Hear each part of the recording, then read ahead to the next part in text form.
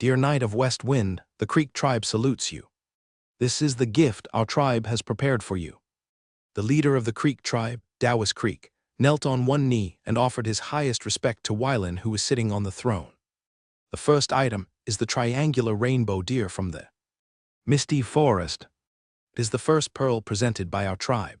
As soon as Dawes finished speaking, 2 dragon warriors carried a 2-meter-long triangular rainbow deer into the hall. Wylan looked at the trembling triangular rainbow deer and recalled relevant information in his mind. This creature is a creature unique to the Misty Forest.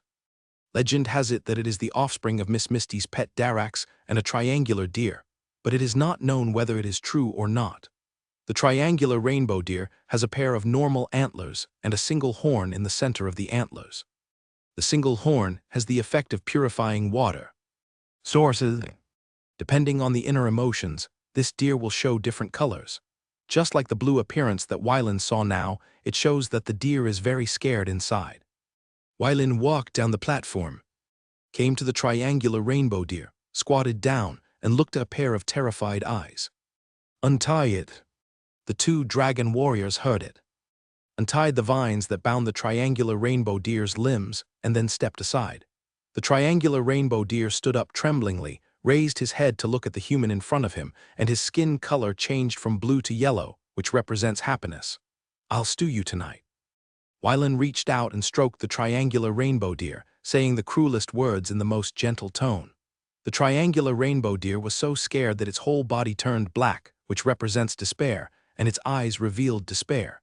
Seeing this scene, Wylan felt very interesting. It was really a magical creature. "Ha, I lied to you." Hearing this, the triangular rainbow deer raised his head nervously and looked at the expression of this human. It didn't seem like he was deceiving himself. His skin color changed from black to light yellow. "Zai Lun, take the triangular rainbow deer and take good care of it. Don't lose it." "Yes, sir." Consul Zai Lun stepped forward and answered respectfully, waving his hand to call 2 guards to take the triangular rainbow deer away. Seeing this, Dawes, the leader of the Creek tribe, continued to present gifts. The second item is the Merrick Ice Stone from under the 1,000-meter cliff. It is the second pearl presented to you by our tribe. What is the use of the Merrick Ice Stone? Wylan stroked the blue stone, brought by the dragon warrior. It felt very cold and had a kind of concentration effect.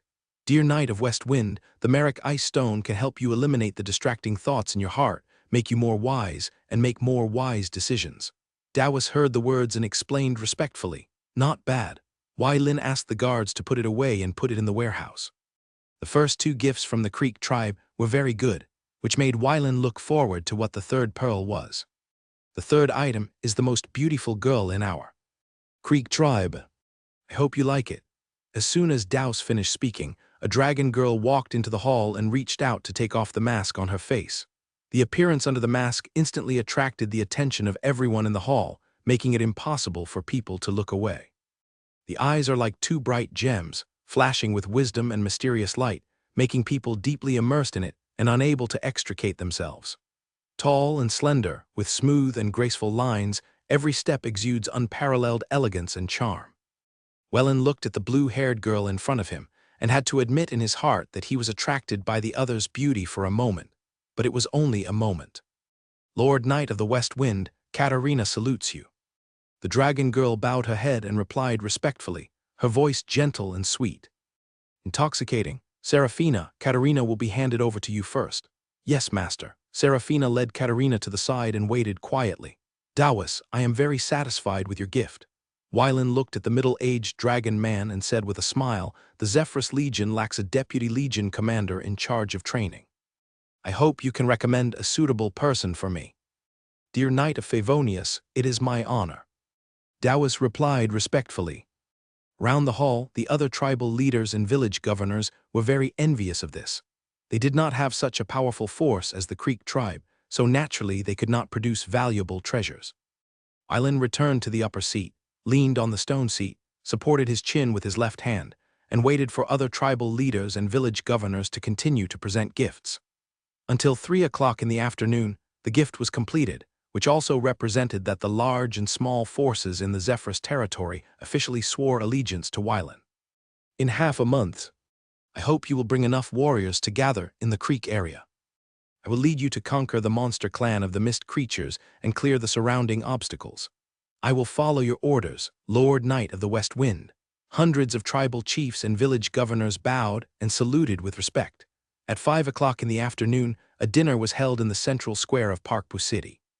At night, the cold wind dispelled the drunkenness, and Wylan returned to the resting place. "Master," hearing Seraphina's voice, Wylan turned his head and looked at the red dragon that appeared in front of him.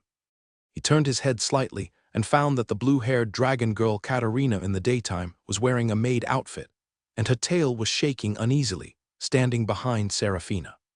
Where will Katarina stay tonight? For this question, Wylan naturally knew what the red dragon was talking about, and said calmly, "She will sleep with you first. During this period, teach her some more combat skills. I don't need a vase around me." "Yes, master," Seraphina said with a happy tone, lowering her head. Katarina saluted expressionlessly, but she was a little stubborn inside, but she didn't show it. She would use practical actions to prove that she was not a useless vase. Back in the room, Wylan threw himself on the bed and slept soundly. In the next few days, Katarina followed Seraphina to learn maid etiquette in the morning, combat skills in the afternoon, and how to use magic power in the evening. Although the two were very busy, Wylan was very idle. Without Kyle's supervision, Wylan lived as comfortably as he wanted. Of course, although he was a little slack in cultivation during this period, Wylan did not relax at all in military terms. He constantly sent scouts to collect intelligence from the misty forest to prepare for the next war. Half a month later, at the border of the Creek region, tens of thousands of troops gathered here and set up camp around the Zephyrus flag. Wylan rode Seraphina and landed in front of the central tent. "Sir Knight of Favonius." The armored troops bowed and saluted. Surrounded by the crowd, they entered the temporary central tent and held the first combat meeting. Wylan went straight to the only stone seat in the tent and sat down. Seraphina, wearing red armor, came to the left rear of Varen. As for the maid Katarina, she was wearing silver-white armor and stood behind Varen on the right side, staring ahead with an expressionless face. The other commanders of the troops were arranged on both sides of the camp in order of superiority and inferiority. Knights of the West Wind. The Creek tribe sent 3 gold warriors, 120 silver warriors, 600 bronze warriors, and 800 logistic soldiers. Davos, the leader of the Creek tribe, walked out of the queue and took the lead in reporting to Varenhui. When Davos returned to the queue, a dragon-turned-lizard man came out and replied respectfully, "Dear West Wind Knight, the Uriah tribe sent 2 gold warriors, 60 silver warriors, and 300 bronze warriors, 800 logistic soldiers. Knight Zephyrus, troops are dispatched from Kavasai town." Hundreds of leaders from various places came out to report the number of troops to Wylan. Stronger than the Creek and Uriah tribes, they sent more than 1,000 troops. Weak places like Yannick village, which has a population of no more than 50 people, have only single digits of troops, less than 5 people and only 2 soldiers. However, Wylan didn't care. He mainly used this war to enhance his prestige. Master the standing army plus the number of troops from each tribe, village, and town. There are 13 gold warriors, 480 silver warriors, 4, 637 bronze warriors, and 9, 756 logistic soldiers. The total is the strength is 14, 886 men. Seraphina acted as secretary and made the final report to Varen. Wylan stood up, and the commanders of each army lowered their heads subconsciously to maintain respect. "I am very pleased that you led your warriors, put on armor and weapons, answered my call, and participated in this war. In return, I promise to exempt you from taxes for 5 years. Thank you, sir." Everyone thanked them from the bottom of their hearts. Looking around, Varen continued, "In 2 months, I will disband the Zephyrus territory standing army and form the Zephyrus Legion directly under me. Legion soldiers will be born from you and the warriors you command. Take up your weapons and use the blood of the monster clan to show your most heroic side.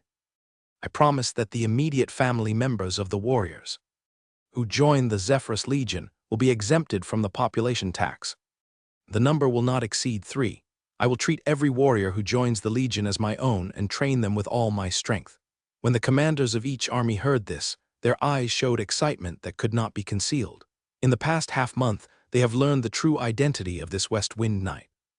Not only does he carry the Knight Zephyrus on his back, he is also the lord of the Prayer Star territory of Ilia Kingdom, located in the far east of the kingdom. Its territory is twice as large as Zephyrus' territory and more than 10 times more prosperous than Zephyrus' territory. At the same time, this Knight of the West Wind is also a close friend of His Excellency Eljeda, has a close relationship with His Majesty Alaric Sarnada, the King of the Silver Dragon Burke Kingdom, and is a close friend of the Lord of the Electoral District of Phenius. In addition, a wealth channel connecting the Kingdom of Ilia and the Kingdom of Silver Dragon Burke also gave birth to the territory of Zephyrus. No one present would doubt the financial resources of the West Wind Knight. They secretly decided to let their warriors show their best side in order to gain the favor of the West Wind Knight. Varen was very satisfied with the expressions of everyone in the camp, and it was fitting that he asked Seraphina to accidentally reveal this information. Of course, he did not deceive these simple people. He just let them know the truth in advance. Cylon, my lord. Archon Zephyrus Cylon came out and saluted respectfully. In the name of the Knight of the West Wind, I appoint you as the deputy commander and select 1,000 warriors and 2,000 logistics troops to take charge of logistics affairs. I obey your orders. Davos, my subordinates are here. Davos, the leader of the Creek tribe, walked out of the queue. In the name of the Knight of the West Wind, I appoint you as the commander of the Creek Battalion. You will command the army and recruit combat and logistics troops to make up the number of 3,000. Yes, sir. Kafik, chief of the tribe of Uriah. My subordinates are here. The strong dragon-turned-lizard man walked out of the queue and lowered his head to obey the order. Appoint you as the commander of the Uriah Battalion. Varen organized 2 main battle battalions, the Creek Battalion and the Uriah Battalion. Based on the existing number of troops with a quota of 3,000, Camp Dorian and Camp Caius served as supplementary second-line troops with a quota of 500. The Parkup camp serves as the rear army, led by the Deputy Commander Siren, with a strength of 3,000. The remaining 1,000 troops were organized into escort battalions and given to Cyrus to command. On the one hand, they would test his command and commanding abilities, and on the other hand, they would give the other party a chance to show off. Everyone present knew that Varen, as a Dragon Knight, had no problem with his own safety. Therefore, this guard camp was obviously established because of this young dragon man from Cyrus. Taking over such an important position for the first time, Cyrus's face turned red, and he was very excited. He never thought that one day he would be so important. Except for a few dragons and dragon-formed creatures in the camp who were frightened, other dragon-formed creatures did not feel anything unusual. As if a young dragon man was too excited. I'll give you 3 days to rest and recuperate, and we'll set off for the battle in 3 days. Yes, Wylan waved his hand and asked everyone to disperse. After leaving the tent, the Crick tribe chief Daus, the Uriah tribe chief Kafik, the Dorian town chief Yannick and the Caius town chief Irina looked at each other and knew what was going on. Seraphina, Master, what do you want me to do? The red dragon girl asked respectfully. How is Katerina doing recently? She is very hardworking, but a little naive. And her reaction speed is a little slow. Seems that she has added her IQ to her appearance. I personally don't recommend training her in the direction of combat. Seraphina commented without hesitation, without any consideration for the face of the blue-haired dragon girl standing behind her. Katerina did not refute the evaluation of her temporary teacher. The fact was that she could not refute it. Katerina, come forward. Hearing her master's words, Katerina walked to the center of the tent and waited for Wylan's instructions. I'll give you 2 choices. The first is to become the 4th maid of Star Moon Castle. The second is to continue to study with Seraphina for 3 months. If you can't get her recognition, you can only stay in Zephyrus territory as an ordinary maid. Wylan said these 2 options in a gentle tone for Katerina to choose. Katerina lowered her head to think, and she was in a dilemma. If it was half a month ago, she would definitely choose the second option, but now she is wavering. Wylan stared at Katerina closely, waiting for her to make a choice. After a long time, Katerina knelt on the ground and said her final choice. Master, I choose the first one. I've thought about it. Wylan was a little surprised, and his face was already calm without any change, and he confirmed with Katerina. Master, I've thought about it. Katerina mustered up her courage and answered again, as if saying goodbye to her past self. From today on, you are the 4th maid of Xingyu Castle. Seraphina will teach you some basic etiquette first. Wylin helped Katerina up and said calmly, "Even as a maid, I still don't want a vase around me. Because of your people, I will be more tolerant of you. But don't let me give up on you." "Yes, master," Katerina replied. 3 days later, tens of thousands of troops gathered on the grassland.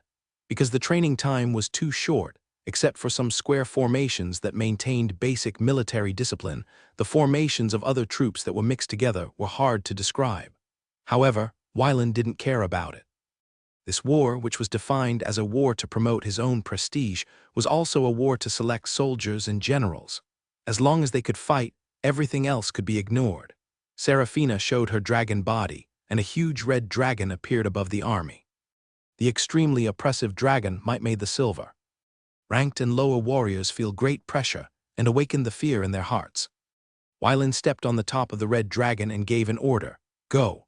Under the order of the officers, the troops marched towards the misty forest. A few days later, dozens of monster clans and tribes were driven together by Serafina.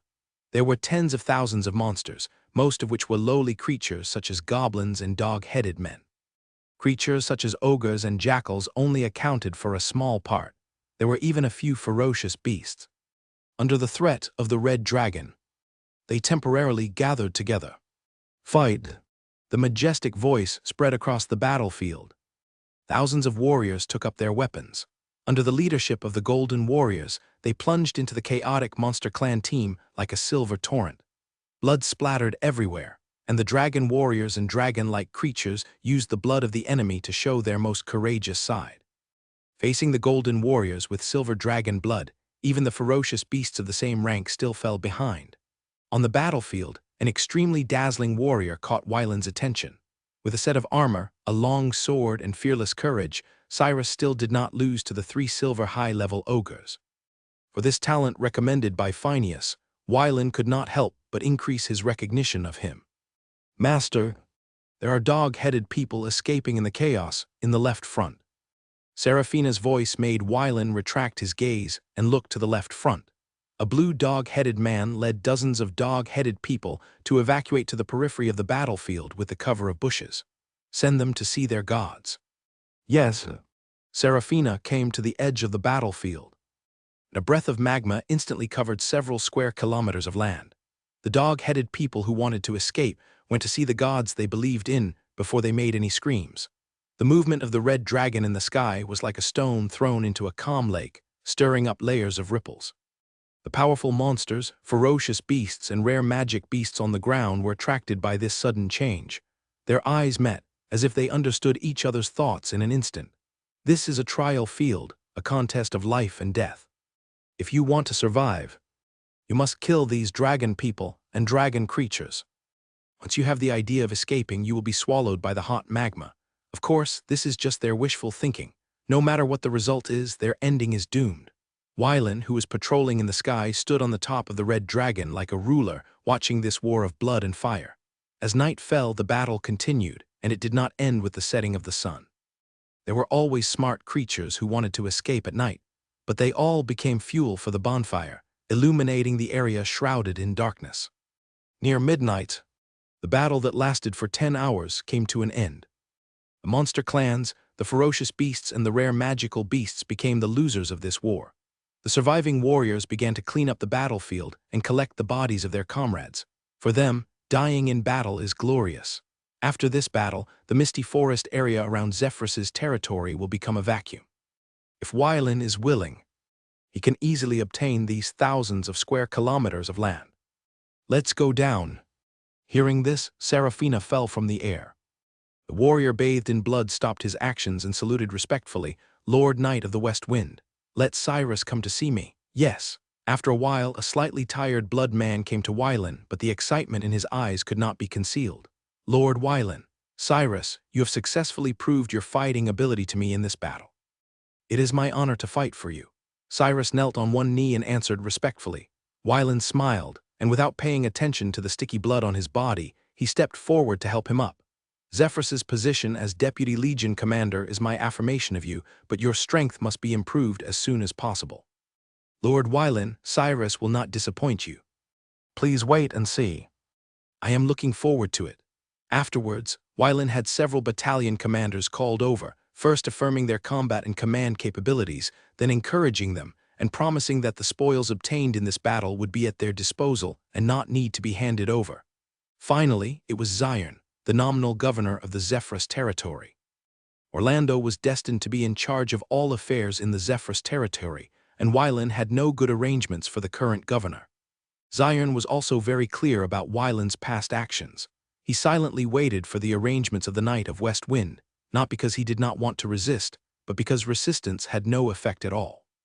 Rather than angering the other party, it is better to wait and leave a good impression on the other party. Zion, what do you think about the future? My lord, it's all up to you.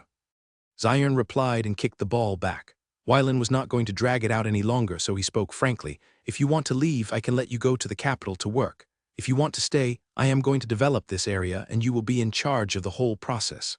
My lord, I am willing to serve you. Zilan replied with his head down. Welcome to join me, my archon Zilan. The next period of time is the continuation of this war of conquest. The troops will disperse and clear out the fish that have slipped through the net in this area. A month later, the war ended. The participating armies obtained countless spoils of war. Wylan gained great prestige, excellent soldiers, and reliable officers. For this newly acquired land, which covers an area of 3,000 square kilometers, Wylan named it the East Lake District, and the capital was built on the edge of the East Lake in this area. In the military camp, tens of thousands of soldiers lined up neatly under the leadership of officers. After more than a month of getting along, the soldiers from different tribes and towns became familiar with each other. Cyrus came to the wooden platform and solemnly announced, "The selection ceremony of the Zephyrus Legion has officially begun. The army has 3,000 soldiers, 1,000 combat soldiers, and 2,000 auxiliary soldiers. Combat soldiers must be at least bronze level and 1.7 meters tall. If they defeat 3 warriors of the same level, they can be selected as combat soldiers of the Zephyrus Legion. Auxiliary soldiers must be at least warrior apprentice, level under 30 years old, and at least 1.6 meters tall. If they defeat 3 warriors of the same level, they can be selected as auxiliary soldiers of the Legion." Listening to the rules of the selection ceremony, the warriors present couldn't help cheering.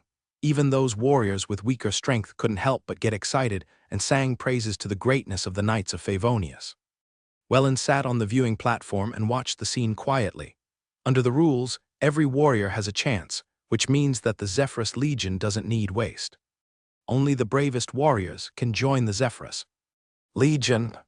Although there are only 3,000 now, in the future, Wylan is confident that the Zephyrus Legion will be expanded to 10,000, 30,000, or even 100,000.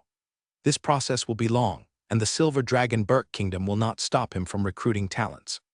However, he was obviously overthinking. As long as the interests of the kingdom are not harmed and the money is paid within a suitable range, the Silver Dragon lords in the electoral districts are very happy to help Wylan select the right talents. The first selection begins. As Cyrus finished speaking, 10 young warriors stepped onto the stage.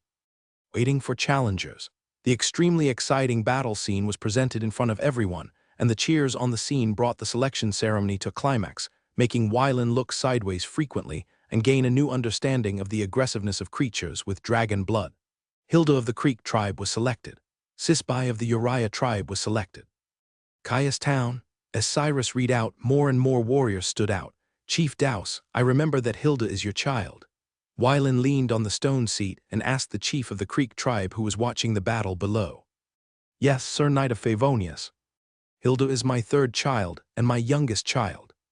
Dowis answered respectfully without hiding anything. "Yes, you have your style. Thank you for your praise."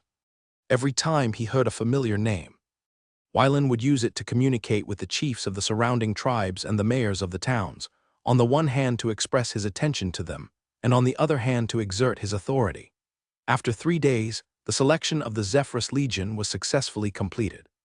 This selection recruited a total of 30 high-level silver warriors, 50 mid-level silver warriors, 100 low-level silver warriors, 300 high-level bronze warriors, 500 mid-level bronze warriors, 800 low-level bronze warriors, and 300 apprentice high-level warriors.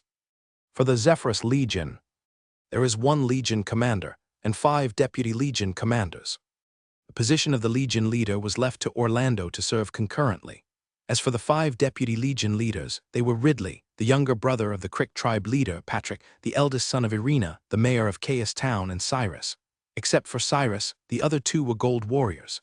Ridley was a mid-level gold warrior, and Patrick was a low-level gold warrior. As for the remaining 2 positions, Wylan had other arrangements. 7 days later, the army that went to attack the monster clan of the Misty Forest was disbanded. The Zephyrus Legion entered a 3-month training period. Wylan took full control of the Legion. Wylan changed his previous laziness and got up at 6 o'clock every day to personally supervise the training of the Zephyrus Legion soldiers and teach them combat skills and training methods. The combination of kindness and severity made Wylan's personal prestige reach the peak in the entire Legion. Even the 3 deputy Legion leaders looked at Wylan with respect and fanaticism. In mid-June of the glorious year 9742, the Zephyrus Legion had completed its training. It only needed a key battle to form an army and create its own glory. Master, there are monster clans gathering in the west of East Lake District. They are suspected of trying to seize control of East Lake District from you. Serafina entered the tent and reported to Varen. Varen stopped meditating, opened his eyes, and asked, "What is the scale?" There are 3 golden level auras, about 80 silver level, and the rest are bronze and below, with a number of more than 10,000. Notify Ridley, Patrick, and Cyrus to assemble the troops. It's time to test the results of the training. Yes, sir. After Serafina left, Katerina entered the tent and put on the Nas armor for Varen. The armor made of silver dragon scales still made Katerina feel in awe even though she had seen it countless times. After putting on the armor, Varen took the knight's sword and walked out of the tent. On the training ground, 3,000 well-equipped warriors were in uniform, forming a square formation of 100 men, waiting for Wylan's inspection. Each warrior's armor was engraved with the emblem representing the Knights of Favonius. Loyalty, victory. The 3,000 people shouted loudly, and the powerful voice echoed all around. Let's go. Velen gave the order, riding on Serafina, and led the Zephyrus Legion to the east. In less than 3 hours, the entire Legion arrived at the destination. At this moment, the monster clans who received the news had already prepared themselves, with cannon fodder such as goblins and dog-headed men blocking the front, tens of thousands. Behind them were the jackals, about 2,000 in number. After that were the armored ogres, no more than 200 in number. In addition, behind the monster clan army stood 3 mysterious masked men, wearing black robes and strong in strength. Velen stood on the top of the red dragon, holding a sword, and stared at the monster phalanx with cold eyes. Under the dragon's might, the dog-headed men and goblins became agitated, and after being chopped down by the jackals and ogres for more than 100, they temporarily stabilized. Pick up your weapons and attack. Velen's majestic voice spread to the ears of every soldier in the Zephyrus Legion. The army quickly changed its formation and began to march forward in units of 5. Attack! The black-robed man gave the order, and the gnolls and ogres drove the goblins and kobolds and charged head-on. Seeing this, Varen asked Serafina to join the battlefield. The hot magma took away the lives of countless monsters, bringing an incomparable advantage to the Zephyrus Legion. Lord Walton, what should we do next? A black-robed man asked with his head down. The leading black-robed man looked at the chaos on the battlefield and said in a deep voice, Lord Borg asked us to launch a tentative attack on the Silver Dragon Burke Kingdom to scout the situation. Enzo, do you think that with the 3 of us, can we fight this Knight of the West Wind? Definitely lose. Enzo answered seriously. Hume, what do you think? Walton turned to ask another person. No chance of winning. The black-robed man Hume replied indifferently. After the group of jackals and ogres who lost their minds in the dragon's smoke and mist die, we will evacuate. Walton set the tone for this matter. The 2 were silent, without raising any objections, and agreed with the decision of their superior in their hearts. Walton glanced at the 2 people and could not find other expressions on Enzo and Hume's faces. Both of them were his subordinates, but he didn't know who was the undercover sent to him by Priest Berg, or they were all, or he was worrying too much. Although I can kill them now, it will be difficult to explain after I go back, so I can only give up this idea. The factions within the dragon worship cult are complicated. If it weren't for the operation 6 years ago, 8 of my loyal subordinates were killed by the violent and insane Red Dragon to cover my evacuation. I don't have to be so cautious now and be ordered around. By Borg the Bastard. Recently, the legendary Silver Dragon has been exploring this area from time to time. The source should be this night of Favonius. Maybe I can take advantage of it and let Borg, the Bastard, die in the hands of the Silver Dragon. Wharton observed the situation on the battlefield expressionlessly, but he was constantly thinking about the feasibility of this plan in his heart. As long as Borg is killed, he will take the position of priest with the support of Bishop Maroki. Lord Walton. The dragon's smoke mist will last for half an hour. The group of jackals and ogres will soon regain consciousness. The black-robed man Hume stretched out his hand covered with black dragon scales, pointed to the battlefield ahead, and reminded his boss. Walton glanced at them coldly and said to them, "Let's go." After getting the information he wanted, Walton was not going to stay for long. Although he had swallowed half of the red dragon's heart and had the strength of a high-level gold, he had no confidence in surviving a real dragon night. As for his 2 subordinates, although they had the strength of a low-level gold, it was just like that when facing a red dragon, and they could not withstand a few red dragon magma breaths.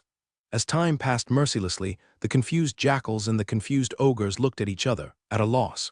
They were in chaos, like headless flies who had lost their direction. At this critical moment, they had to make the wisest choice quickly to save their lives. So they grabbed the dog-headed men and goblins around them without hesitation, used them as meat shields, and fled to the back in a panic. The remaining dog-headed men and goblins also discovered the fleeing jackals and ogres at the first time. They joined the escape sequence without hesitation. At the same time, the warriors of the Zephyrus Legion pursued the victory. Their morale was high, like a tiger descending from the mountain, unstoppable. Countless jackals and ogres lost their lives in this pursuit. Their heads were chopped off, and the blood dyed the earth red. Varen stood on Seraphina's head, watching the battle below with deep eyes. "Are there any other creatures around, Master?" "No." Seraphina answered. Looking at the victory, Varen had a premonition that someone or some creature must be spying on him in secret. Nearing night, in the jungle camp, Varen sat on a boulder, and Seraphina stood behind him. So night of Favonius, in this battle, 111 warriors of the Zephyrus Legion were killed, 326 warriors were injured, and a total of 926 jackals, 127 ogres, countless dog-headed men and goblins were killed, with a total number of more than 5,000. Cyrus's armor gaps were filled with blood and flesh, and he stood in front of Varen and reported the situation. "Collect the bodies of the fallen warriors and take them back for a proper burial." "Yes, sir." 2 days later, the Zephyrus Legion returned triumphantly. Under Varen's instruction, this victory spread throughout the Zephyrus territory. Varen took advantage of the reputation of the Zephyrus Legion's founding battle and began to make changes to the administrative agencies in the Zephyrus territory. Many tribal leaders and village governors were uncomfortable with the sudden changes, but they did not dare to resist, but took the initiative to promote them. With absolute strength and great prestige, no dragon man or dragon-like creature dared to offend this Knight of West Wind. This reform is mainly divided into 3 aspects. First, the tribal system is changed to the village system. The position of the patriarch is abolished, and the position of the archon is replaced, but the position of the militia commander is additionally established, and the strongest person in the tribe used to hold this position. Second, the original hereditary system of village and town archons is broken, but the deputy archon can be inherited for 200 years, but the main position must be appointed by him or the future archon of Zephyrus. Third, the migration policy. At least 1,000 people in each area must be migrated to the East Lake District, and young and middle-aged people must account for 70% of the migrated population. For the reform, Wylan is going to start first, and after Orlando takes office, he will give it to him to play.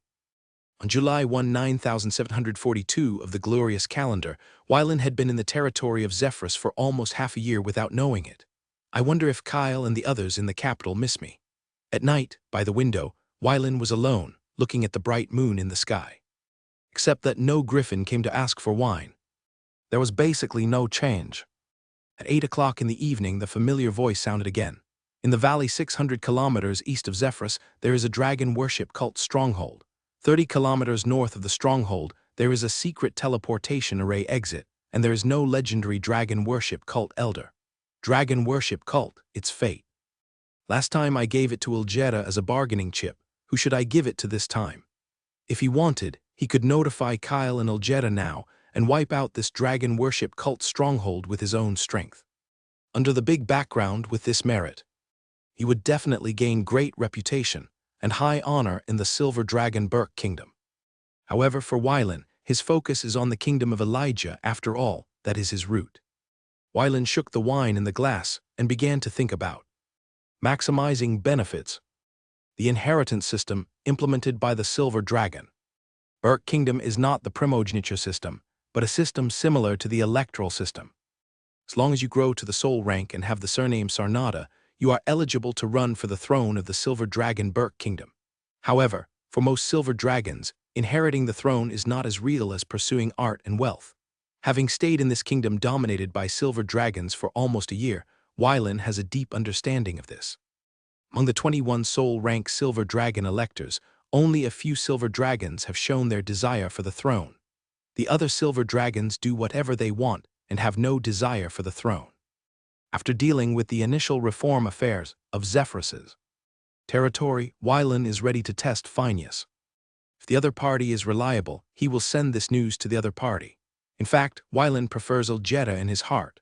Unfortunately, this silver dragon, who is lazier than himself, is only at the middle level of gold and has not made any progress. Before his father leaves office, it is still unknown whether he can be promoted to the high level of gold. After drinking the wine in the cup, Wylan put down the cup and went to rest. Throughout July, Wylan kept inspecting and guiding the construction of various places, and the territory of Zephyrus was thriving. In mid-August, Wylan took Seraphina and set off for Phineas City. "Master, the Knight of West Wind wants to see you." The head maid of Phineas Castle entered the hall where her master was sleeping.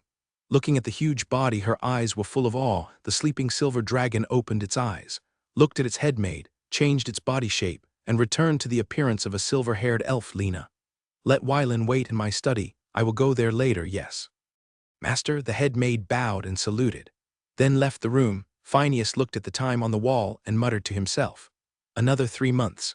It seems that I will fall asleep again. I hope it won't be too long this time." The last time he was promoted from the low level of soul to the middle level of soul was 150 years ago, when he slept for 13 years. "Let's fill our stomachs first." Phineas touched his shriveled stomach and went straight to the kitchen. In the study, Wylan looked at the decoration inside the study, which had many precious books. The Journey of Mitre, there are actually 13 volumes. Wylan looked at the third shelf of the bookshelf. His eyes revealed surprise, and out of politeness, he did not take it down to read. Seraphina looked at her master's hesitation, sometimes reaching out, sometimes giving up and wavering, which was very interesting. Squeak! The wooden door was pushed open and Phineas entered the room. At first glance he saw Wylan wavering in front of the bookshelf.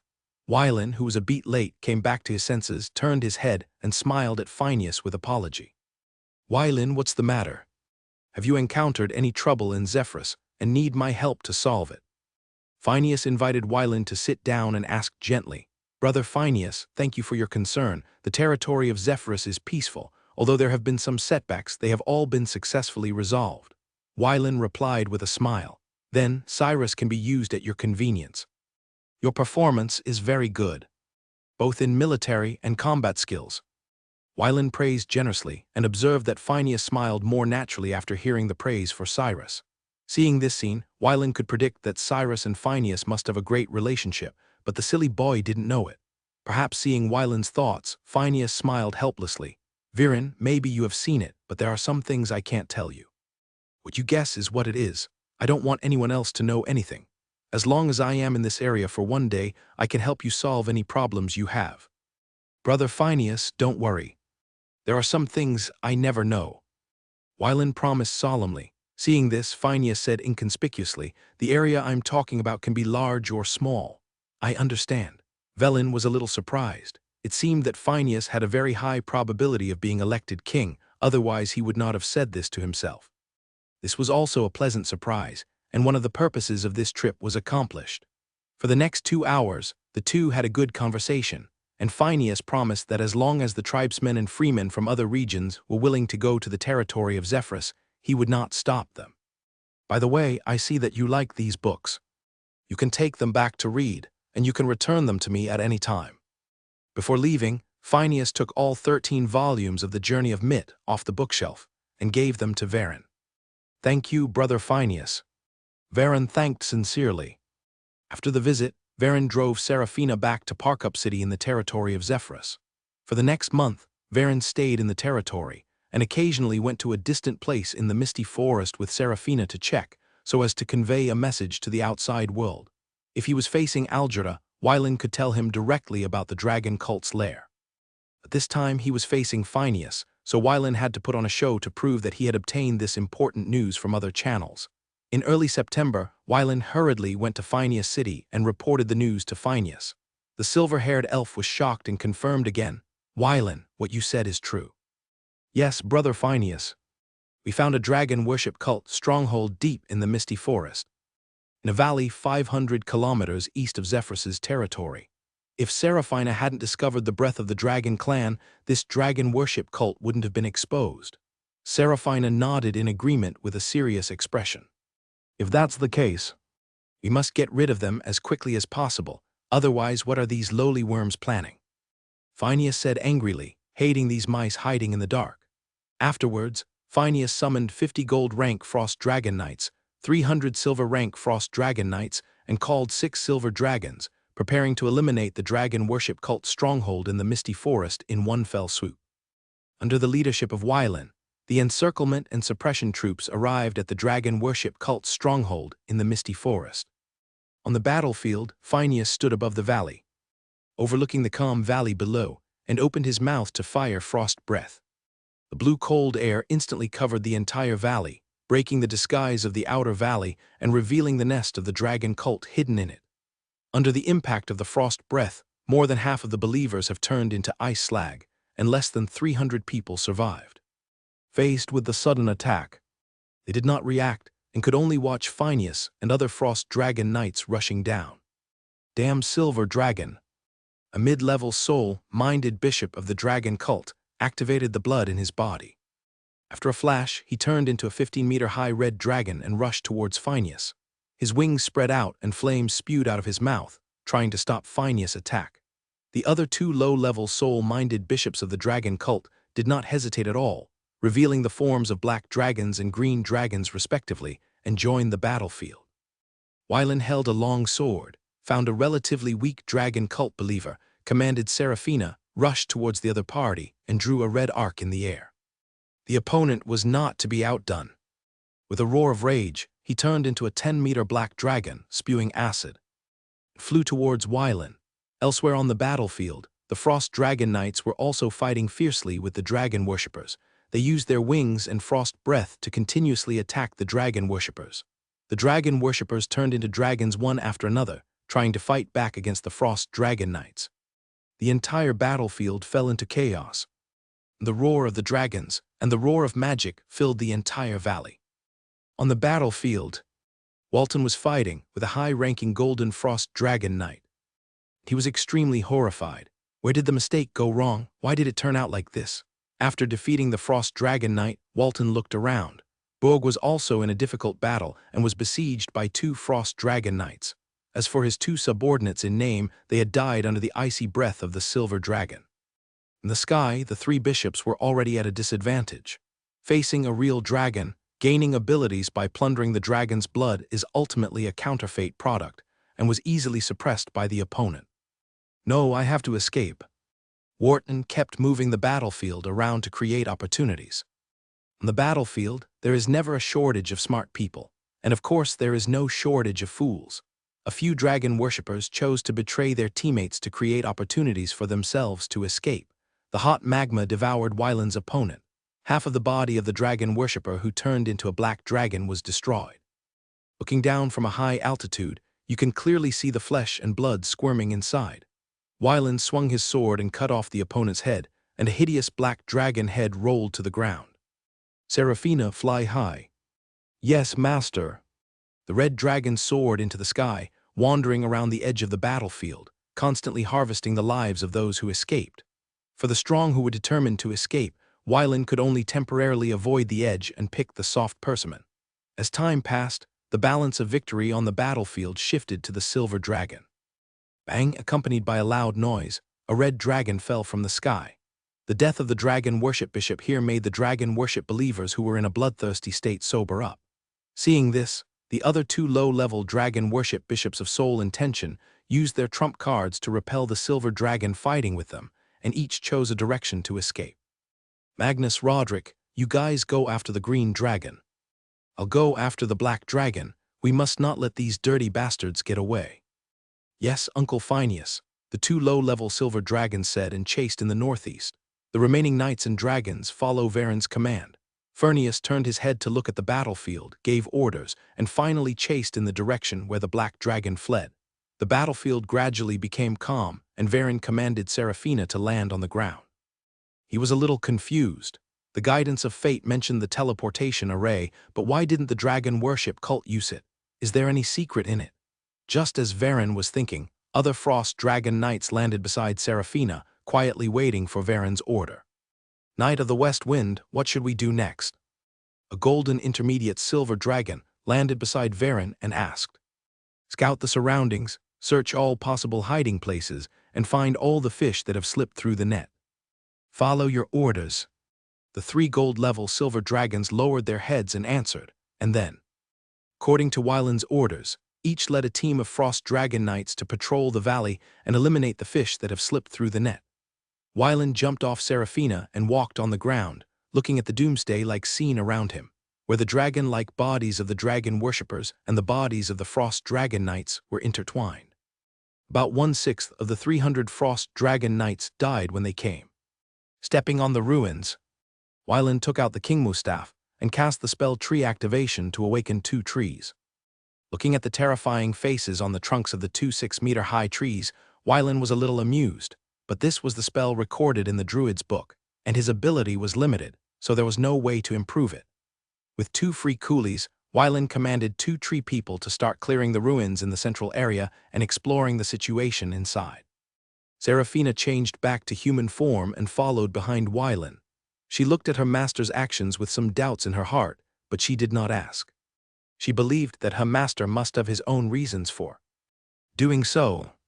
After digging more than 30 meters down, a secret room was revealed.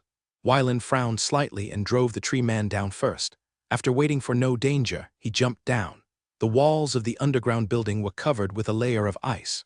From the blood-colored ice crystals on the ground, it can be judged that these are the remains of the dragon worshippers.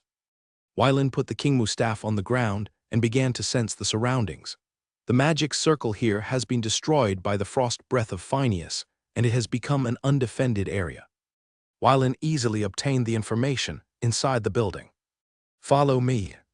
Due to the height of the 2 tree men, they can only stay here. Seeing this, Seraphina followed her master and entered the building. Passing through one room after another, Wylan came to a secret room. In the middle of the secret room, there is the remains of a teleportation array, which is obviously completely destroyed. What made Wylan very confused was how Phineas destroyed the teleportation array. Squatting beside the remains of the teleportation array, Wylan followed the magic lines on it and sensed it. Seraphina quietly guarded beside him, not disturbing her master's research. After an unknown amount of time, cheers came from outside, interrupting Wylan's thoughts. How long have we been here? Wylan stood up and asked Seraphina beside him. Master, it's been 5 hours. So long. Wylan was a little surprised. He felt that less than half an hour had passed. Let's go out first. It was already dark when he came out of the secret room. Looking over his head, he saw the bodies of 2 giant dragons, one black and one green, placed in the center of the valley. Obviously, these 2 important figures of the dragon worship cult did not escape from Phineas and eventually lost their lives here. After a night of rest the next morning, several frost dragon knights used ropes to hang the bodies of the dragon worship cultists under the frost dragons and brought them back to Phineas City. Near noon, the 3 dragon corpses were placed on the square of Phineas City. Under the propaganda of the frost dragon knights, everyone began to cheer and sing the name of Phineas. Wylan, why did you do this? Phineas couldn't help but question. Brother Phineas, my strength is too weak. If the dragon worship cult comes to me, I can't deal with it. Wylin explained with a smile. Phineas took a deep look at Wylin. This excuse was poor. He knew that the other party had a low-level soul follower. In addition, the other party was a lord. Based on this, he inferred that there must be several soul-level extraordinary people in the territory. Then the other party's purpose was very clear, to give all the credit to himself. Wylin, I said a month ago that I can help you solve any problem you have. This is my promise to you. Phineas looked at Wylin and said, from today on, you are my brother. My promise to you will be valid until the end of my life. Through this incident, Varen drew closer to Phineas. Even if the other party failed to become the king of the Silver Dragon Burke Kingdom in the end, he would remain the elector of Phineas until he grew into a legend. Lord. In the following time, Varen presided over the government affairs of the Zephyrus territory and read the travels of Mitt in his spare time.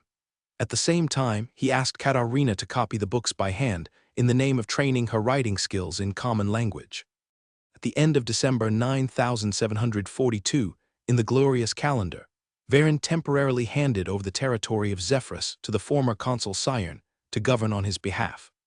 After half a year of testing, Cylon has proven his loyalty to him.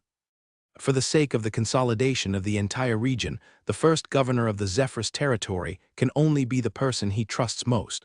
Cylon also understands this truth, so he is not tempted by the position of consul.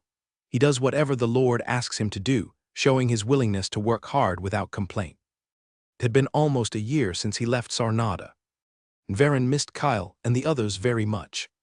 Katarina, I will be returning home in a while. Do you want to stay in Zephyrus, go to Sarnada, or come back with me? Varen asked the guards to take Katarina away. He called over and asked. Katarina did not hesitate and replied, Master, I am willing to follow you back to the country. There is still half a month left. In mid-January next year, I will prepare to go to the capital, Sarnada. I'm going to give you a holiday for this half-month. Go back and have a good time with your family. It will be difficult for you to come back in the next few years. Thank you, Master.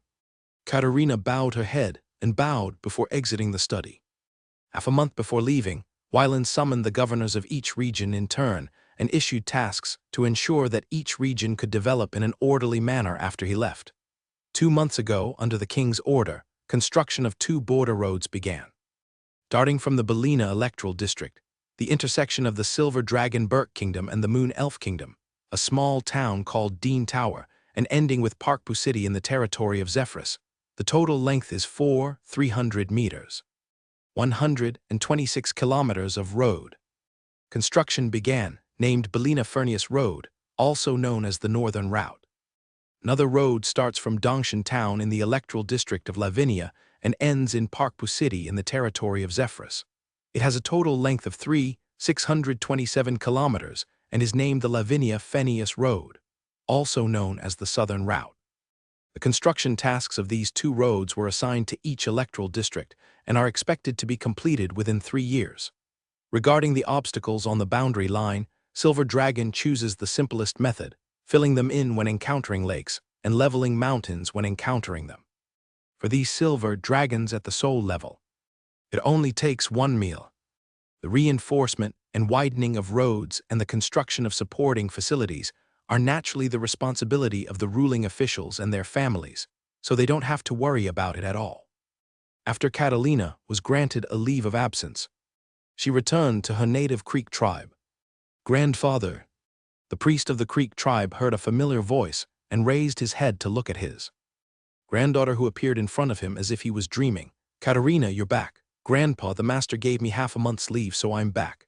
Katarina sat next to her grandfather and said happily, How are you doing with the Knight of the West Wind? The old priest touched his granddaughter's head and showed a kind smile.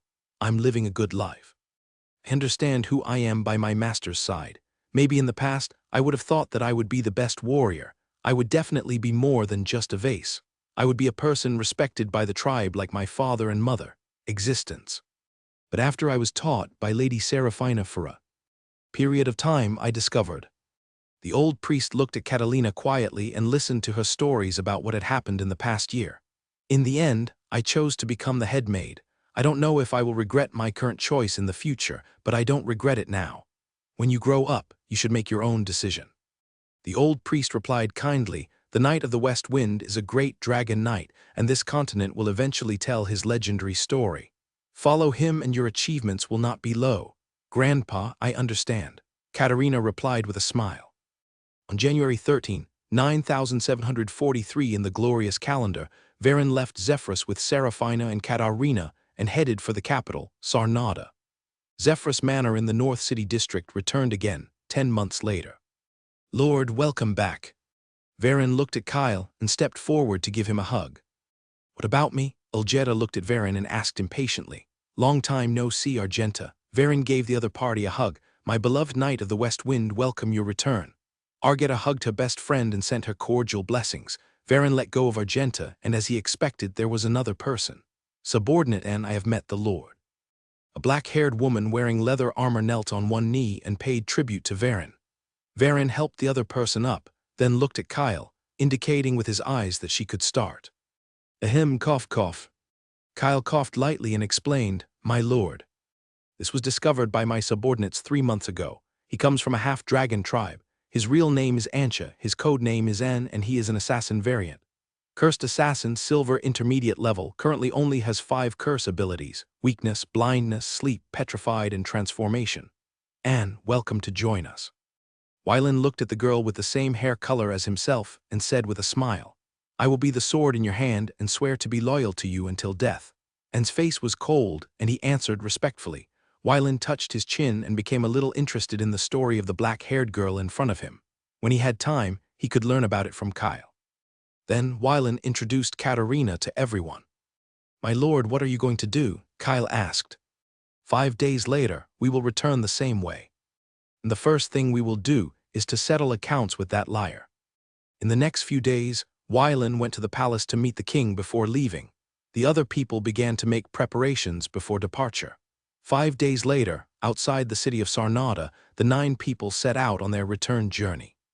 Crossing the Moon Elf Kingdom and the Amana Half-Elf Kingdom, everyone enjoyed the treatment of distinguished guests with the Amana badge given by Ambrose, the legend of the Amana Half-Elf Principality in Kyle's hand. 2 months later, at the border between the Half-Elf Principality of Imana and the Magic Kingdom of Ash, Wylan waved goodbye to the border patrol guard of the Half-Elf Principality of Imana, crossed the border line, and entered the Crescent Province of the Magic Kingdom of Ash. After entering Crescent Province, Wylan couldn't wait to go to Crescent City. That damn liar, I will definitely make him regret everything he did. After arriving at Crescent City after inspection, everyone successfully entered this city with a population of 400,000. Let's find a hotel first, and then go to the tavern we went to last time to find the liar. Wylan spoke, and the others naturally had no objection. Except for Katerina and N, everyone else agreed with Wylan's words. After dealing with the chores, Wylan asked the others to wait here, and took Kyle to the tavern where he bought the map last time. Pushing open the door full of alcohol, Wylan and Kyle entered the tavern, found a place to sit down at random, and began to observe the drunkards coming and going. Guest, what do you need? The bartender came to the table and asked politely. 2 glasses of fire wine and a plate of charcoal-grilled fire venison. Wylan took out 3 silver coins and put them on the table. The bartender put away the 3 silver coins and replied with a smile, In 10 minutes, what you need will be delivered. Kyle kept an eye on the surroundings and still did not find the middle-aged man from last time. Wylan was not in a hurry and waited at ease. He had a hunch that the damn liar would definitely appear. Bang! The wooden door of the tavern was violently pushed open, and several dusty adventurers entered the tavern and sat at the wooden table next to it. I will never take this kind of mission again. I almost lost my life in the dirty sewer. Who said it wasn't? The sewer of Crescent City has been expanded and renovated hundreds of times. It's like a maze. I almost couldn't get out. The most hateful thing is that damn female liar. Don't let me find her. Damn it, it makes me angry just talking about it. If it weren't for you, a fool like Thorns, who believed the female liar, we could have bought the fake map. A thin adventurer was unhappy on the spot and said, You agreed to buy the map at that time, but now you are pushing the responsibility on me. Okay, don't argue. Next time, in addition to the official maps, we can't take the maps of those intelligence dealers, no matter how low the price is, even if they are given away for free. The captain of the 6-member adventure team used his voice to intimidate his team members and make them quiet down. Wylan chewed the grilled fire deer meat while eating melon happily. Kyle's mind was on the drunkards and adventurers who came in and out of the tavern. He compared the appearance of the liar in his memory and wanted to find him out. "My lord, I'll go to the bartender to ask about the situation." "Well, go ahead." Wylan waved his hand and continued to listen to the conversation at the next table. Kyle got up and left his seat, came to the counter, took out 2 silver coins and put them on the table and asked, "Answer me a question, and this money is yours." The bartender who was wiping the wine glass heard this and smiled instantly. "My lord, your order." "Have you seen a middle-aged wizard wearing a gray-brown wizard robe, a mustache, and a gold bracelet on his wrist recently? He should be an intelligence dealer who sells maps and news everywhere in the tavern." Faced with Kyle's question, the bartender thought seriously, then shook his head and said, "My lord, I have seen many magicians, but I have never met the magician you are talking about. This money is yours." Kyle pushed the 2 silver coins in front of the other party, then turned and left. Looking at the glittering silver coins, the bartender quickly put them into his pocket, then returned to his expressionless look and wiped the wine glass again. The bartender's answer was hidden, and Kyle knew very well that the other party was not lying. This can only mean that the liar will appear in a new identity every time he sells maps. In this way, all intelligence dealers who sell maps and information may be the liar, which increases the difficulty of finding the other party. Back to the chair, Kyle told Wylan his guess. "Look slowly anyway, we have plenty of time. It will take less than 20 days to return to Kixing territory from here. No matter what, we must find this liar. Wait a few more days. If it doesn't work, set up a game, and we can always lure the liar out." In the next few days, Wylan came to the tavern every day and sat there for a whole day, which surprised Kyle very much. He was very surprised by the perseverance of his master. 3 days later, Wylan met the group of adventurers again at the same location in the tavern. "Boss, we are going to Riveride Town to clear out the vampires this time. Should we buy some intelligence?" "Go contact the intelligence dealer and see how much it costs." To be on the safe side, the captain of the adventure team decided to buy a copy. "Knowing yourself and the enemy will ensure victory in every battle." After a while, the adventurer returned to the tavern with a happy face. "Boss, the other party quoted 5 gold coins for the information related to the vampires in Riveride Town. Is it reliable?" the captain of the adventure team asked. Forget it, bye." Halfway through, the captain of the adventure team remembered what happened before, stood up and said, "Take me to see it first." "Yes." Lin watched the other party leave, and on a whim, he wanted to follow him to see the situation. "Let's go, let's follow him to see the situation." Kyle heard this and quickly followed his master and left the tavern. Following the 6-member adventure team, Lin and Kyle came to an alley hidden in the downtown. Before Lin approached, he heard a sound from inside. "My lord, the information dealer knocked out 6 people and is robbing them of their money." Kyle sensed the situation inside and reported to Wylan. "Forget it, let's go back first." Seeing this, Wylan was ready to give up the idea of continuing to explore and had no idea of saving the adventurers. He was ready to go home and continue to wait in the tavern. Suddenly, Kyle stopped and said in a deep voice, "My lord, the person you are looking for has appeared." "Where is he?" Wylan's eyes became fierce and asked. "There." Kyle pointed to a small shop on the street and said, looking in the direction Kyle pointed, he found the liar, who looked like a middle-aged wizard wearing a gray-brown wizard robe, a mustache, and a gold bracelet. "Catch him and take him out of the city. I will treat him well," Wylan said with gritted teeth. Hearing this, Kyle nodded, his eyes fluctuated, and he directly confused the mind of this silver-level wizard and ordered him to leave the city. Wylan stopped a carriage, threw 3 silver coins to the other party and said, "Go outside the city." "Okay, my lords, please sit down." The driver waved the whip and drove the carriage out of the city. As for the liar, he walked out of the city by himself. After arriving at the nearest village outside the city, Wylan spent 2 silver coins to rent a warehouse in the local village, waiting for the liar to come to the door. At 3 o'clock in the afternoon, the liar came to the warehouse automatically, with a dull look in his eyes, sitting on a wooden chair. Wylan moved his mind, and a vine emerged from the ground, tied the middle-aged mage to the wooden chair, and finally blocked his mouth. After everything was ready, Kyle first applied magic imprisonment, and then removed human confusion to let the liar recover. Looking at the surrounding environment, the middle-aged mage instinctively mobilized the magic power in his body, but found that it had no effect at all. "Damn bastard, you dare to sell me a fake map.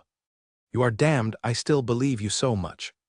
Wyland smiled, operated the vines, transformed into a pair of fists, and kept beating the middle-aged mage's abdomen.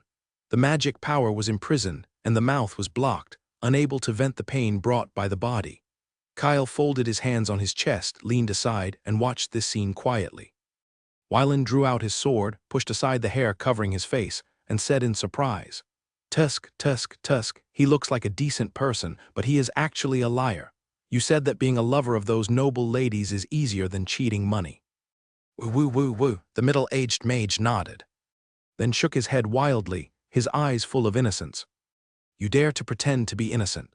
Wyland was furious and decided to use a set of great memory technique on the other party first. For men, a fatal blow is the most unbearable. Wyland decided to castrate this liar first, and then make him feel ashamed. Driving the vine, he grabbed a rusty machete in the corner of the warehouse, and without any hesitation, he chopped directly at the middle-aged mage's crotch.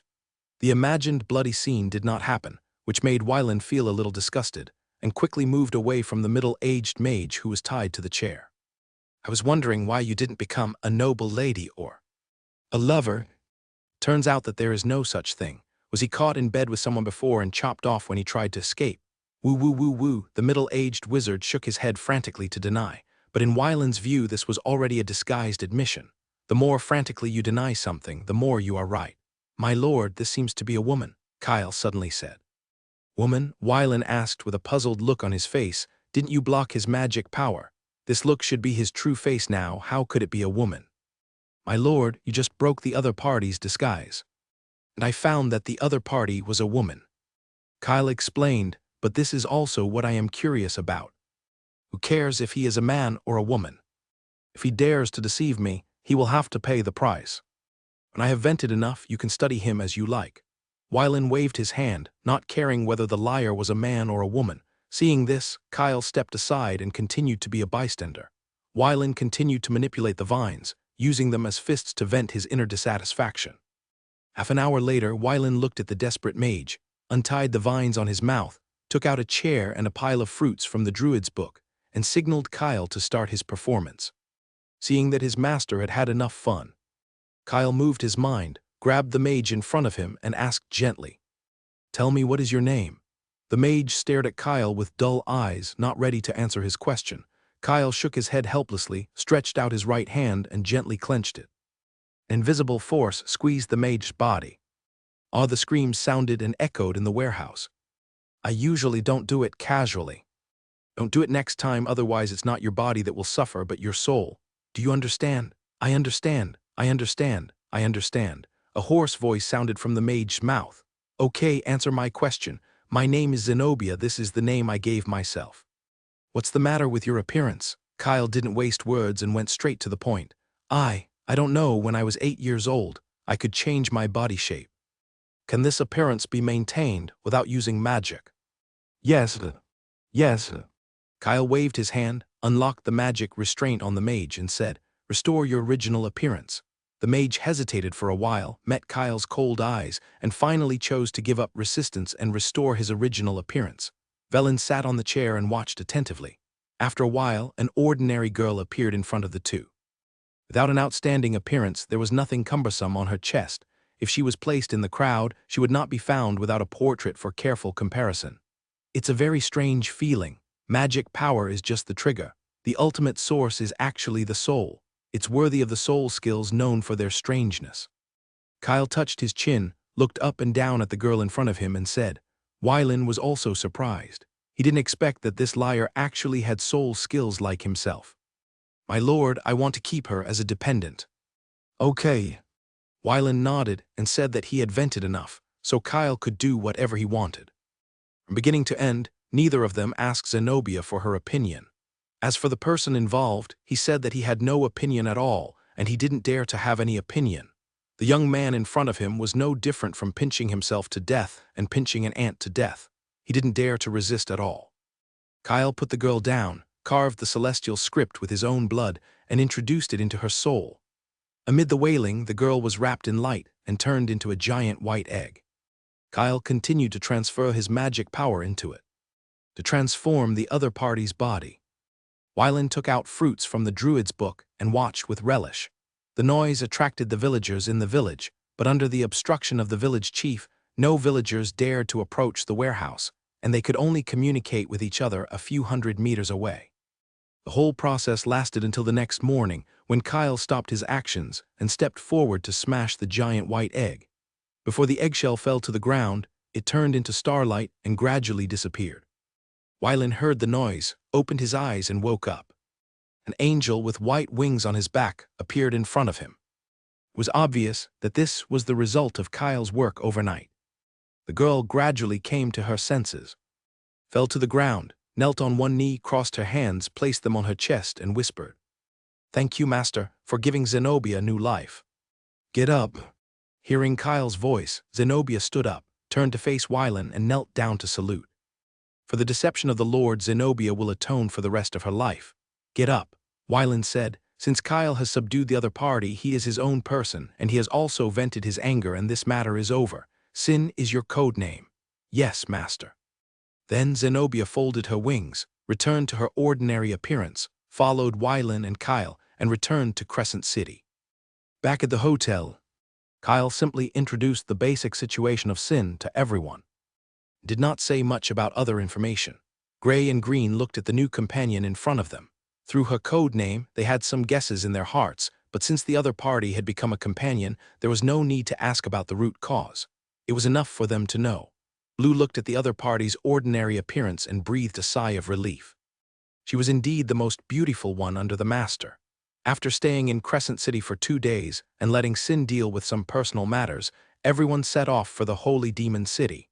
Arriving at the Holy Demon City, Wylan did not look for Zumia.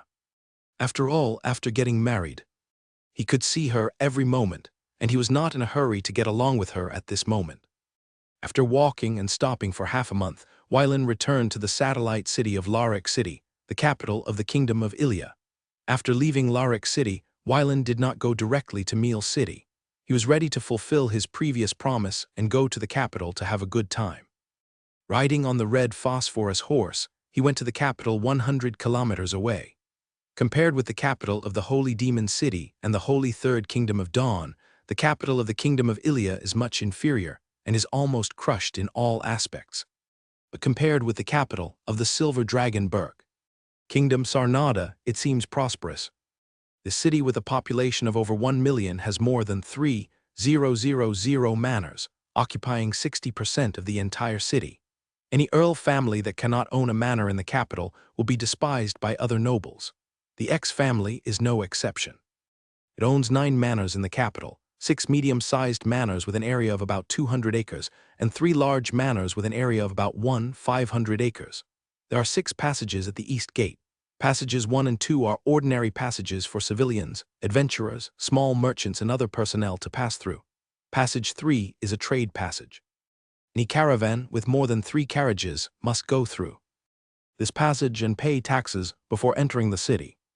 Passage 4 is a small noble passage, which can be used by ordinary noble children, powerful adventurers, and clergy from townships or viscounts and barons. Channel No. 5 is open to the great nobles. As long as they can prove that they are from a family of earl or above, they can pass quickly. The last channel is the military channel, which is generally also called the Royal Exclusive Channel. After all, emergency military intelligence is transmitted by Griffin Knights or Dragon Knights, and basically no information is transmitted from the ground. As for why this system should be retained, it can be traced back to the period of the Principality of Ilia. Wylan showed the emblem of the Aix family to the city guard officer and successfully passed through Channel No. 5 and entered the capital. As a man who has appreciated the scenery of the Holy Demon City, this scene in front of him did not surprise Wylan much, and his eyes did not fluctuate at all. The same is true for the other people in the team, all of whom have seen the world. Gray, go buy a map. Yes. After leaving the team, Huey came to a store and spent a silver coin to buy a detailed map of the capital city of Ilia. Wylan opened the map, laid it flat on the horse's back, and looked at it himself. Ilia City covers an area of 3,000 square kilometers and is divided into 5 districts. Except for the newly added Central District, other places are no different from other cities in the kingdom. They are divided into North District, South District, East District, and West District. The North District of the floating fleet base is 80 kilometers away from the gate of the East District. Although Wylin wanted to visit his old friend, the distance did not allow it. He could only visit the East District, South District, and West District first, and then go to the North District to find him. Everyone nodded when they heard the route planned by Wylin. One per person, there will be no more after you spend it. Wylin took out 9 gold notes with a face value of 100 gold coins from the space ring and said to everyone. Seeing this, the 9 people stepped forward one by one to take the gold notes from Wylin's hand. In the next half-month, the sightseeing team of 10 people walked and stopped to appreciate the cultural scenery of the capital. Dear Angus, I seem to have found Wylin today. In the Moon Shadow Manor in the North District. Lissa hugged her husband from behind and whispered, her voice as gentle as a nightingale, intoxicating. Wylin, isn't he in Kixing territory? Angus' tone was a little surprised, and he secretly speculated in his heart. Could it be that the boy found something incredible again and ran to the capital? It should be him. If nothing unexpected happens, he should still be in the North City District now. Alyssa put her head on her husband's shoulder, and her silky hair fell on Angus's face. I will go to Wylin first tomorrow. And as for the matter of Orsaya, I will deal with it later. Angus decided to change the plan and go to Wylin first. Alyssa said gently, I listened to you. The next morning, Wylin came out of the hotel and saw his father and mother waiting for him. He smiled awkwardly at them, and Wylin's mind was blank. Come with me. Hearing his father's words, Wylin was forced to give up the idea of continuing to visit the North City District. He took a group of subordinates in Algeta, got on the carriage, and went to Moon Shadow Manor. In the hall, Wylin sat opposite Angus and Alyssa, smiling awkwardly. Why are you in the capital? Father, I said I came to the capital just to have fun. Do you believe me? Wylin said helplessly in response to his father's question. Wylin, mother believes you. Before Angus could question, Alyssa spoke first, her tone very gentle. Looking at his wife, Angus felt helpless. The weird atmosphere gradually eased under Alyssa's adjustment. How have you been doing recently? How is the governance of Kixing territory? Angus looked at Wylin and asked with a smile. Wylin heard this and said awkwardly, Father, I haven't been back to Kixing territory for 2 years, and I don't know what the situation is now. In the past 2 years, I went to the Principality of Nitsi, the Holy Third Dawn Kingdom. Then went to the Ixi Magic Kingdom, met Zumia, and then crossed the Amana Half-Elf Principality, the Moon Elf Kingdom, and arrived at the Silver Dragon Burke Kingdom. With the help of my best friend, I opened up a trade route. His Majesty King Alaric Sarnata of the Silver Dragon Burke Kingdom agreed to build a teleportation array to connect to Kixing territory. The expression on Angus's face froze instantly, as if struck by a thunderbolt, and he looked at his youngest son in disbelief. He couldn't believe that this kid had done such a big thing. In less than 2 years. Lissa was no exception. Her eyes widened, her face full of surprise and disbelief. She always thought that her son was governing the territory in Kixing territory, but she didn't expect that he had quietly accomplished a shocking event. The teleportation array connecting the 2 places. Angus and Alyssa both knew what this meant. Looking at the expressions of his father and mother, Wylin's vanity was greatly satisfied. Dad, there is actually one more thing. Tell me, Angus asked, pretending to be calm. Seeing this situation, Wylin no longer hesitated. Father, now I am not only the Viscount of the Praying Star territory, but also the 24th Dragon Knight of the Silver Dragon Burke Kingdom. I own a territory on the border of the Misty Forest, covering an area of nearly 100,000 square meters. More, just over 10,000 square kilometers. Angus took a deep look at Varen and said, I won't be surprised if you pick up a demoplane while walking in the future. Father, this is impossible. Wylin said modestly, not caring about it in his heart. Maybe you will actually pick up a demoplane in the future. I wonder if you will maintain your calm attitude. What are you going to do about the teleportation array? The Kixing leader will occupy 20%, and of course the rest will be left to you, Father, to negotiate. As for how much the family can occupy, it depends on how you, the clan leader, exerts your strength. Wylin directly expressed his thoughts. Put the initiative in the hands of your father. Yes, the family will bear all the cost of constructing the teleportation array and praying for the stars. Then your son is waiting for your good news. Wylin replied with a smile. Angus said in a deep voice, I will get this done within 3 months. Just wait for the news. Father, mother, if nothing happens, I'll leave first. Go ahead, be safe, Alyssa said with some concern. I know, mother. Varen waved his hand, said goodbye to his parents, and left Moon Shadow Manor. Lord, your father didn't give you any trouble. Wylan, how is the situation? Do you want me to testify for you? Uljeta stepped forward and asked. If necessary, he could use his identity as a silver dragon to testify for Wylan. No, it's all settled. Let's continue playing. Wylan replied with a smile. After this incident, Varen continued to tour the sights of the city. On April 1, 9743 in the glorious calendar, Wylan was lying on the bed in the hotel room, waiting quietly. 3 days later, in a private house at No. 87 No. 36th Street, Nanchang District, the capital of the Kingdom of Ilya, a young man who was about to commit suicide was rescued. The boy who committed suicide, different from the past. This time, the fate guide told him very little news, and he just asked himself to save this young man. In other words, you can choose to save or not to save, or maybe this young man is favored by fate and allows himself to act as a noble person on his way and give him a push. Wylan kept thinking in this direction and kept recognizing this concept in his heart.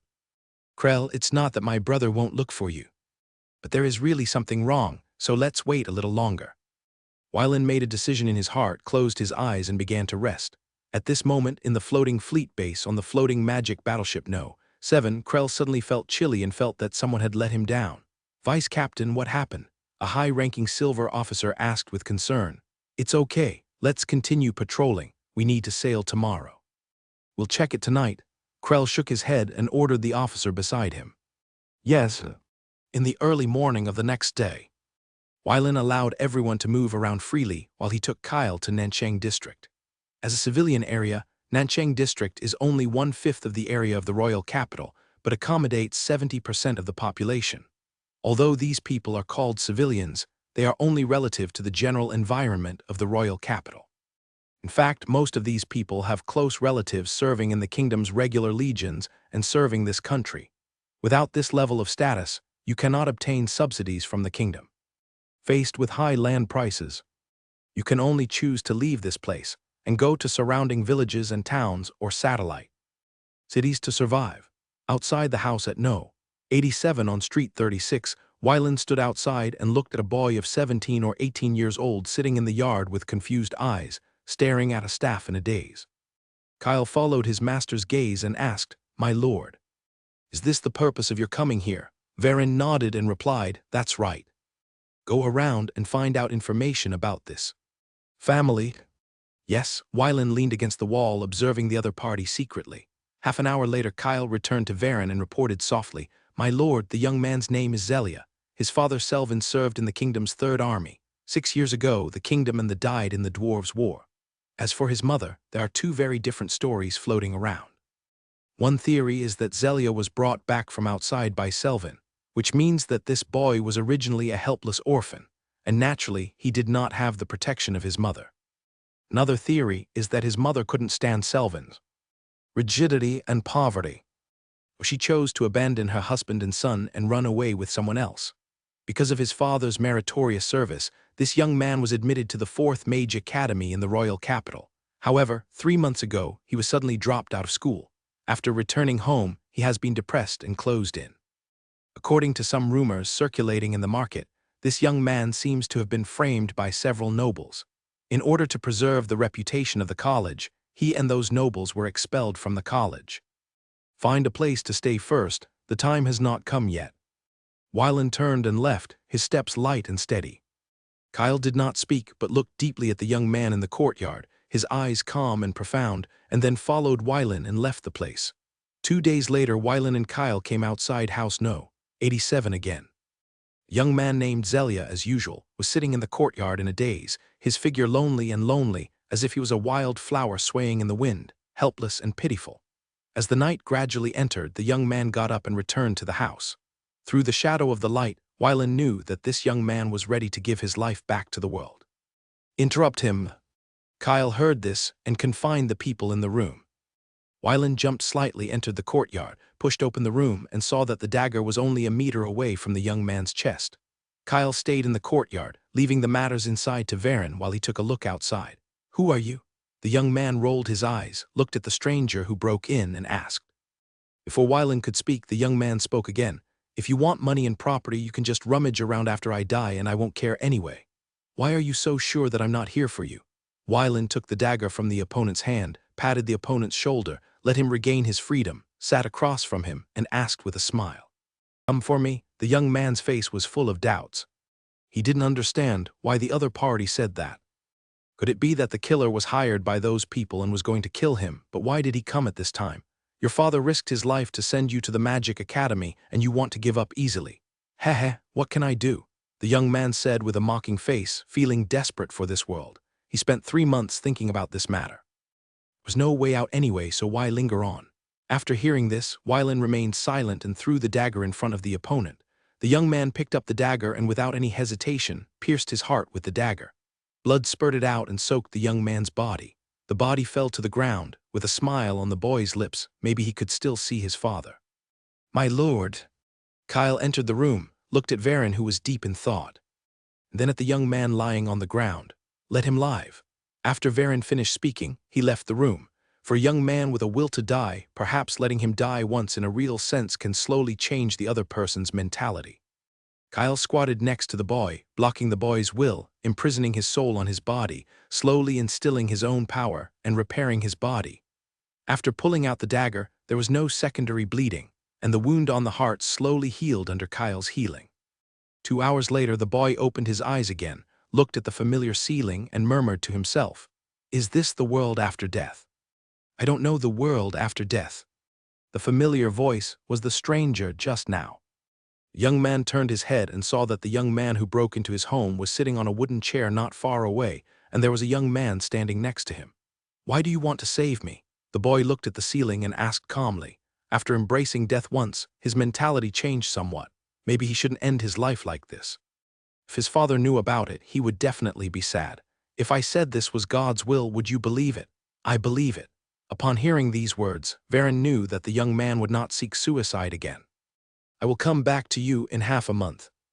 Wylan stood up, put 10 gold coins on the wooden table, and said calmly, If you are still here, you are mine. If you leave, go live an ordinary life as if we have never met before. After speaking, Varen took Kyle and left the room.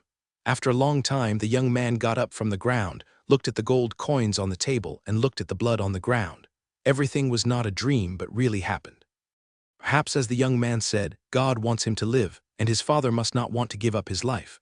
The next morning, Varen returned to the North City District, taking only Kyle with him to look for Krell. At the floating fleet base, Krell wore a white military uniform and patrolled the camp, supervising the training of the personnel of the No. 7 floating magic battleship. Lord Krell, there is an adult who wants to see you. A low-level silver warrior came to the area where the No. 7 floating magic battleship was and reported to Krell. Who? The other party is from the Akers family. Isolde. The young officer who was in a daze suddenly came to his senses when he heard his superior calling his name. He quickly came to Krell and saluted respectfully. Master Krell, what are your orders? Tell Captain Italia that I want to take half a month's leave. After Krell finished speaking, he walked straight towards his residence without giving his adjutant time to react, preparing to change his clothes and go see his old friend. Looking at Krell's back, Isolde had helplessness written all over her face. Based on the grudges between Master Krell and Captain Italia, everyone in the entire floating fleet knows about it. We have to think of a reasonable reason so that it does not appear that Master Krell skipped work to meet. He is a good friend, and he will not let Captain Italia ask him again and again about the whereabouts of Master Krell. Lord Isolde, don't look at me. I'm just a messenger. I have a bad memory recently and have forgotten what happened just now. The low-level silver warrior spread his hands and said helplessly, Okay. Isolde rubbed her swollen head and waved her hand to let the other person leave. After returning to his residence, Krell took off his military uniform, put on his regular clothes, turned around and left. Outside the floating fleet base, Varen looked up at the sky and admired the 3 floating magic battleships cruising, feeling a little envious in his heart. A floating magic battleship is worth up to 3 billion gold coins, which is a staggering number. Gold coins are only the unit of calculation, and transactions between the two parties use high-grade magic crystals as the settlement unit. to buy a floating magic battleship. Even from Varen's treasury, you can only buy up to 3. However, it is not enough to have a floating magic battleship. There must also be enough magicians to operate it. According to the information Wylan has learned in the past few days, a floating magic battleship requires at least 1 high-level gold arcanist, 12 gold mages, 80 silver mages, and no less than 300 bronze mages. As for other auxiliary personnel, there are no less than 1,000 people. Half an hour later, Krell walked out of the floating fleet base in a swaggering manner. Long time no see, Varen.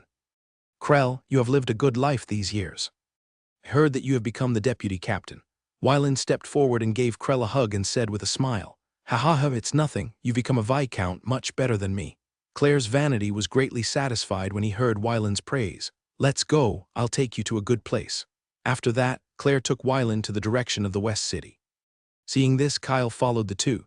2 hours later, the 3 of them came to a manor called Flower Poetry Manor. "Ahem, Claire, I have a fiancé this place."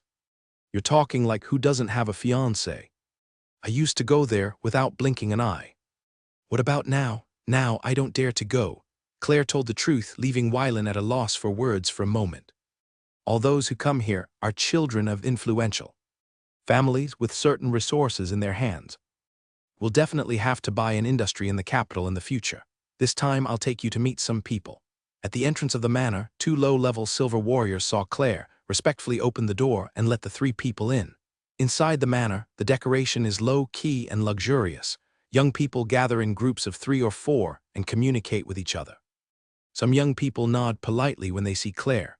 Out of courtesy, Claire nods back and sometimes says a few polite words. Passing through the front hall, the 3 of them come to a side hall. A noble lady looks at Claire and greets him with a smile. "Master Claire, I haven't been here for a few months." "I haven't been here for a few months because I've been under close scrutiny recently. I didn't have the chance. Today a friend came to see me, so I brought him here to meet some people." Claire replied with a smile. "Master Babra is in Garden No. 3. Claire noted the location and introduced it to the lady. "Madam Hua, this is my friend Wylan Axe, the 5th child of Earl Eagle. I'll have someone send the pass to the Flower Poem Manor later. I wish you a happy time." Madam Hua said gently. Claire waved his hand and took Wylan and Kyle to Garden No. 3.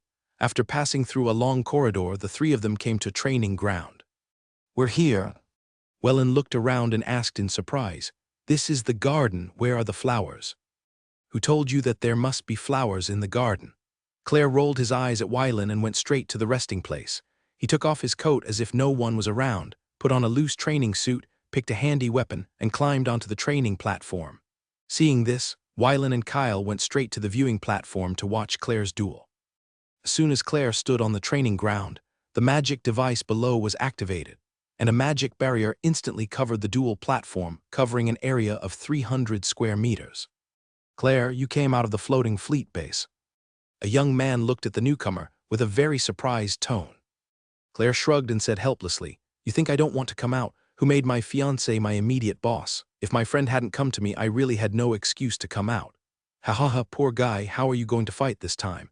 3 games, 2 wins. After the fight, I will introduce my friend to you. He is much better than you. Come on." There was no gorgeous fighting spirit. The 2 relied on physical strength and fighting skills to fight.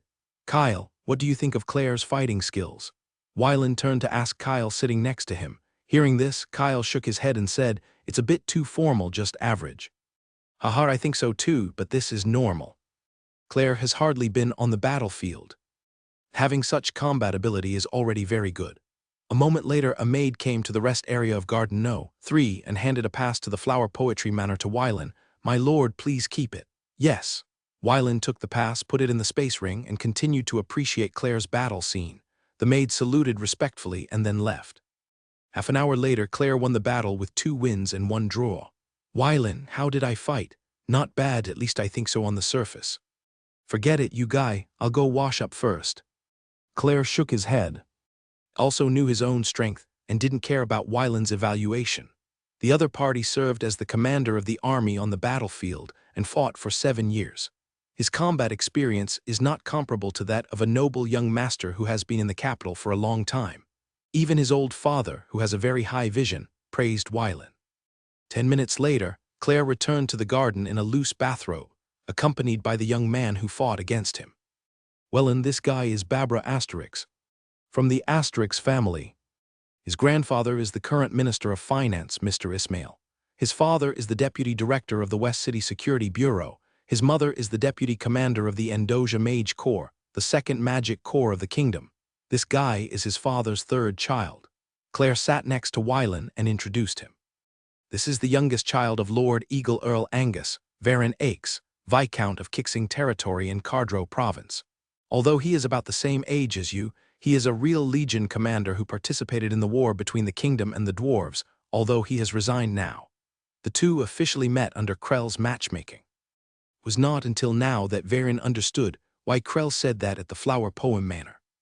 Varin, if you want to buy property in the West City District, you can come to me. Thank you, but I don't have any ideas yet. My focus is still on my territory. I may not open a store in the capital in the next few decades. After all, I don't have much money. Varin declined tactfully to avoid hurting the other party's face. You are a friend of Krell, and you are my friend. If you have any ideas, you can come to the Flower Poem Manor to find me at any time. I am here most of the time. If you don't have enough money, you can also come to me. Don't blame me for disturbing you then. Varin replied with a smile. With Claire's introduction, Wylan met several more people, all of whom were of high status. At night, the three of them stayed at the Flower Poetry Manor. The next morning, Claire took Wylan and Kyle to other famous places to play and visit Alva. Under the guidance of this local guide, Wylan went to many strange places. It must be said that if you are not a local, you don't know where some places are. 7 days later, Claire was walking on the street and suddenly felt a chill on his back. Dear. A gentle voice sounded, and Wylan and Kyle turned around subconsciously, only to see a girl in a pink dress walking towards them with a faint smile on her face. Claire turned around and hid behind Wylan in an instant, saying awkwardly, Italia, why are you here? I came to find you. As my deputy captain, I, as a captain, always have to care about where my subordinates have gone, so as not to be caught in a small dark room and tortured for days and nights. I will be heartbroken. The girl had a sweet smile on her face, but Wylan could clearly feel that Claire was a little unnatural. It's not true, you don't have to threaten me openly. Claire walked up to the girl with courage and hugged her. I forgive you. The girl buried her face in Claire's chest, greedily inhaling the other's breath, and was very happy in her heart. It's really strange. It's true. The two stood aside, as bystanders. They felt that this scene was a bit absurd. Wylan thought it was going to be a happy farce, and he was ready to eat melons, but he didn't expect Claire to solve it with a light hug. After Claire solved the problem of his fiancée serving as his boss, the threesome became a foursome. Wylan really wanted to drag Claire to the alley and beat him up for the sweet scene between the two. As for Kyle, he didn't feel anything about this scene. 2 days later, Wylan said goodbye to Claire and agreed to meet again next time, and then took Kyle to find Aljera and the others. After staying in Baikeng district for 7 days, Wylan and Kyle went to No. 87 House No. 36th Street Nanchang district again, preparing to close the net. Make a bet, can you come? Wylan turned to look at Kyle and asked with a smile. No. Kyle shook his head and refused without any hesitation. Boring. Varin walked in front, Kyle following behind. Before they knew it, the two of them arrived at their destination. The young man was sitting in the courtyard. When he heard the footsteps, he looked up and said calmly, You are here. It seems you have figured it out. Wylan entered the courtyard and said. The young man stood up, came to Wylan, knelt on the ground without hesitation and said expressionlessly, From today on I am yours, so how do you call me? Wylan announced his name. From today on my life, Zelia's, is yours, Lord Varin. The young man knocked his head heavily on the ground without any emotion in his tone. Get up. Having experienced many things, this young man has grown a lot and also changed his personality. After hearing this, Zelia stood up from the ground and looked at Varin intently, waiting for his next instruction. I'll give you 2 choices now. Wylan raised 2 fingers and said calmly, The first option is to go back to the Magic Academy to study. During this period, I will bear all your tuition and living expenses. As for how to enroll, I will arrange it so you don't have to worry. The second option is to follow me back to my territory, and I will let a soul-level arcanist be your teacher. Zelia's eyes fluctuated and she asked, People like me are as ordinary as ants. Why would you choose me, a coward who wants to end his life? Do you need a reason? I can make one up for you on the spot. Wylan replied with a smile. The young man recalled Wylan's words that night. Perhaps God really asked this young man to save him. I choose the first one. Can. What heights do you need me to reach in the Magic Academy? You know what I need. Wylan did not answer directly to the boy. I value your future, and your efforts depend on how much I value your future. I understand. Zelia lowered her head and replied. Go pack your things and I'll take you to see my father. Please wait a moment. After Zelia finished speaking, she entered the house and packed her belongings. 10 minutes later, the young man packed his bags and followed Wylan, leaving his home where he had lived for 20 years. Looking back, maybe I will come back again, maybe I won't come back again. From today on, you will no longer belong to yourself. Wylan stopped a carriage and took the two of them to Moon Shadow Manor. Master Wylan, the old butler Gallia saluted. Uncle Gallia, is my father out? The head of the family has gone to the palace, but the wife is in the study. Gallia replied respectfully. Seeing this, Wylan went straight to the study. If you can't find your father, you can't find your own mother either. Outside the study, Varen asked Kyle and Zelia to wait outside, then opened the study door and walked straight in. Alyssa raised her head and looked at Wylan's figure, and waved her hand to let the two maids in the study go out. Wylan, I am willing to come back to see my mother. Mother, I want you to do me a favor this time. Wylan came up behind Alyssa, rubbed her shoulders, and said tentatively, Say it as long as it's not too outrageous. Alyssa squinted her eyes and enjoyed it. Mother, is there anyone you know at the Magic Academy? I would like to arrange for someone to go in. Wylan said somewhat flatteringly, that Magic Academy. After hearing his mother's words, Wylan knew that the matter was done, and it seemed that there was no need to go to his father. Maybe he is now dragging his grandfather to negotiate with the king to fight for the interests of the family. The first Magic Academy or the second Magic Academy? Alyssa heard this and knocked on the desk. Wylan understood, prepared paper and pen for his mother, and then continued the massage. Alyssa picked up the pen and started writing. 10 minutes later, Alyssa put the letter into an envelope and left a magical mark of identity on it. Thank you, Mother. I'll leave first. Wylan took the letter, said hello to his mother, and couldn't wait to leave the study. Looking at the hurried back of her child, Alyssa had a smile on her face, and then continued to calculate what the teleportation array needed to prevent her father from cheating her husband. As the daughter of the Duke of Moravia, Alyssa knew her father very well.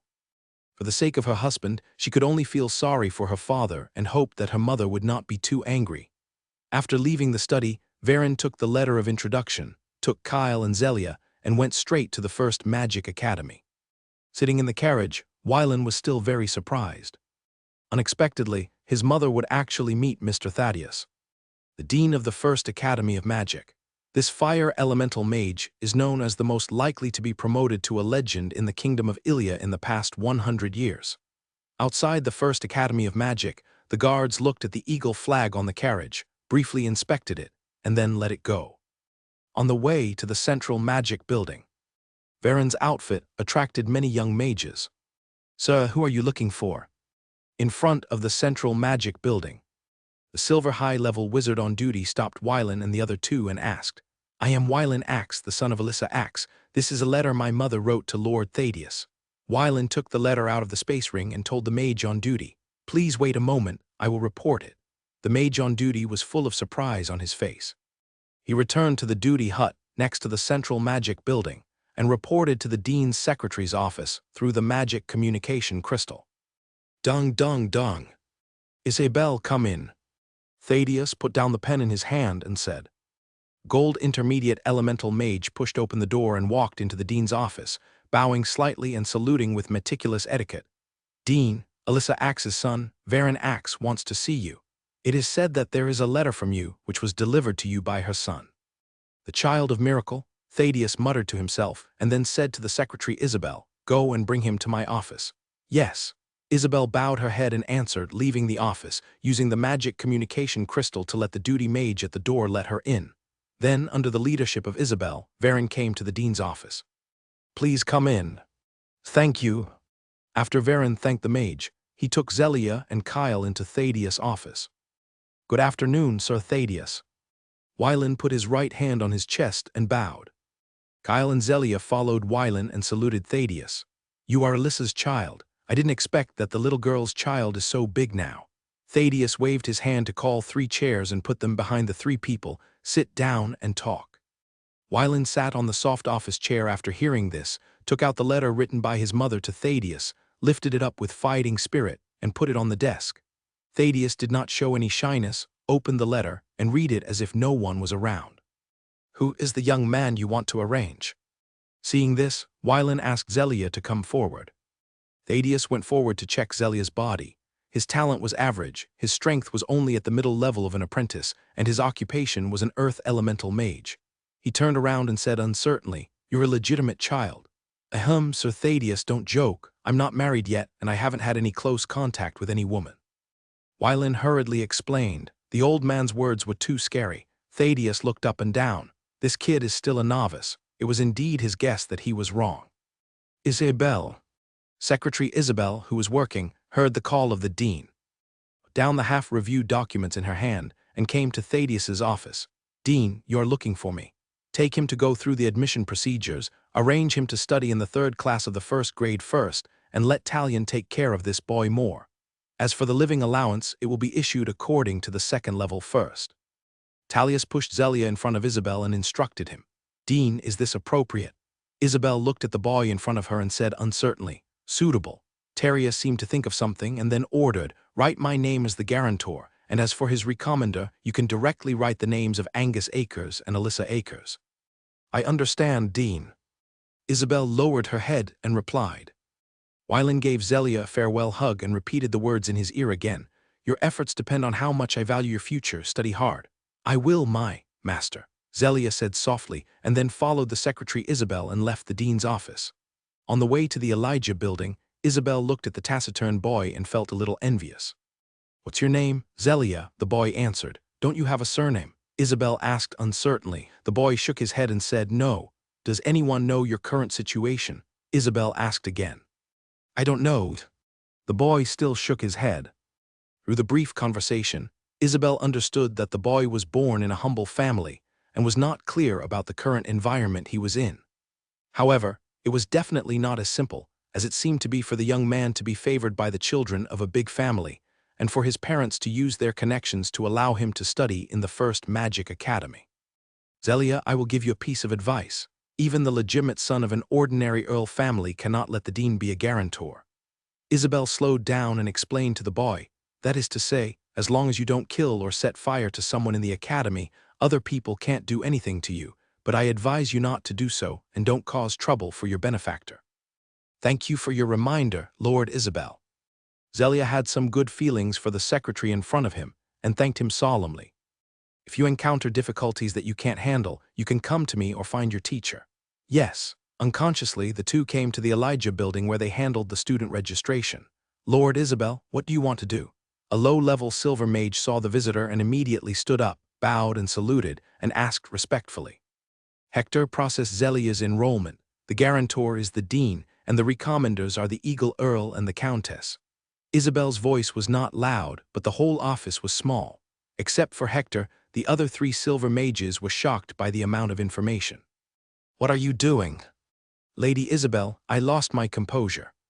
"I'll do it right away." Hector came to his senses, skillfully flipped through the files, made paper files first, then took out the magic communication crystal, entered the first Magic Academy intranet, and began to create files. "Living allowance will be issued according to the 2nd level." "Okay." The process that usually takes half a month to complete, under Hector's operation, 13 procedures were completed in less than 30 minutes. When the reviewers from other departments saw that the guarantor was the dean, they directly passed it without reading the content. What a joke! The dean is the guarantor, who dares to intercept it without authorization. "Zelia, your residence is in the 12th courtyard of the 3rd school district. The school will provide you with 4 magic puppets and 2 trained maids. What do you need?" Hector handed a brand new magic communication crystal to Zelia and asked him. "Thank you for your help, I don't have any more." After completing the student registration, Isabel took Zelia to the teaching area. Following Isabel, Zelia looked around. Compared with the 4th Mage Academy, the first impression of the 1st Magic Academy was that it was large. From the office building to the teaching area, there is a distance of 6 kilometers. As for why they didn't take the carriage, this was intentional by Isabel, so that the young man could visit the academy in advance to avoid getting lost in the future. Half an hour later, the two came to classroom 1103 on the 1st floor of the 1st teaching building in the teaching area. Looking into the classroom through the window, There were only 12 students, basically all mage apprentices, studying magic circles under the supervision of a young mage. Tarian, the young mage heard someone calling his name, turned his head, quickly left the classroom and came to the corridor. Lord Isabel, what do you want to do? This is Zelia, a new student today. The dean asked you to pay more attention to him. His foundation is a little insufficient, so I need to trouble you more. Isabel didn't say anything polite and directly told the silver high-level mage the dean's instructions. I understand. Zelia, this is your future teacher. Follow him and study hard. Thank you for your help, Lord Isabel. Work hard and don't let this opportunity go to waste. I'll go back first. Isabel waved her hand and turned to leave. Zelia followed Talion into the classroom. Fate changed, and the road to legend began. On the other side, in the dean's office, Wylin sat aside, watching Terius and Kyle, the old and the young, play chess with each other. Although this old man is old, he is really no match for Kyle in chess and card games.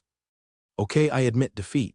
Thank you, Sir Terius. Kyle raised his head and smiled and replied, with your strength, do you want to come to the Magic Academy as a visiting professor? You can set any conditions. Terius wanted to keep him and invited Kyle. Thank you for your invitation, but I refuse. Kyle answered without hesitation. Last leaving the dean's office, Wylin and Kyle walked side by side. That old man actually poached me. I wish him all the best in the next few months. Wylin walked out of the central magic building and said a little indignantly. Kyle looked strange when he heard this, and always felt that Terius would not have a good time in the next few months.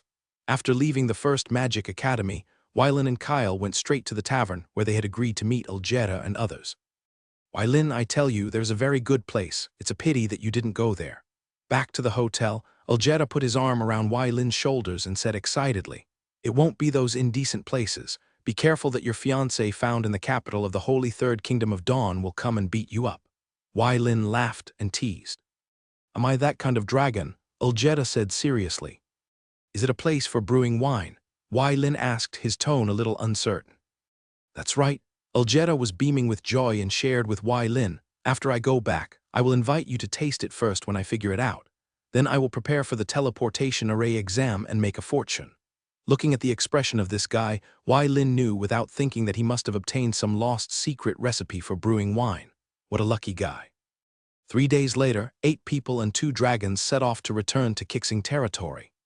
On April 23, 9743 of the glorious calendar, 2 years after leaving Kixing territory, Wylin returned to his territory again. The next day, Wylin summoned the governors and army commanders from various regions to gather at Xinyu Castle for a meeting. My lord, in the past 2 years, the number of goblin and dog-headed clans has increased significantly near the borders of Changlin Town, Zaifeng Town, Qian Town, Chicheng Town, and Kangsong Town. Many ogres and jackals have appeared near the borders and fought with patrolling troops. Baird stood up and reported to Wylin. It has been 12 years since the end of the 8-year war, and those creatures like grass are spreading in the buffer zone again. Yes, my lord, Baird replied respectfully. Knowingly, 12 years have passed since the last time the kingdom launched a war against the Grey Wasteland. At the reproduction rate of goblins and dog-headed people, these 12 years are enough for these low-level monster clans to reproduce 2 to 3 generations. Cassius, Eden, Greg, Dosius, Imogen, Orion. Every time Wylin said a name, a military commander stood up. Take your troops and assemble in Zaifeng Town, Zaifeng County in half a month. Yes, the 6 people answered loudly and then sat down. Seeing this, Wylin signaled Baird to continue reporting. My lord, the second thing is that the Curas-Cadro-Kixing Highway was completed in mid-February this year, with a total length of 994 kilometers. Earl Russell invites you to go to the junction of Cadro Province and Serat Province in mid-August to sign a trade agreement with the Baron of Hippel. Kyle, write it down. Kyle, who was standing behind Wylin, heard the words and wrote down the time, place and event in the memorandum. Next is the net financial income of the territory. In 2 years, under the auspices of Baird, Kixing territory ensured the development of the army in various places, turned the financial deficit into profit, and achieved a net income of 6 million gold coins. Among them, the territory tax revenue was only 150,000 gold coins, only 2.5% of the net income. The income from the extraordinary resource trade was 1.5 million gold coins, accounting for 25% of the net income. The underground dark world earns 3 million gold coins, accounting for half of the net fiscal revenue. The West City district of Cardro province earns 300,000 gold coins, accounting for 5% of the net revenue. The last is the Maple Leaf Special District in the Dukedom of Lytend, which earns 1.05 million gold coins. Under Baird's leadership, the transformation of Kixing territory from net expenditure to net income is an important turning point. This means that from now on, Wyland does not need to invest in Kixing territory. The territory income alone is enough to support the operation of Kixing territory. Baird, I have to say that you are born to be an excellent ruling official. Wyland looked at Baird and praised loudly. These are what I should do. Baird replied respectfully and did not feel proud and complacent because of Wyland's praise. Looking at his general manager, he is still so mature and steady, which is also what Wyland values most about him. Then Wyland turned to look at another guardian knight and asked, Randolph, how is the balance of the territory's extraordinary resources? My lord, Randolph stood up and reported. According to the extraordinary resource separation policy you formulated, 70% belongs to the territory, and 30% is your personal resource. This is the expenditure and income in the past 10 years. Please take a look. Kyle's mind moved, and the document about the territory's extraordinary resources in Randolph's hand fell in front of Wyland. When he opened it and checked it, the numbers on it surprised Wyland. I didn't pay attention to it before, but I didn't expect that so many things had been accumulated in my private library. Incoming, outgoing total closing the file. He suddenly felt reluctant to transfer Randolph to West Wind County as governor. After some thought, Wyland finally decided to transfer Randolph from his current position. At the same time, he was going to separate the 40 Silver Wolf Knights from Kyle and hand them over to Randolph. It just so happened that the habitat of the Silver Wolf tribe was within the jurisdiction of West Wind County. Mike, how is the grain storage situation? Lord, according to the grain storage system you established 20 years ago, Kixing territory now has 8 large granary bases and 32 medium-sized granary bases.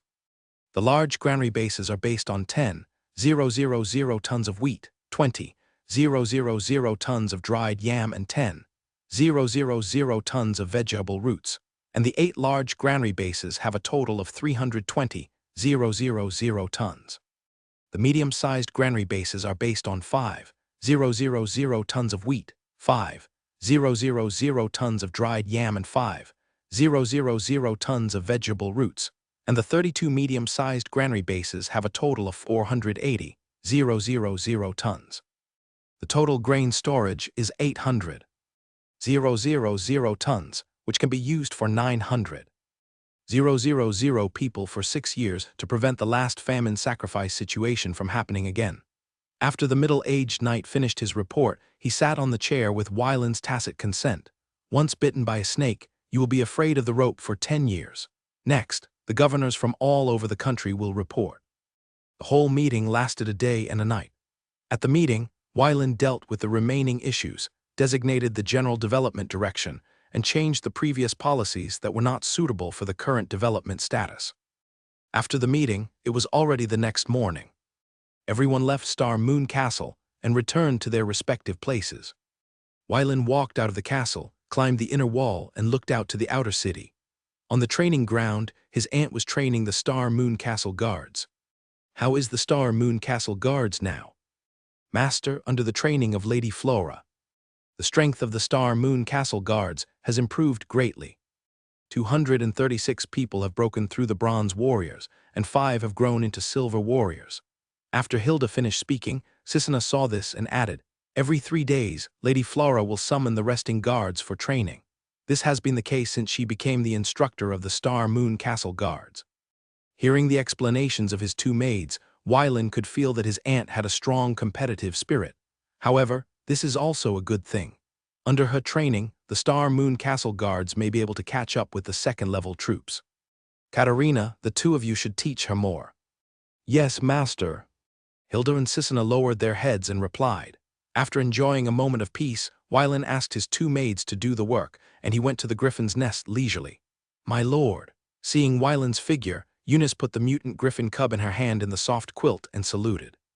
The mutant griffin Zing, who was sleeping nearby, heard the sound, opened his eyes, ran out of the nest, and laid Wylan on the ground. "You are a father, but you are still like this." Wylan stroked Zing's feathers and said with a smile. Shashasha. Zing rolled his eyes, climbed up from Wylan, picked up his two children, put them in Wylan's arms, and gently flapped his wings. The two little guys are like their father, with snow-white feathers on their torsos and blue feathers on their heads and wings. The mutant griffin cub turned his eyes curiously, looking at the strange creature in front of him without any fear, and gently arched Wylan's chest with his head. Wylan held the two cubs, teased the two little guys, and entered the nest. The two female griffins looked at Wylan's figure, calling happily, expressing their inner emotions. "Is it pregnant again?" Wylan pointed at the belly of the female griffin and asked uncertainly. Hearing this, Eunice nodded and confirmed. "Yes, Lord, in January this year, Zai Oksu and Zai Oyu were pregnant again. Really high yield." Wylan couldn't help but sigh. Shashasha. Zing called a little dissatisfied and gently nudged Wylan with his head. Okay, change the name, call it many children and good fortune, not high yield, okay." Shashasha, seeing his master change his words, Zing accepted this new name. "I look forward to the day when you speak soon." Wylan stroked Zing's hair and said with a smile. By sensing the magic power in each other's body, Zing is still a mid-level silver, and his two wives are low-level silver. If they want to be promoted to the gold level, it will take at least 20 years. Shaha. Zing nodded heavily, as if to tell Wylan that he would work hard. After leaving the griffin's nest, Wylan went to see the 3 wind wolves and 2 rock giant lizards. In mid-May, at the border of Xifeng Town, Xifeng County, the 6 battalions of Kixingaling gathered again. 18,000 soldiers with 1,000 men in a formation were strictly lined up. Their battle robes and armors were shining. Their swords, spears, and halberds were sharp as new, and the whole army exuded a majestic and solemn atmosphere. Standing on the high platform built of huge stones, Wylan felt a sense of heroism. This army loyal to him was the result of his efforts for more than 20 years. Thinking back to the beginning, when he arrived in Kixingaling to open up, his army was less than 3 digits. "My lord, all 126 soldiers of the Kixing battalion salute you." Cassius, a knight in silver-white armor, stepped forward solemnly, put his right hand on his chest, bowed and saluted, and reported loudly to Wylan. His voice was loud and firm, full of pride and loyalty. The soldiers of the first 3 phalanxes beat their chests and saluted, bowing their heads to express their high respect to the Lord. "My lord, 116 soldiers of the 3rd Battalion salute you." The high-level silver warrior Iding stepped forward to salute and reported loudly in a low and powerful voice, full of determination and courage. Greg followed closely behind, with a gentle and firm tone, and replied respectfully, "My lord, 186 soldiers of the 4th Battalion salute you." "My lord, 136 soldiers of the 5th Battalion salute you." Ixus stepped forward and reported loudly. His voice was high and passionate. "The 3,063 warriors of the 7th Battalion pay their sincerest respects to you, my lord." Imogen stepped forward and replied, her tone steady and powerful, showing her determination and loyalty. Ryan, as the last commander, stepped forward, stood beside Imogen, and said respectfully, "The 165 warriors of the 8th Battalion will become the strongest shield in your hands. I salute you on behalf of the 8th Battalion." All 18,000 warriors maintained a salute posture, waiting for Wylan's next step. This battle aims to eliminate the monster clans that invaded the Kixing territory. Take up your weapons and bring me victory. Loyalty, victory. The voices of 18,000 people echoed between the empty sky and earth. At this moment, Wylan felt an unprecedented achievement. "Let's go." Cassius jumped on his horse and led the troops into the wilderness. Wylan walked down the platform, rode on the red phosphorus horse, led the guards and the Silver Wolf Knights led by Kyle, commanded the 4th and 5th Battalions, and marched towards the Grey Wilderness as the Central Army. The 7th and 8th Battalions were the rear army, responsible for escorting the supplies and food for the entire army. This war was the first war that Wylan took the initiative to initiate. It's a pity that the 2nd and 6th Battalions need to be stationed in Kixing County and Luming County. Otherwise, it would be a grand occasion to assemble 8 battalions and 24,000 troops. Wylan felt a little regretful about this oath. Hearing this, Kyle whispered, "My lord, this is your first time, but it is definitely not the last time." Haha, you're right, this is the first time. But it is definitely not the last time. After all, the garrison troops are insufficient. When Kixing County develops for another 10 years, we will start to expand the garrison troops, and the standing army will be dedicated to fighting and training. Wai Lin couldn't help but imagine the scene of commanding tens of thousands of troops. During the war between the kingdom and the dwarves, as the commander of the 135th Legion, although he also commanded 60,000 troops, and the nobles under him obeyed his orders, they were not his own troops after all. In addition, Wai Lin finally understood why some lords would gather their troops for training every once in a while. The feeling of facing tens of thousands of troops made him unforgettable for a long time. Signs of the Kixing leader gathering troops could not be hidden from the eyes and ears of the monster clan in the buffer zone. Facing tens of thousands of human armies, dozens of monster clans were forced to unite. In a cave 200 kilometers away from the border of Xifen County, there is a silver high-level goblin mage, a gold low-level kobold leader covered with red dragon scales, a gold low-level jackal leader with sharp mouth and fangs, the golden low-level ogre priest with 2 heads gathered together to discuss countermeasures. As for the leaders of the small tribes who do not have strong men, they can only stand outside and wait for the outcome of the negotiation. My eyes tell me that the human army wears armor and carries guns. Even the most ordinary warriors wear armor that is stronger than the armor of the jackal leader, and the weapons in their hands are sharper than Lord Raga's claws. High-level Silver, the goblin mage, introduced the information he had seen through the eyes of his descendants to the other 3 monster clan leaders, his tone full of worry.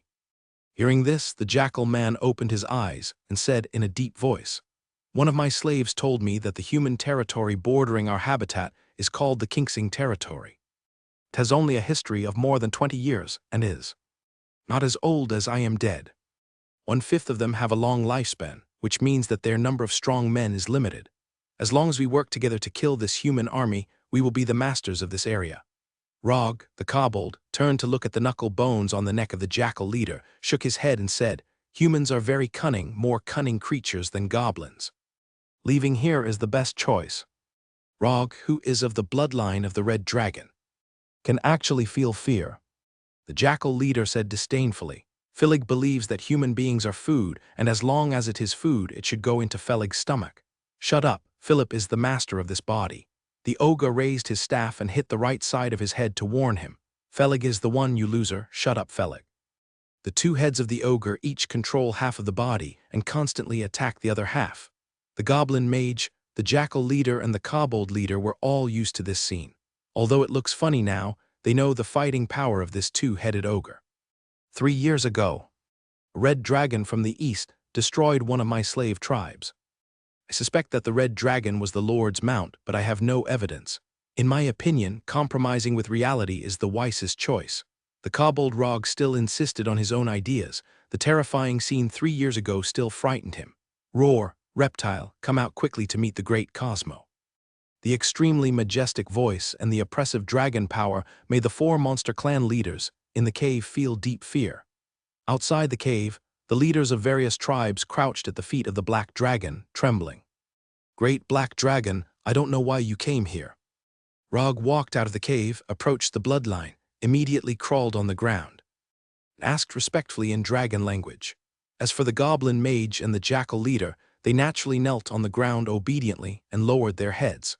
If it were just a silver-level black dragon, they wouldn't mind adding a reptile to their tribe that could produce unlimited blood.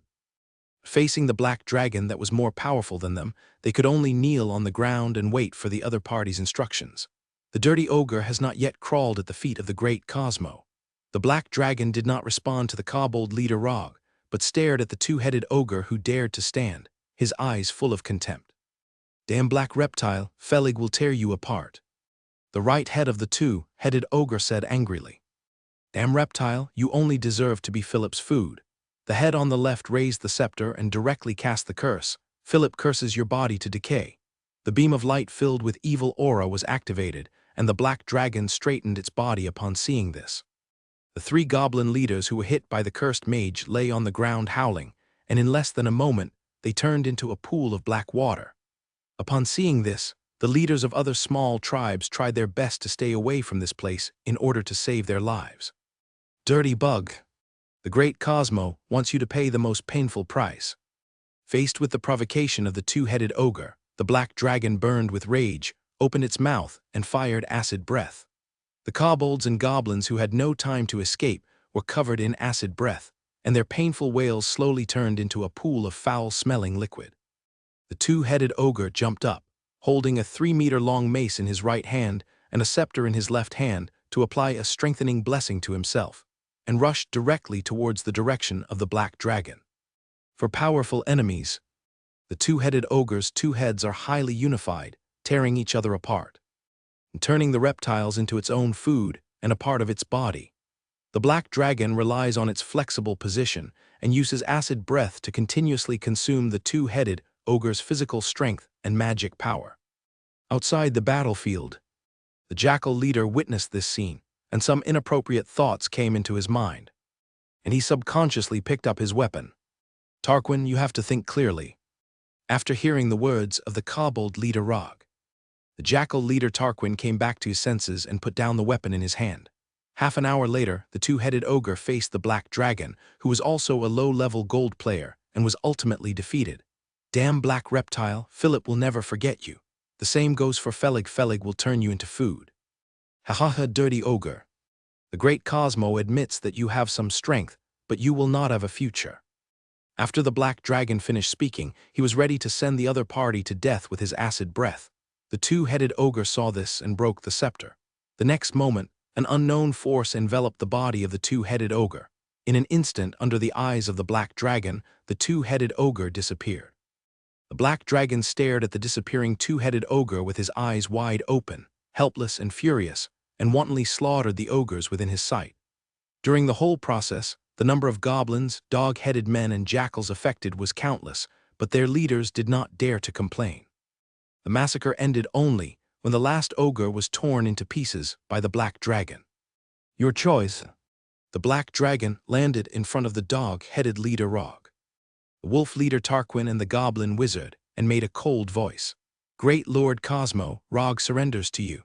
The leader of the kobolds knelt first and said respectfully. The leader of the gnolls, Tarquin, was no exception and knelt on the ground to surrender to the black dragon. As for the goblin wizard, his legs softened and he knocked his head on the ground, praising the black dragon in front of him with his poor words. From now on, the great Cosmo is the master of this land. As soon as the black dragon declared, the leader of the kobolds, Rog, bowed his head and said, Great Lord Cosmo, the human army is invading your territory. A mere human is only worthy of being my slave. Summon all your people and follow me to the battle. The black dragon Cosmo issued his first order as the lord of this place, which will soon be the last order. On the gray wasteland, tens of thousands of troops, under the command of Wylan, steadily advanced and cleared the monster clans within their sight. In the tent, Cassius stood in front of Wylan and reported to him, My lord, the number of monster clans is getting smaller and smaller. If nothing unexpected happens, they will either unite or migrate away from here collectively. Advance according to the original plan. Whether the other party unites or migrates collectively, it will have no effect on us.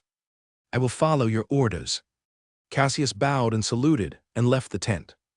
Wellen looked at the map, and in his heart he actually hoped that these monster clans could unite, so that he would not have to search one by one. 10 days later, in the river valley, tens of thousands of monster clans gathered here, crawling on the ground, not daring to look up at the black-haired young man on the throne. Great Lord Cosmo, your followers have all gathered and are waiting for your instructions. Rog stepped forward, knelt in front of the black-haired young man, and reported respectfully. Cosmo opened his eyes and looked at the densely packed ants, numbering 30,000, of which less than 3,000 could be called warriors. However, he did not care about the strength of his new followers. Cosmo believed that he could definitely defeat these humans with his own strength. Retreat. Yes. The leader of the dog-headed men, Rog, stepped aside and lowered his head to avoid the black dragon from capturing any useful information from his face. If the black dragon repelled the human army, he needed to escape and advance before the human retaliated. If the black dragon was defeated by the human, he would retreat immediately.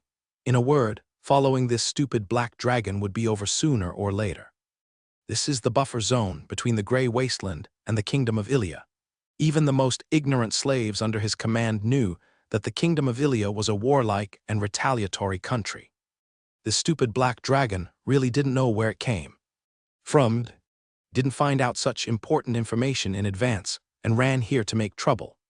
Don't you see the local red dragons and blue dragons, who only dare to establish their own territories in the central and western regions of the Grey Wasteland, and dare not run to the eastern region to enclose land? The moment he received the news that the human army entered the Grey Wasteland, Rog asked his brother to lead half of the tribe to retreat westward, and now they should have arrived at the mixed inhabited area. Follow me to go to war. Cosmo showed his true form, with a 13-meter body and a very oppressive dragon power, which made tens of thousands of monster clans crawl on the ground and tremble. Looking at the performance of these ants, Cosmo was very satisfied. Although he was thrown to an unknown place by the space storm, he turned a disaster into a blessing and came to a land without a master. Flying under the sky, overlooking this land, Cosmo swore in his heart that one day he would establish his own country here.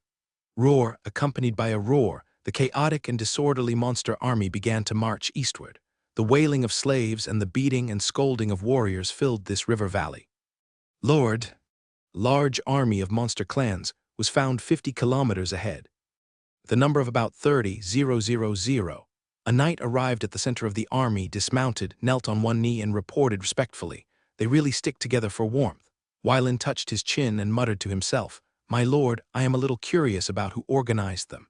Kyle turned his head and looked at his lord, asking curiously, "One gold coin, guess first." Wylin smiled, took out a gold coin and said.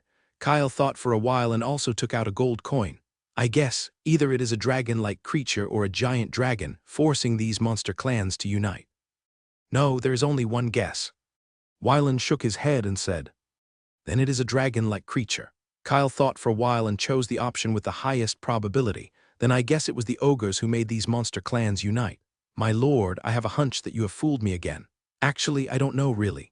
Facing Wylin's sincere eyes, Kyle shook his head. "Anyway, losing is just a gold coin. At most, he won't be fooled next time. Order the whole army to speed up." "Yes." Several knights who served as heralds left one after another to give orders to the commanders of various troops. The next morning in the nameless stream valley, 12,000 troops lined up in the east with flags fluttering in the wind. Wylin rode a red phosphorus horse and stood in front of the formation, followed by 40 silver wolf knights. 30,000 monster clan troops gathered in the west. Chaos was the theme here. Countless old and weak were driven to the front row to serve as cannon fodder. The black dragon sat on the stone throne, and 36 bronze knoll warriors carried heavy stones and stood in the center of the camp. "My lord, that is the human army of Kixing territory." Rog pointed to the neatly arrayed army in the east and said to Cosmo, "You are lucky, because you are about to appreciate how I make this group of human armies collapse in an instant. Ants, cheer for your great master."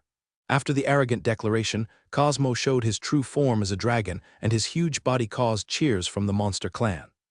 Facing the sudden appearance of the black dragon, 12,000 warriors stood still, and the place where the Lord's flag was located was their spiritual pillar. Just as the Lord said, the Lord is protected by the goddess of life, and the victory must belong to them and to Kixing territory. "It seems that we all lost. A black dragon appeared here." Wylin said to Kyle with a smile, took out a gold coin from the chips and returned it to Kyle.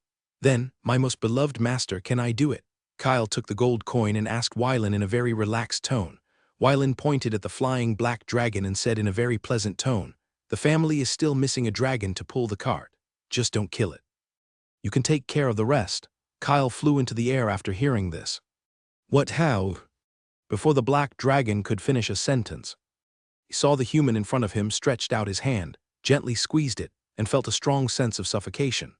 A giant dragon showed his desire for life in a very funny way.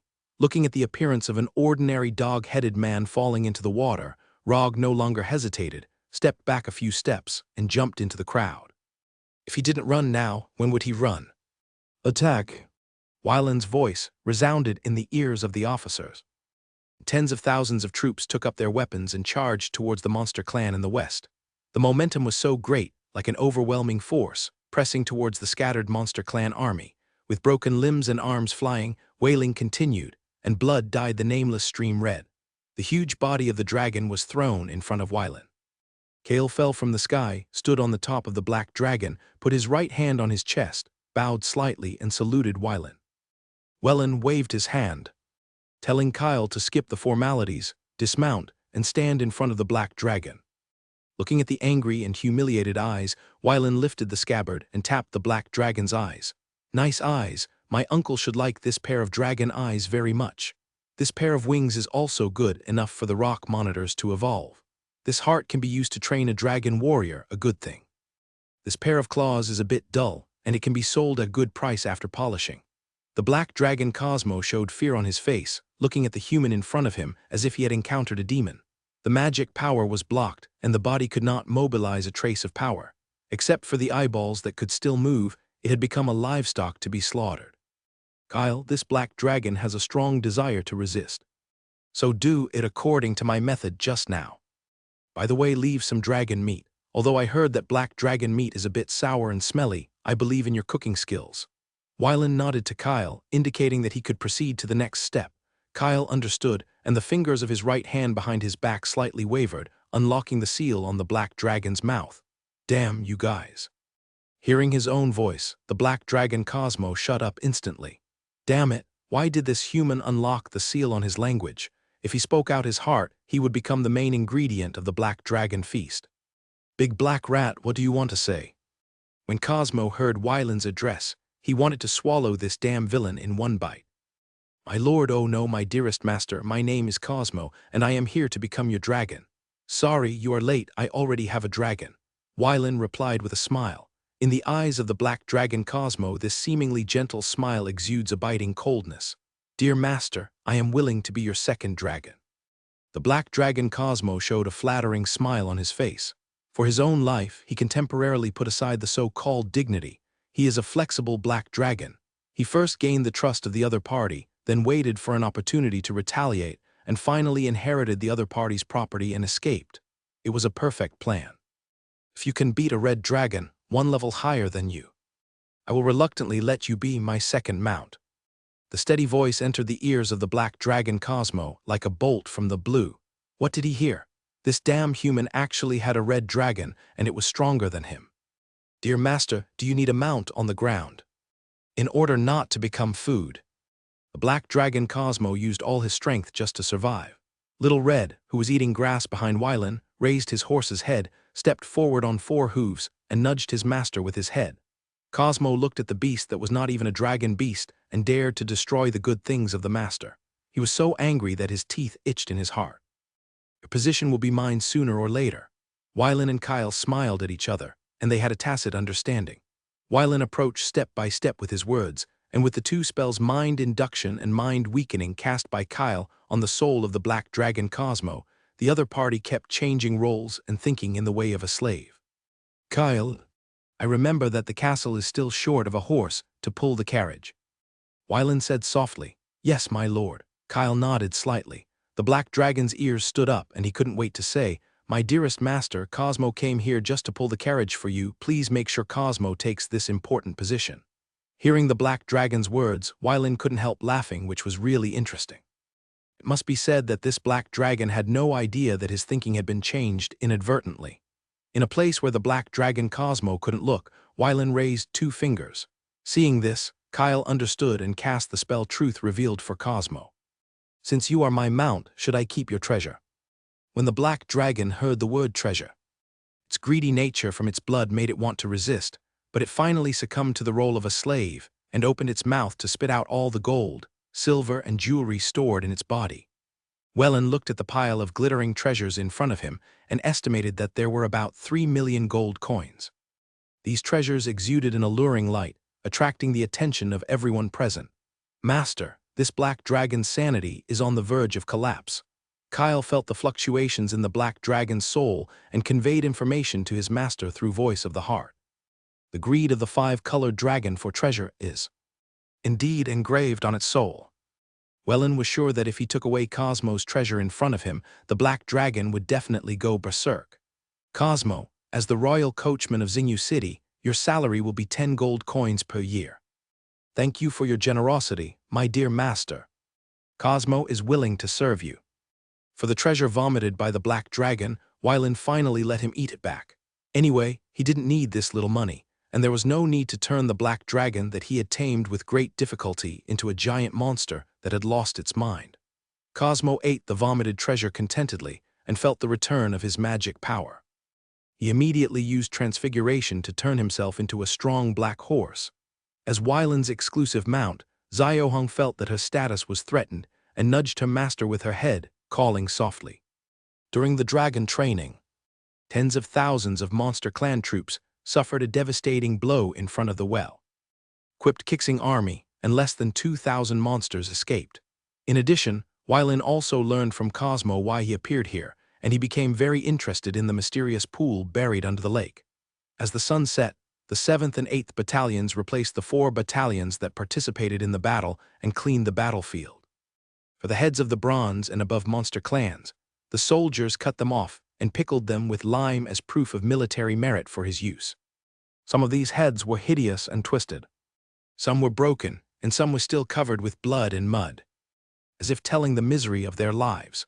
In the tent, Wylin summoned the commanders of various troops to hold a military meeting.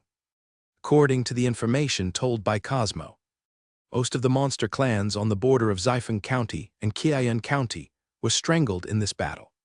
My lord, the only area left with monster tribes is the border of Luming County. Cassius pointed to the southern border and said, I ask for a fight. Within a month, I will ensure that all threatening enemies in this area are cleared. Greg, Isius, Imogen, my lord, the 3 of them stepped out and answered loudly. With Cassius as the main general and the 3 of you as auxiliaries, lead the Kixing Battalion, the 4th Battalion, the 5th Battalion, and the 7th Battalion to form an army going south to conquer the monster clan tribes on the border of Luming County. Yes, Eden, Orion, my lord, you 2 follow me as I continue westward. I obey your orders. Early the next morning, Cassius led 4 battalions of troops to form a southward army and advance towards the border of Luming County. Varen commanded the remaining 6,000 troops and headed for the lake that Cosmo mentioned. 300 kilometers away from the border of Xifen County, it is located on the western boundary of the buffer zone. More than 200 kilometers to the west is the border area where kobolds and goblins live together. Under the instructions of Cosmo, the guide, Varen looked at the wide lake in front of him, from which a 2-meter-long aquatic monster jumped out from time to time. If it weren't too far away from the Kixing leader, it would be a very good place to raise fish. Wylin said casually, Lord, maybe we can station a force again to control this area and curb the number of monster clans in the buffer zone. Kyle touched his chin and suggested. When Wylin heard this, he had some thoughts in his mind. With the stability of the border areas, the number of lords who have recently come to Cardero province to open up has increased significantly. Perhaps they can use the method of establishing strongholds to occupy these unowned locations in advance. My dear master, there is a spring under this lake, and the little dragon came here through the pink spring. Cosmo stared at his hooves and spoke in common language. Seeing this black dragon becoming more and more accustomed to the role of a horse, Wylin couldn't help but think maliciously. Maybe it can be used as a stallion. Who knows that a red phosphorus horse with the blood of 2 5-color dragons, the red dragon and the black dragon, will appear? What kind of evolution should it be called? A black scale horse, or maybe it should become a Cosmo horse? After ending the speculation in his mind, Wylin took out the green wood staff, stood by the lake, and recited the incantation. Flower channel. As his words fell, countless vines began to spread crazily under the infusion of his magic power, intertwining with each other to form a square channel, spreading towards the center of the lake. Closing his eyes, Wylin looked at the current situation at the bottom of the lake from the perspective of the vines, looked for springs, and built a passage. The continuously extending flower channel almost exhausted the magic energy in Wylin's body. As a last resort, Wylin could only absorb the fighting energy in his body, transform it into wood attribute magic energy, and continue to support the construction of the flower channel. Kale put his hand on Valen's shoulder, giving him a small portion of his strength. The majestic light magic energy instantly filled Wylin's dry magic energy, causing him to stop the process of converting fighting energy into magic energy. Half an hour later, a flower channel 8 kilometers long, 3 meters wide, and 3 meters high connected the river beach to the spring at the bottom of the lake. Permanent channel, congratulations, Lord, on your further strength. While inside with emotion, it's not in vain that I study the spells in the Druid's book. It can be regarded as a lack of effort. However, the amount of magic energy consumed to build a permanent flower channel exceeded his imagination. If Kyle had not borrowed his power, he would have to drain at least 3 of himself to build it. Eden, sir. A high-level silver warrior wearing silver armor stepped forward and replied, "Seal the shore and don't allow any creature to come near." "Yes, Cosmo, return to human form and come down with me." "Yes, my dearest master." As soon as Cosmo finished speaking, he released his horse form and transformed into an ordinary young man. He was only 1.6 meters tall, and his slave mentality was clearly displayed. Wylan observed it for a while and confirmed it several times before engraving Cosmo's appearance into his memory. Then Varen led Kyle and Cosmo, accompanied by several guards, into the flower channel and headed to the bottom of the lake. Looking up, through the transparent petals, everyone can clearly see the scene in the water. Whenever an aquatic creature approaches the flower channel, they will show a disgusted expression and quickly move away. This is the function of the flourishing fragrance, to drive away hostile creatures and protect themselves from harm. After passing through the tunnel under the lake, everyone came to a pink spring. Kyle differentiated into an energy clone, merged his will into it, and then threw it into the pink spring. However, at the moment when the energy clone was swallowed by the pink spring, the connection between the energy clone and Kyle was instantly severed. Varen noticed the change in Kyle's facial expression and realized that the expedition had failed. "Lord, the scene I saw when the energy clone dissipated was like this." Kyle sketched the scene he saw in the air when the energy clone dissipated. A lonely spring surrounded by mist in the swamp. There are vague black shadows emerging in the distance. "Cosmo, have you ever seen this place?" Varen asked. Cosmo shook his head and said, "Dear master, I was drawn into the space and came out of this pink spring. I've never seen this kind of picture painted by Lord Kyle. The black dragon has been tamed and naturally cannot lie. Then there is only one answer left. This black dragon fell into the gap in space, accidentally entered the channel connected to the pink spring, and came out of the gap in space. Lord, let me go and find out the situation," Kyle suggested. Wylan refused without thinking. "No, the situation of this spring is unknown. If something unexpected happens, I don't want to lose you, my brother." "My lord, I am willing to give it a try." A guard stepped forward, knelt on one knee and said with his head down, "Midia, have you thought about it?" Wylan turned his head and stared at the guard kneeling on the ground and said slowly, "It is my honor to serve you." Midia answered without any hesitation, "If he lives, he will be reused. Even if he is not as good as the Lord's guardian knight, he will surpass countless people and become the next General Eden, the next Archon Cyril. If he dies, he will pave the way for his children. Because of their merits and loyalty, they will gain advantages that other peers cannot match." Wylan stepped forward to support Midia and promised her, "If you come back alive, you will be my appointed commander of the 9th Battalion. If you encounter misfortune, I will let your child become Baird's apprentice. I'll give you 3 hours." "Thank you, sir." The other 3 guards saw this without any jealousy. They looked at their companions' backs and prayed to the goddess of life in their hearts, hoping that Midia would return safely. Arriving at the pink spring, Midia grasped her weapon tightly and jumped in without hesitation. After coming out of the spring, Midia drew his knight's sword and looked around. It was all gray, and he explored the surroundings carefully. After walking a few hundred meters forward, the fog gradually faded. Midia's vigilance was raised to the highest level, and he would perceive the surrounding situation in detail with every step. His heartbeat was like a drumbeat, which was particularly clear in this silent environment. With a nervous heart, I don't know how long it took, Midia left the area wrapped in fog and came to an uninhabited wilderness. There was no trace of any creature wherever he looked, as if this was a forbidden place for life. Seeing this scene, Midia squatted down and grabbed a handful of soil. There was plenty of magic power, but there was no fluctuation of life, which meant that there were no creatures such as insects in the soil. He took samples several times in succession, and the results were still the same. Midia was sure that there were no insects in this area. At least the area where he was standing did not feel any fluctuation of life. There is plenty of magic power, but there is no breath of life.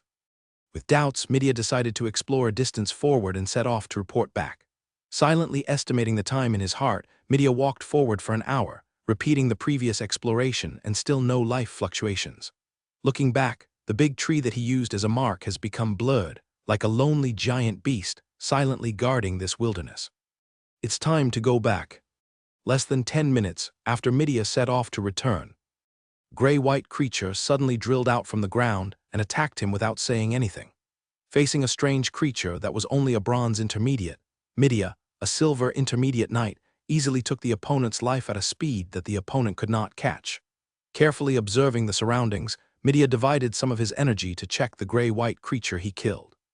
Its appearance is similar to a mouse, with 3 sharp claws on its front legs, and its hind legs are shaped like horseshoes. There is a mouth on its abdomen. Even if its head is cut off, it is still slowly crawling, chewing the soil, absorbing the magic energy in it, and repairing the wounds of its body. This is... Midia dug open the belly of the gray-white creature and took out a gray crystal. What is this? It's neither a magic crystal nor an elemental crystal. What on earth is this thing? As the Lord's guard, he's also well informed, but he feels very unfamiliar with the gray crystal in front of him. Although it contains magic energy, it is not what he knows. He untied the thin rope around his waist and tied the gray creature around his waist, preparing to take it back for the Lord and Lord Kyle to study carefully. I believe that with the knowledge of the 2 lords, they will definitely know what this is. After dealing with the gray creature, Midia quickened his pace and headed in the direction he came from. He was not sure whether there would be gray creatures that would continue to attack him, and whether he would face creatures that he could not resist and die in this unknown area. Thinking of the faces of his wife and 2 children in his heart, Midia couldn't help but smile. This was the most important thing in his heart besides his belief in the gods. An hour away from the destination, 3 low-level silver-gray creatures drilled out of the ground, roared, and attacked Midia. With a piercing cry echoing in his ears, Midia shook his head to wake himself up. After a hard fight, Midia half knelt on the ground and stuck the knight's sword into the ground to prevent himself from falling to the ground. His internal fighting spirit was almost exhausted. Looking back at the more than 10 kilometers to go, he smiled bitterly. I'm not dead yet, so there is hope to go back alive. Livia, wait for me. After resting for more than 10 minutes, Midia took out the gray crystal from the 3 gray creatures and continued to move in the direction they came from. As for the bodies of the 3 gray creatures, Midia could only choose to give up, or he would die on the road. Maybe he should have returned after he walked out of the fog at the beginning. Maybe he shouldn't have come here. Why didn't the gods protect him? Will his wife betray him after he died? Why did he come to this world, should I? Many distracting thoughts arose in his heart, making Midia have the urge to commit suicide. No, why do I have this idea? Suddenly thinking of something, Midia untied his chest, took out the gray crystal, and threw it on the open space not far away. The next moment, all the distracting thoughts in his mind disappeared. Midia was sweating profusely and lying on the ground, looking at the gray crystal not far away with lingering fear in his eyes. My damn intuition saved my life again. After a brief period of confusion and hesitation, Midia gradually came to his senses. He untied the corpse of the gray creature at the beginning, carefully plucked off its fur, and then put 4 gray crystals, 1 small and 3 large, into the bloody skin and wrapped them up. Picking up the package again, he no longer felt depressed. This was enough to prove that everything he was doing now was right. Carrying the corpse of the gray creature on his back, Midia moved forward again. However, outside the fog, a huge monster was wandering around, blocking his only way. Midia lay behind a low hill, observing the behemoth with trepidation. The momentum emanating from its body made him tremble. The monsters only wander outside the gray fog and dare not go deep into the gray fog. Based on his own inference, Midia had a bold idea in his mind. Perhaps the gray fog is the only safe zone in this area. As long as you enter that area, you can return safely. Turning over and lying on the grass, Midia looked at the sky and grabbed a plant with leaves. As he fiddled with the leaves, he said to himself, "Go over. Don't go there." Unconsciously, he picked off the last strip of leaves. Suddenly, Midia laughed. It's really ridiculous. Whether I do it or not depends entirely on myself. Why should I find an object to determine my will? Midia murmured to himself. He realized that his inner self was the most important compass, not anything outside of him. Taking a deep breath to ease the fear in her heart, Midia decided to complete her mission. Even if she died, she would not be a deserter. After checking his weapons and tying the gray-white creature corpse tied around his waist, Medea jumped up and rushed towards the gray mist at full speed, blocking his own life. Even if he died, he would still be on the way to the charge. The gray-white creature turned its huge head and stared at the moving ants. It roared deafeningly and headed towards Medea. With a huge body and a terrifying aura, even though her body was trembling instinctively, Medea still did not stop her steps. Life and death had already been forgotten by her the moment she jumped into the pink spring.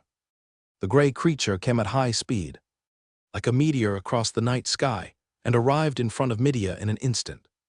Medea turned around, holding the sword in both hands, and placed it horizontally in front of his chest, draining the last bit of fighting spirit in his body, forming a layer of shield on the surface of his body, trying to use the impact of the gray creature to distance the two. The huge impact was like a surging wave, smashing Medea out, leaving him only 100 steps away from the fog. The pain from all parts of his body was like countless steel needles piercing every inch of his skin, always alert to his environment. "It's great," Medea roared in a low voice.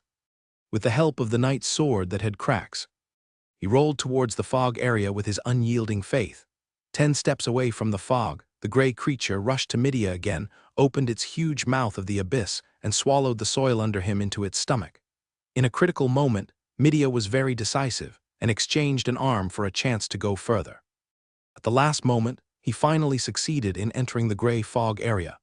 Medea turned his head and stared at the gray creature, his eyes full of determination and courage. The gray creature looked at the gray fog, his eyes full of fear, and slowly retreated. Seeing the gray creature leave, Medea breathed a sigh of relief, took off the heavy armor, tore off the cloth strip, tied it to his left arm to stop the bleeding. He looked at the broken knight's sword, his heart full of sadness. This old friend who had followed him for more than 10 years finally left before him. Dragging his tired body, Medea slowly moved towards the spring in the center of the gray fog. 3 hours had passed since Medea entered the pink spring. At the agreed time, there was still no sign of the other party returning. "My lord, Medea may have failed," Kyle said in a deep voice. Wylan looked at the calm spring. Even though he still had a glimmer of hope in his heart, he had to admit that the probability of Medea surviving was very small. The next moment, the pink spring fluctuated, and a man with a broken arm covered in blood climbed out of the spring. Medea endured the pain and slowly got up from the ground. Neither Wylan nor Kyle, nor the guard standing not far away, stepped forward to help the other party. This was the best respect for a warrior. "My lord, Medea salutes you." Medea hit his chest with his right hand and said loudly, "Welcome to your safe return," Wylan said very solemnly. At the moment when the other party was about to fall, Kyle appeared behind him, helped Medea, untied the things on his back and treated him. Half an hour later, Medea's face gradually regained color, sat up, subconsciously looked at his left arm and felt a little depressed in his heart, but his face did not show it. "Medea, how is it?"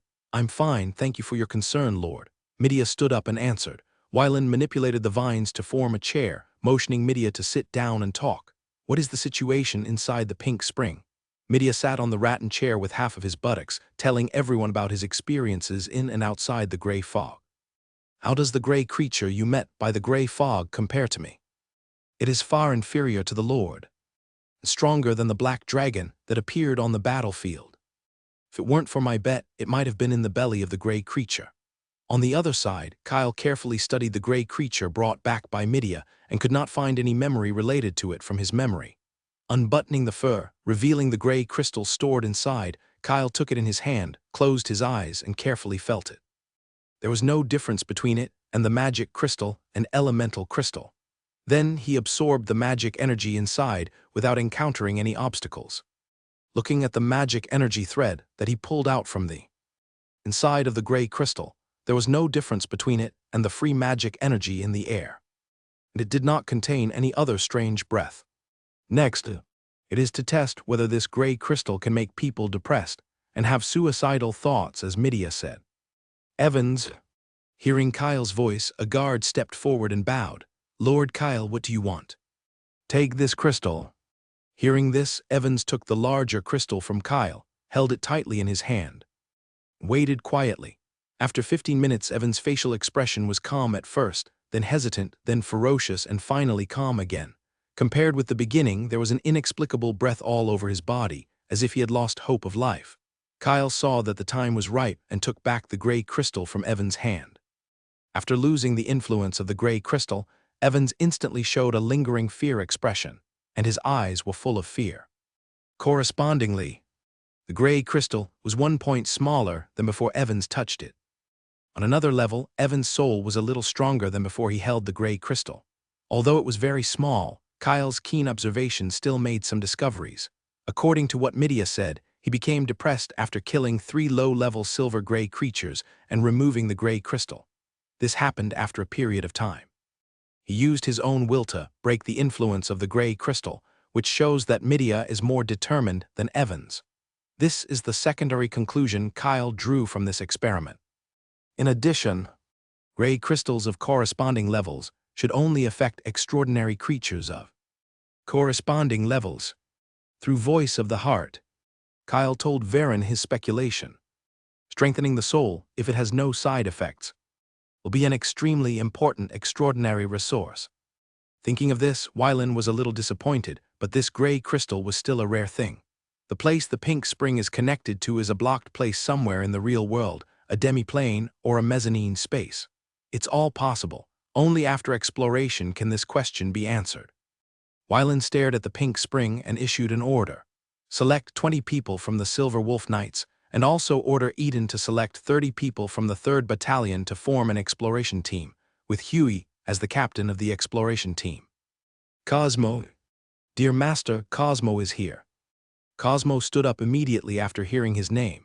You serve as the deputy captain of the exploration team, follow Huey's orders, and assist in exploring the space connected to the pink spring.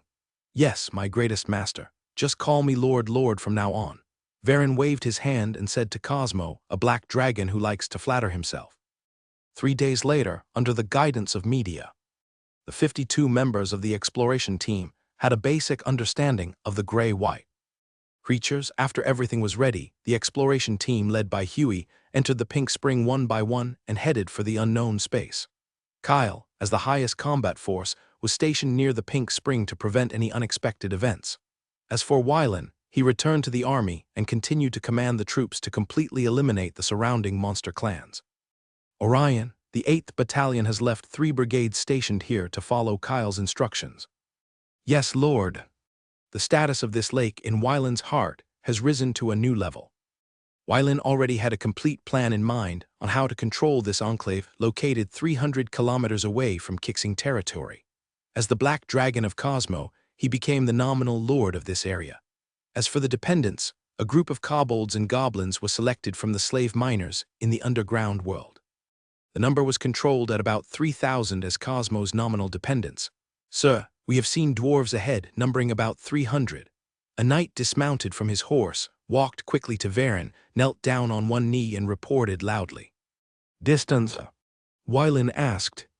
45 kilometers, the knight replied loudly. Eden, Lord, send the order and the whole army will march quickly. Since the dwarves have come to my land, they must leave something behind. Yes, sir. Eden did not feel that there was anything wrong with the misstatement in his lord's words. As long as the Lord says this is his territory, it is his territory. As a loyal subordinate, Eden will serve as a sharp sword to obtain his territory for the Lord. The 3,000 soldiers of the 3rd Battalion received the order and marched at full speed towards the north. The remaining 2 brigades of the 8th Battalion escorted the supplies and continued to advance at normal marching speed. For the 116 soldiers of the 3rd Battalion, the 45-kilometer march was only an hour of normal marching training. At this moment, the dwarf transport troops who were resting on the spot were not yet aware of their situation. This is the 3rd year since the end of the 7 Years' War. The province of Sigas is still desolate. I don't know when it will recover to a population of 1 million. The leader of the dwarf transportation force, a silver high-level dwarf warrior, was sitting on the sheep cart. Go up, look to the south. Your tone is full of melancholy. General, after the war, the population of Sigas province is less than 50,000. Even if there are forced migrations from other provinces to fill the population, it will be difficult to return to the pre-war population in less than 100 years. A dwarf warrior echoed. Maybe 100 years from now. The human kingdom will find new excuses to launch war. A slightly younger dwarf warrior expressed his worries. Forget it, let's talk about the rest later.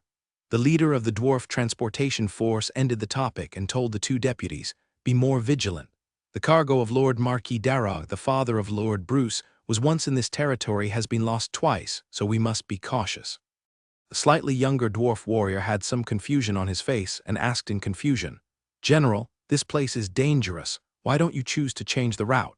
When the older silver low-level dwarf warrior heard this, his face suddenly changed, and his eyes signaled the other party to quickly admit his mistake to the general.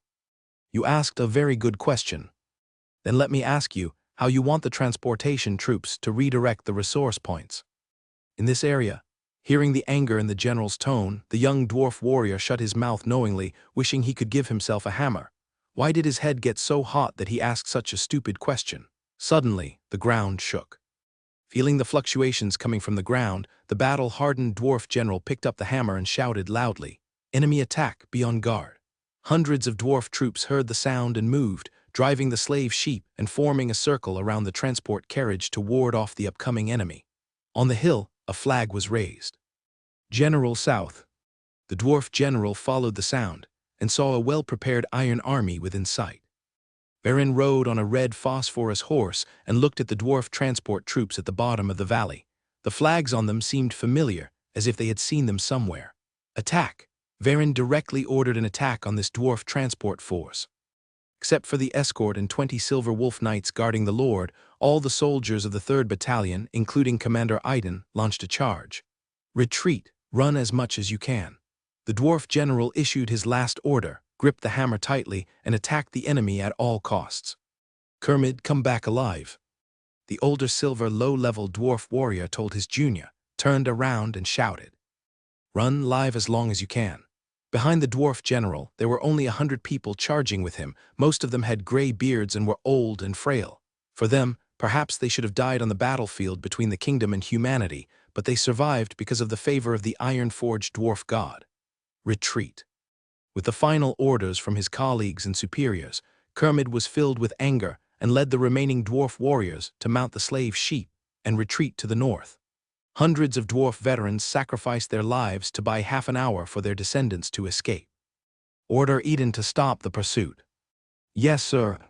A guard saluted upon hearing this, patted his purple horse, and went to the battlefield to convey the order. It wasn't until he opened the goods in the transport convoy that Wylan remembered whose flag it belonged to. This seems to be the 3rd time that the dwarf marquis has seized his goods. Thinking of this, Wylan suddenly laughed. Haha, I don't know if he has a grudge against me. Every time I rob, it's his stuff. For the lord's muttering, the others said that they had just temporarily lost their hearing and knew nothing. At night, Eden entered the tent and reported to Wylan. Sir, this time we seized 50 tons of mountain copper ore, 20 tons of mithril ore, 60 blood red wood, 300 rock clam pearls, 200 barrels of unknown wine, 60 rolls of underground spider silk, and gold worth 200,000 gold coins. Is there a map? Wylan asked in a deep voice. Eden bowed his head and replied, Sir, no map was found. Forget it, you go down first. I'll take my leave. After Eden left, Wylan lay flat on the mat, feeling a little disappointed. The map he obtained from the last robbery of Marquis Darragh's goods made him a lot of money during the war. Having said that, the other party is not a fool. After making a mistake once, he will definitely not bring out the map again.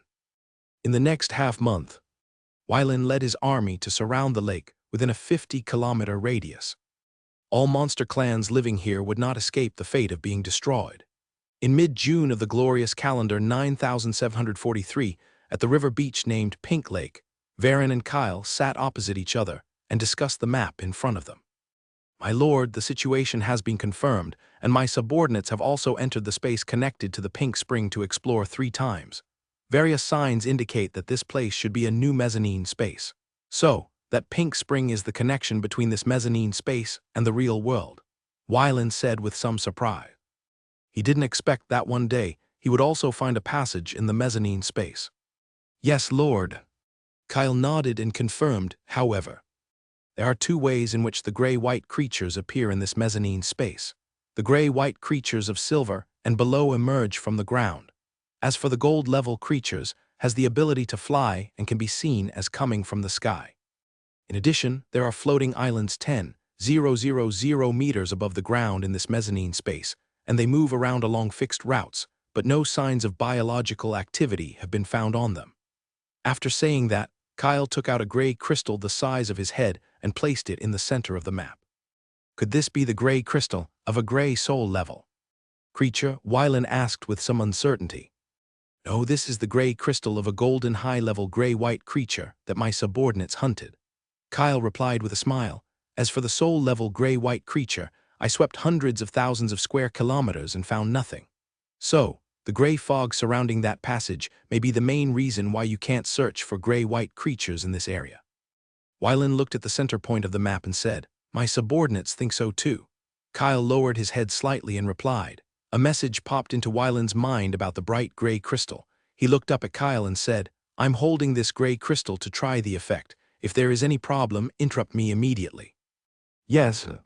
Afterwards, Wylan picked up the spar placed in the center of the map and waited with peace of mind. Fishing was so comfortable, lying down was so beautiful, and listening to the deepest voice in his heart, Wylan felt unparalleled comfort. He couldn't help but lay on the river beach, enjoying the warm sunshine as if the whole world had stopped for him. Kyle looked at his master with a strange expression. He noticed that the gray crystal was shrinking at a speed visible to the naked eye, while Varen's soul was steadily growing. His expression looked very comfortable, without any hint of depression at all. Does this vary from person to person? Kyle touched his smooth chin and began to doubt the results of the previous experiment. However, he quickly recovered from his confusion. According to the previous laws, what happened to the Lord cannot be inferred using common sense. At this moment, where no one is aware, the Book of Druid is greedily absorbing the negative emotions from Varen. It really wants to swallow its owner into the book space and taste the delicious food.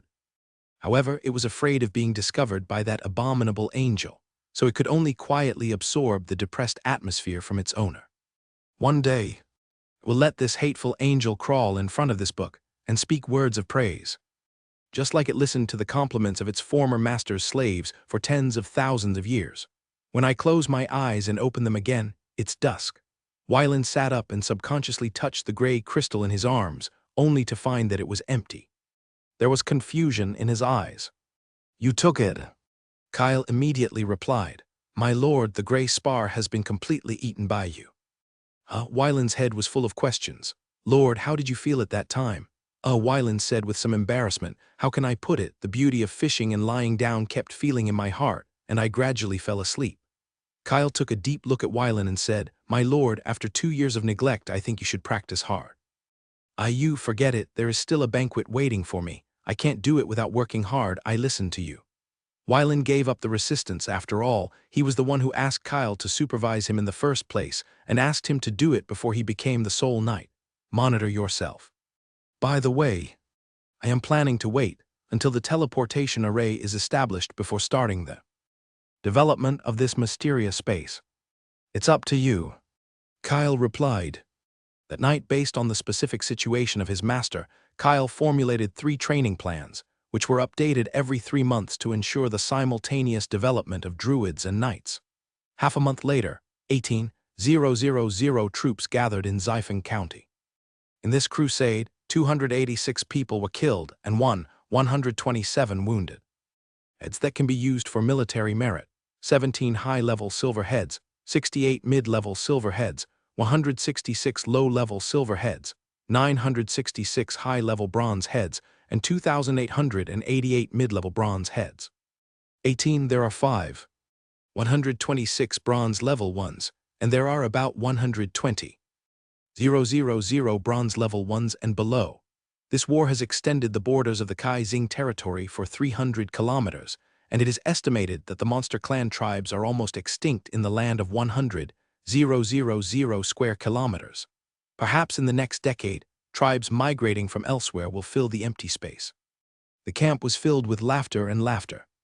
Wylan not only did not say anything to stop the joking among the people, but instead smiled, seeming to enjoy the relaxed and pleasant atmosphere. Gray, pass on my order.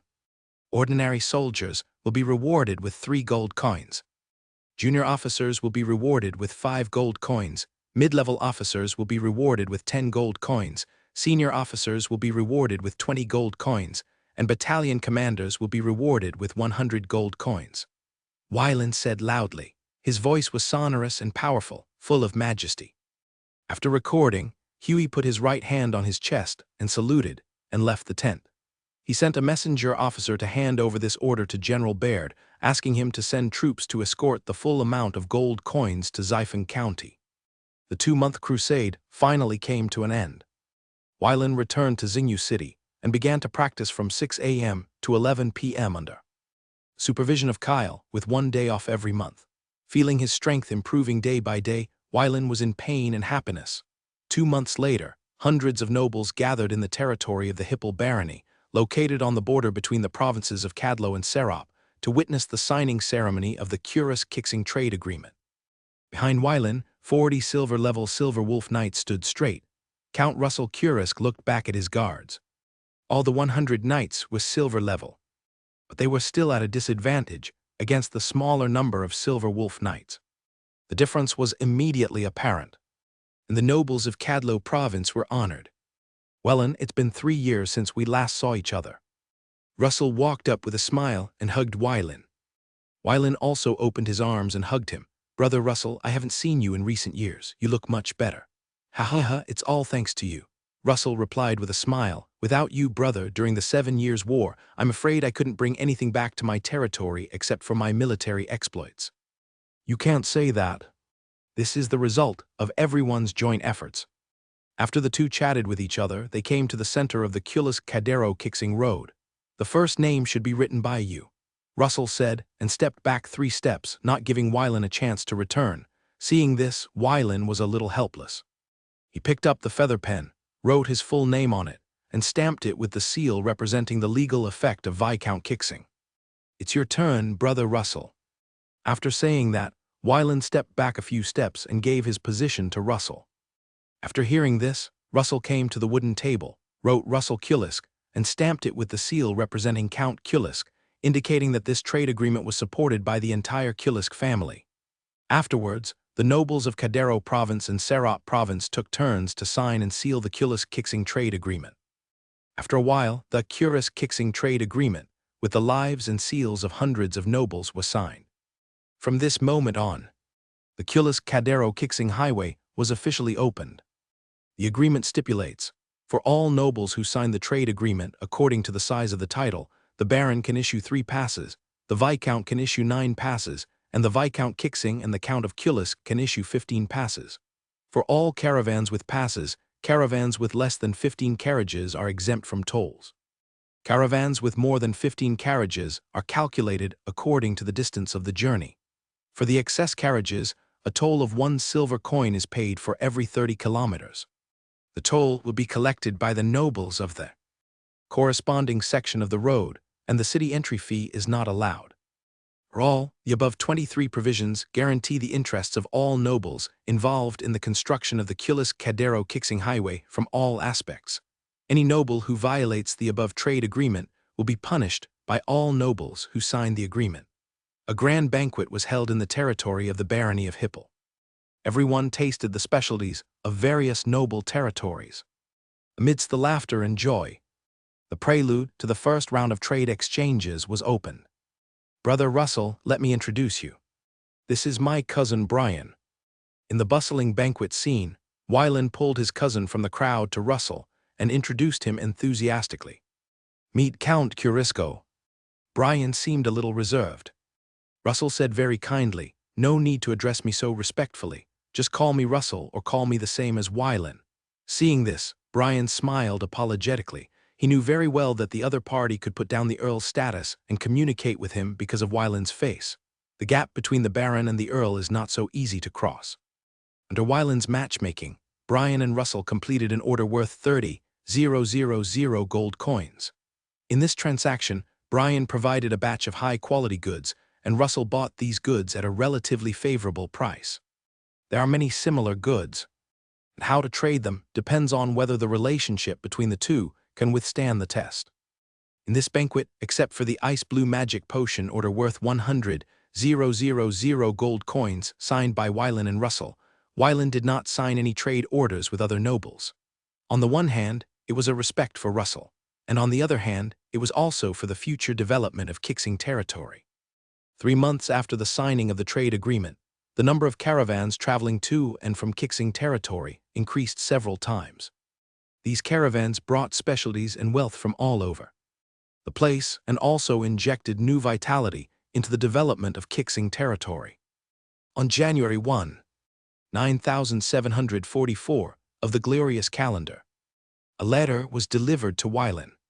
Master Wylin, the master asked you to go to Windsor Castle on March 15th to participate in the decision making of important family affairs. Uncle Mag, tell my father that I will go to attend this family meeting on time in March next year. I'll take my leave.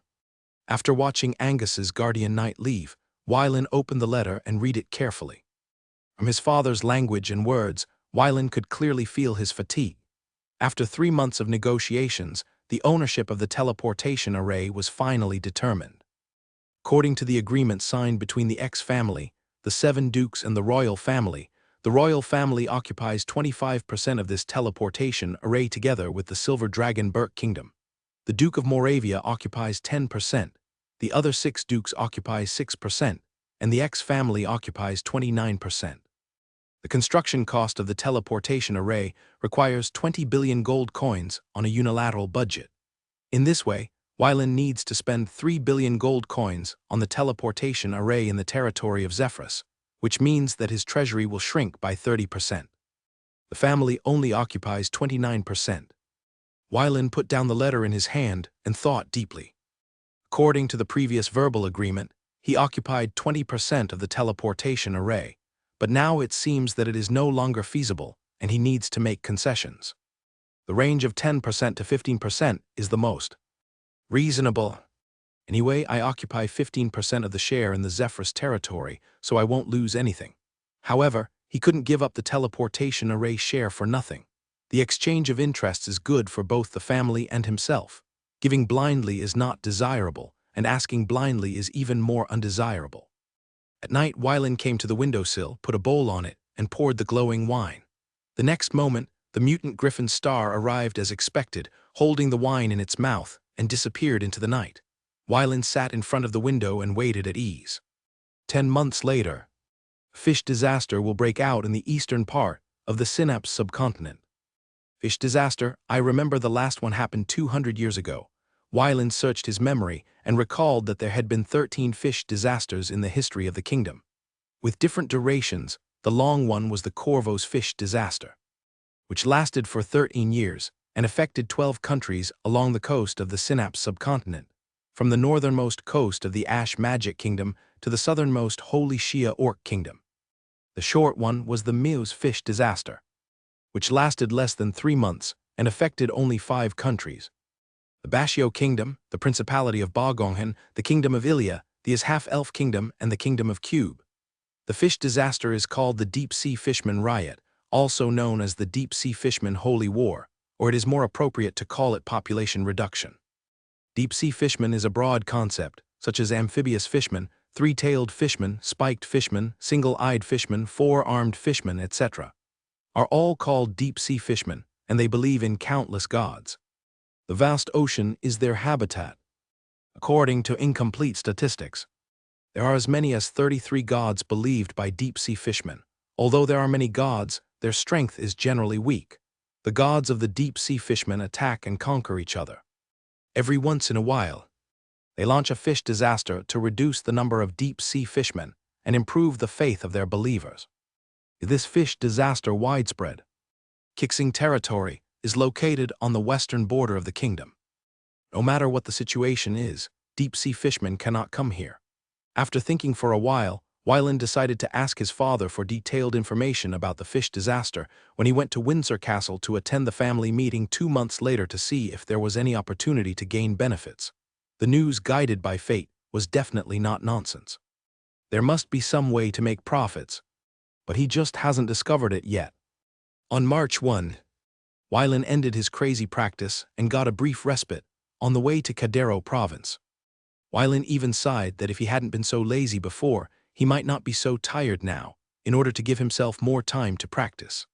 Kyle would sort out the important affairs of the Kicksingling official business the day before at 5 o'clock every morning, and let Wylan review them during breakfast. I thought I could slack off. But with Kyle's talent for efficient handling of government affairs, he could handle the government affairs of the previous day in at most 15 minutes, riding on his beloved red phosphorus horse. Wylan sometimes admired the surrounding scenery, and sometimes took a bite of the fruit taken from the inner space of the Druid's book, enjoying this short and pleasant time. 10 days later, everyone arrived at Windsor Castle. Wylan asked the butler to settle his subordinates and went straight to his father's study. Just as he walked to the door of the study and was about to knock on the door, he heard his father's majestic voice. "Come in." The tone was very calm, so Wylan couldn't know what his father's mood was at this moment. With a slightly apprehensive heart, Wylan pushed open the door and walked into the study. Because of the teleportation array incident, the old father was exhausted and didn't know if he would have some complaints.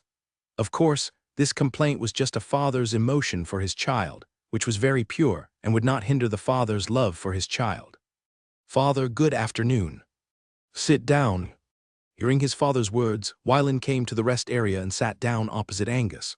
"Father, I am ready to transfer my share of the teleportation array. Tell me what you want." Angus looked at Wylan and said, 29% of the share. I occupy 13%, and the family occupies 16%.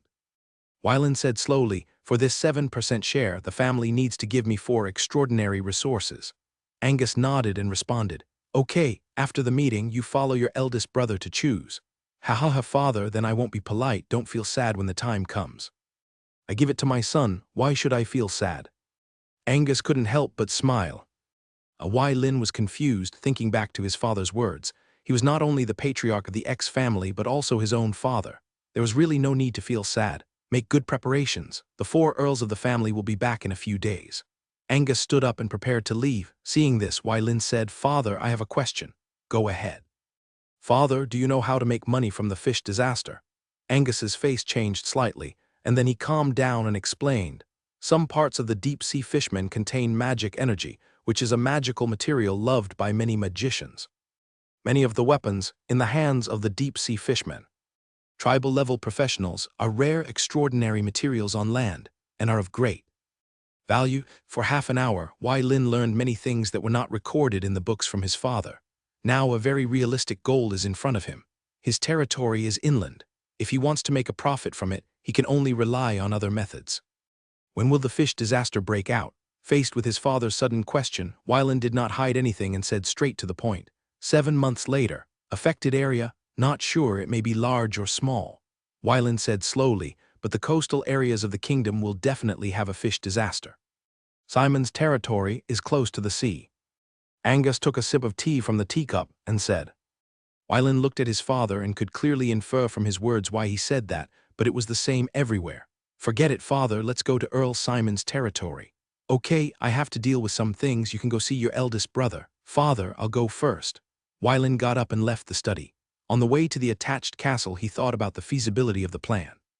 Select elites from the army and form a hunting team to hunt the relatively strong fishmen in the fish disaster. The idea of making money is not very strong. Relying on the gold produced by the large gold mines in the underground world, his own vault will have a stable income every year. Therefore, hunting the fishmen in the fish disaster can be regarded as an action to hoard extraordinary resources. Although it is not useful now, it will definitely be useful in the future. After leaving the main castle, Wylan looked up at the sky. The sun was shining. He learned about his elder brother's whereabouts from the housekeeper and strode towards the garden. 3 days later, in front of the main castle meeting room, Wylan followed his father and elder brother, pushed open the heavy door and entered the meeting room. At this moment, the 4 earls of the family have all arrived and are sitting in the meeting room. Hurricane Earl Irises, as the oldest of the 5 earls in the family, sits in the first position on the left. Sitting opposite is an elegant middle-aged man, the current Earl of Anjoucy, Oster, who is of the same generation as Irises, a little younger, with a serious face, neat clothes, and sits in the first position on the right. Next on the left was Count Blood Moon Mealy, who sat casually, winking at Wylan from time to time with a friendly smile on her face. Last person was Count Ipjil of Messize, who was of the same generation as Wylan's father and 4th in age among the 5 earls. He sat next to Count Angiusi, in the second seat on the right side of the conference room. And Wyland's father, as the head of the ex-family, Earl of Eagle Angus, sat in the chairman's seat, which symbolizes the status of the patriarch. As the heir of Earl of Eagle and the next patriarch of the ex-family, Ilyssus naturally picked up the documents on the conference table, came to stand next to Angus, and acted as a secretary to record the content of this meeting. Wyland, go sit next to Aunt Mealy. Angus looked at Wyland and said. Wyland bowed and saluted. Yes, father. After Wyland sat in the third seat on the left, Angus solemnly declared with a serious face. As the sixth-generation patriarch of the family, I declare that the 38th family meeting has officially begun. The main topic of this meeting is the teleportation array and the proposal to assist the family branch of Bogonghang, which requires a consensus within the family. Ilyssus, start. Yes, father. For the next half an hour, Ilyssus, as a secretary, introduced the teleportation array incident in detail to the other four earls. Except for Earl Hurricane, the other three were all shocked and turned to look at Wyland. Facing the looks of the three elders, Wyland smiled awkwardly. After 3 months of negotiations, the family has obtained 29% of the share of the teleportation array. According to the agreement between Wyland and me, Kixing territory occupies 13% of the share of the teleportation array revenue, and the family occupies 16%. Do you have any objections? Hearing this, Earl Hurricane said, No objection. I have no objection either. Earl Blood Moon Mia Lai followed closely and supported the proposal of Earl Eagle Angus. Earl Angiusi thought for a while, nodded and said, I agree with the proposal of the patriarch. I agree too. Earl Mishai said calmly, without objection or abstention. Seeing this, Ilyssus wrote down this proposal in the family meeting minutes and marked it as approved by all members. The second item, the cost of unilateral teleportation array construction, is 20 billion gold coins. As a reward and encouragement, the share of Kixing territory will be borne by the family. I have no objection. Earl Hurricane certainly did not and was the first to agree. Earl Blood Moon still chose to agree with the second proposal. Earl Angiusi Oster thought for a moment and said, I agree. I choose to abstain. Earl Mishai shook his head and said, his face still expressionless. 4 votes in favor, 1 abstention, the second proposal passed. The next is the proposal to assist the branch of the Principality of Bogonghang. It has been 15 years since the end of the war for the throne of Grand Duke Bogonghang. Simon's governance of the territory has proved his ability. Bayi City, as the port city of the Principality of Bogonghang, is an important port city for the family to the sea. The third proposal is that the family will assist Earl Bayi Simon Axe with 1.5 billion gold coins to build Bayi City into an important port city within 50 years. This proposal made everyone fall into deep thought, thinking about the gains and losses from the perspective of the family. Seeing this, Angus did not feel anxious and waited quietly while evaluating this plan again in his mind. Bayi City, I need to actually inspect it. And I can't make a decision now. Earl Hurricane raised his head and said to Angus, My thoughts are the same as my cousin Iris's. I need to re-evaluate whether Bayi City is eligible for family assistance. Count Angiusi said his thoughts coincided with Count Hurricane's. As for Count Blood Moon and Count Mihai's, they chose to wait and see and make a decision after Count Hurricane's investigation. Seeing this, Angus could only temporarily put the third proposal on hold and then make the next resolution. Wyland leaned back in his chair, as a bystander, listening quietly to the content of the meeting. Since the 786-year history of the family, the third person to attend the family meeting as a viscount. Although it was only nominal and had no voting rights, it was already a great honor. The family meeting lasted 4 hours and ended, and Wyland followed several elders of the family to the main hall for dinner. Count Hurricane slowed down his pace, like an old wise man, and finally walked side by side with Wyland, who fell behind. I haven't seen you for a few years. You have made such a big noise without making any noise. Heh, uncle, I originally planned to go to the Silver Dragon Burke Kingdom after discussing with the family, but after careful consideration, I decided to kill first and report later. Even if I fail, I will pretend that nothing has happened. It seems that I am really old. When you were this old, I was still adventuring everywhere. Hurricane Earl Irises couldn't help but sighed, recalling the glorious years of the past. Wyland hurriedly comforted, Uncle, you are not old. Okay, how did the shadow guard I sent you perform? Hurricane Earl interrupted Wylan and changed the subject. Hildo and Sisina are very good. Now they are my maids and keep the castle in order.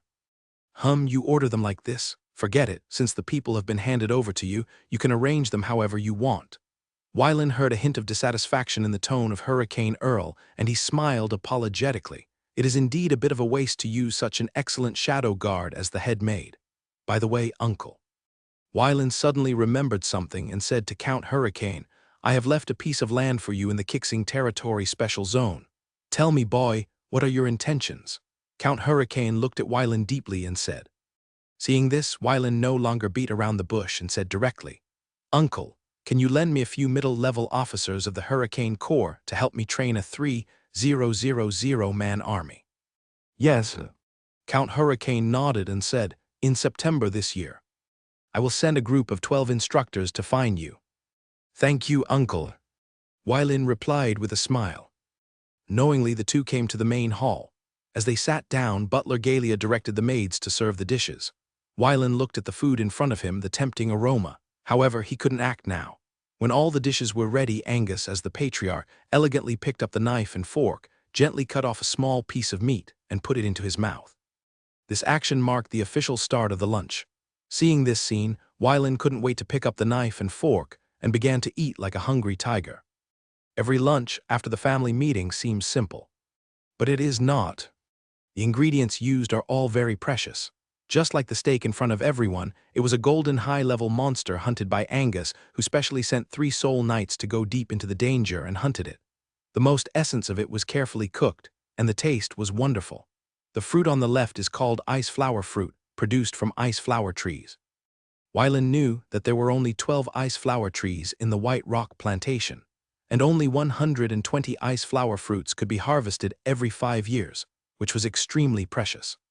In the 18 years of living in the castle, he had only tasted it twice, and now he almost forgot how delicious it was. As for the other 3 dishes, they also had extraordinary origins, but he didn't know the specific ingredients.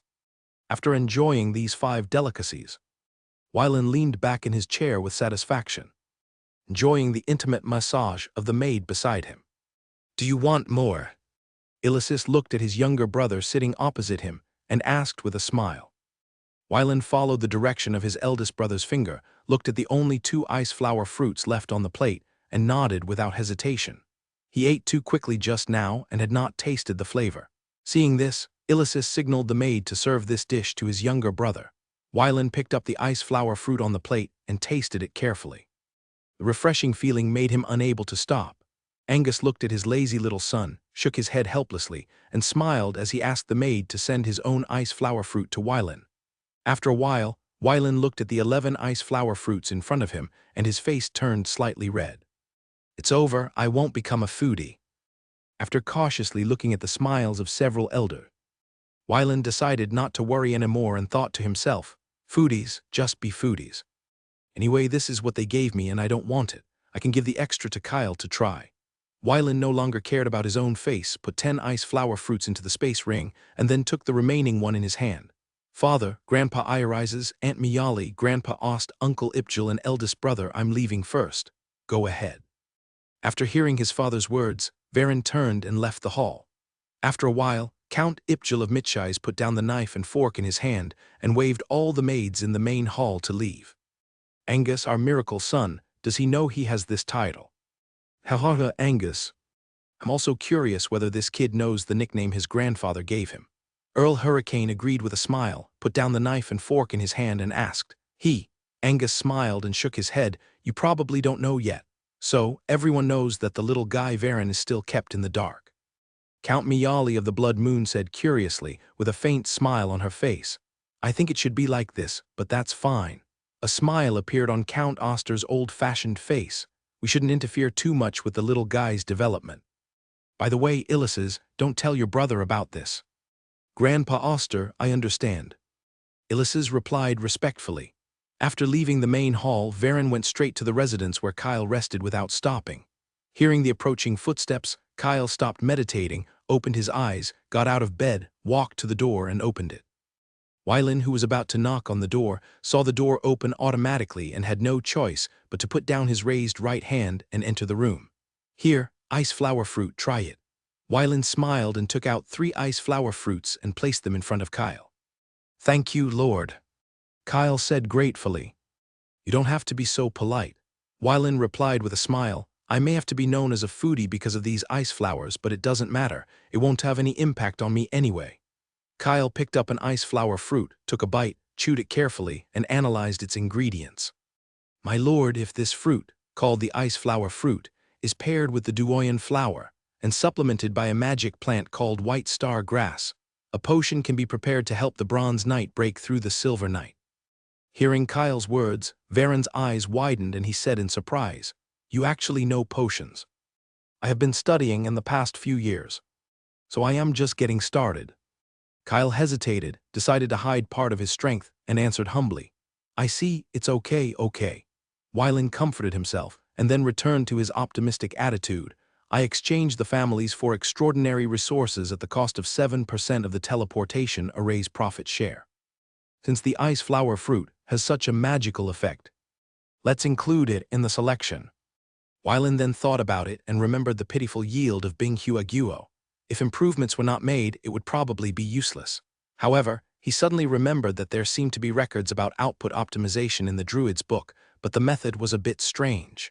As a natural warlock, Green gave him a copy and let him study it on his own. It would be best if he could succeed, and there would be no loss if he failed. 3 days later, after Angus said goodbye to the 4 earls, he summoned the steward to summon Varen. Father, follow me. Through the castle's teleportation array, Angus and Varen arrived at White Rock Plantation. The familiar scene in front of him brought Weilin's mind back to 20 years ago, and it seemed that nothing had changed here. Fourth uncle, Grandpa Arlo. The old man leaned lazily under the golden apple tree. After hearing the sound, he opened his eyes slightly and glanced at the 2 of them casually. Then he closed his eyes again and communicated with the golden apple tree wholeheartedly. He's obviously more willing to have intimate conversations with plants than with humans. Seeing this, Angus smiled thoughtfully and then led Weilin towards other areas of the White Rock Plantation. Father, where is the ice flower tree? Weilin couldn't help but ask. Angus turned to look at his son, and the scene a few days ago could not help but appear in his mind, with an indescribable smile on his face. However, he didn't say much and took Weilin directly towards Area 3 of White Rock Plantation. Weilin was naturally aware of his father's expression, and he must have been labeled a foodie again. However, he didn't care, since he wouldn't have much to lose anyway. After passing through the quiet wooden corridor, the 2 boarded a special carriage. This place is a full 6 kilometers away from Area 3. Due to the special nature of the environment, the speed of the carriage appears to be quite slow. Weilin leaned quietly in front of the window, his eyes wandering among the various plants in the plantation. Some plants he could still name, while others were species he had never seen before. The world is so vast, and ordinary plants evolve into magic plants every moment, while some magic plants mutate for various reasons, giving birth to new varieties. At the same time, there are also magic plants that are going extinct quietly. The carriage moved forward slowly for half an hour at a distance of 3 kilometers, like a snail. When he got off the carriage, he saw 12 trees that looked like dreamy elves, their leaves flashing charming blue light. The surrounding magic energy, under the influence of the magic power of the potion plants, was like a thread looming in the air, weaving a mysterious picture. Weilin curiously stretched out his hand and caught the falling magic thread. When the magic thread touched Weilin's palm, it dissipated into pure magic energy like fireworks and returned to the environment. Father, this is the ice flower tree. Weilin's voice was full of amazement. Yes, you can choose 2 to take away. His father's words were like a calm lake without a ripple. Under the guidance of a low-level silver druid, Weilin stepped into the area where the ice flower tree was. Passing through a layer of barrier, it was like entering a world of ice and snow, and the temperature around him dropped by more than 20 degrees. However, for a professional who has experienced many battles, this little coldness is like a breeze. Approaching the trunk and carefully observing the ice flower tree, the surface of the trunk exudes an ice crystal-like light, and the overall color is like a deep sapphire, clearly showing the whole process of it absorbing magic energy. Extending his right hand and gently stroking the trunk, Wylan seemed to be able to feel the emotion of the ice flower tree, which was a weak emotion mixed with fear and curiosity. Just these two. After careful observation, Wylan selected two younger ones from many ice flower trees. The accompanying silver low-level druid saw this and quickly took out two magic scrolls and put the two ice flower trees and the land connected to their roots into the magic scrolls. Master Wylan, the validity period of the plant storing the magic scroll is only 3 months. If it exceeds 3 months, the ice flower tree will die. Please remember it. There was a hint of reluctance in the druid's tone. In addition, this is the living environment of the ice flower tree. Please read it carefully and treat these precious ice flower trees well. I will. Wylan could feel the sincerity in the other party's words and his deep feelings for the ice flower trees. After selecting the ice flower trees, Wylan followed Angus and continued to go to other areas to find suitable extraordinary plants.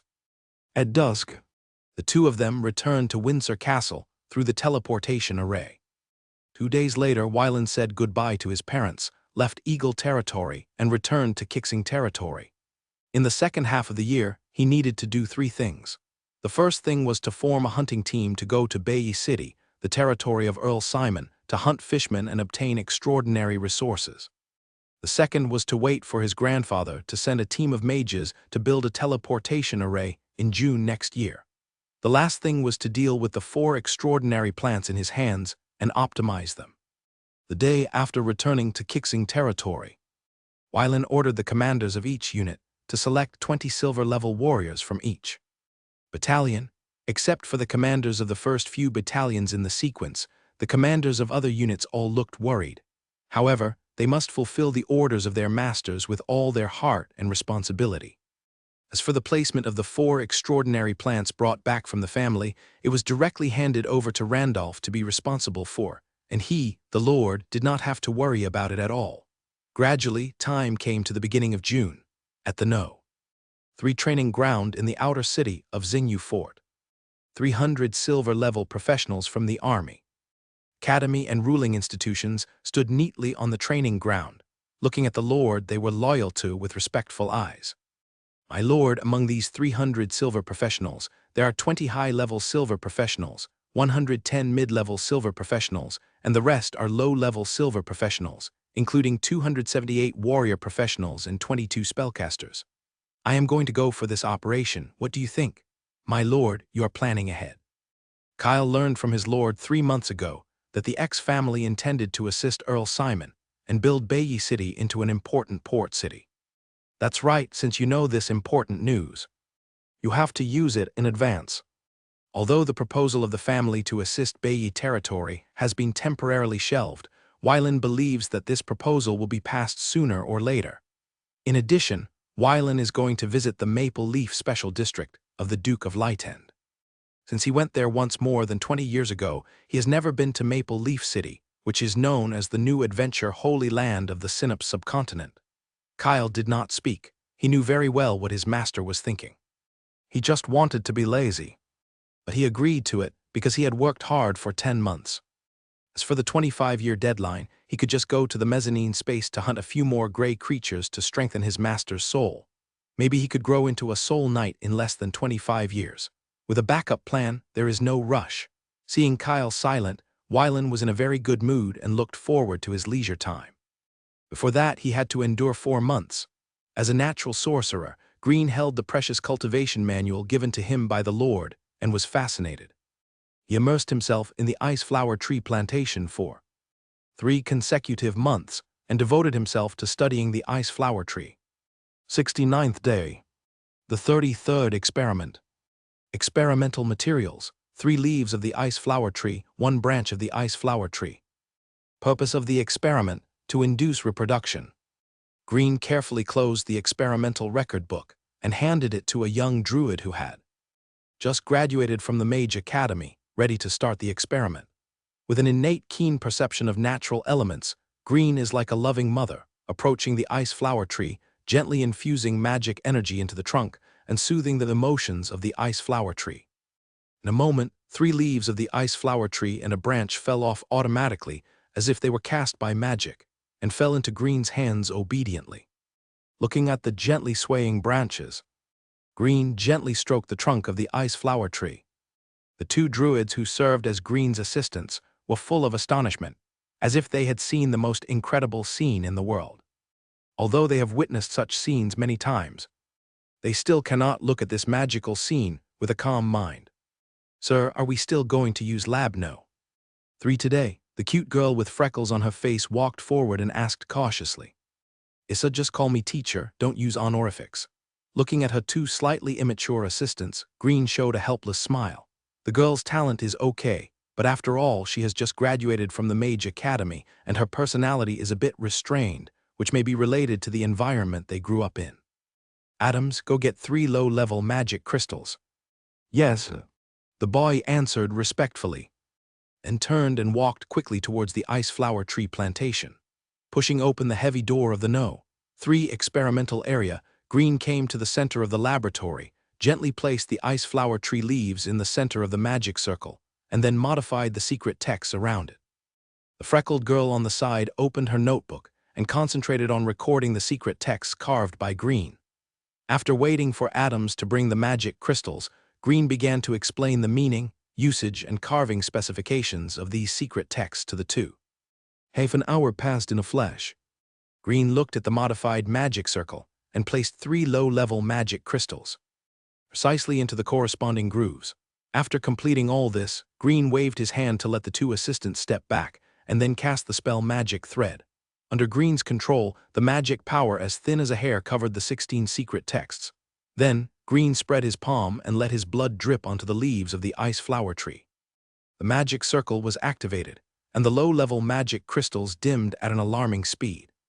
The 3 leaves of the ice flower tree and a branch of the ice flower tree in the center of the magic circle, like a greedy giant beast, slowly absorbed the purple magic energy that escaped and underwent wonderful changes in an unknown direction.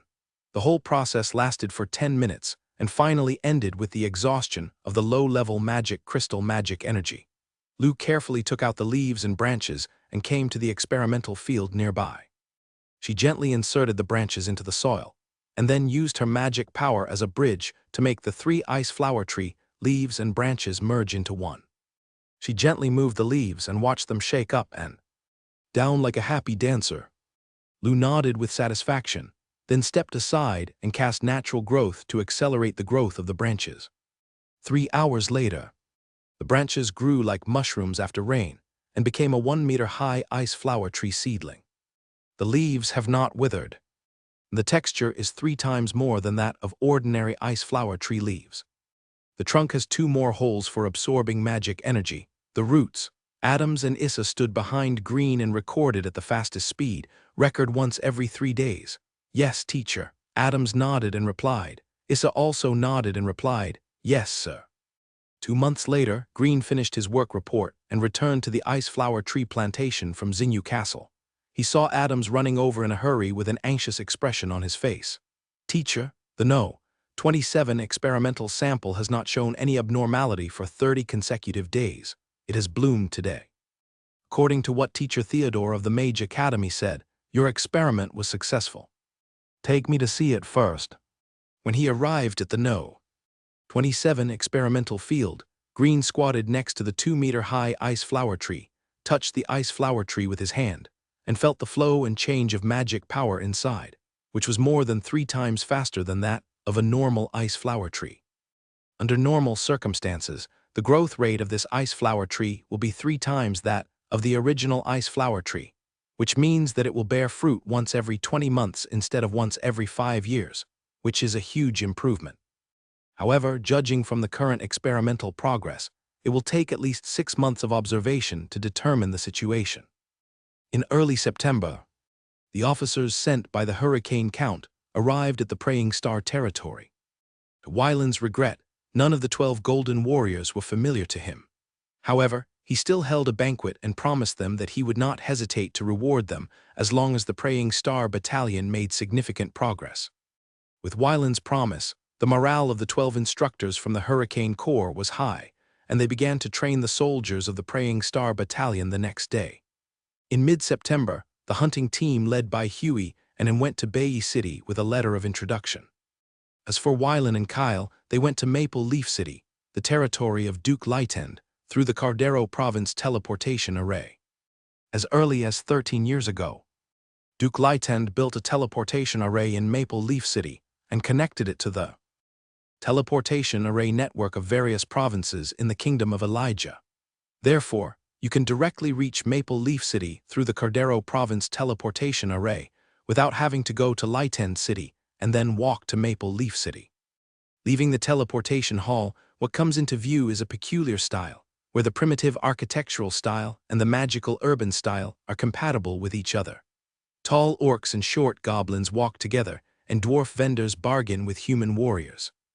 Wylan wanders around the streets of Maple Leaf City with a curious mindset. As a new adventure holy land, Maple Leaf City does not follow the construction regulations of the 4 urban districts of the Kingdom of Ilia. In other words, there are no so-called noble districts, administrative districts, commercial districts, and civilian districts in this city.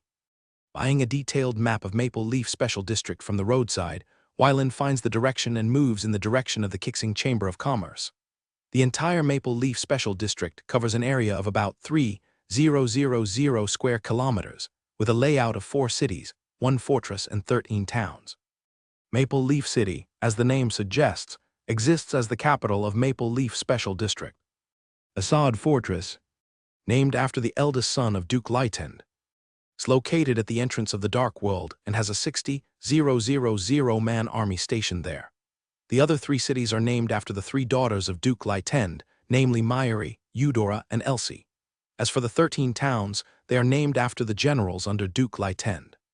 Having not asked about the Kixing Chamber of Commerce in Maple Leaf Special District for many years, Wylan is not sure how Raymondo presides over the development of the Kixing Chamber of Commerce here. However, the annual revenue is increasing, which proves that there is no problem with the general direction of development. Following the guidance of the map, Wylan came to a single-family building on the 13th Street in the 7th District of Maple Leaf City. "Gentlemen, may I ask what business you need to handle?" A girl in a maid costume came forward and asked gently, obviously treating Wylan and Kyle as adventurers.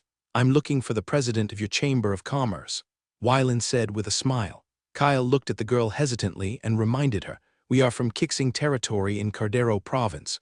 Please take a seat in the hall. I will go to find President Gary now." Watching the girl's back as she hurried upstairs, Wylan and Kyle entered the hall and sat in the rest area. "I wonder how much the 5,000 gold coins back then have become now." Wylan put his hands behind his head, leaned on the soft leather sofa, looked at the surrounding environment, and couldn't help sighing. Kyle was sitting on the sofa, smiling, and said, "My lord, what you said makes me a little curious. I wonder what the seeds you planted casually back then have become now." In the office, Gary, the president of the Kixing Chamber of Commerce, was discussing the mortgage of a manor in Turali Town with the president of the Thalassa Chamber of Commerce. A voluptuous young woman sat opposite Gary and introduced the value of this leisure manor to him in detail. "President Gary, this manor covers an area of 30 acres. There's not only an experienced housekeeper, but also 2 chefs with superb cooking skills. In addition, there are 12 maids with outstanding looks, 20 hardworking male servants, and 3 old servants who are proficient in raising horses," Gary commented with a look on his face. Although he was full of sympathy for Soline, who had just lost her husband, as the president of the Kixing Chamber of Commerce, he must take the interests of the Chamber of Commerce as his primary goal. "Mrs. Terrassa, the value of Terrassa Manor is far less than 30,000 gold coins, not to mention its remote location. Just considering the number of adventurers in Turali Town, I can only lend you 15,000 gold coins at most." In order to save the Chamber of Commerce left by her husband, Soline struggled several times in her heart and finally decided to let go of her reserve.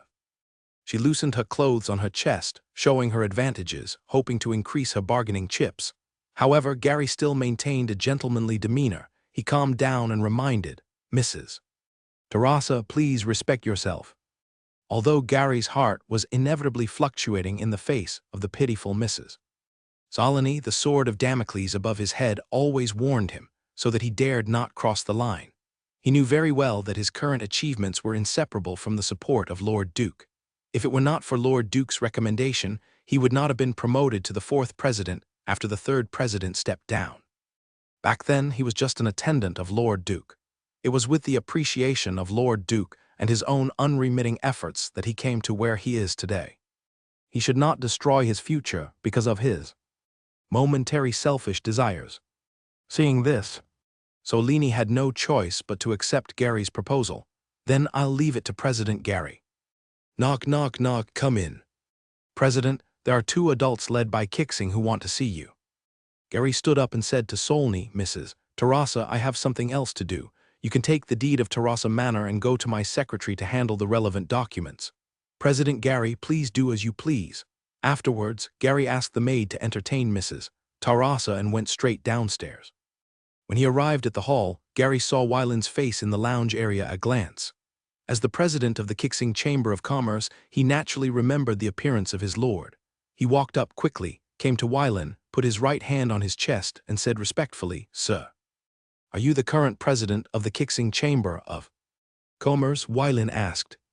Gary said carefully, I am the 4th president of the Kixing Chamber of Commerce, and this year is my 3rd year as president. Sir, this is not the place to talk, please follow me. Seeing this, Wyland nodded and followed Gary to the 3rd floor of the Chamber of Commerce.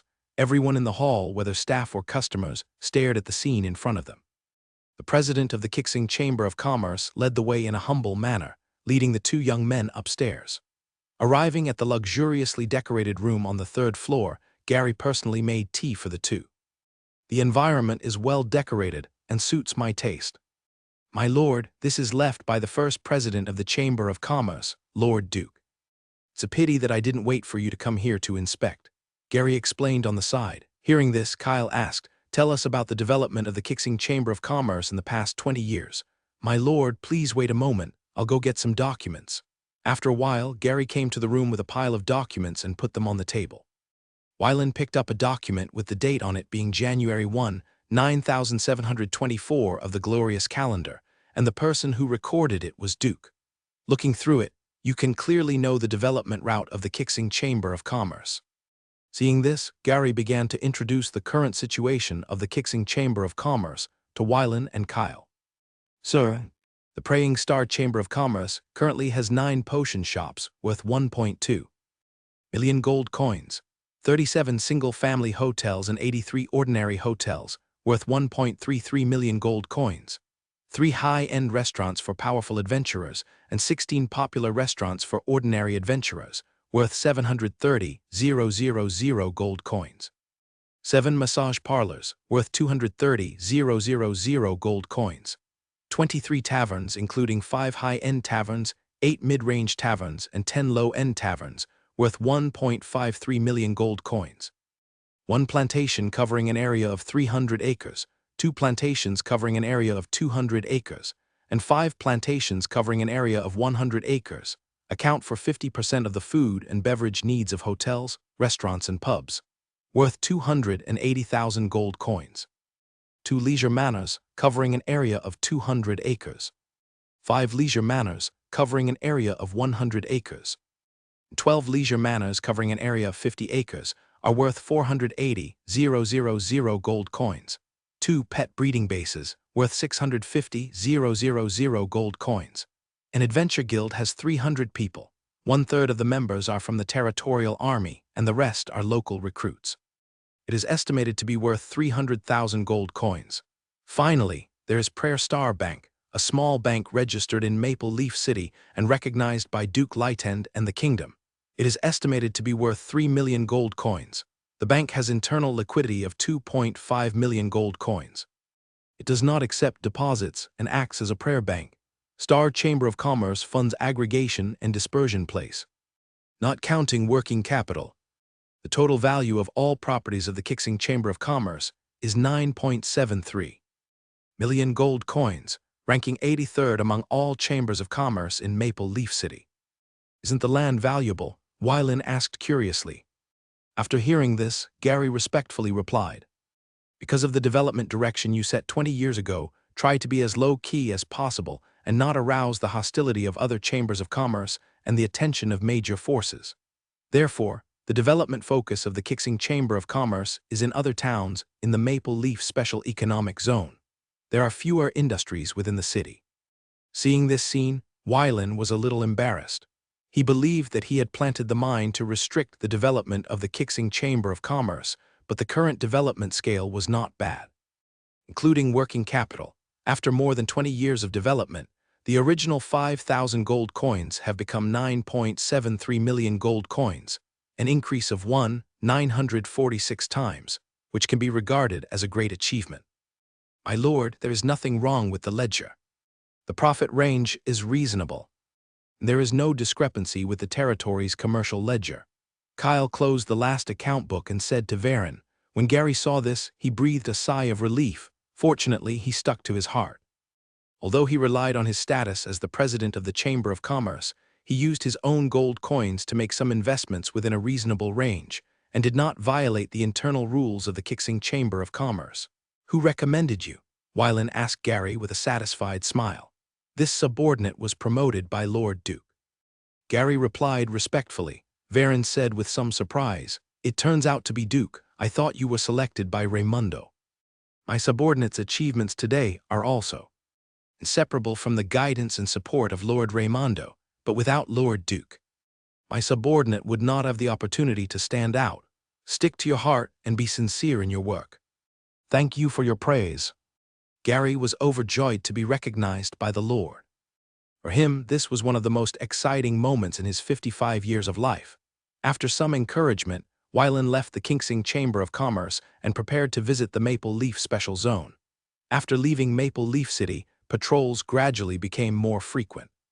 Although public security has been strengthened, many fights still occur in places far away from the city, either because of quarrels, uneven distribution of spoils, or because of lust.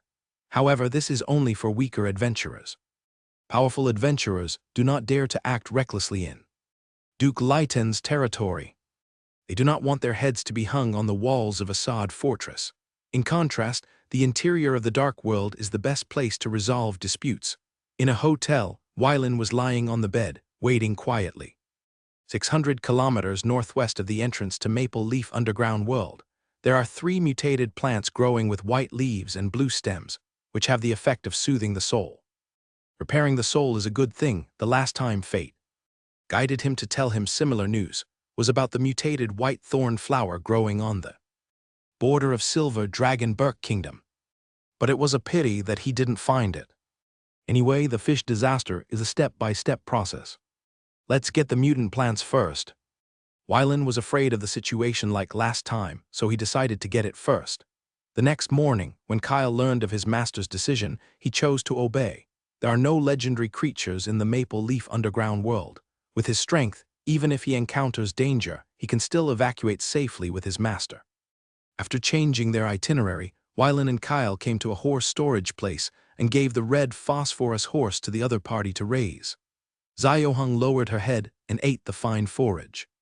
Her inner uneasiness at the departure of her master calmed down. I recall that back then, it was imprisoned in a rock wall. If I hadn't had some strength, I would have starved to death with my little brother inside. Arriving at Fortress Assad after inspection, the two successfully entered the fortress city. Beside the road, countless adventurers squatted on the side of the road, shouting at the top of their lungs to sell the treasures they had found from the underground world, or peddling information with spitting words, temporarily acting as information dealers. Do you need a map of the underground world? A middle-aged man with a rat-like face, and extremely wretched, walked forward with a nod. The bow and enthusiastically promoted, I have the most detailed map here. You can buy one for only 100 gold coins, and a monster distribution map is also included. Not interested. Wylan replied coldly. Since he was deceived in Crescent City, the magic kingdom of Ash last time, he no longer believed in these slick intelligence dealers. 80 gold coins are fine, as long as... Before the middle-aged man finished speaking, he met Wylan's cold eyes, which frightened him so much that he trembled like a sieve and stammered, sorry for the small offense. After the intelligence dealer left like a stray dog, Kyle was thoughtful. It seemed that the last fake map incident had left an indelible psychological shadow on his master. After spending 120 gold coins to buy a map of the underground world from the fortress army, the two paid a toll of 10 gold coins, passed through the passage, and stepped into the dark underground world. The luminous plants on the rock wall flickered faintly like stars, illuminating their way forward. After more than 20 years of precipitation, many adventure groups have sprung up like mushrooms after rain, taking deep roots in the dark underground world and establishing a solid base. They enslave the natives of the underground world and greedily exploit precious mineral resources. Going northwest for 100 kilometers, this section is relatively safe. However, once you step out of the safe area, fierce fighting will follow. Suddenly, an underground worm broke out of the ground and swallowed a low-level silver adventurer into its belly at lightning speed, then quickly drilled into the ground and disappeared without a trace. The other adventurers could only watch their companions being swallowed, angry but powerless, and could only roar in pain. A few hundred meters away, Wylan witnessed this thrilling scene with his own eyes, and couldn't help but sigh for this dangerous environment. "My lord, there's a bigger one coming." Kyle came to Wylan and said softly. Wylan stared at the ground and saw a vibration coming. It was obvious that a larger underground worm was about to break out of the ground. In an instant, a huge monster with a diameter of 5 meters broke out of the ground, opened its bloody mouth, and swallowed the 4 adventurers in one gulp. Its sticky white juice exuded a disgusting stench. Hiss, the piercing scream resounded all around, as if it could pierce a person's eardrum. The underground worm twisted its body, and its 2 green eyes stared greedily at Wylan and Kyle. "Kill it." Kyle moved upon hearing the order, stretched out his hands, and gently squeezed them. The underground worm, which was so arrogant just now, was instantly squeezed by an invisible force and could not move.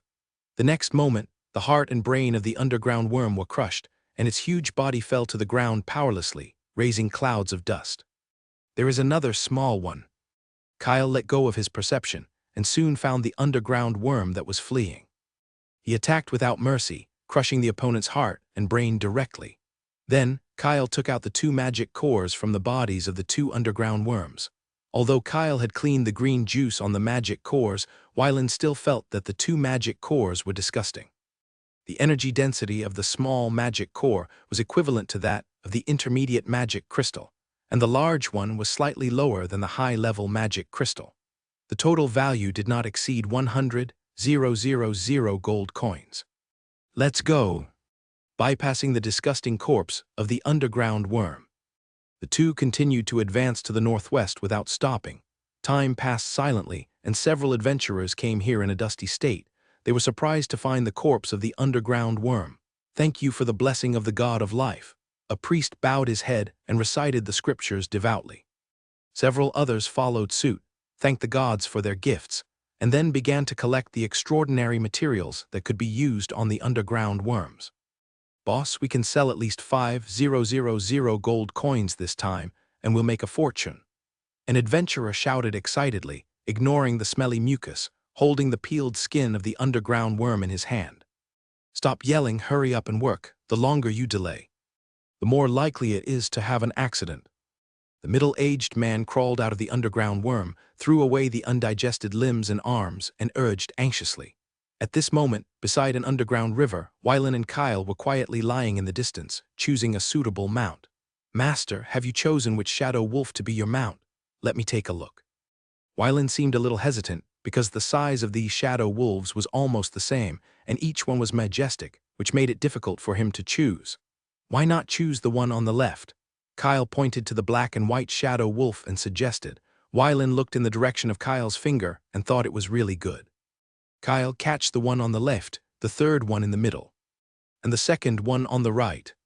One will be used as a mount, and the other 2 will be taken back for breeding." After receiving the instructions, Kyle immediately took action.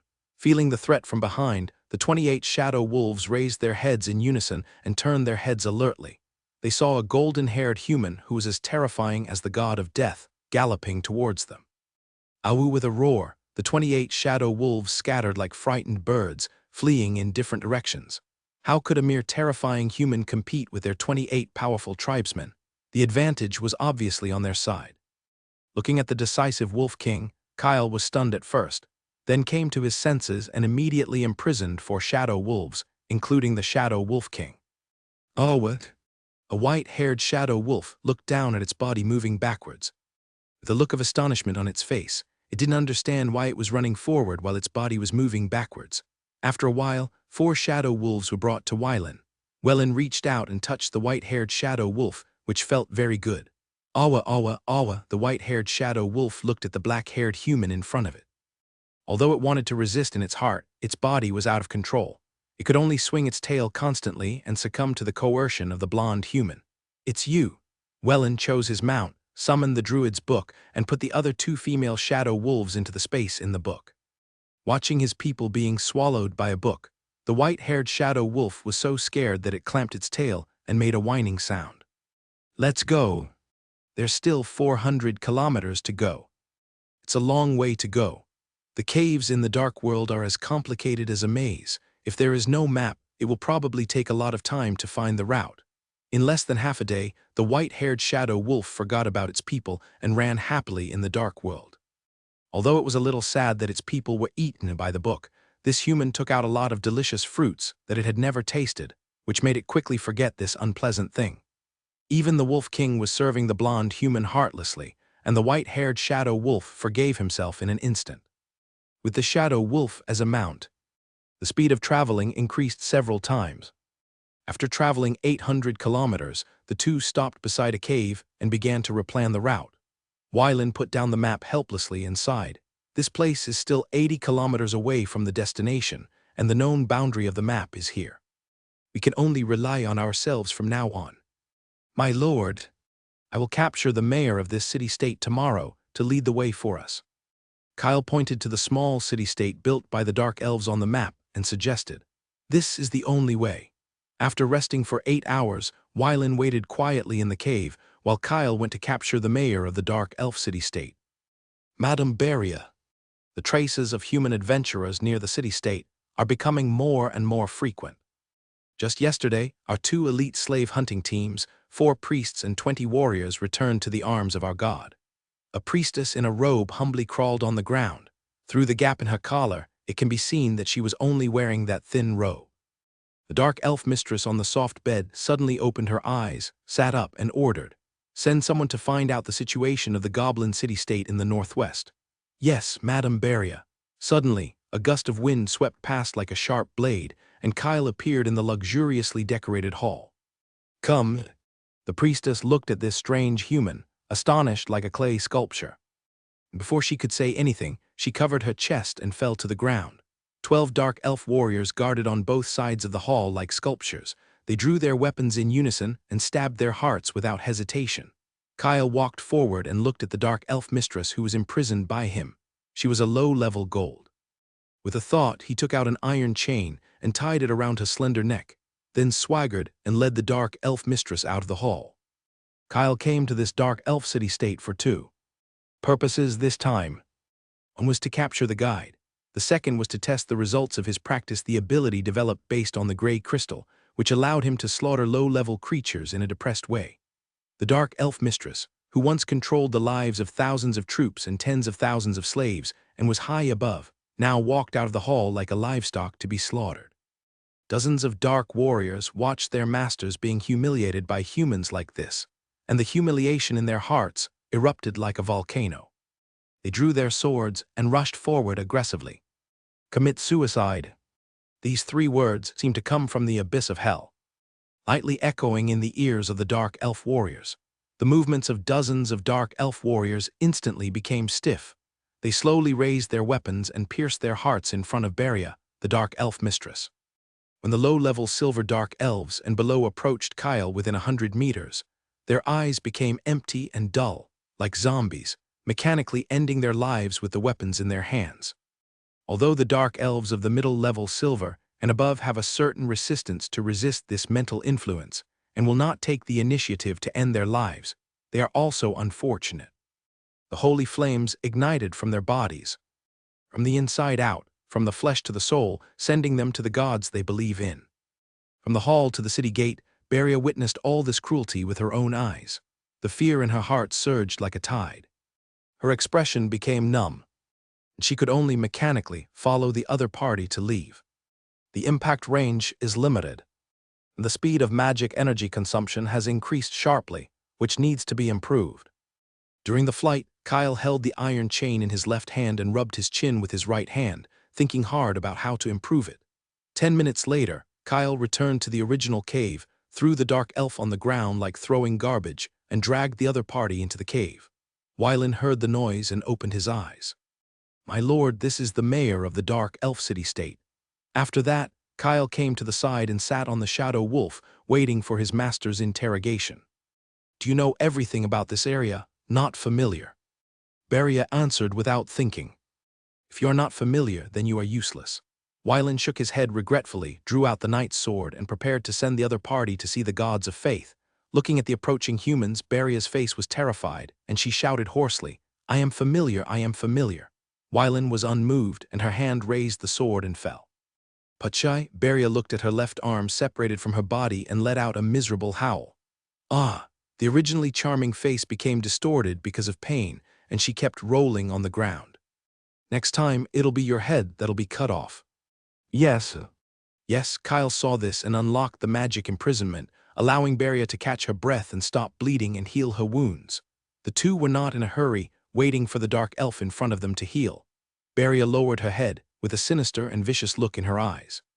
Half an hour later, Beria walked in front, and Wylan and Kyle rode on the shadow wolf, following closely behind. After an unknown amount of time, the dark elf brought Kyle and Wylan to a deep cave. "What is this place?" "Hee, what is this place? This is your grave." The dark elf turned around and laughed fiercely. "You will all die here, die here." Suddenly, a black tentacle emerged from the cave and pierced the laughing dark elf. In an instant, the plump dark elf turned into a dry corpse. Seeing this, Kyle shook his head and chuckled. It was just a high-level gold monster, nothing to be afraid of. He sent his master to a safe place, grew wings on his back, and dived into the crypt. Wylan lay flat on the white-haired shadow wolf, quietly waiting for Kyle to return. In the crypt, the magic shadow octopus waved its tentacles and started a fierce battle with Kyle. The tentacles of the magic shadow octopus were like black pythons, flexible and ferocious, trying to stop Kyle's progress. However, Kyle exuded divine power, forming a solid shield.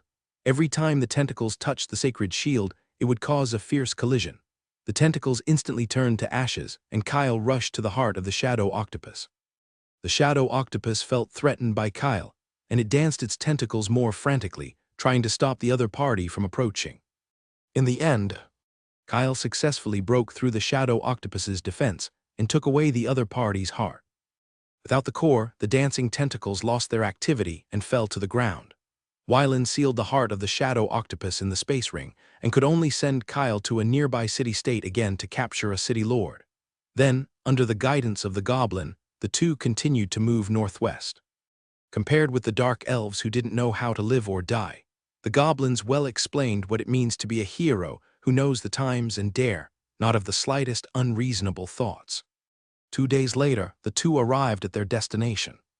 In a hidden cave, there grew 3 mutant plants, with leaves as white as snow and stems as blue as the sea, which were exactly the same as the characteristics described by the guidance of fate.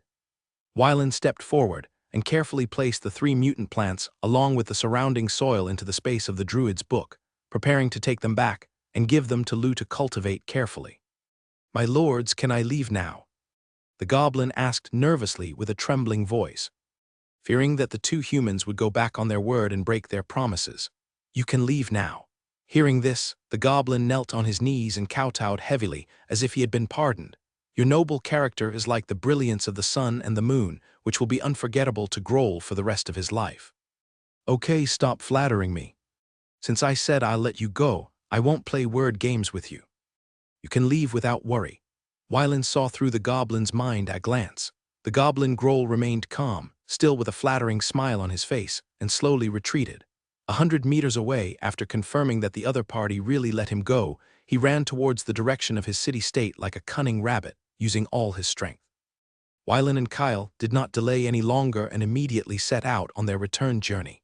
The return journey was not smooth, as they encountered at least 3 robberies.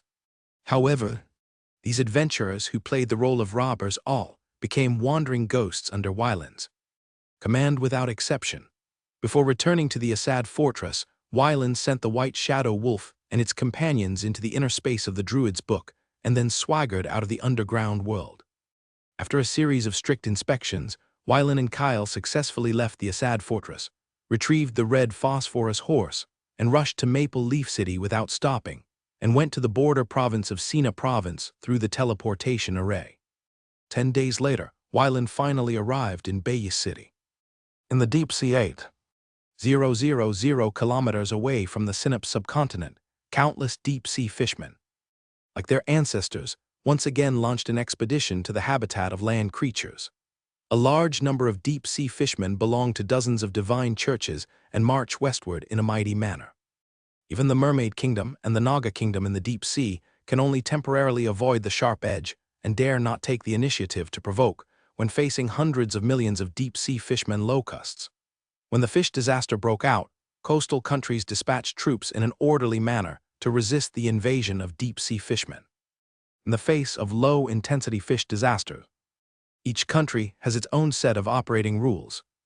In a manner in Bay City, Wyland has learned the exact news from the Earl of Bay that the deep-sea fishmen are still 300 kilometers away from the land and will reach the beach in less than 36 hours.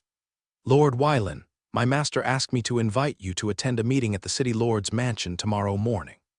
A knight came to the manor and said respectfully to Wyland, "Go back and tell Earl Simon that I will attend on time. I'll take my leave." After the messenger knight left, Wyland asked someone to call Kyle, Huey, and an over. "My lord, master, sir, sit down." Wyland motioned for the three to sit down.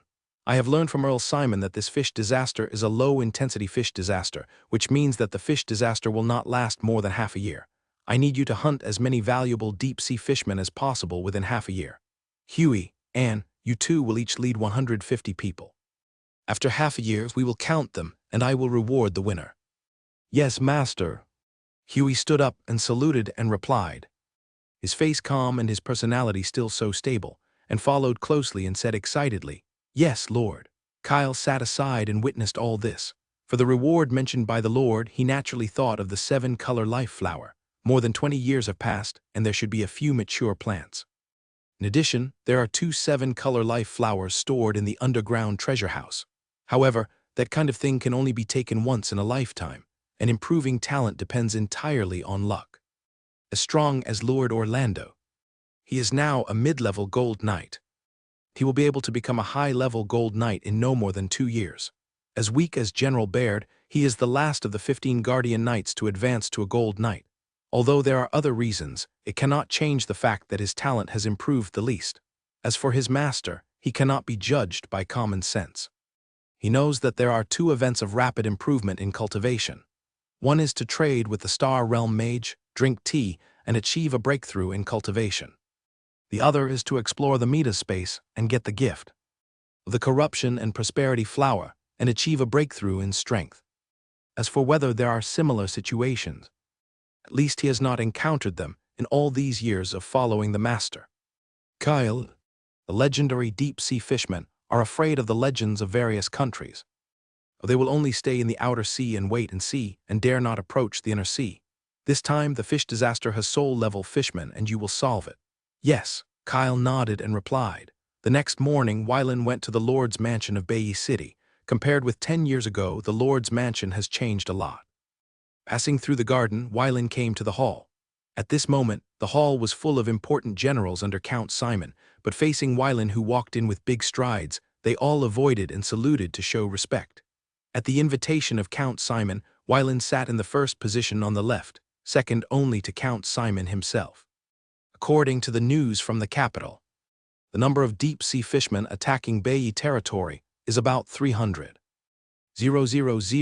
According to their habits, they will only stay on the shore. The capital has sent the 3rd Legion to support. According to the battle plan, this fish disaster is not to be feared. So, I order. Except Wyland, all the military generals present stood up and waited for Simon's order. Galek, you will lead 300 elite warriors of the Sword and Shield Brigade, 500 city defense soldiers, and 500 militiamen to garrison in the town of Karas. Yes, father. Galek took the order from Count Simon with a serious face. Borderland, you will lead 300 elite warriors of the Bay Brigade, 1,000 city defense soldiers, 500 town guard soldiers, and 500 coastal defense soldiers to garrison in the town of Kakarrak to stop the deep-sea fishmen. Yes, my lord.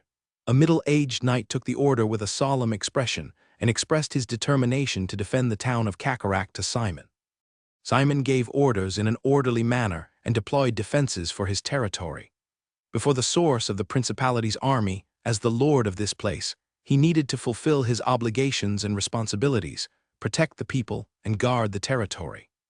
May the goddess of life protect the Beiyi territory, Simon solemnly declared, and then dissolved the meeting. Everyone bowed and saluted, leaving the hall in an orderly manner. Wai Lin, please allow me to call you that. Count Simon, you are welcome.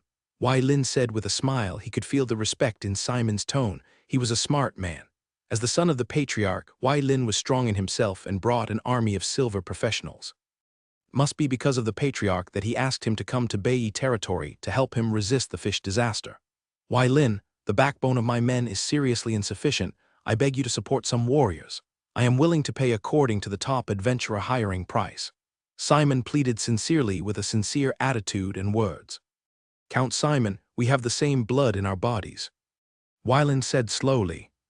If you want to thank someone, you should thank my father the most. He suggested that I come to Beiyi City. As for the reward, just pay the normal price. Beiyi City is in its golden period of development. You can pay me with other things instead of money. Wai Lin spoke in a gentle tone, and he skillfully transformed himself from subjective to passive in coming to Beiyi City, and also pushed the responsibility onto his father. Anyway, if he knew, he would also default to his own idea. Simon listened, thought for a moment, and then replied. Wai Lin, Beiyi City now has 3 port terminals. According to my plan, it will be expanded to 7 port terminals in the next 5 years. If you don't mind, I would like to use a port terminal plus 30 shops in the western part of Beiyi City as the cost of this employment. Count Simon, you gave too much. Wai Lin shook his head and quickly refused. I think a dock is enough to pay for this time. During the bargaining process, Wai Lin deeply felt the stubborn side of Count Simon and finally had to accept the ownership of a port dock and 30 shops in the western part of Beiyi City. Wai Lin had never seen that as a giver. Count Simon would bargain by increasing the price, which really surprised him. After Wai Lin and Count Simon completed the transaction, he rushed back to the manor without stopping, and sent Huey and N to lead their troops to rush to various towns under the jurisdiction of Beiyi territory to assist in defense. Kyle picked up the deed on the side and quickly flipped through it. With his deep understanding of the economic level of Beiyi City, he estimated the value of this dock and 30 shops. My lord, how do you plan to deal with these things? Kyle put down the deed and asked. Wai Lin leaned on the wooden chair and said lazily, Beiyi City is far away from Kixing territory. It takes at least half a month to transmit information each time. If it is not a trustworthy person, it is difficult to take on this important task. Is there a suitable candidate among my guards? Kyle heard this, pondered for a moment, and shook his head helplessly. There is no suitable candidate at present. If you have to choose, I think the secretary of General Baird is not bad. Secretary? Wai Lin was immediately interested. Tell me about it. Seeing this, Kyle silently apologized to General Baird in his heart. My lord, the secretary of the chief steward Baird is named Hawkins, 33 years old this year. A mid-level silver warrior. He was eliminated when Lord Orlando formed the Knights. Later, with his unremitting efforts, he got rid of his identity as a carpenter and transferred to work in the ruling body. Because of his hard work, he was appreciated by the chief steward Baird. After several rounds of tests, he finally became the first secretary of the chief steward Baird. You mean he was eliminated from the group of slave orphans? Wai Lin was slightly surprised and asked. Kyle nodded and confirmed. Yes, my lord. His loyalty to you can definitely stand the test, otherwise the chief steward Baird would not let him serve as his first secretary. It seems that everyone has their own opportunities. In that case, I can only apologize to Baird. After returning, transfer Hawkins to Raymondo as his deputy and let him train for 2 years. By then, Beiyi City should have developed, so let him serve as the president of the Chamber of Commerce here and manage the affairs of Kixing Beiyi Chamber of Commerce. I understand. Kyle made a note of this in his heart. As for Baird blocking the door and crying for someone, he must be found. After a brief 3-second silence for his chief steward in his heart, Wai Lin discussed another matter with Kyle. There are countless extraordinary resources hidden in the deep sea, which really makes me excited. My lord, what do you plan to do? Wai Lin smiled mysteriously and said in a low voice. This fish disaster is just right for you to fish in troubled waters. you secretly capture some deep-sea fishermen with status and try to control them so as to open up the deep-sea trade situation. My lord, your idea, it can only be said that it is not feasible. Kyle shook his head and said, "Why is that?" Wylan asked with a puzzled look on his face. My lord, wait until I tell you a dusty taboo past, and you will naturally understand. As soon as Kyle finished speaking, a magic barrier rose like a barrier, covering the two of them, tightly blocking any possibility of information leakage.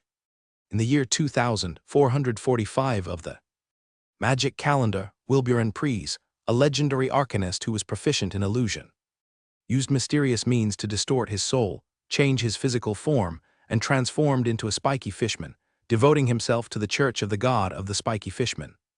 In 30 years, he climbed all the way from the bottom of the spiky fishman priest to the throne of the Pope of the Church of the Spiky Fishman.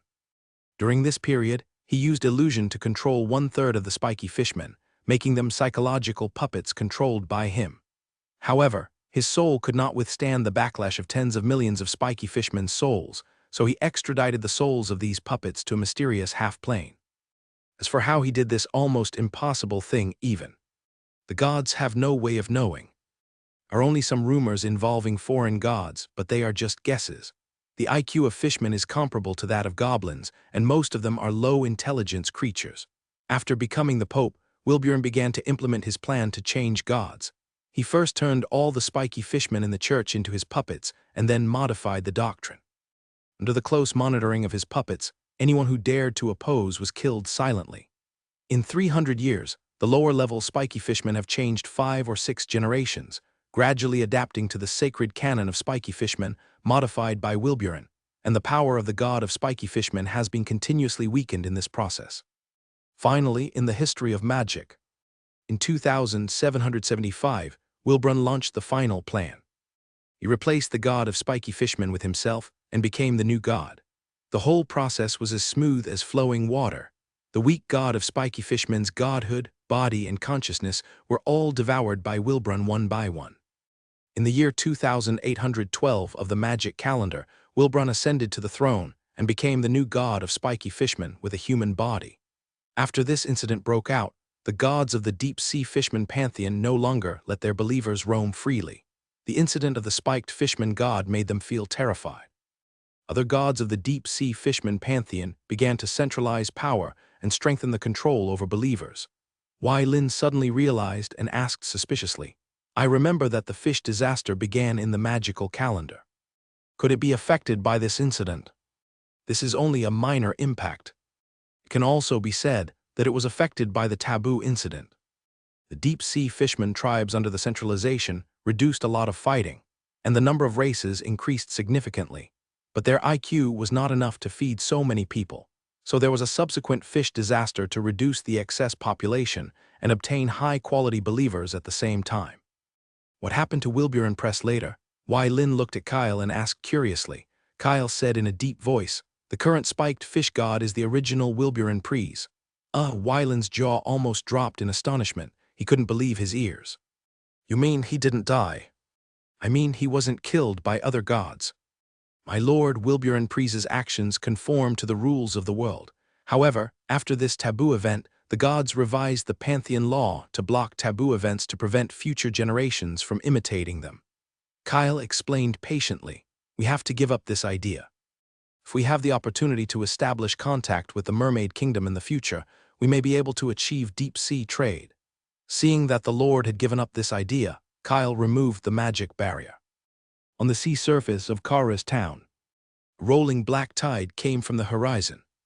Count Simon clearly saw the deep-sea murlocs in the distance and breathed a sigh of relief. "Spiked murlocs, it seems I'm lucky. Father, the goddess of life must be protecting Beiya Cheng. My son, pass the order and prepare to fight." Count Simon drew out his knight's sword and ordered loudly, "Yes, father." Galliuk bowed and saluted, and then went on a final inspection to urge the soldiers to guard the city wall. Wylan stood with his sword in his hand, his expression calm. This group of deep-sea murlocs looked scary, and they were indeed scary. "My lord, there are about 80,000 spiked fishmen in this group. There are only 2 gold-level spiked fishmen and about 200 silver-level spiked fishmen. Then there's no need for us to take action." Wylan nodded in response. Half an hour later, a large number of spiked fishmen landed along the port and charged towards the town of Karis on the hill. Dense numbers of spiked murlocs filled the port with weapons in their hands. On the city wall, hundreds of archers, under the orders of Count Simon, kept pouring arrows at the spiked fishmen. "Come forward." Hundreds of gun-wielding warriors took over the positions of the archers, standing on the city wall, staring at the spiked fish men climbing up the cliff, holding their breath. Hoarse, a scream echoed across the battlefield, and 2 sea beasts were driven ashore by the spiked fishmen. The body is 8 meters long, covered with black spikes, and 8 thick legs support the thick body. A priest-like spiked murloc chopped off the tail of the sea beast. Driven by the pain, the 2 sea beasts ran towards the city wall like crazy. All the spiked murlocs that stood in the way of the charge were torn apart by the spikes on the skulls of the sea beasts. Under the impact of the sea beast, the city wall shook. Count Simon ordered someone to fetch a spear and throw it at the sea beast under the cliff. With a mournful cry, the sea beast used by the spiked fishmen as a siege weapon fell under the cliff. Woo, the howl sounded. The melodious sound echoed on the battlefield. The cowardly spiked fishman's eyes turned red. He let out a unique cheer and charged desperately. The corpses of thousands of spiked fishmen formed a passage leading to a 16-meter-high cliff. Fighting in close combat, spiky fishmen kept falling under the swords of human soldiers. Flesh and blood flying everywhere, corpses broken into pieces, and the sound of horns echoing on the battlefield made the spiked fishmen lose their minds and continue to charge. Dozens of spiked fishmen who climbed onto the city wall looked at Wyland's figure and rushed over. Creatures of low intelligence. Wyland said expressionlessly, his pupils changed, one black and one white. Looking at the spiked fishman who was getting closer, the leading spiked fishman warrior felt his body getting lighter and lighter. When he looked down, he found that his body was disintegrating and turning into dust. Yuruwu! The weapon fell to the ground, and there was no trace of the spiked fishman, leaving only a dozen black ash clouds on the spot. After a while, a group of soldiers rushed over from elsewhere. "Sir," the officer stepped forward and saluted. "Go and support Count Simon, just leave this place to me." "Yes, sir." The officers were unequivocal and took their men to other city wall stages for support. "My lord, you are becoming more and more skilled in reincarnation of life and death." Kyle stepped forward and said, "It's still a little bit worse. I can only accelerate their death. I can't plunder the power of life. I can only fully utilize my soul skills after becoming a soul knight." Wyland manipulated the vines and instantly pierced hundreds of people who climbed the city wall. The spiked fishman said to Kyle very comfortably, "I don't know much about soul skills, so you can only develop them yourself. Each soul skill is a unique existence that cannot be copied and belongs only to one person's ability. This is why soul skills are called gifts of the world." Wyland single-handedly guarded this 300-meter-long cliff wall. Kyle leaned against the wall, admiring his master's killing spree. The battle continued into the second half of the night. The violent effects of the spiked fishmen faded, and they gradually retreated into the sea, letting the soldiers guarding Kara's town breathe a sigh of relief. There was a strong smell of blood in the air, even covering up the fishy smell of the sea brought by the spiked fishmen. The next 3 days there was silence on the sea, but the defending army did not dare to relax at all. Earl Simon, wearing a battle armor, and his eldest son Galloc patrolled the city wall every 3 hours. Under the sea, the 2 gold-level spiked fishmen responsible for this section of the coastline enjoy the service of their tribesmen and have no interest in attacking the towns on land.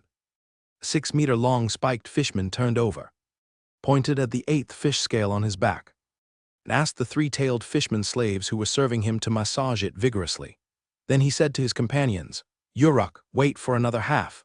Months later, by sending an army of old, weak, sick, and disabled people to attack the city of land creatures, we can get some breathing time. Priest Uli Uli's instruction to the 2 of us is to bring back a group of 30,000 devout believers. Now there are still 70,000, and there is a long way to go. Another gold-level spiked fishman grabbed a fat sea fish, put it in your mouth and chew it carefully. "Holy war is the will of our God. We cannot violate it. We can only act in accordance with the oracles of the Pope and the High Priest.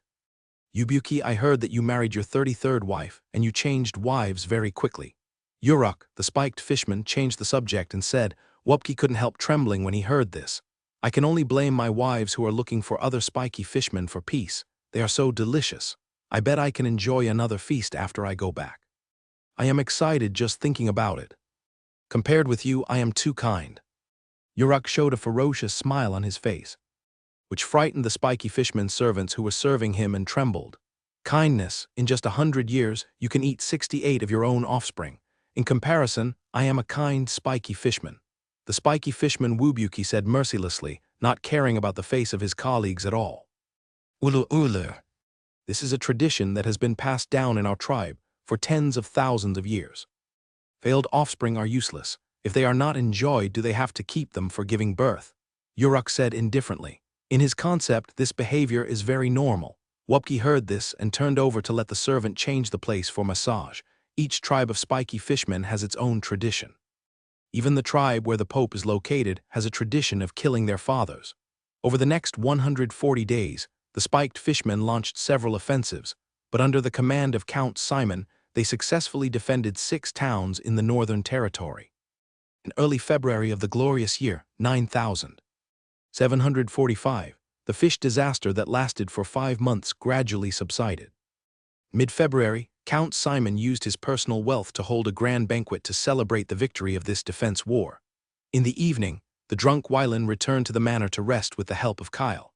The next morning, looking at the table in his hand, Wylan was very satisfied with the performance of Gray and Dark. The total value of the extraordinary resources collected by this fish disaster exceeded 1 million gold coins. Rejecting Count Simon's request for a trip, Varen led the hunting team back to the Praying Star territory. In the Ice Flower Tree Plantation laboratory, Midori, who was obsessed with studying potion plants, received news of the Lord's return and took his 2 assistants with him to Star Moon Castle. Lord Kyle, thanks to the protection of the goddess of magic, the cultivation of the ice flower tree has been successful. Midori entered the study, first saluted Wylan and then saluted Kyle. After doing all this, he reported, as for his 2 assistants, they can only wait outside. Due to their status, they cannot enter the study room. What was the result? Wylan asked. Lu heard the words and said slowly, the new variety of ice flower tree will bear fruit every 2 years. The output is expected to double, but it will not exceed 3 times the output of the original sample of ice flower fruit. However, compared with the original sample, although the new variety of ice flower tree takes a shorter time to bear fruit and increases the yield, the effect of the ice flower fruit on soothing the soul, suppressing inner impulses, and assisting thinking will be significantly weakened. If the frozen flowers and fruits of the new ice flower tree are mixed with the multi-flame flower and white star grass to refine a new magic potion. Will it fail? Kyle asked. Lu leisurely recounted the results of his inference. In my speculation, there will be a slight impact, but it will not hinder the demand for the potion factors required for the advancement of the bronze high-level knight. The original ice flower trees are retained. For the new ice flower trees, a separate piece of land will be allocated in the ice flower tree plantation for cultivation, but the work of new cultivation cannot be left behind. At this point, Wylan came to Lu and patted him, said over his shoulder, as a reward, you go to the warehouse to receive 3,000 gold coins and 10 bottles of luminous wine. Thank you for your gift. Green replied respectfully, and then continued, Lord, I would like to recommend my 2 assistants to you. They played a great role in my research. Ha ha ha, Kyle, you have your style. Wylan suddenly laughed and turned to his personal attendant. Kyle smiled and said slowly, Lord, I don't have this style. I am learning from you. Wylan smiled and said nothing, turned to Hilda and asked Midori's 2 assistants to come to the study.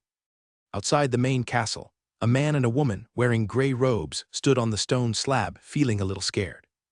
Adams glanced at the guards wearing silver-white armor standing guard in front of the gate, lowered his voice and asked his companion, Issa, do you think the Lord will approve the teacher's research?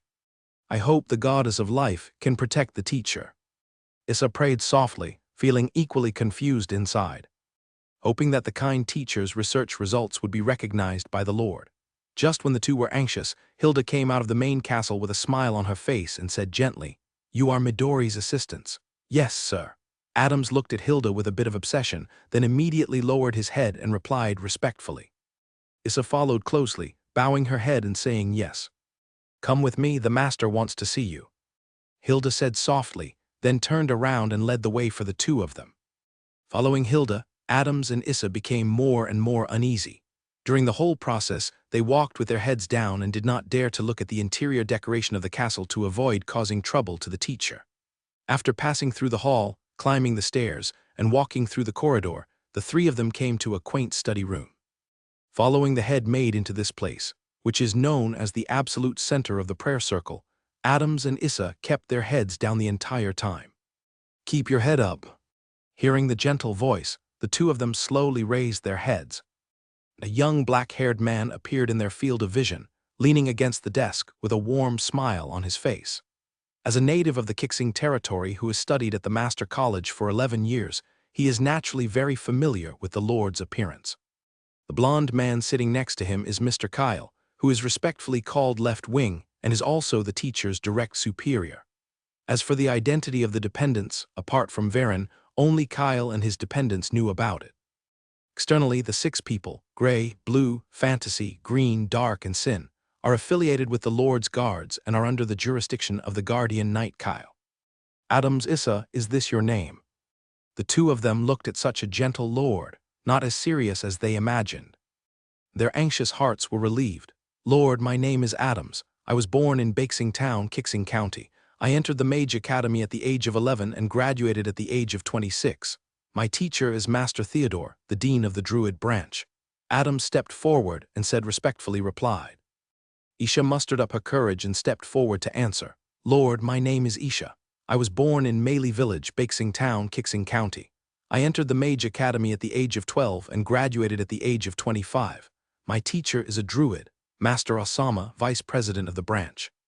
I heard from Lou that you are both very good." Wylin looked at the two of them with a smile and said, "So, I decided to set a period of 5 years for you two to study with Lou. After 5 years, if you can get my approval, I will let Lou accept you as my disciple. I believe you two should understand the difference between apprentices and students under the mage system. Lord, I dare to ask, what are your standards for recognition?" Adams looked at Varen, his eyes revealing firmness. Wylin became more and more appreciative of the young man in front of him. He took out the seeds that had been dusted for a long time from the space ring. They were the food seeds given to him by his grandfather. Due to the geographical environment, they could not be promoted in the Kixing territory. Holly wheat, Kingyong tree seeds. You two can choose to cooperate or fight alone. 5 years later, as long as you cultivate seed crops suitable for the environment of Kixing territory, you will be recognized by me. The two looked at each other and chose the corresponding seeds according to their standing positions. Work hard, Lou has great expectations for you, don't let him down. Yes, Lord. Then Lou took Adams and Issa out of the study. 3 days later, Wylin ordered the selection of soldiers from the 3rd-level troops to form the 9th Battalion, and appointed Midia, the former deputy captain of the Lord's Guard, as the commander of the 9th Battalion. In a house in Bakesing Town, Kixing County, a man with a broken arm sent off the messenger with a relieved smile on his face. "Father, I knew you were the best." The little boy hugged his father's thigh and said excitedly, "Father, can we live in a big house?" Another 3-year-old girl hugged Midia's right leg, opened her big watery eyes and said curiously, "I'm not sure, but I will try for you." Midia squatted down and touched the heads of her 2 children with her right hand. As Midia's wife, Livia's tired face revealed excitement, but there was still some sadness in her eyes. She would rather her husband not take risks than lose an arm. Midia went forward and hugged his wife and whispered to comfort her, "Maybe my arm will recover in the future. Don't be so sad, think about the good." "Yeah." Livia buried herself in her husband's chest and enjoyed a moment of peace. Time passed slowly. It was already June in the blink of an eye. Wylin led the 3,000 soldiers of Kixing Camp to wait in line outside Kixing City. Today was the day when his grandfather sent a mage group to build the teleportation array and arrived at the Praying Star territory. The leader of the mage group was his second uncle, Immort Moravia, a high-level soul arcanist. His uncle loved pomp and show, so for the sake of his face, Wylin had to pull out the only army he could afford to serve as a welcome team to show how much he valued his uncle's arrival. After 10 months of instruction from the 12 officers of the Hurricane Corps, the overall momentum of the 3,000 soldiers of the Kixing Camp has changed significantly, and the military appearance and power have also changed significantly. Looking at the team appearing in the distance, Wylin arranged his clothes again. In a moment, 30 golden knights wearing silver armor, riding silver horses with one horn, holding high the flag of the Duke of Moravia, walked at the front of the team. Then, two mighty dragons pulled a heavy carriage and drove slowly, like a moving fortress, moving steadily on the curious Cadro-Kixing highway. After the Yalong carriage, various strange creatures pulled ornately decorated carriages and followed closely. Finally, 3,000 black-armored knights, wearing visors, neatly lined up with 4 knights in a row, marching in unison. The Knights of Imor are said to have been formed by my uncle 200 years ago. Each one of them is a silver knight. I don't know when Orlando and the Hebrew Knights will be able to expand this scale. Looking at the approaching team, Wylan shook his head to stop himself from thinking. Stop. The order was followed, and the team was not in any disorder. Knight on a one-horned silver horse dismounted and came to the dragon chariot, kneeling on the ground to serve as a footrest. 2 female swordsmen wearing visors opened the curtains woven with mithril threads, and then knelt on both sides. A middle-aged mage came out of the dragon chariot, stepped on the back of the one-horned silver armor knight, and came to the stone road. Wylan couldn't help but twitch at the corner of his mouth as he watched this scene. He had long heard that his uncle paid great attention to scenes and rituals. Now it seemed that he was not exaggerating in the slightest. Uncle Immer. Varen stepped forward and bowed to show respect. Wylan, when I saw you back then, you were only this long. A smile appeared on Yimal's serious face, and he used his hand to show the height of a 7- or 8-year-old boy. Unconsciously, you have grown so big. Uncle Immer, we haven't seen each other for 37 years, but I still remember your appearance. You are still such a gentleman. Wylan replied with a smile. Ha, I like hearing this. Yimmer said with a smile, turned to look at the army standing by the road and asked, This is your army? Yes, uncle. Varen nodded and replied. After hearing this, Yimal commented, The momentum is very strong, but it has not experienced a big war. Although it has a certain cohesion, it has no chance of winning against a second-rate army, but there are still some remarkable things. However, you have only been a lord for 25 years to achieve this. You are already considered outstanding, seeing this scene. Wylan felt helpless and stepped forward and said, Uncle, I have prepared a banquet, please come with me. Kindness. Yimal said no more and followed his nephew into Kixing City. After the two of them entered the city, the mages and knights who followed Amor went to their residence to rest under the guidance of Baird. Kixing Manor, located in the center of Kixing City, is where Wylan temporarily lived in Kixing City. It is now used as a banquet venue. The banquet was very deserted, with only Varen and Immer as the main guests. My uncle is an arrogant person. If there are unrelated people attending the banquet, they may be unhappy, so the banquet has become a party for 2 people. At this banquet, Varen and Immer chatted happily. Of course, this is also due to Ymir's doting on his sister Alyssa. He loves the house as much as he loves people and has a natural affinity for his sister's children. Uncle, are you going to my castle? Wylan asked softly. I know your good intentions, but I'm not used to a strange place, so forget it. Yimal shook his head and refused. Seeing this situation, Wylan didn't force it, so as to avoid trouble. Early the next morning, Wylan personally led the way to Mission Town, the junction of Wanfeng Town and Beed Town, a special zone that was determined 3 years ago, covering an area of about 600 square kilometers, and was specially used to build a special zone along with the bank. The teleportation array of Longbok Kingdom. Uncle, if you need anything, you can ask your subordinates to come to Xingyu Castle and let me know. Yes, I know. Yimmer nodded and then began to deploy tasks to the mage group. Measure the spatial orientation, establish a large element pool, explore the basic situation of the shadow space, etc. Wylan stood aside and listened. It really opened his eyes to how much preparation work was needed to build a large teleportation array.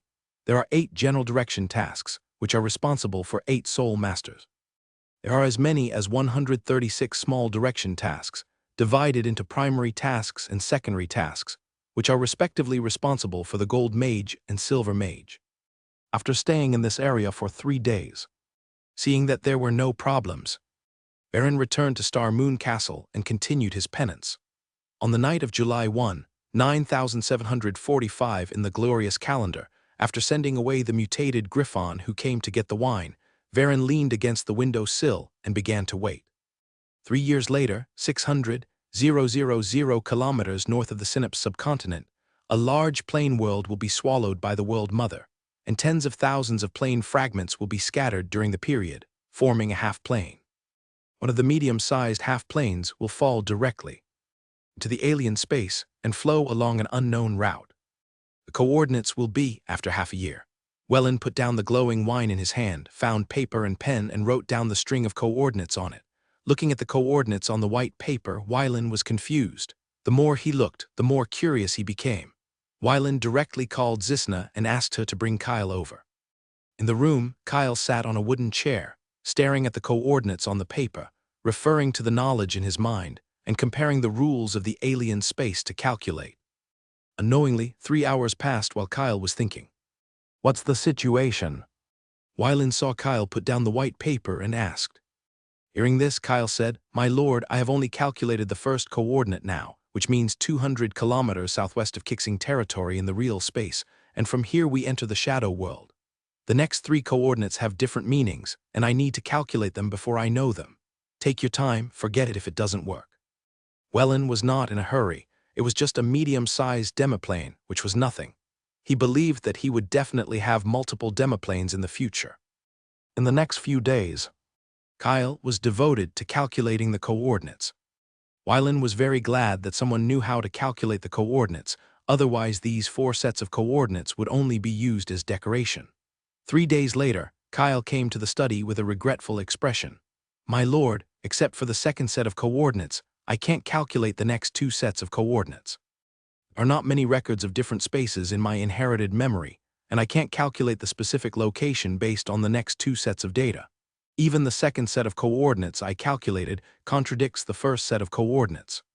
Wellen thought about it and decided to take this set of coordinates to find his uncle to see what he thought. After leaving the study, Wellen and Kyle went straight to a small courtyard in the outer city of Xingyu Castle. "Theo, where is my uncle?" Wellen looked at the young wizard, who was coming towards him, and asked. "My lord, the teacher is in the underground laboratory. I'll take you there." Following Theo, Wellen and Kyle came to the underground of the courtyard. Looking at the underground deployment, Wellen was really surprised. He didn't expect that Oder would build such a large laboratory underground without making any noise. Passing through a magic barrier, Wellen came to the underground laboratory, surrounded by various magic instruments. Wellen seriously suspected that his uncle had invested all the profits from the underground world into this laboratory. "Teacher, the Lord is visiting." Theo stopped outside the No. 8 laboratory, knocked on the door gently, and said respectfully after receiving a response. After a while, Oder came out of the laboratory looking a little tired. "Uncle, how long have you been in there?" Wellen looked at the other party's drowsy appearance and asked with some concern. Oder yawned and answered, "It's not long, just half a month of sleepless nights, plus excessive consumption of magic power. There is no problem." Won't my aunt be angry if you don't go back for such a long time?" "That's not the case. Your aunt is very supportive of my research." Oder answered, then looked at Wellen and asked curiously, "Why are you not working hard to practice and come to me? I encountered a problem and need your help to solve it." After that, Wellen handed the paper with the coordinate data in his hand to Oder. Taking the paper from Wellen, Oder looked at the coordinate data on it and soon fell into it. "Theo, go get 300 sheets of white paper and go to laboratory No. 3. "Yes, teacher." Led by Oder, Wellen and Kyle came to laboratory No. 3. The moment the door was opened, Wellen's first impression was chaos. Oder stared at the coordinate data on the paper while using spells. Under the influence of Oda's magic, the various experimental data scattered on the ground returned to their own positions. In an instant, the dirty laboratory became clean and tidy. Wellen entered the laboratory, found a place to sit down at random, and waited quietly.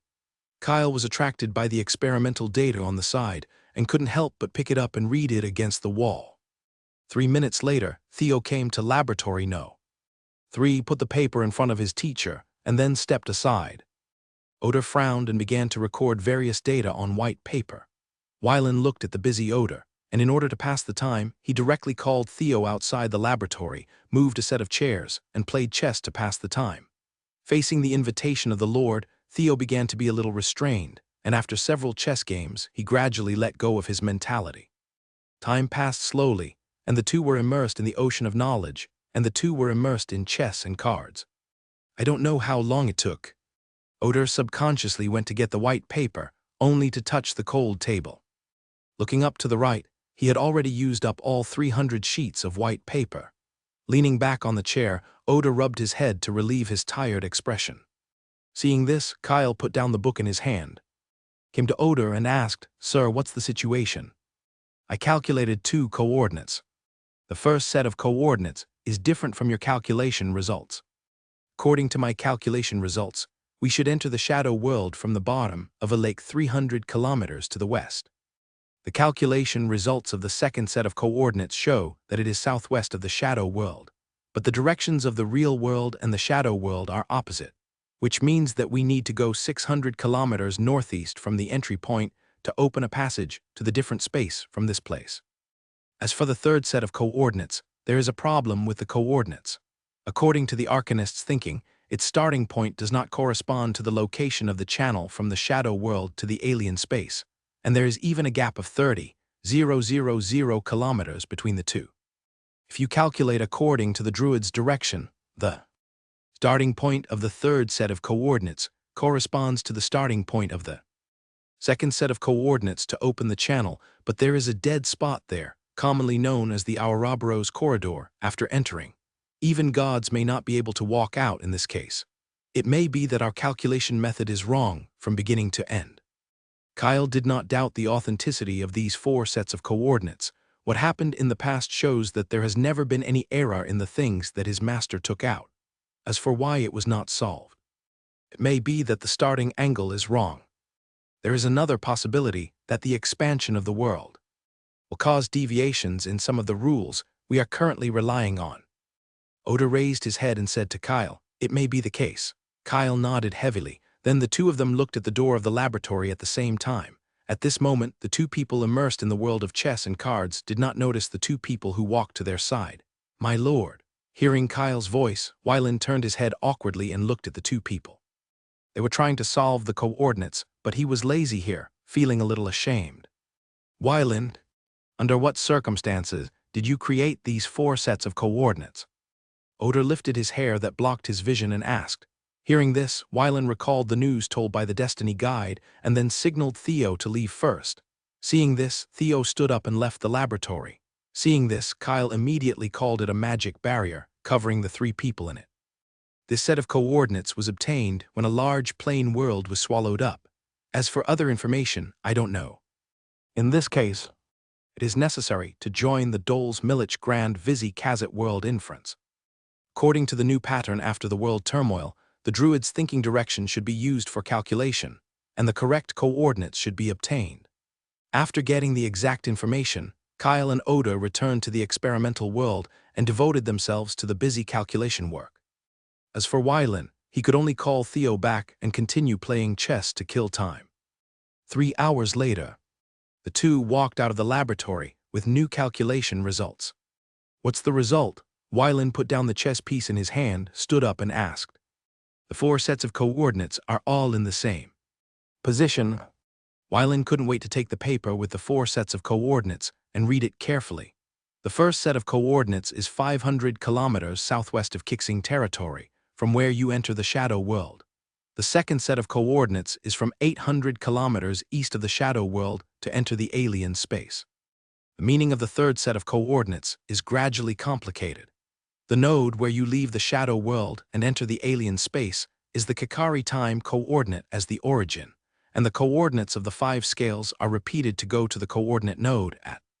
The meaning of the 4th set of coordinates is to cross the virtual layer and the magic layer enter the space of the position. You can reach the final destination. The alien space is known as the womb of the world. The space here is extremely strange and complicated. Even the Kikari time coordinates are only valid in a spherical space of 10,000 kilometers. Beyond this space, it is necessary to recalculate based on new factors. "Uncle, thank you very much. I'm leaving first. By the way, remember to accompany my aunt." Wellen waved his hand, said goodbye to Oder and left with Kyle. Oder looked at Wyland's figure as he left, then looked back at the laboratory and said to his student, "Theo, clean up the laboratory." "Yes, teacher," Theo said helplessly. Back in the study, Wyland temporarily sealed the analysis of the 4 coordinates. It will take at least a few years for that half-plane to reach the place described by the Destiny guidance, and the coordinates are not needed now. Leaning on the chair, Wyland couldn't help but sigh. Every profession has its own specialty. With my strength, I can only stare blankly when I see these 4 sets of coordinates. One night 2 days later, Wyland came to Kixing Lake alone. Time flies, decades have passed, and this lake is still the same as in the past pioneering period, without any change. The moonlight is like water sprinkled on the lake with a faint silver light. The last time I picked 7 color life flowers was 20 years ago. This time there should be no less than 10 mature ones. Wyland whispered softly. He took off his clothes, jumped into the lake, and swam to the bottom of the lake. Moving away the huge rock blocking the cave, Wyland felt a sense of being in another world when he revisited the deep cave. Passing through the 100-meter-long passage, he finally came to the shore of the cave. After many years, seeing the 7 color life flowers inside the cave again, Wyland felt an inexplicable sense of intimacy. As he was promoted to a silver high-level druid, his perception of plants became more and more acute. The faint purple light illuminated the surroundings, and Wyland carefully checked the 7 color life flowers around him. After 20 years of baptism, there are only 9 mature 7 color life flowers. They are colorful and look particularly stunning among the many unripe 7 color life flowers. Wyland carefully picked the 9 mature 7 color life flowers and put them into the space ring. Finally, he looked back at the 7 color life flower, then jumped into the water, left the cave, blocked the entrance, and climbed onto the riverbank. The July breeze, like a pair of gentle hands, gently brushed away the summer heat. Back at Xingyu Castle, Wyland sealed the 8 7 color life flowers in a wooden box made of special obsidian wood and put them in the underground treasure house. For the remaining 7 color life flower, he was ready to fulfill his promise. The next morning, Huey, led by Hilda, came to the study. Pushing open the wooden door, Huey entered the study alone, knelt on one knee, and said respectfully, "Master." Seeing this, Hilda gently closed the study door and left. "This is my reward for you for the last fish disaster. Hunting the 7 color life flower, which can improve your qualifications." Looking at the colorful flowers, Huey took the wooden box from Wyland with both hands and bowed his head. "Thank you for your gift. This is the result of your hard work." After sending Huey away, Wyland began to follow the training plan and began to practice. On December 25, 9745 of the glorious calendar, after 6 months, the large teleportation array was fully built under the leadership of Emor. The only step left before the large teleportation array is connected. 6 days later, Duke Moravia arrived in Kixing territory. Along with him came Prince Tobias, the second son of Belgrav Silves, the king of the Kingdom of Ilya and the diplomatic delegation of the capital. The second was the representative sent by the dukes, including Asad Lightend, the eldest son of Lightend, held East and Lif, the eldest grandson of Duke East, the eldest daughter of Duke Togro, the eldest son of Duke Merston, the eldest grandson of Duke Limon, and the second son of Duke Stoya, and Earl Eagle Angus and Countess Eagle Alyssa. For this opening ceremony, not only did the king send his most important offspring to Kixing territory, but in addition to Duke Moravia himself, the other 6 dukes sent their heirs to watch the ceremony. The connection of this teleportation array not only marks the connection of the trade channel between the Kingdom of Ilya and the Kingdom of Silver, Dragon Burke, but also an extremely important diplomatic activity. Various flying beasts occasionally fly over the sky of Kixing City. For this kind of scene, the residents living in the city went from being shocked and surprised at first to getting used to it later, which took less than 6 days. In the Star Moon Castle, Wyland held a private banquet to entertain his grandfather, the Duke of Moravia, his uncle, Emor, his father and mother. "Emor, your progress makes your father very dissatisfied. All your rest days for the next 3 years will be cancelled." "Father, you can't do this." Emor couldn't help but protest. "What did you say? I'm old and can't hear clearly." Looking at his father's half-smiley expression, Emor knew that if he dared to argue a few more words, not only would his 3-year rest days be gone, but he might even be arranged to take a trial. Looking at his uncle Emor's expression of despair standing in front of his grandfather, Wyland really wanted to laugh out loud if it weren't for respecting his elders. Alyssa looked at Wyland's weird expression and knocked on his head, asking him to behave himself and not laugh at his uncle. Angus, when was the last time we met? Father-in-law, I was busy with the affairs of the territory and forgot your instructions. Angus suddenly remembered an important matter and could only bite the bullet and say it. It's okay, but I hope to see you in the floating city of Kara in June this year. The Duke of Moravia had a kind smile on his face, but in Angus's opinion, it was not the case. Lissa looked at her father and husband with a look of helplessness on her face. She walked forward and said, Father, Wylan is getting married in the second half of the year. This trial should be cancelled. That's all.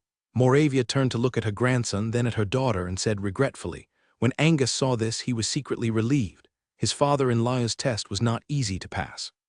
Looking back on the 3 tests he had gone through, it was simply unbearable to look back. Varin, come here. Hearing Grandpa's voice, Wylan, who was eating melon in the back, had no choice but to step forward and salute respectfully. Grandpa. Yes, the foundation is very solid. Much stronger than your father. The Duke of Moravia touched Wylan's head and said kindly. Varin could feel his grandfather's concern from his words. Then, the Duke of Moravia took out a magic item, handed it to Varin, and transferred the relevant memories to his mind. The second core, a piece of legendary magic equipment, can store one's own magic power, which is equivalent to expanding the upper limit of one's own magic power. According to the information my grandpa told me, this magical equipment can store all the magic energy of up to 3 high-level soul arcanists, which is extremely precious. Wylan stepped forward and hugged his grandfather. Grandpa, thank you. The Duke of Moravia also held Varin in his arms, with a loving smile on his face. Angus looked at this heartwarming scene and felt a little disappointed, but when he saw his wife, his mood suddenly improved. At 11 p.m., the private dinner ends. The next morning, Wylan woke up slowly in bed. Master. Hilda's voice sounded outside the door. Wylan shook his head, looked at the sunlight coming in from the window, and responded, Come in. Hearing this, Hilda opened the door, placed the wooden basin on the washstand, and began to wash Wylan.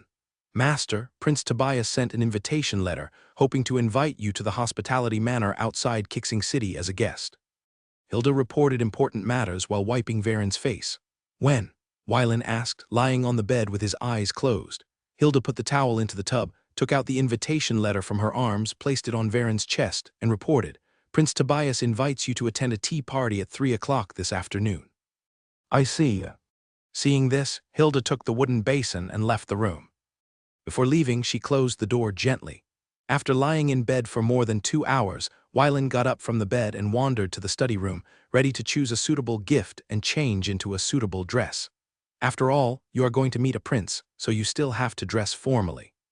At 3 o'clock in the afternoon, Wylan, wearing a white dress and carrying a small gift, arrived at the manor outside Kixing City used to entertain guests.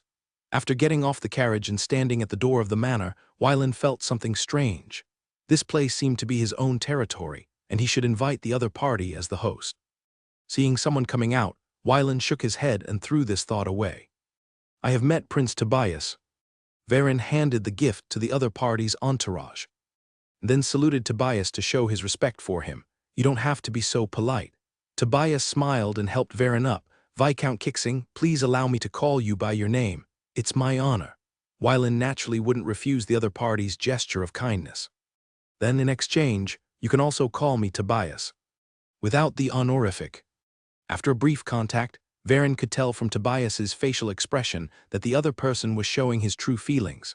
However, the other party was born in the royal family and was able to overpower his elder brother. This person was certainly not simple. Wylan can be sure that this kind of sincerity is just one of the faces of the other party. In Tobias's affectionate name, Varin is enthusiastic on the surface, but extremely calm on the inside. He did not dare to slack off at all for this prince who grew up in the royal family. Tobias pulled Varin to the center of the courtyard and introduced the black-haired young man on the left. Varin, let me introduce to you. This is Popper, the second son of the Knights of the Guards, His Excellency Helder Povicik. He is my guardian knight and the captain of the guard. I've met Viscount Kai Zing. Popper stood up and saluted, following the standard of aristocratic etiquette. Tobias pointed to another blue-haired young man. His name is Walder Memboria. He is the third son of Milton Memboria, the leader of the Knights of Ilang. He is now the deputy captain of the guard. I've met Viscount Kixing.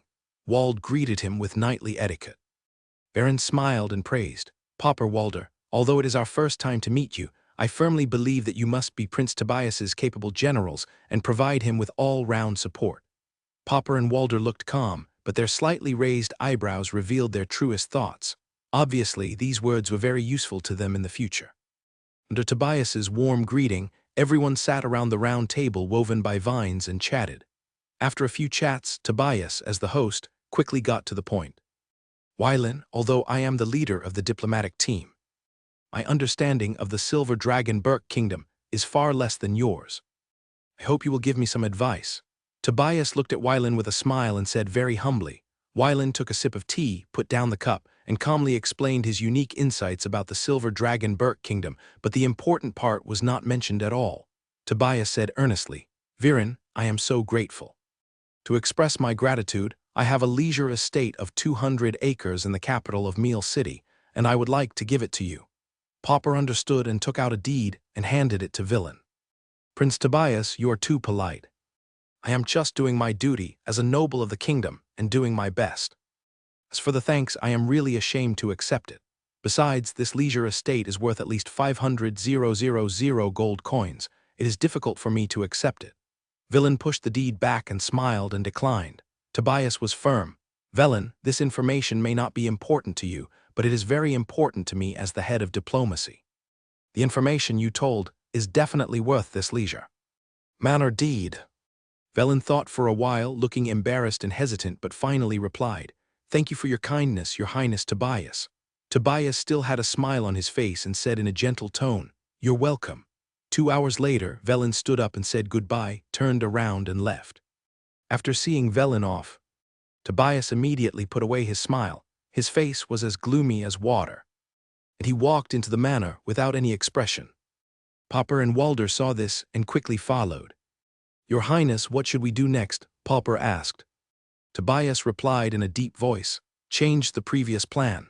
Since the other party has openly rejected me, there is no need to pay attention to the other party, but I cannot offend the other party. I don't want to face the Duke of Moravia. Your Highness, where else do you need to pay a visit to Lord Audrey, the governor of Cadero province? Wald looked at Tobias and expressed his doubts. Go, give me a gift to express my intention and ask her for 3 important positions in the provincial capital. That's right. Tobias stopped, turned to Walder and warned. Prudence has placed personnel in the delegation, so don't alert his spies. His Royal Highness the Prince has placed personnel, this is unlikely, Walder said with some uncertainty. Popper echoed, Your Highness, it should be impossible for Prince Prudence to place personnel in the diplomatic team. After all, those candidates have been investigated by us, so there should be no surprises. The corners of Tobias' lips raised slightly. Your tone is uncertain, which means you are not 100% sure whether there is a spy from my brother inside. Your Highness, please forgive me for my stupidity. Popper lowered his head and admitted his mistake. I'm not sure either, Tobias said calmly, so just treat it as if there is an undercover agent inside. People who cannot be trusted absolutely should be treated with suspicion. Understood. They both lowered their heads and replied. I extend an invitation to Helder East and Rich, the eldest grandson of Duke East. I want to meet this guy known as the Cunning Red Fox. Yes. Popper lowered his head and replied. 3 days later, hundreds of people arrived at the junction of Mission Town, Wanfeng Town, and Bede Town. A blond young man came to the Duke of Moravia, leaned down to salute, and said respectfully, Your Excellency, I would like to say hello to you on behalf of my father, Belgrave Silvis. The Duke of Moravia nodded and said to Tobias, I understand. Other Duke representatives came forward to salute and greet him, in turn to express their respect for the Duke of Moravia. After half an hour, everyone retreated beyond the border. The Duke of Moravia came to the center of the teleportation array, took out the magic staff, activated the teleportation array, and communicated with the teleportation array located in the direction of the Silver Dragon Burke Kingdom. The terrifying aura was pressing down on everyone. Even though he was 3 kilometers away, Wyland could still feel the tremendous pressure. This was the moment when he faced the legend for the first time and unleashed his full power. Mother, the magic energy that Grandpa is releasing now is worth several of you.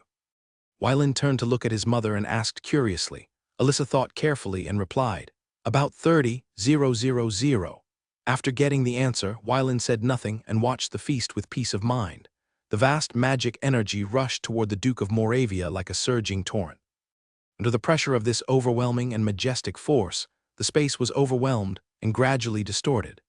In an instant, the space was easily torn apart like fragile tissue paper, and the magic energy gathered in the hands of the Duke of Moravia poured into the cracks in the space like a flood. The roar of the giant dragon passed through the cracks, in space like thunder, surging in all directions. This sound seemed to announce to the world that the two spaces had been connected. The Duke of Moravia was calm and steady, maintaining the space channel while guiding the teleportation array into the space crack with ease.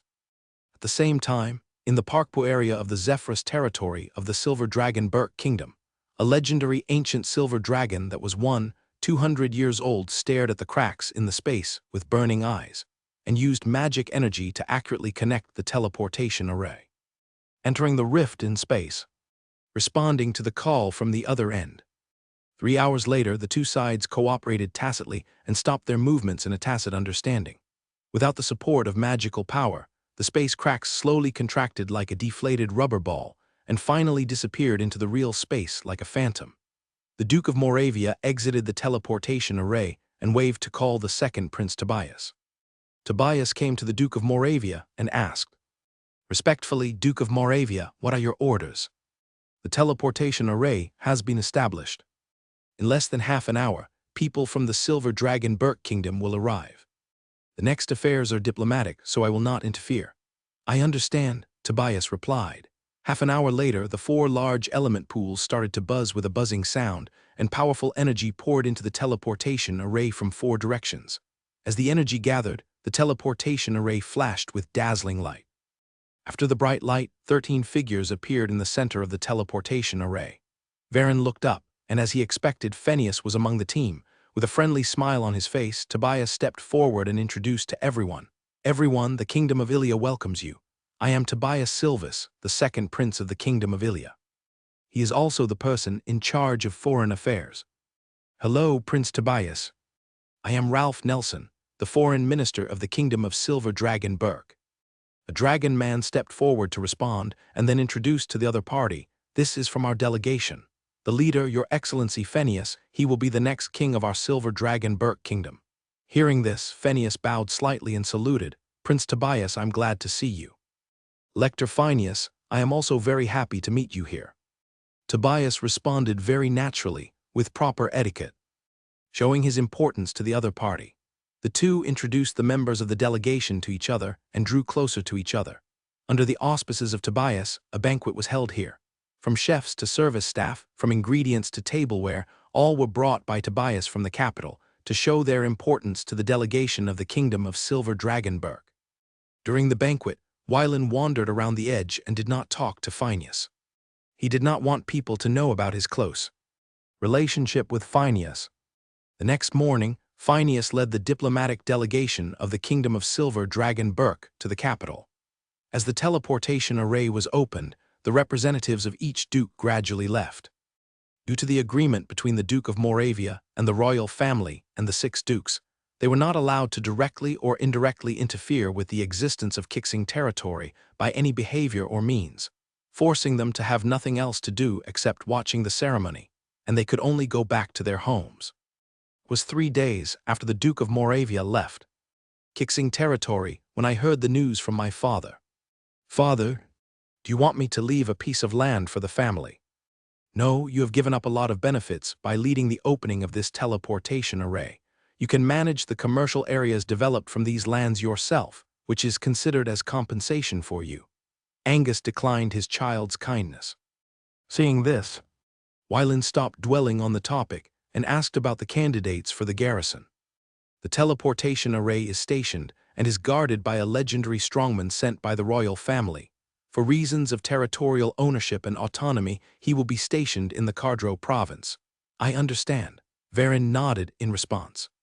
Since the opening of the Curisco-Cardero-Kixing Highway, the distance from the provincial capital of Cadero to Kixing is only a few hundred kilometers. Legend has it that it can be reached from the provincial capital of Cadero in less than 10 minutes. Pray for the star to lead. Did you deploy a lot of people in the provincial capital of Cardero? Faced with his father's sudden inquiry, Wylan was a little confused and subconsciously nodded and said, "The entire Zicheng District Public Security Bureau is basically my people. With the existence of this teleportation array, the provincial capital of Cardro Province will inevitably become an arena for several princes to fight. If necessary, keep a few key positions and release other positions. I understand, father." Besides, Varen knew all of his father's suggestions by heart. Alyssa sat aside, waiting for the two father and son to talk about business. Half an hour later, the conversation between Angus and Varen came to an end. "Wylan, you will get married in October this year. Earlier than your father." Alyssa leaned on Angus' shoulder with a happy face and said softly to her son, "Mother, I can be considered as bringing honor to my father." Wylan looked at his father with a smile, with a hint of pride in his eyes. "Father, don't you think so? I really should have disciplined you when you were young, but it's a pity that you have grown up now." Angus looked at Wylan and said with a half-smile, "Hey, father, in 30 years I will definitely be more powerful than you," Wylan said confidently. "Okay, Angus, stop talking." Alyssa stretched out her hand to cover her husband's mouth, turned to her son with a smile and said, "Wylan, how do you plan to hold your wedding?" "Just hold it in the normal way," Wylan replied easily. "For my wedding, I only need to invite some good friends to attend. There's no need to be like my eldest brother." "Okay, mother respects your decision." 2 days later, Angus and Alyssa left the Praying Star territory and returned to the Eagle territory. After sending his parents away, Varen immediately sent people to recall Raimundo from Cardero Province. It was late at night after Raimundo received the news from his master. "Let's put the Praying Star collar back tomorrow." Raimondo's wife Dalisa looked at her husband, who was dressing in a hurry, and said with some concern. After Raimundo put on his clothes, he kissed his wife's forehead and said softly, "The Lord's order cannot be delayed without delay. I need to rush back to the Praying Star leader immediately to report. You have a good rest. I will be back in 2 days. Be careful on the road." "Don't worry, I'm a golden knight, and I'm afraid of encountering thieves." Raimundo replied with a smile, "Since the opening of the Curisco-Cardro-Kixing Highway, robbers and thieves have been in the Cardro province. Nearly extinct. Don't worry about me. Have a good rest." Watching her husband leave, Dorisa couldn't sleep as she watched her husband's leaving figure. She walked straight to the study and started sorting out the account books. She was worried that her husband's emergency recall by the Lord was due to an official mistake. Just in case, she could only check the account carefully to avoid any mistakes. The next morning, not long after Wylan got up, he saw Cisna walking towards him quickly. "Master, Lord Raimundo is waiting for you in the study." "Yes."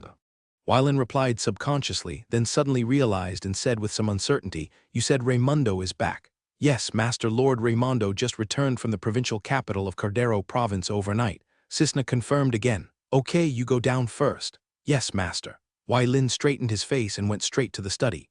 "My lord." Raimundo saw Wylan's figure and stood up to salute. Wylan waved his hand to indicate that the other party did not need to stand up, just sit down. "I'm asking you, have the officials in the provincial capital of Cardero made any adjustments?" "Lord, I am preparing to report this matter to you in next month's affairs report." The director of the Public Security Bureau of Dingcheng District, Cardero Province, the head of the Commercial Inspection Section, and the deputy commander of the City Defense Army were all arrested 3 days ago. "Replace. Where are these 3 people from?" Wylan asked. Raimundo recalled the investigation information, organized some words, and reported. According to the facts of the investigation, the director of the Dingcheng District Public Security Bureau is named Frankie, a high-level silver soldier who was transferred from the Serap Provincial Security Force. As for the chief of the Commercial Inspection Section, she is a woman named Belfi, a silver mid-level mage from Lensa Province. The last deputy commander of the City Defense Army. I heard that he came from the Zich Province. His name is Eisner, a low-level golden knight when he took office. He also brought 2 teams of knights. Now he is embedded in the City Defense Army. The governor, Lady Audrey, didn't react at all to this behavior, taking into account the backgrounds of these 3 people. It is not difficult to see that a certain prince must be planning the plot, based on Varen's judgment. These 3 people are most likely to belong to the second Prince Tobias, however. These are not important. He has no interest in participating in the battle between princes. I remember Governor Audrey's term ended this year. Varen raised his head and looked at Raimondo, asking with some uncertainty. Raimondo saw this and shook his head and said, "My lord, the last Governor Fisk ended his term in 9729. According to the 15-year term, Governor Audrey should have ended his term in October 9744. Because of the order from the royal capital, Governor Audrey's term was extended for 5 years. She will end her term as governor in October 9749. That means there are still 3 years before her term ends." "Yes, my lord." Raimondo nodded and replied, "Except for the position of Deputy Director of the West City Public Security Bureau, all other positions will be abandoned. The position of Deputy Director of the Business Review section will also be abandoned. As for all positions in the 3rd Public Security Bureau, they will still be held in hand." After Wyland finished speaking, Raimondo raised his doubts. "Master, if this happens, our control area will return to 15 years ago. We really want to do this. The emergence of the teleportation array will lead to fighting in the weakest province of the kingdom, Cadlo Province, and the main location is the provincial capital." Wyland heard this and explained to Raimondo, "However, giving in does not mean cowardice. If those people dare to push their limits, fight back fiercely. I will take responsibility if something goes wrong." "Yes." With the endorsement of his master, Raimondo felt very confident. For the returned personnel, Wyland did not treat them unfairly. According to their contributions in recent years, they were assigned to serve as officials in the jurisdictions of Kiayun County and Luming County. As for those who intend to join the army, as long as they can pass the assessment, they will be granted corresponding positions. With the opening of the teleportation array, it is time for Orlando to take the position of the governor of Zephyrus Territory. Outside the city of Xiphon County, Orlando led all the officials and his Fire Lion Knights to welcome Wyland's arrival. Orlando looked at his knights and was very satisfied.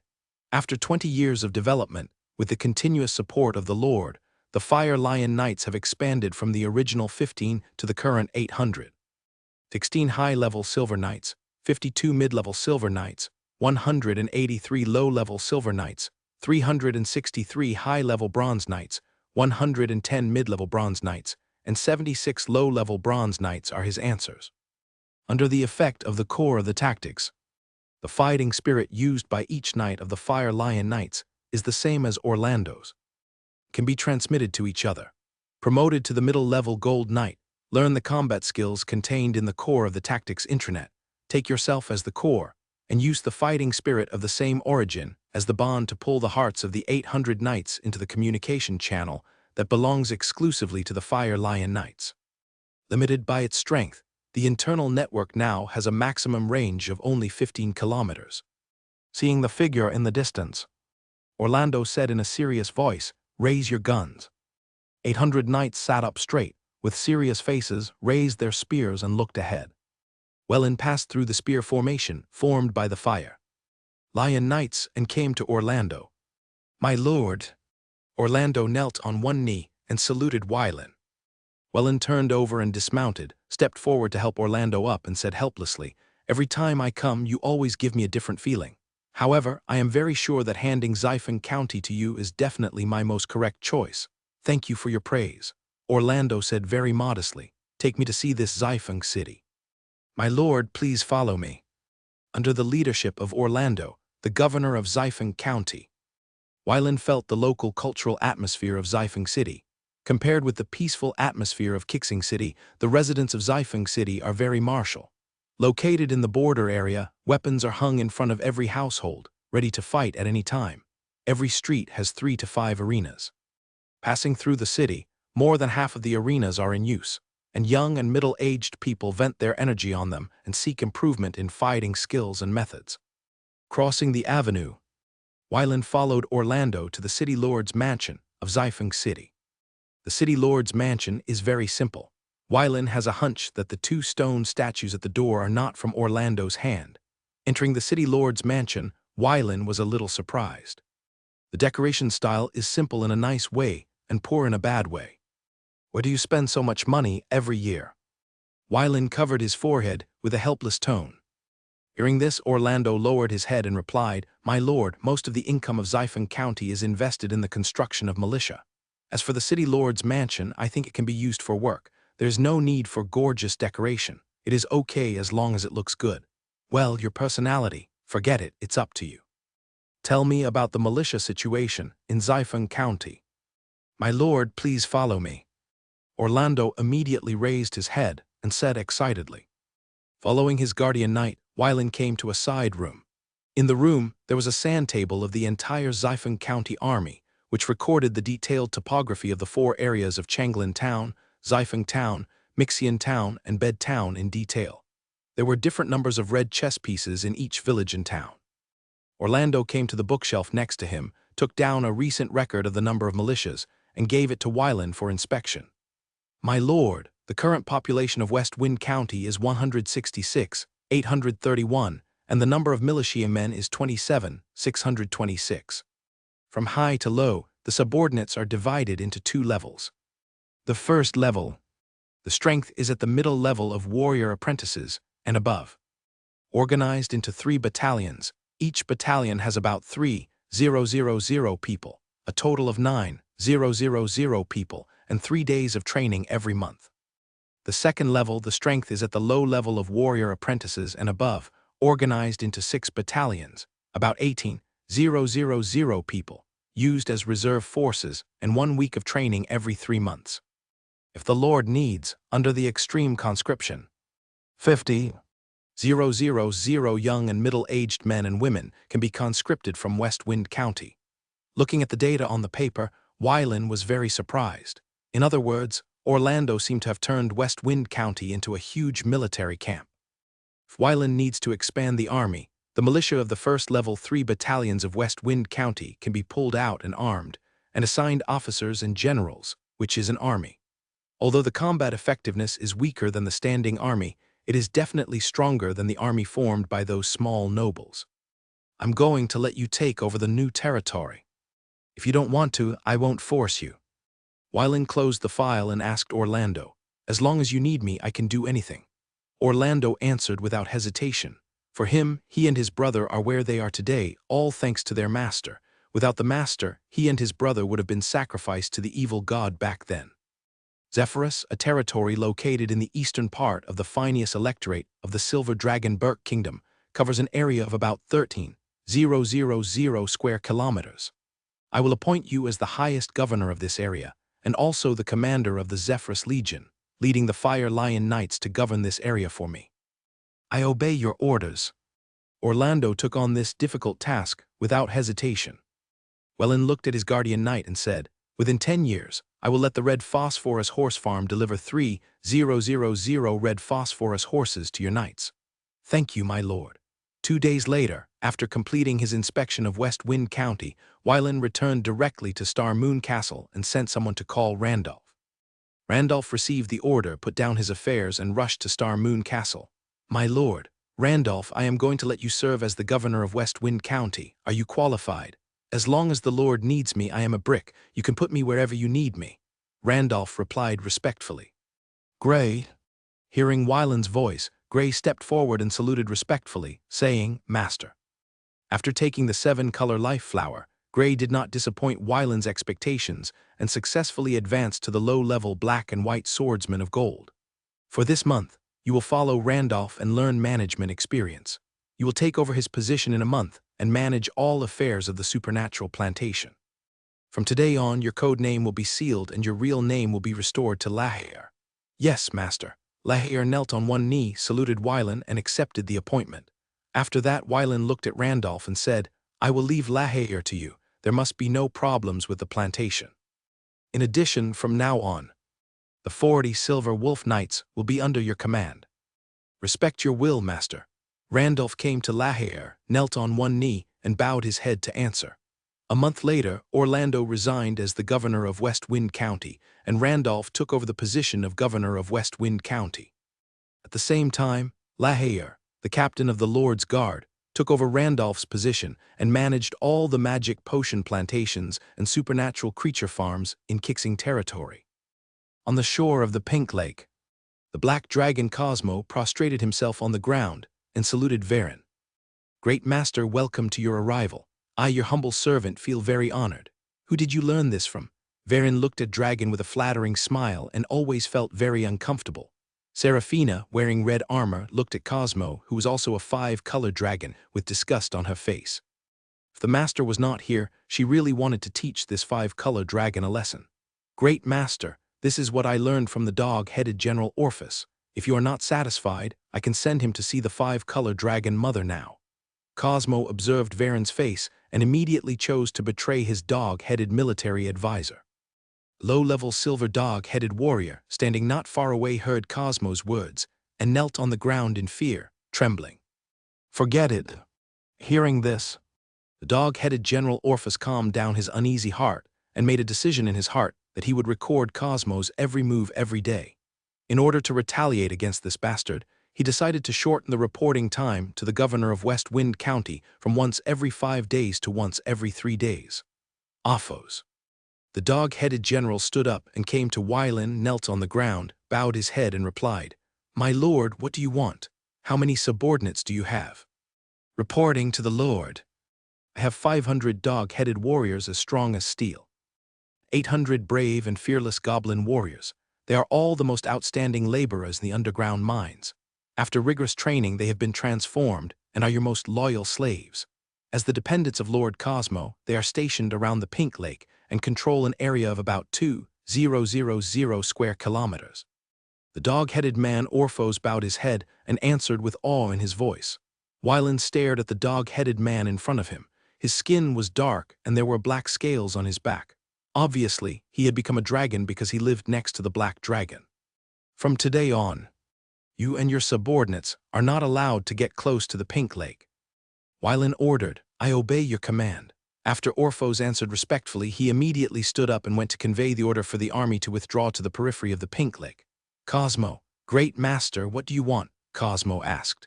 Wylin looked at Cosmo, nodded and ordered, "The area around the Pink Lake is handed over to you. No unknown creatures are allowed to approach. I will follow your will." Cosmo replied, "This is a reward for you." Kyle took out 100 gold coins and placed them in front of Cosmo. Looking at the glittering gold coins in front of him, Cosmo's eyes revealed a greedy light. He put the gold coins into his pocket at lightning speed and said excitedly, "Master, Cosmo will definitely protect the Pink Lake for you until." "Okay, do what you should do." Wylin looked at Cosmo and interrupted him helplessly. Cosmo took 100 gold coins and couldn't wait to return to his nest, ready to count his treasures again. Wylin took Kyle, Serafina, and several guards through the busy passage to the bottom of the Pink Lake. Under Wylin's operation, the vines continued to extend in all directions. Half an hour later, a vine space covering thousands of square meters appeared in front of everyone. Kyle raised his right hand and attached it to the vines to reinforce the lake bottom space. Anne, the black-armored girl, stepped forward and replied, "Lord, notify Huan and ask him to bring the advance team down." "Yes." After a while, Huan arrived at the lake bottom space with 50 silver warriors and 150 bronze warriors. Then, everyone passed through the pink spring and entered the gray fog space one by one. Wylin opened his eyes and looked at the gray fog. This was his first time entering the gray fog space. A faint mist surrounded the spring, isolating the gray creatures. Huan and Anne began to instruct their subordinates and build infrastructure according to the previous task division. Wylin followed Kyle and stepped out of the area covered by the gray fog and came to the outside world. All around was silent and lifeless. From the unique perspective of a druid, the land on which he stood was lifeless. Although the ground was surrounded by vegetation and there were large forests in the distance, they could not change the current situation of no life underground. "My lord, this mezzanine space seems to have lost the law of life. As for why there are gray creatures, I don't know." Kyle stared into the distance and said, "I feel that not only the law of life has been lost, but isn't the mezzanine space like this?" Wylin shook his head and said, "The gray crystal here has great uses and this is enough. As for exploring this mezzanine space, we will talk about it when we have strength in the future." "I understand," Kyle nodded in response. "Take me up to see the floating island." After obeying the order, Kyle opened his wings of light, picked up Wylin from behind, and took off. As the altitude continued to rise, the field of vision gradually became wider, and Wylin was able to glimpse a corner of this mezzanine space. Tens of thousands of meters above the sky, through the clouds, a floating island appeared in front of him. It moved slowly in the sky, as if following a certain trajectory. Kyle increased the speed of flight, and half an hour later they crossed thousands of kilometers and finally landed on the floating island. Wylan stood on the island, feeling the surrounding environment. Like the land, there was no breath of life here. Standing on the edge of the floating island, Wylan looked far away, overlooking the land below. The vast land was in full view, as if it was under his feet. Maybe now I can understand why a wizard is obsessed with owning a floating city. Looking at the spectacular scene in front of him, Wylan couldn't help but sigh. Kyle stood beside Wylan, overlooking the land together, but he didn't have the same state of mind as his master. After receiving his grandfather's inheritance, Kyle couldn't understand the pursuit of the sky by ground creatures. After appreciating the scenery of the land, Wylan, accompanied by Kyle, began to explore this floating island with an area of only 1,000 square kilometers. They stepped on the soft grass and slowly moved into the island. As they gradually approached the center of the floating island, the vegetation became more and more lush, but these trees had no fruits. And even the flowers had never bloomed, as if they would always keep that touch of green. On a low hill, just as the two were about to move forward, 3 gray creatures suddenly fell from the sky and attacked Wylan. Kyle reacted quickly, condensed 3 light arrows out of thin air, and accurately pierced the oncoming 3 gray creatures. 3 20-meter-long corpses fell from the sky and hit the ground hard, accompanied by the ground shaking. Wylan jumped up and came to the corpse of the gray creature, summoned the vine, and dug out the gray crystal. Looking at the 3 gray crystals floating in front of him, Wylan looked at the huge corpse of the gray creature and said with great regret, "It's a pity that the flesh and blood of these gray creatures have the same power as the gray crystals. Otherwise it would be used as a training resource to greatly enhance the strength of the army." Last time when the goblins were used for experiments, those goblins who devoured the flesh and blood of the gray creatures went crazy and self-mutilated in less than an hour, and finally committed suicide. Holding the gray crystals to absorb. As long as you give up contact, there is still a possibility of reversal. But eating the flesh and blood of the gray creatures will only lead to death. Putting the 3 gray crystals into the space ring, Wylan and Kyle continued to set off and headed for the center of the floating island.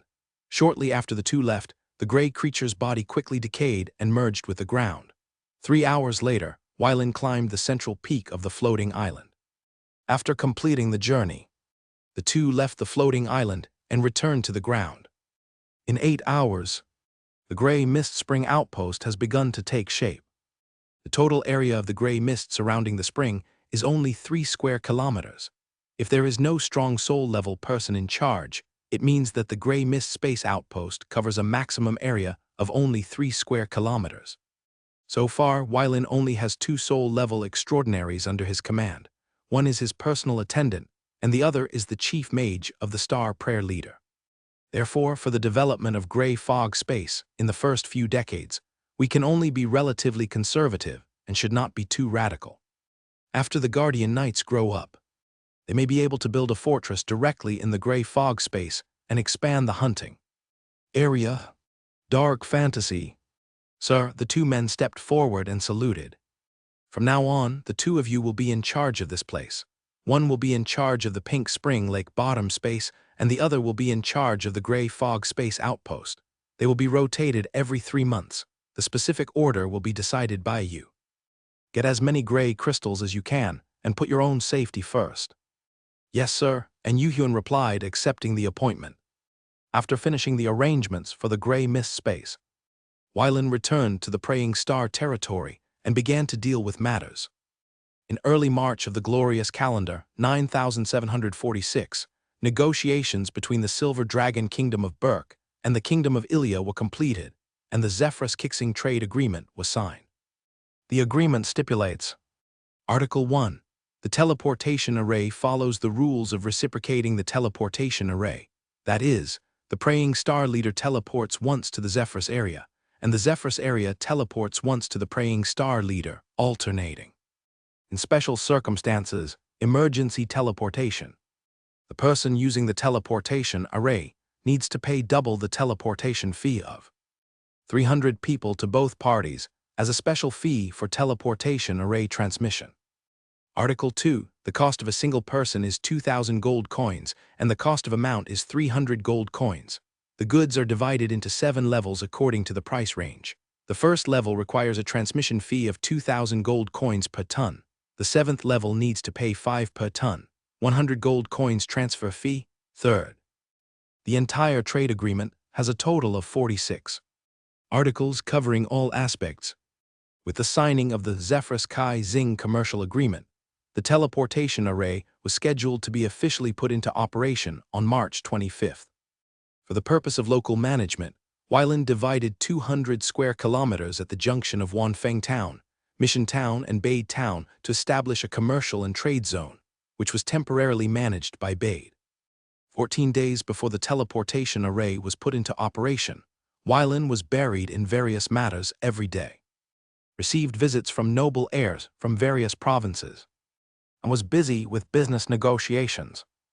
Arranged for the Mage Operations team sent from the royal capital to sign a restriction on the scope of power with the other party.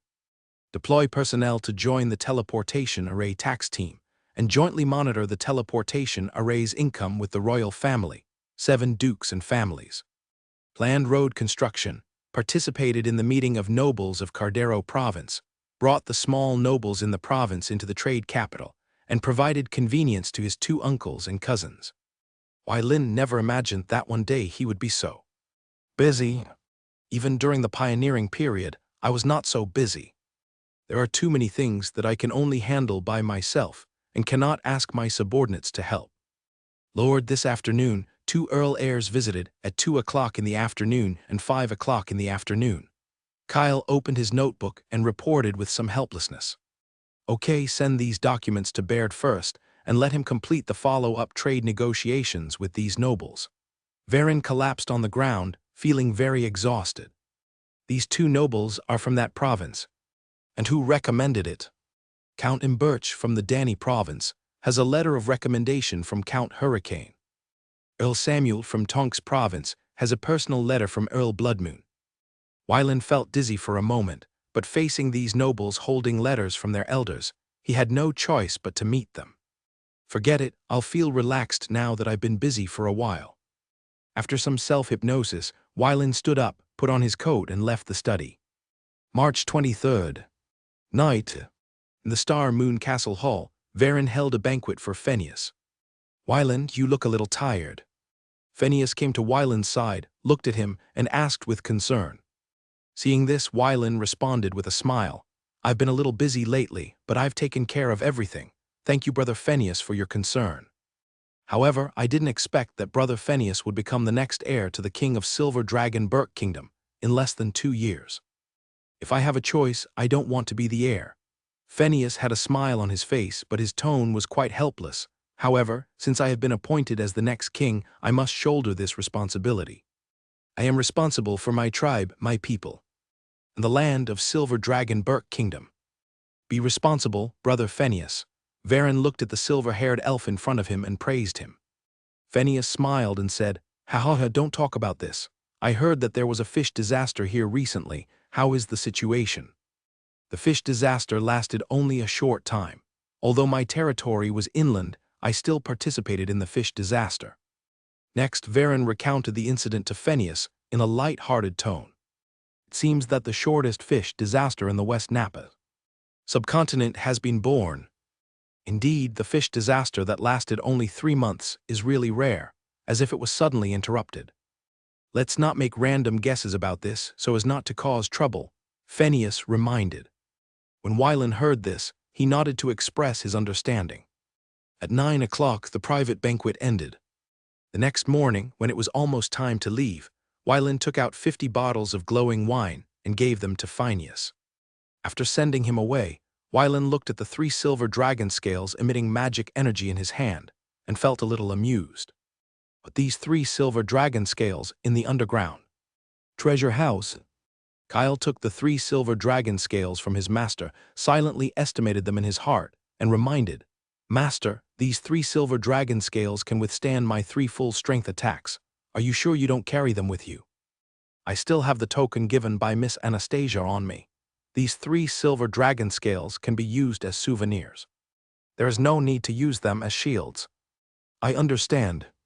Kyle nodded and replied, with the official opening of the teleportation array. Weilin finally ushered in the long-awaited leisure time. Without the disturbance of nobles and the trouble of affairs, Weilin lay comfortably in the warm sun in the inner city of Xingyu Castle, enjoying this leisure time and relieving mental fatigue. Shah, the mutant griffin lay obediently beside its master, barking happily from time to time, and then turned over to bask in the sun on its belly. In the training ground not far away, Seraphina, dressed in a maid outfit, served as the training instructor of 3 fiery dragon knights rigorously and seriously. She held a long whip in her hand, with a serious expression, and shouted loudly from time to time, scaring the 3 people and 3 dragons into silence. As night fell, Weilin, who had enjoyed dinner, lay on the bed, quietly waiting for the arrival of destiny. Shashasha. The mutant griffin star lay in front of the window, calling out in a low voice with some dissatisfaction. Weilin patted his head, sat up from the bed, picked up the half-bottle of wine next to him, which was gleaming, and slowly poured it into the bowl, and then brought it to the window. Shashasha. The mutant griffin cried happily, biting the bowl and excitedly left the windowsill. What a little drunkard! Weilin shook his head helplessly, smiled, and went back to bed to continue lying. Time passed slowly like flowing water, and soon it was 8 o'clock in the evening. 6 months later, a demon disaster will break out in the Rafa province of the Cube Kingdom. Rafa province, I remember this province is close to the Ayer's natural elf kingdom. Weilin opened his eyes, looked at the roof, and muttered to himself. If the demon disaster spreads, the Cube Kingdom will bear the brunt. The Ayer's natural elf kingdom will not be able to escape. After thinking for a moment, with his current vision, he could not find any clues about this matter. Maybe this demon disaster is the fuse of another incident. Then Weilin put this matter behind him and went to sleep. 3 days later, Weilin ended his leisure time and continued to practice hard according to the training plan specified by Kyle, striving to become a soul knight as soon as possible. After swallowing the 3 gray crystals obtained last time, Weilin obviously felt that his training was easier. If the speed of absorbing magic energy in the air was 1 before, it is now 1.05, which is obviously faster. Time passed quickly, and 3 months had passed in the blink of an eye.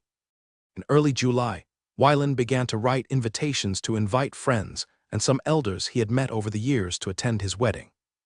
In a hotel in the West District of Kixing City, a middle-aged man lay on the bed with his eyes closed. After a while, 2 young men pushed open the door and entered the room.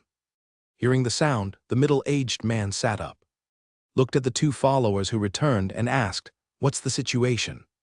"Master, everything is normal in the city, and no traces of organizational activities have been found," the black-haired young man replied respectfully. "I don't have much time left. If I can't cause some trouble for the organization, I may not be able to leave the Synapse subcontinent alive." The middle-aged man looked gloomy and spoke in a very low tone. "Master, do you really have to see Viscount Kixing?" the blond young man asked with a worried look on his face. The middle-aged man rarely did not get angry and explained to his servant, "There is no way. This is the easiest way to survive. If you choose other ways, it will take more time. But I don't have much time left. Once the curtain covering my soul disappears, my tracks will be exposed. With my current strength, the curse that directly points to the soul will definitely kill me." "Master, what should I do next?" the black-haired young man asked with a worried look on his face. The middle-aged man carefully took out his life cards. The 64 life cards seemed to flash with mysterious light, and he solemnly placed them on the table one by one.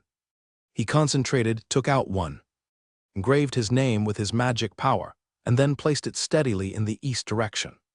Then he took out another card and wrote the 4 words, "Viscount Kixing," as if giving this card a sacred mission, and placed it in the north direction.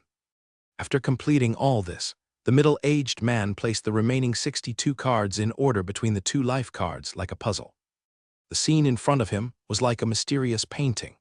The black-haired young man and the blond young man quietly retreated behind their master, fearing that their existence would interfere with the trajectory of fate. The middle-aged man closed his eyes tightly, put one hand gently on the life card with his name, and pressed the other hand on his head, and began the ceremony. As the ceremony started, the middle-aged man's silver hair gradually glowed with white light. A dazzling golden silk thread, like a lively elf, quietly set off from the life card with the middle-aged man's name, passed through the 13 life cards, like a beam of golden light, and finally arrived at the life card with Viscount Kixing. The next moment, the middle-aged man opened his eyes, but his body was a little shaky. The two servants were extremely anxious and hurried forward to support their master. The middle-aged man coughed a few times and said in a slightly hoarse voice, 20 years of life, in exchange for a foolproof result, is worth it. In order to avoid the organization, he had to bet his own life and explore this perfect method from the fate in the dark. These 13 life cards are his way to survive. As long as he completes the key events above, he can avoid the organization's close surveillance and leave the Synapse subcontinent. In the next 3 days, the middle-aged man followed the instructions on the fate card and completed the 13 key events one by one. Every time he completed one, he was one step closer to his goal. Finally, he arrived at the Adventure Tavern at 3 o'clock in the afternoon with a secret recipe for brewing. "Sir, what do you need?" According to the guidance of the fate card, the middle-aged man answered, "I have a secret recipe for brewing here, and I hope to sell it to your boss." "Secret recipe for brewing?" A voice came from behind the middle-aged man. According to the records on the fate card, as long as you hear a voice from behind when selling the secret recipe for brewing, look back. And the first person you see is the target person.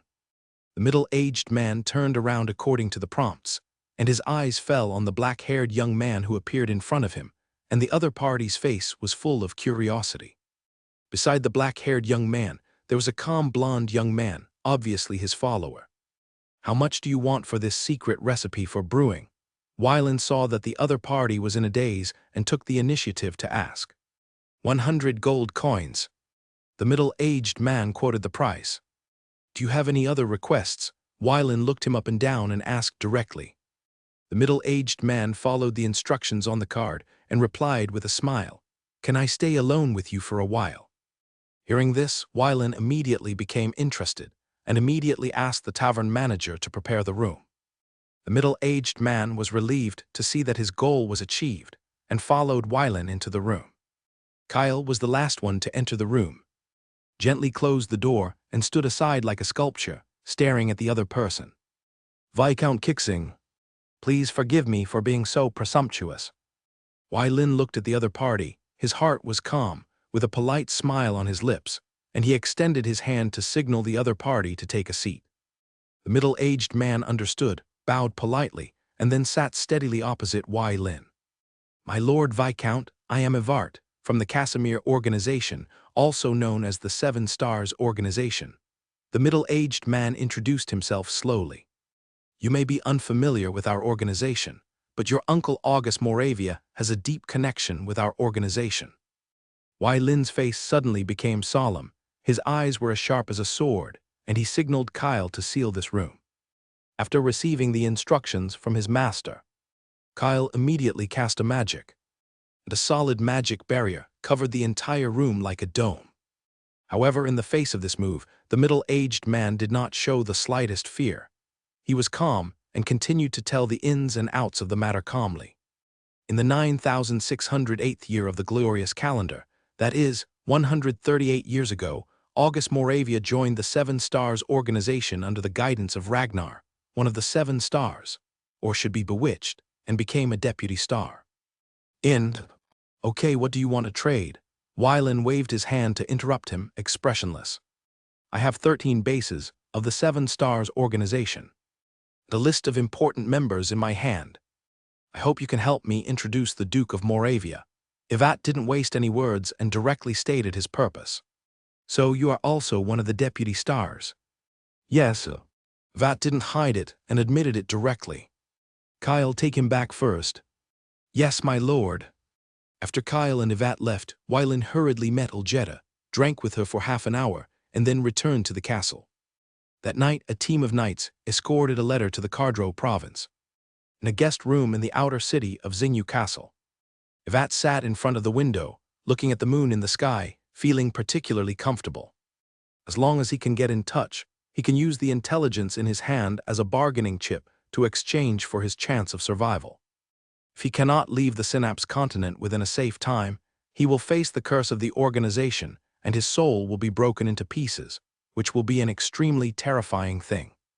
Master, if the Duke of Moravia gets the intelligence, will he let his subordinates execute us?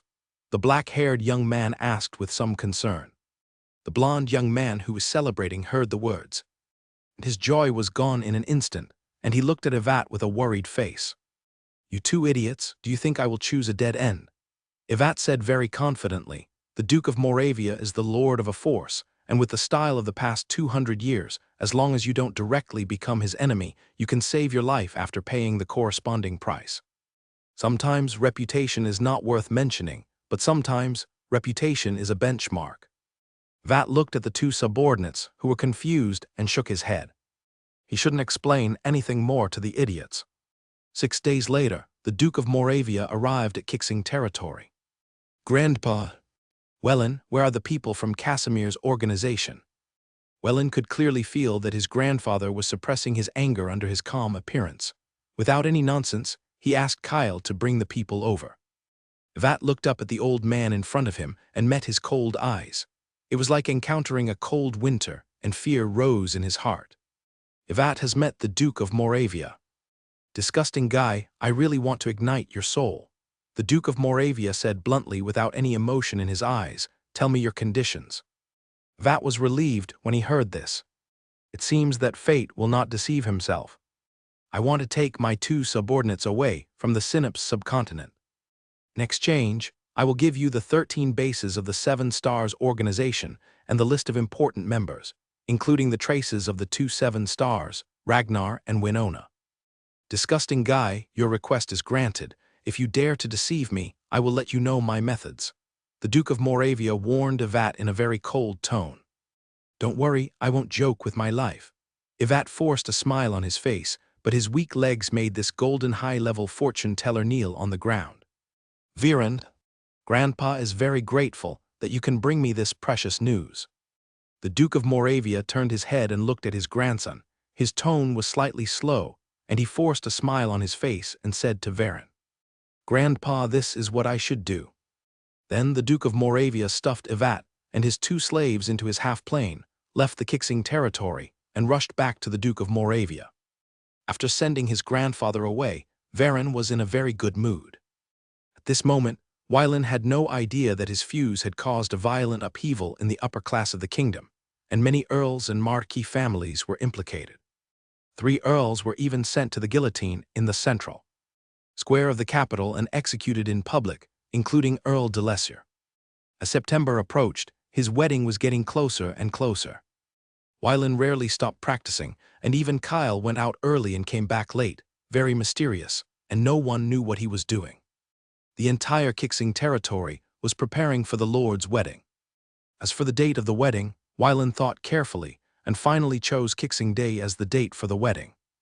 In a small manor in the East City district of the royal capital, Zumia got off the carriage with a box, looking at the home she had left for 10 years with mixed feelings. In a while, this will not be her home. Thinking of this, Zumia couldn't help but smile. When she approached the door and was about to knock on the door, the moment she raised her hand, the door was opened, and a young woman in a black dress appeared in front of her. Mother, Zumia put down the box, opened her arms, and threw herself into her mother's arms. Welcome back, my daughter. Eulalia Silves hugged Zumia and smiled from the bottom of her heart.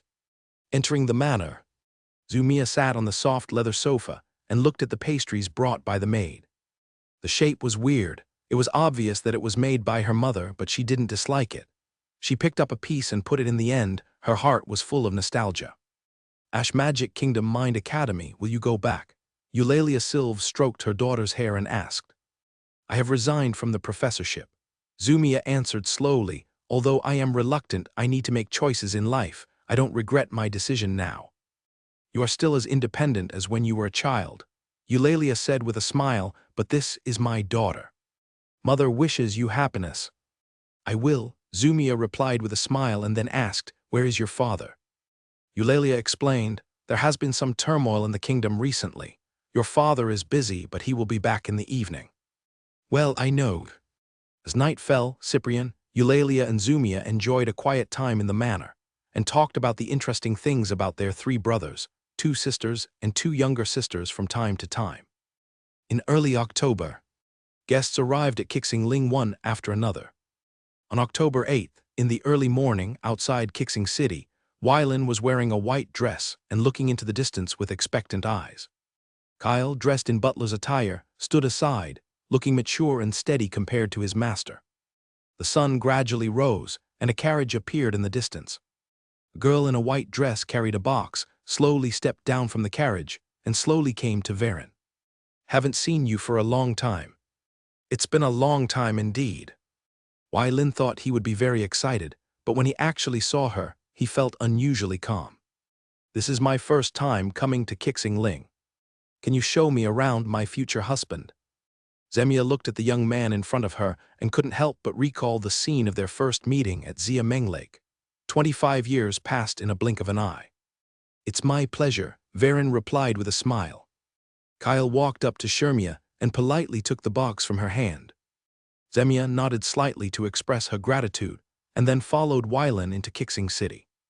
Walking on the street, when the residents coming and going saw Weilin, they all stepped aside and took the initiative to salute him. Zemia discovered from their eyes that her future husband was deeply respected and loved by the people in the territory. "How much does this cost?" Shemia squatted in front of a stall, pointed at the statue of Varen, and asked curiously. The stall owner saw the lord behind the girl and hurriedly waved his hand. "If you like it, I am willing to give it to you." Shemia took out a gold coin and put it on the stall, smiled and said to the stall owner, "How about a gold coin? If you insist on paying, 30 copper coins will be enough." The stall owner hesitated and said through gritted teeth. Zemia was very curious and asked, "Why did you make an offer when you could have accepted it directly?" "Madam, this is my way of life." The stall owner replied respectfully, "I hope you can feel the customs of Kixing Ling, and I hope the goddess of life can bless you." Shermia took back the gold coin, leaving only 1 silver coin in front of the stall owner, and then picked up 2 statues engraved with Weilin's appearance. "The extra money should be considered as my gratitude to you. You are the first person to sincerely wish me well after coming to Kixing Ling." Gently incorporating the 2 wooden sculptures into the space ring, Shermia held Weilin's left hand and continued to stroll leisurely in Kixing City. "Why do you call that stall owner the first person to sincerely wish you well?" Weilin tilted his head and asked softly with a smile on his lips. "Because I can really feel his sincerity." Zemia replied with a sweet smile, "You are also sincere, but you haven't said it in words. So is it too late for me to say it now?" "It's too late. Forget it, I won't say anything. Speak quickly, I was wrong just now." "Well, welcome, MS. Shemia." "What is that? Let's go over there and have a look." Throughout the afternoon, Weilin accompanied Zemia and visited Kixing City from beginning to end. As night fell and the lanterns came on, the 2 of them rode a carriage and slowly headed towards Star Moon Castle. After passing through the city gate and beyond the outer city, the carriage stopped in the inner city. Immediately afterwards, the 2 got off the carriage and walked directly to the hall. Shemia was full of curiosity about everything around her, and she greeted every servant she met politely. Entering the hall, a sumptuous dinner has been prepared. Every delicacy exudes a mouth-watering aroma. "This is my Aunt Flora." Weilin turned sideways and introduced Shemia. Zemia bowed and saluted and politely called her Auntie. "No need to be polite." Flora hurriedly helped Shemia up and pointed at Oder and introduced, "This is my husband, an arcanist. Maybe you 2 have a common language because of your experimental hobby." Upon seeing this, Oder nodded slightly and gestured to Shemia as a greeting. Afterwards, Varen pulled Kyle out of the kitchen and introduced him. "This is my guardian knight, my personal bodyguard, my butler, and my brother." "I've met Madam," Kyle said with a serious face and bowed his head. "It doesn't have to be like this." Shemia used magic to help Kyle up. Feeling the gentle strength, Kyle stood up without resisting. The last dish was served, and Varen announced that the dinner had officially begun. Compared to the private conversation between Flora and Shemia, the conversation between Varen, Oder, and Kyle was very casual. Near 9 o'clock, the dinner ended. and Shermia was arranged to rest in a guest room in the castle. Before getting married, the two could only temporarily separate. In the next few days, important guests arrived one after another. On the morning of October 13th, the east gate of Xingyu Castle, Weilin held Shemia's hand and walked towards the carriage in the distance. Father, mother, eldest brother, sister-in-law. Yeah, Angus nodded. As for Alyssa, her eyes lit up. She snatched Shemia away from Weilin and took her aside to talk. Seeing this, Elise's patted Alicia, who was holding her right hand, and motioned her to go to her mother's side. Looking at her husband, Alicia smiled, let go of his hand, and went to find her mother. Weilin, how did you find out about your grandfather? Father, I can say that he came here on his own. I didn't do anything. Do you believe it? Weilin spread his hands and said helplessly. Never mind. Looking at his father's expression, Weilin was very sure that he didn't believe what he said at all. This matter was too outrageous, even he felt that it was arranged in the dark. Okay, big brother believes you. Illusis patted Weilin on the shoulder and gave him a look of affirmation. Weilin asked, Big brother, is the second sister coming? I don't know, it seems that she is participating in a trial and should not come. But your fourth brother will come, and he should come with Uncle Irises, Illusis answered. Your castle looks very impressive. Brother will take you to see the internal structure. This is a castle designed by a master magic craftsman. It will definitely shock you. Weilin pushed his eldest brother into the castle. As for the old father, he was naturally left aside by the two brothers. Looking at the two rebellious sons walking away, Angus shook his head, then climbed the outer wall of Xingyu Castle and went for a walk alone. That afternoon, Blood Moon Earl Mealy, Vitrus and Drigos arrived at Xingyu Castle. Weilin, did you miss me? Vitalis put his arm around Weilin's shoulders and asked with a smile. Weilin replied, Uncle, I said I miss you every day, do you believe me? Go away, if you say that, I will have to stay away from you. Vitalis did not act like an elder and got along with Weilin like a peer. I heard that you met that little girl in Xiameng Lake. Vitrus turned his head to look at his wife, and found that she was chatting happily with Weilin's mother, and whispered, If your uncle hadn't taken you to Xiameng Lake, how could you have met such an excellent girl? Yes, if it weren't for my uncle, I really wouldn't have known Zumia, Weilin responded with a smile. Look, is there such a place in Kixing territory? Take my uncle to visit it.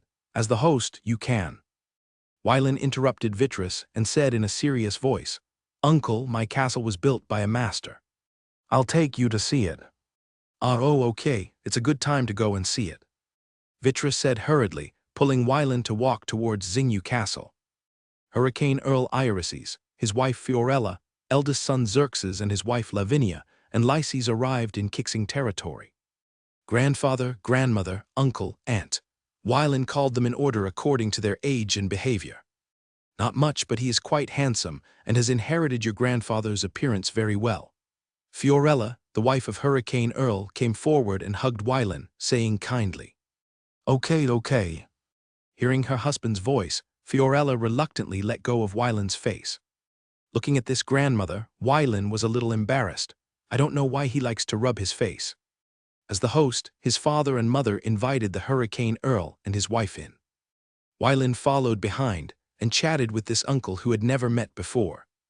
Weilin, my mother may be a little girlish, don't mind, Xerxes said apologetically. Weilin shook his head and said, It's okay, Grandma Fiorella is just too enthusiastic. In the next few days, Count Angiusi and Count Mihais both brought their spouses and heirs to participate in the wedding. As for the Duke of Moravia, he sent someone to deliver a gift. On October 17, Zumia's parents came to Kixingaling. Weilin turned his head and watched his father and father-in-law talking happily, then looked at his mother and mother-in-law, and even Aunt Mealy. The three women were talking and laughing. Why, you want to join in too? Zumia pushed Weilin and teased with a smile. Don't say it, I really want to know what my mother and the others are talking about, Weilin admitted without blushing. Seeing her future husband so thick-skinned, Zumia covered her mouth and laughed softly. That night, Weilin met his father-in-law and mother-in-law for the first time. Accompanied by his parents, Weilin communicated smoothly with Cyprian and Eulalia. However, what made Wylan curious was the exchange of interests between his father and the other party at his wedding. October 18, 9746, in the glorious calendar, the day when Kixingaling was born, was also the time for Wylan to hold his wedding. In the inner city of Xinyu Castle, guests from all sides gathered on the green grass. As the steward of Xinyu Castle, Kyle's ability is unquestionable. He can command and dispatch with ease. At 10 o'clock in the morning, melodious music sounded from the magic devices placed around. For this wedding, Earl Hurricane took the lead and hosted it. Among the guests who came here to attend the wedding, no one was more qualified than Earl Hurricane to host this wedding. Even Angus, the biological father, could only stand back. A grand wedding was held as scheduled. Wylan was dressed in black clothes, with an upright posture and extraordinary handsomeness. Zumia was dressed in a pink long dress, like a blooming flower, beautiful and charming. She lightly took Wylan's arm and slowly walked into the venue in the amazed eyes of everyone. I declare that the wedding of Viscount Wylan Axe of Kixingaling and Zumia Silves, a descendant of the royal family, has officially begun. Earl Hurricane Irises announced loudly, his voice like thunder, resounding throughout the venue. The guests present stopped talking and turned their eyes to the protagonists of today. Count Hurricane, who has lived for more than 200 years, has participated in dozens of weddings, and is familiar with the wedding ceremony of the Church of the Goddess of Life. He began to recite the Bible of the Church of Life, and his solemn voice echoed over the venue. As a believer of the Goddess of Life, Count Hurricane Irises is familiar with the canon of life. The first canon reading ceremony ended, and 10 minutes had passed. Most of the people present are believers of the Goddess of Life. Although the degree of faith is different, at this moment, they are all immersed in this sacred atmosphere. Except for the bald priest Lavia, the piety of others is only known to themselves. Then the second ceremony began. Velen Aix, are you willing to marry the girl next to you and accompany you for life? Count Hurricane asked. I do. Velen knelt on one knee, his eyes firm, and said solemnly. Zemia Silves, are you willing to give up your husband's original surname, take his surname, and join the X family? Count Hurricane turned to look at the girl in a pink dress and asked in a solemn tone. I do. Zemia also knelt on one knee. Her answer was straightforward and firm, without any hesitation. Goddess of Life, as the honorary bishop of the Life Church of Dani Province, I declare that Wylan X and Zumia X are officially married. Under the gaze of the Goddess of Life, please swear now. Just as the Hurricane Count finished his words, a sacred light descended from the sky, illuminating the entire venue. Everyone bowed their heads in unison to express their respect for the gods. Even Phineas and Elgeta, the two silver dragons who believed in the metal dragon god, bowed their heads respectfully to show their respect. At this moment, although the Hurricane Count was very confused, his expression was still serious and solemn, quietly waiting for the newlyweds to swear. The gentle power sprinkled the entire castle like the warm spring sun, making everyone seem to have returned to the warm embrace of their mother. The tired hearts were healed like a long drought, and the confused souls found the right direction like seeing a lighthouse in the fog. Goddess of Life, I swear on my life, I am willing to become a couple with Zumia, Wellen, and under your witness, I will be faithful to you until death, until the end of my life. The two bowed their heads and swore. With the end of the last sentence, the Goddess of Life retracted her gaze. From this moment on, the two of them officially became husband and wife. The Goddess of Life's gaze faded, and everyone raised their heads. Except for Kyle and Miss Anastasia, who was far away in the ice zone, everyone present did not think that it was Wylan's wedding that attracted the attention of the Goddess of Life. Instead, they thought that the goddess just accidentally cast her eyes on this place. At this moment, sitting on the ice castle throne in the frozen zone, Anastasia watched the wedding oaths end, waved away the image, and murmured to herself, starting from the year 9721 of the glorious calendar, this year is already the 20th. 6 years, only 4 years left before the 30-year promise. Teacher, is that the gaze of the gods? The girl standing next to Anastasia came back to her senses and asked curiously. Well, that is indeed the gaze of the gods. Now you know what is so strange about the Lord you are loyal to. Students still don't understand. Zephlin lowered her head and replied, "It's better to be confused." Anastasia shook her head and then said to her students, "Although you have been promoted to the silver intermediate level during this period, you must not be complacent, let alone relax. I can still teach you for 4 more years as a teacher. You should cherish this time." "Yes, teacher," Zephlin replied. "Wylan, Zemia, congratulations." Earl Hurricane looked at the 2 people who stood up with a smile and sent his most sincere blessings. "Thank you, Grandpa Tang," Wylan thanked him. Zemia saluted and said, "Thank you for your blessing, Grandpa." With the oath-taking ceremony over, in the following time, Wylan took Shemya to meet with the guests and have friendly exchanges. Following Wylan, Shemya relied on her own strength and knowledge to establish connections with the female guests coming and going. As a member of the royal family, she has received relevant education since she was a child, how to help her husband, and take care of the relationship with other noble ladies. When she was 12 years old, she was sent to Ash Magic Kingdom to learn psychic magic because of her magical talent, but she did not forget what she had learned. Varen was very surprised by the affinity shown by his wife. If he hadn't noticed the traces of magic, he would have thought that Shemya had blessed him with magic to increase affinity. "Wylan, congratulations." Brian stepped forward to hug Wellen and gave him his most sincere blessings. "Thank you." Wylan also hugged his cousin. Not counting their time together as children, he and Brian had a friendship of more than 20 years. "Where is your eldest son, Ladia?" Varen let go of Brian and asked with some confusion. When Brian heard this, he replied helplessly, "Sent to Windsor Castle. My ability is limited, so I can only ask my mother to teach him. I haven't given birth to a second child in so many years. How should I put it? Since I was promoted to the Golden Knight 2 years ago, I can clearly feel that it is becoming more and more difficult to give birth to an heir. However, if you work hard, you can still do it. The second step is to make Ladia an adult, which will facilitate the transfer of power." Brian didn't hide anything and spoke openly. "It depends on yourself." Wylan was not prepared to interfere with his cousin's decision. Beside the 2 of them, Shemya and Brian's wife, Elena, got along very well. At 6 o'clock in the afternoon, Wylan took Shemya for a walk and basically communicated with the wedding guests.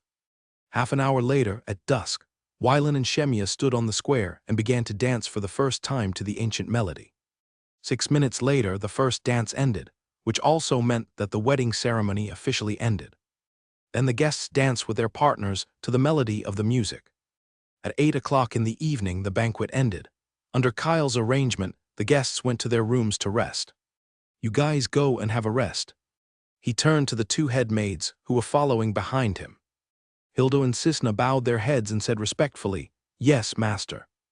After the 2 left, Wylan took Semaya to the door of his room, raised his right hand, and prepared to push the door open. "I'll do it." Shemya grabbed Wylan's hand and said with a smile. Seeing this, Wylan put down his right hand and stepped back half a body. Shemya smiled politely and pushed the room away with both hands. A floral fragrance came to my face. It was my favorite moonheart flower.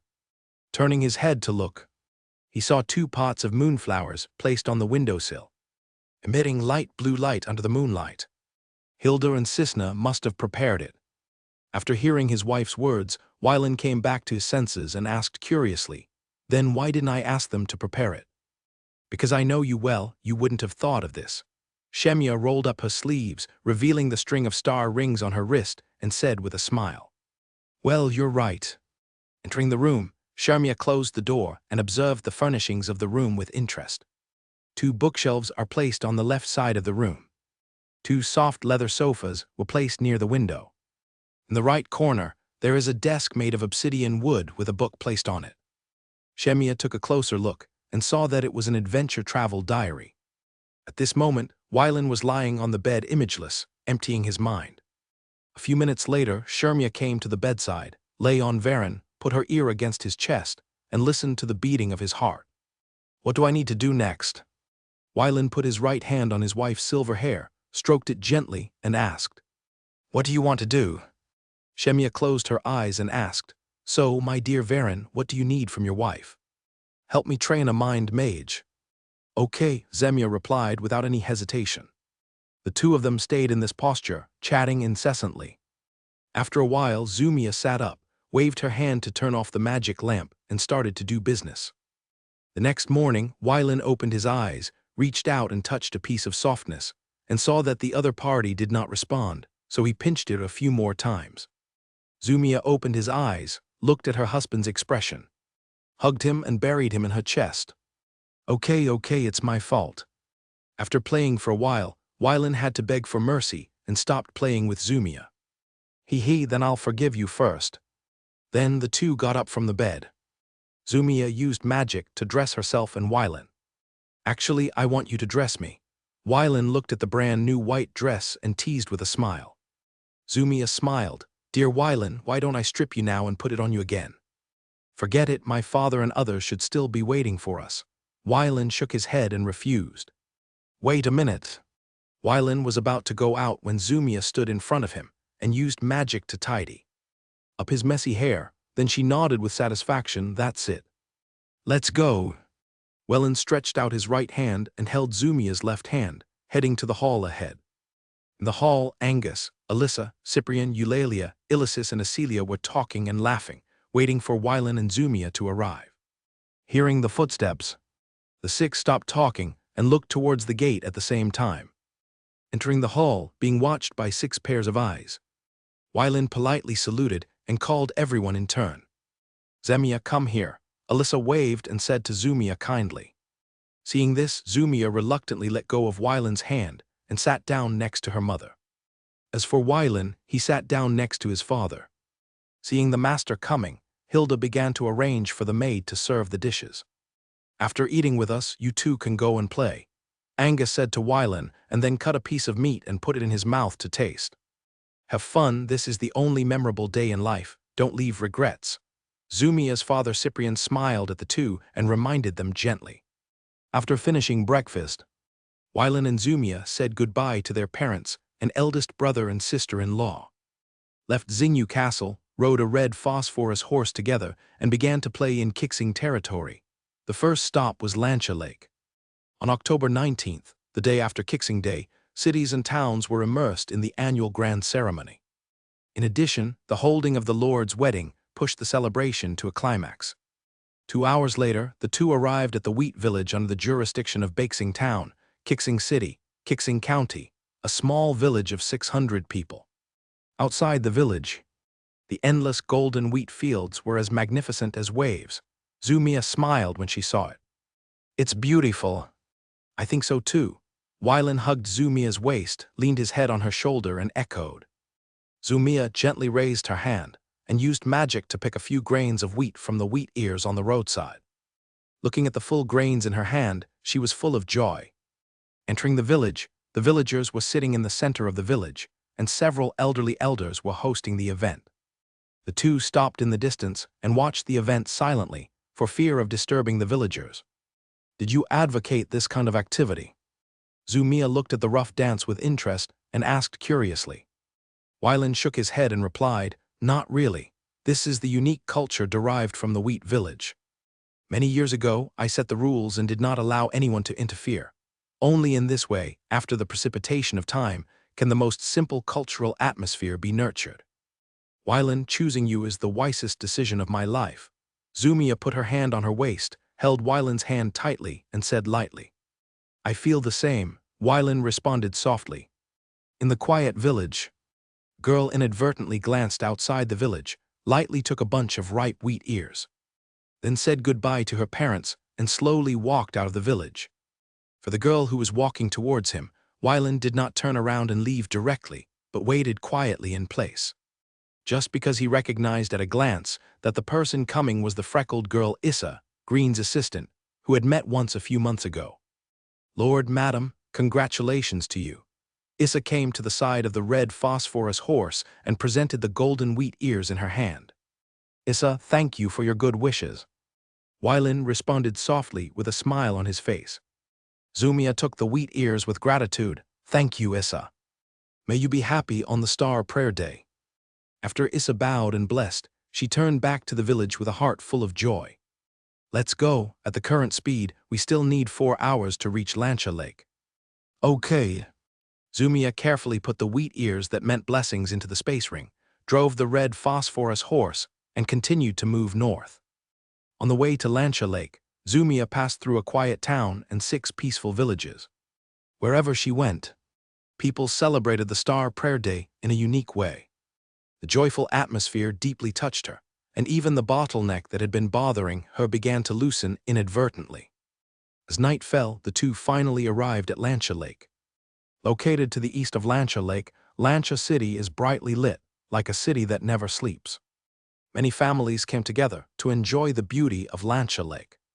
Wylan left the red phosphorus horse at the horse station, then took his wife's hand and walked towards Lancia Lake. The moonlight gently sprinkled on the blue lake, sparkling and shining, reflecting the surrounding environment.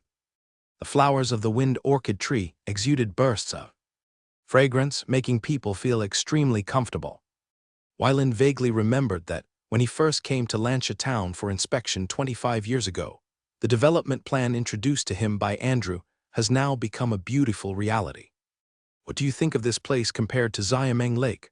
Wylan asked Zumia while walking by the lake.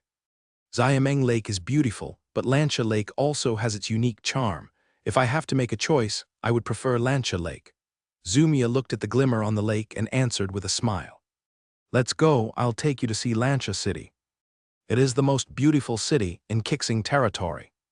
Wylan gently pulled Zumia's hand and walked towards the city. Lancia Lake is less than 2 kilometers away from Lancia City. The distance is just right. Wylan came to the horse station and looked at the red phosphorus horse eating happily, not knowing what to say. After Zumia paid 20 copper coins, she came to the stable and looked at the red phosphorus horse eating, covering her mouth and laughing.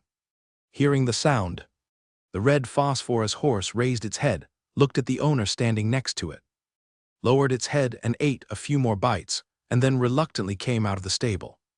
"It seems that you are hungry. Wait until we get into the city, and I will let you eat something good." Wylan stroked the red phosphorus horse and said. Hearing the owner's promise, the red phosphorus horse immediately became energetic and urged him to come up quickly. Under the temptation of food, the red phosphorus horse ran away. Entering the dreamy blue gauze city, the magic lights along the way are like bright stars, illuminating the wide streets like golden ribbons. People coming and going. Their faces are filled with smiles as bright as the sun. Arriving at the hotel, Wylan asked for a top-level room and carefully instructed the hotel servants to feed his mount the best food. Afterwards, he took Zumia to stroll to the commercial district to appreciate the prosperity of Blue Gauze City. 2 hours later, the two were still not satisfied and returned to the hotel with joy. The next morning, Wylan rode the red phosphorus horse and ran to Xifeng City with Zumia. In the next 7 days, they traveled non-stop in Xifeng City, Qianyun City and Luming Town, and finally returned to Kixing City. October 24th, the last day of Kixing Day, was also the end of their journey. On the top of the ancient castle, the two sat at the highest point, watching the moon quietly set and the sun slowly rise. When the first ray of sunlight fell on their faces, it meant the end of this short journey. "We should go back. Father and mother are still waiting for us at home." Zumia looked at Wylan lying on her knees, gently lowered her head and kissed his forehead and said softly, "Why are the good times always so short?" Wylan sat up, feeling a lot of emotion. At noon, the two returned to Xingyu Castle. Warm tips. If you find that clicking the next page will force you to jump to other websites, please use the chapter error or contact us at the bottom to inform us. We will deal with it as soon as possible. Thank you for your understanding. 2 days later, the elders left the Kixing territory one after another and returned to their respective territories. Wylan and Zemia stood at the east gate of Star Moon Castle, bidding farewell to their elders and friends in turn. "Fourth brother, remember to take care of yourself. My brother is already married, so I have to hurry up." Lysies looked at Varen and couldn't help but sigh. "Bless you, I'll leave first." "Walk slowly." Wylan did not ask about what his fourth brother had obtained from the broken sword during his eldest brother's last wedding, as if he had forgotten about it. 3 days later, after sending away his parents, elder brothers and sisters-in-law, as well as his father-in-law and mother-in-law, Wylan's life got back on track. As for the castle, Kyle is still in charge, or rather Hilda and Cisna are in charge. As for the mistress of Star Moon Castle, she is not interested in these. In order to help her husband train a qualified spiritual mage, Shermia, with the help of Baird, began to look for suitable seedlings. Out of consideration, Kyle cut down part of his training plan based on the strength of his master's soul, removing some unimportant exercises so that his master would have enough free time. In a room on the second floor of the castle, Kyle sat at his desk, closed his eyes, and kept thinking about optimizing the wind dancer profession. In front of him, there were all kinds of warrior breathing methods and warrior training methods, all of which were extraordinary books copied from the underground treasure house. At this moment, the door was pushed open, and Lan entered the room with brisk steps, carrying tea steeped in red tree leaves. Then he walked lightly to the owner and placed the tea on the low table beside him. Seeing her master thinking, Lan couldn't help but fall into a state of obsession. But she was also afraid of being scolded by her master, so she could only shake her head to wake herself up. Kyle opened his eyes, looked at Lan standing next to him and said with a smile, "Sit down." After hearing the master's words, Lan found a chair, sat next to the master and looked at him quietly. "I've been a little busy lately. Do you have any questions?" Lan was a little confused, but then he came to his senses and said, "No, there is no problem, everything is fine. Being a maid next to me is a bit humiliating. Do you have any ideas to do other things?" "Master, it's great to be your maid. I don't want to leave your side," Lan said with a panicked expression, waving his hands. Seeing the other party's panic, Kyle couldn't help but laugh. Seeing a smile appear on the master's face, Lan breathed a sigh of relief. "After a while, I will find 4 half-elves and give them to you. From now on, they will be your subordinates. When your strength increases, I will appropriately expand your subordinates." Oh, looking at the cute Lan, Kyle put his hand on her head and transmitted the first half of the wind dancer attendant training method to her. "In your profession, your individual strength is ultimately not as good as others. So I can only find another way to increase your strength." Kyle rubbed the other person's hair, took his hand away, and said to his dependents, "I understand, master. I will work hard for you." Lan's face turned slightly red, and he lowered his head and replied in a low voice, "Okay, you go back and digest what I gave you." "Yes, master." After Lan left, Kyle picked up the teacup, took a sip of tea, then left the room and walked towards a secret practice room. Half an hour later, Wylan ended his meditation and felt his strength increase, and he was in a very good mood. "Your Majesty." Kyle, who was waiting outside the secret practice room, saw the stone door open and stepped forward to salute. "What's the matter?" Wylan looked at Kyle and asked. Kyle saw this and replied, "My lord, half of the underground world has been developed, but the underground world's servant army is not qualified in terms of quality or quantity to guard the task.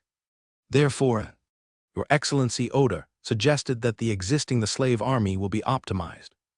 Those with insufficient strength will be assigned to work in the mining areas, and qualified slave soldiers will be selected from the new generation of underground creatures who believe in the goddess of life." Ken, Wylan thought for a moment and nodded in agreement with the proposal. "Lord, there is one more thing I need to report to you." Looking at Kyle's strange expression, Varen knew, without even thinking, that Baird had come to the door again. "Where is he now?" "My lord, Chief Baird has not arrived yet, but according to the report from the Shadow Guard, the chief is on his way to Star Moon Castle and is expected to arrive in half an hour. Just say that I went to Changlin Town, Xiphon County, to discuss matters with Gregory, the leader of the Waning Moon tribe." Varen instantly thought of a reason and said to Kyle, "My lord, the chief steward and his wife came back together." Kyle said helplessly as he looked at the calm and gentle lord. Wylan was dumbfounded for a moment. He didn't expect Baird to change his strategy directly and had to disappear this time. "Let the kitchen prepare dinner." "Yes, sir." Half an hour later, Wylan looked at Baird, who was following Shermia with a helpless expression. "My lord, it's not easy to see you." Baird stepped forward and saluted Varen. Cough, cough, I've been busy lately." Zemia looked at her husband with some doubts in her heart. She couldn't help but think of some information about the star prayer leader that Hilda and Cisna had explained to her. After thinking for a moment, Shermia came and sat down at the dining table. Wylan sat in the main seat, looking at Baird, who looked sad, thinking about how to deal with his chief manager. "My lord, it is not easy for me to train a clerk. After you transferred him away, the affairs of Kixingling not only piled up, but even though I worked all night and tried my best, it was difficult to handle more and more official affairs. If there is no reliable and capable person, I can only send the official affairs to Xingyu Castle and let you handle it personally." Faced with Baird's complaints, Weilin was a little helpless. "Tell me you want those people. There are 2 officials in Xifeng County who are capable and can replace half of Hawkins' work ability. The rest of the subordinates can naturally share it." Baird made a request to his master without any hesitation. "Randolph has just taken office for less than a year, and you started to poach his people." Weilin looked at Baird with a strange expression and said slowly. Baird smiled and replied, "Randolph has just taken office as the governor of Xifeng County. He should handle more government affairs so that he can accumulate experience and share important affairs with you." Weilin waved his hand and said to Baird, "I don't know anything." "I know," Baird replied respectfully. Weilin could only silently apologize for Randolph in his heart and then said to everyone, "Let's eat." After the lunch, Baird rushed back to Kixing City without stopping. Kixing City still had a lot of official business to deal with, so he couldn't afford to waste any time. Window tabula equals window, tabula tabula. Push mode, thumbs feed 01, container. Tabula below article thumbnail 300x 250 placement. Below article thumbnail 300x 250 target type mix. In the study, Shermia hugged her husband from behind. "Varen, I'm sorry. It's okay, you have to know that from the beginning of pioneering to now, I can't count the number of times I've been blocked by Baird on one hand." Weilin held his wife's hand and comforted softly. "Even if he doesn't come with you this time, he will think of other ways to find me. Don't take it personally." "Well, the only thing to blame is that I have too few loyal talents in my hands. If there were a few reliable talents, I wouldn't avoid Baird every day." Hearing her husband's words, Zemia let go of Weilin, took out a list from the space ring, and handed it to the other party. "This is the student I spent 2 months looking for in the Kixing leader. Please help me read it, let's see how it goes." Weilin took the list from his wife, sat down on the soft leather sofa, and read it carefully. Shemia took the opportunity to sit next to Weilin and rested her head on his shoulder. Rosa, 9 years old, was born into a civilian family in the Nancheng district of Kixing City. "My father served as captain of the 2nd Squadron of the 3rd Squadron of the 2nd Brigade of the 3rd Battalion. My mother runs a small grocery store. There are 2 brothers above. The eldest brother was selected as a soldier of the 9th Battalion 5 months ago, and the 2nd brother is preparing for the entrance examination of the Knight Academy. Psychic talent rating, Esther. 11 years old, was born in Xiafeng Village, Changlin Town, Xifeng County. My father served as squadron leader in the 4th Squadron of the 5th Battalion of the Kixing Camp. He lost his left arm during the 7 Years' War and retired from the standing army due to injury. He now serves as the head of Xiafeng Village in Changlin Town and concurrently serves as the deputy commander of the Changlin Town militia. The mother is an ordinary villager in Xiafeng Village. Changlin Town, there are 2 brothers and sisters above. The eldest brother, by virtue of his strength, is now a deputy position in the 3rd Squadron of the 3rd Squadron of the 1st Brigade of the Kixing Camp. He is a bronze intermediate warrior and a talented person. The second sister was recommended by Cassius to study at the Magic Academy based on her father's military exploits and talent in magic. Psychic talent rating, compared with the above 2. The identity background of the third one is not very outstanding. Sarasa is 8 years old. Her father and mother are ordinary residents of Nanxing Town. And her 2 sisters also got married early. Psychic talent rating, perhaps out of taboo. Sharmia deliberately chose women when selecting students. Regarding this move, Weilin just shook his head and did not interfere with his wife's choice. How is it? Zemia opened her eyes and asked. Varen pointed to the rating and asked with some confusion. What is the full score for this talent rating? Hearing this, Zemia patiently explained, according to the Ash Magic Kingdom, a unified rating has been formulated for talent assessment in different directions. There are 7 levels in total, and each star represents a level mark. However, arcanists who specialize in spiritual direction generally only have 6 levels in talent evaluation. What about the 7 levels? Weilin asked curiously. It is impossible for 7th-level psychic talent holders to appear among humans because their huge souls cannot be integrated with their fragile bodies. Then you are that level. Zemia said with some pride, I am the 5th level. Seeing the other party's proud expression, Weilin rubbed Zemia's hair and said in a gentle tone, just these 3. As for the college land, we will set aside a piece of land in the outer city area for you to use so that you don't have to run around. I see.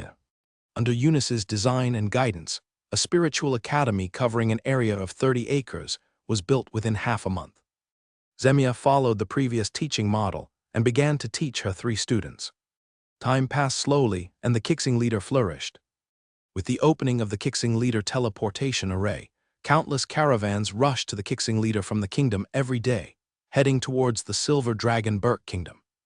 According to the 13% share, Weilin will earn at least 150,000 gold coins every day. The most will be more than 900,000 gold coins. This does not include the income brought by the industries around the teleportation array. In addition, Weilin also used the teleportation array as an opportunity to reach trade cooperation agreements with many nobles. In exchange for low-level leases of land around the teleportation array, he obtained the purchase share of extraordinary resources from the other party at a lower price. As for the income from the teleportation array in the Zephyrus territory, Varen mortgaged all the early income to the Silver Dragon Burke Kingdom to pay for the cost of building the teleportation array. January 1, 9747 in the glorious calendar. Night. Bedroom. Weilin took out a bowl, poured luminous wine into it, and placed it in front of the window. Then he came to the bed and lay down on the bed. Resting her head on Shemia's chest, she calmly waited for the guidance of fate to arrive. Shemia stroked Weilin's hair with her hands and looked at her husband quietly. At 8 o'clock, a pleasant voice rang in my ears. The famine cult conspired in the Lookout Valley in the northwest of the Prayer Star territory, gathering thousands of believers in an attempt to subvert the Prayer Star territory and offer sacrifices to the god of famine. I'm really doing things all day long. Weilin suddenly opened his eyes and muttered to himself, hearing this. Zemia looked worried. What happened? It's okay. It's just that some reptiles are plotting something secretly. Weilin's expression softened and he said to Shemia, okay, go to sleep. Early the next morning, after Varen got up, he immediately sent a team of knights to the northwest to reconnoiter the situation. Lookout Valley is located in the buffer zone, southeast of the junction of the Centaur Gathering Area and the Grey Goblin Gathering Area. It is 900 kilometers away from Kixing territory. 5 days later, with the return of the knight who scouted the Lookout Valley, Weilin determined the specific location of the famine cult. Kyle, come with me to the ice-cold zone. Yes, my lord. In order to be on the safe side, Weilin directly asked the patron saint of the territory to take action. A lion fights a rabbit with all its strength. Since this group of cultists dared to give him his territory, he would fight back with thunder. Half an hour later, Weilin entered the ice-cold zone and came to the ice castle under the leadership of the Ice Maid. On the ice throne, Anastasia opened her eyes. Velen, long time no see. Miss Zia, it's been a few years. What's the matter with you coming this time? Velen didn't waste words and got straight to the point. Madam, in the northwest of my territory, a group of cultists are coveting my territory. I want to ask you to help destroy this gathering place of cultists. When Anastasia asked, in 3 days, I will gather the army and follow you. I know, I will go to Xingyu Castle to find you in 3 days. Madam, I'll take my leave first. Weilin bowed and saluted, and then took Kyle out of the ice-cold area. 3 days later, 9,000 elite troops gathered outside Xingyu Castle, and even the 12 instructors sent by Earl Hurricane to Kixing territory were temporarily called. For the generous Viscount Kixing, the 12 Golden Warriors were naturally willing to obey his orders. At the Star Moon Fort military camp, Varen stood on a high platform, watching the army below. On his far left is the Kingsing camp. After being trained by the officers of the Hurricane Legion, it is sharper than other armies and carries an invisible sense of prestige. The army close to the Kingsing camp was the 2nd Battalion of the Hebrew commander and his direct knights. 800 knights in silver-white armor stood behind the silver-haired boy to the left, holding knight spears and riding red phosphorus horses. They were solemn, ready to go. To the right rear of Hebrews are 3,000 soldiers of the 2nd Battalion, looking straight ahead, with respect and fanaticism in their eyes. Then there is the 3rd Battalion led by Iden. Each soldier has the noble flag of the Praying Star leader engraved on his chest armor. The last large square formation is a little messy, and its origin is a little complicated. 40 silver wolves were lying on the ground, and beside them stood 40 silver wolf knights. The priest group led by Lavia is in the center of the square. Every priest is powerful. Dark elves and gray dwarves can even be found among them. Each of them holds a staff, and their eyes are full of enthusiasm for the gods, stand at the back of the line. In the end, there were 200 outstanding students from the Knight Academy. Their armors were of complementary colors, and their mounts were of different varieties. They stood quietly behind Devon Hill. In this expedition against the famine order hiding in the Lookout Valley, there was a low-level soul knight, 6 gold knights, 14 gold warriors, more than 300 silver-level professionals, and the proportion of bronze warriors exceeded 60%. The rest are all high-level warrior apprentices. The first ray of sunlight emerged from the sky, and Anastasia appeared next to Varen wearing a blue mage robe and carrying a girl. "Madam," Wyland turned sideways and bowed slightly to express respect. 26 years have changed a lot. Anastasia looked at the orderly military formation out of the corner of her eye and commented. Afterwards, Varen ordered to set off. Taking the Kingsing camp as the vanguard, we headed northwest toward the Lookout River Valley. During the march, the monster clan encountered an unexpected disaster which affected Chiyu. There are many monster clans living in the Lookout River Valley, numbering more than 20,000. In the middle of the river valley stands a stone fortress that is incompatible with this place. Located in the stone hall inside the fortress, 9 senior officials of the famine order gathered here. The changes in the Casimir organization have exposed many of our outstanding believers, and they have returned to the embrace of our God. Let us mourn for this. Following the speech of Bishop Callion of the Overlook Valley of the Famine Order, everyone stood up, crossed their hands on their chests, lowered their heads, closed their eyes, and silently recited the Famine Bible and mourned for their dead companions. 10 minutes later, everyone stopped praying and blessing, opened their eyes, and sat down on the stone seat under Carrion's instructions. 3 months ago, the goddess of life lowered her gaze on the Praying Star territory, the Viscounty territory on the border of the Kingdom of Ilia. Since 25 years ago, Bishop Monrich used his body as a guide to sacrifice 200,000 people in the city of Falkers, in the Kingdom of Ilia to our God, and allowed the entire western region of the human kingdom to be blessed by our God. Now it's our turn to offer sacrifices to our God and pray for the star to lead 1 million people. This will be the goal we strive for. I respect your will, Bishop Callion. The 8 people bowed their heads and said respectfully. Then Callion looked at a subordinate and asked, Drusilla, how many monster clans are there in the Lookout Valley that are willing to sacrifice everything for our God? Reporting to the bishop, there are more than 26,800 alien creatures in the Lookout Valley who are willing to become sacrifices to our God. A blonde woman with strange runes carved on her face stood up and replied, The unwilling alien creatures have already become food for the evil beast. Inform the believers of my God to prepare to receive the power given by my God, shed their weak human bodies, and join the glorious evolution. Yes, Bishop Callion, Drusilla replied respectfully.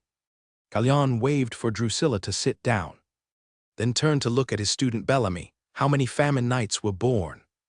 Teacher, 300 noble famine believers. After a sacred ceremony, 12 golden low-level famine knights were born. They will be the sharp blades in your hands and dedicate everything to your will. Bellamy stood up and replied. Very good. Callion nodded with satisfaction and then asked about other things. Just when the meeting was about to be disbanded, a gray 3-legged crow entered the stone hall, landed on the ground, and took on a human form. My lords, Lord Kai Xing has assembled his troops and is marching northwest.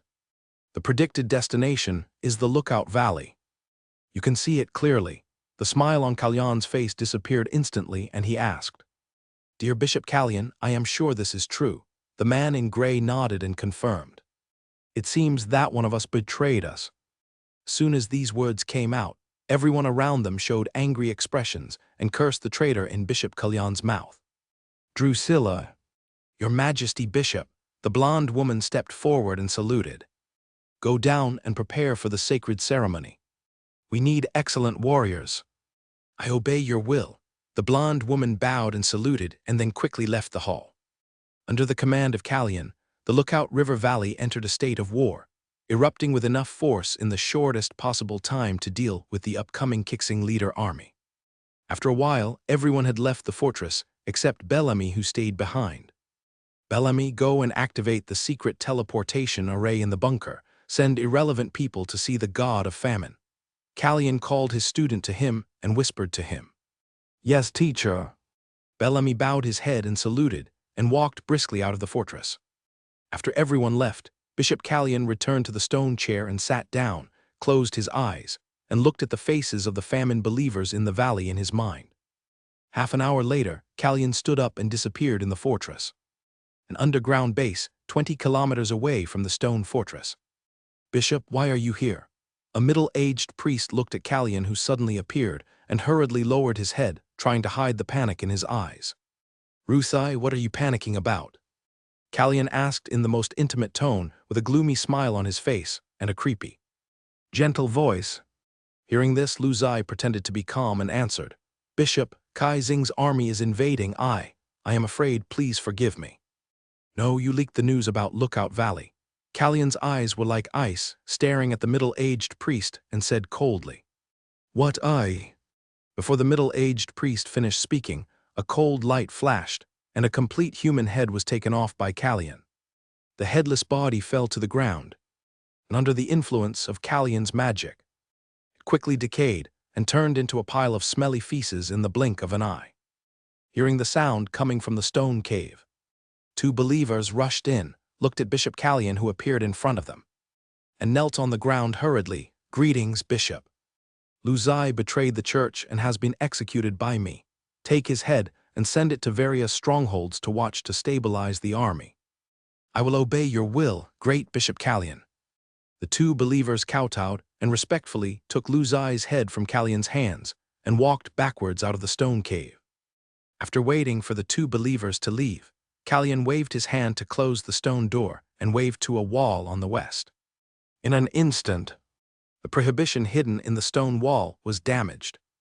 The magic transmission crystal floated in front of Kalyan. In March of the glorious calendar 9745, Bishop Kalyan went to the gray-skinned goblin Michichi tribe in the west. In May of the glorious calendar 9745, Bishop Kashin's disciple Bellamy returned after 3 months of disappearance. He is suspected to be preparing a retreat. I hope you, Bishop Urania, will know. In August of the glorious calendar 9745, the number of black evil beasts was small, although Bishop Kashin characterized this as natural extinction. I guess he is secretly cultivating a backup to deal with you, Bishop. Glorious calendar. In a special way, Kashin extracted some information from Luzai to his wife, Bishop Urania, from this magic transmission crystal. Waste utilization. Kashin crushed the magic transmission crystal and left. He already knew Luzai's identity, but he just left it as a chess move. He didn't expect it to come in handy today. Time was tight, and he couldn't be sure who betrayed him and exposed the location of the Lookout Valley. In order to ensure that the army can be used by him, he can only use Luzai's head to appease the people. It just so happened that Luzai was in the upper middle level of the Lookout Valley, and he was that bitch's man, so it was not painful to kill him. Knowing that the traitor had been eliminated, the people in the Lookout Valley, whether they had other thoughts in their hearts or not, showed happy expressions on the surface, expressing their absolute obedience to Bishop Kashin. High-intensity marching, at a speed of 120 kilometers per hour, in less than 8 hours, they arrived at a valley 200 kilometers away from the Lookout Valley. The air was filled with a faint smell of blood. A goblin tribe of more than 2,000 people was slaughtered by the Kixing camp an hour ago, and there was no loss of itself. After a night of recuperation and supply from the black-skinned pork shop, the bottom soldiers returned to their best condition. Walking 100 kilometers to the northwest, a 6,000-meter-wide canyon spanned in front of the army. Anastasia landed in front of the battle and cast a spell. A small lake more than 10 kilometers away was sucked dry. The water flow followed Anastasia's will and formed an ice bridge over the canyon. 6 kilometers long, 100 meters wide, and level with the land. Keep going. The order was given, and the army continued to march, passing the ice bridge and arriving at the other side of the canyon. Approaching the Lookout Valley, the army's marching speed gradually slowed down, recovering strength and preparing for battle. As tens of thousands of troops got closer and closer, Bishop Callion in the stone fortress of the Lookout Valley felt more and more that the crisis was about to come. Intelligence shows that there are only 2 soul-level professionals in Kixing territory. One is a mid-level soul-level arcanist, and the other is a low-level soul-level knight. Logically, I shouldn't feel panic. Thinking of this, Callion took off the gem hanging on his chest, placed it on the ground, input his own magic power, and calculated with the power given by the god of famine. After a while, the magic power emitting black light formed a symbol in the air. Danger. Why is this? Callion, who was getting more and more panicked the more he thought about it, decided to take backup measures. Come here. Bishop, 2 famine knights entered the hall and knelt down to salute. Go and call Bellamy. Yes, sir. 10 minutes later, Bellamy hurried to the room. Teacher, you are looking for me. Sit down. Seeing this, Bellamy carefully sat on the left side of Callion. Callion took out a black box, handed it to Bellamy and told him, take this and leave here first. Yes, teacher. Bellamy took the black box without asking the reason, turned around and left. Looking at the back of his student, Callion cast a magic spell, attached it to the other party, and ensured his soul fire. If Bellamy has no other intentions, this magic spell will dissipate within 3 months. During this period, if he dies accidentally, it will be enough to transform into a lich with the soul fire. If Bellamy has other intentions, her soul is the nourishment of his soul. As for becoming a lich, for Callion, it is bearable. Believing in the god of famine or turning to the death camp is not as important as being alive. Bellamy came to the dark room 3,000 meters underground in the fortress, with the black box in his arms. Looking at the teleportation array in front of him, Bellamy input a trace of his own magic power, distorted the context corresponding to the space calibration, and then activated the teleportation array. During the whole process, Bellamy emptied his mind and added a few magic spells to himself, keeping himself in an extremely calm state to avoid triggering his teacher's magic. After a burst of light, the magic attached to the context dissipated, and the teleportation array returned to its original form. In the dense forest, Bellamy held the black box, closed his eyes, emptied his mind, and kept moving forward, not daring to stop. Okay. Hearing a cold female voice, Bellamy opened his eyes and looked at the blue-haired woman in front of him. She was wearing a green dress and immediately presented the black box in her hand, kneeling on the ground and respectfully saluting. Teacher, this is what Bishop Carrion asked me to take away. It should be the soul box you mentioned. The woman in the green dress took the black box and showed a happy expression. I want to see how to modify the memory in his soul and turn him into my pet, or a puppy is better. Carrion, my dear husband, I want you to kneel in front of me, like the lowest livestock, and be played with by me at will. Facing Bishop Urania's words, Bellamy lowered his head and dared not answer. Get up. Yes, teacher. Bellamy got up from the ground, lowered his head, and did not dare to look at Urania. Teacher, about Luzai. Waste, if he dies, he dies. Bishop Urania waved his hand nonchalantly in a very good mood and answered for Bellamy, that old guy will never think that in addition to you and Luzai, I have planted another person. Let's go, I have something to do when I go back. Yes, teacher.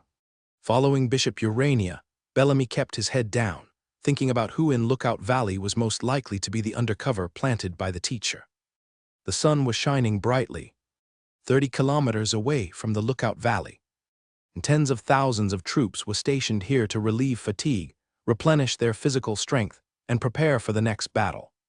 In a camp, Wylan began to make pre-war arrangements based on the intelligence collected by the scouts. Taking the Hebrew Ice Bear Knights as the vanguard, they attacked the Lookout Valley from the flanking riverbank. The Star Prayer Camp, under the command of Cassius, looked out over the valley from the front. As for the 2nd and 3rd battalions, they went around to the right rear to ambush, with Kyle holding down the formation and blocking the famine cultists' retreat. Wylan said with a serious face, "In this encirclement and suppression campaign, we must kill all the famine cult in the Lookout Valley, and we must not let any cultist go." "Yes, Your Majesty," everyone answered loudly with their right hands on their chests. "Go down and prepare. The attack will begin in 2 hours." "Yes, sir." After everyone dispersed, Varen stayed in the tent for a moment, and then went straight to the tent where Anastasia was resting. At the entrance of the camp, Zevran looked at Wylan walking towards her, stood up and saluted, "Lord, I want to see Miss Shia, please let me know," Wylan asked with a smile on his face. "The teacher said that if it's you, you can go in directly without me going in to inform you." Zevlin used magic to lift the curtain, stood aside and said. Wylan nodded his thanks and immediately entered the camp. Compared with the temperature outside, the temperature inside the tent dropped by 20 degrees. "Varen, what's the matter with you?" Anastasia stopped meditating, opened her eyes, supported her chin with her hand, and asked.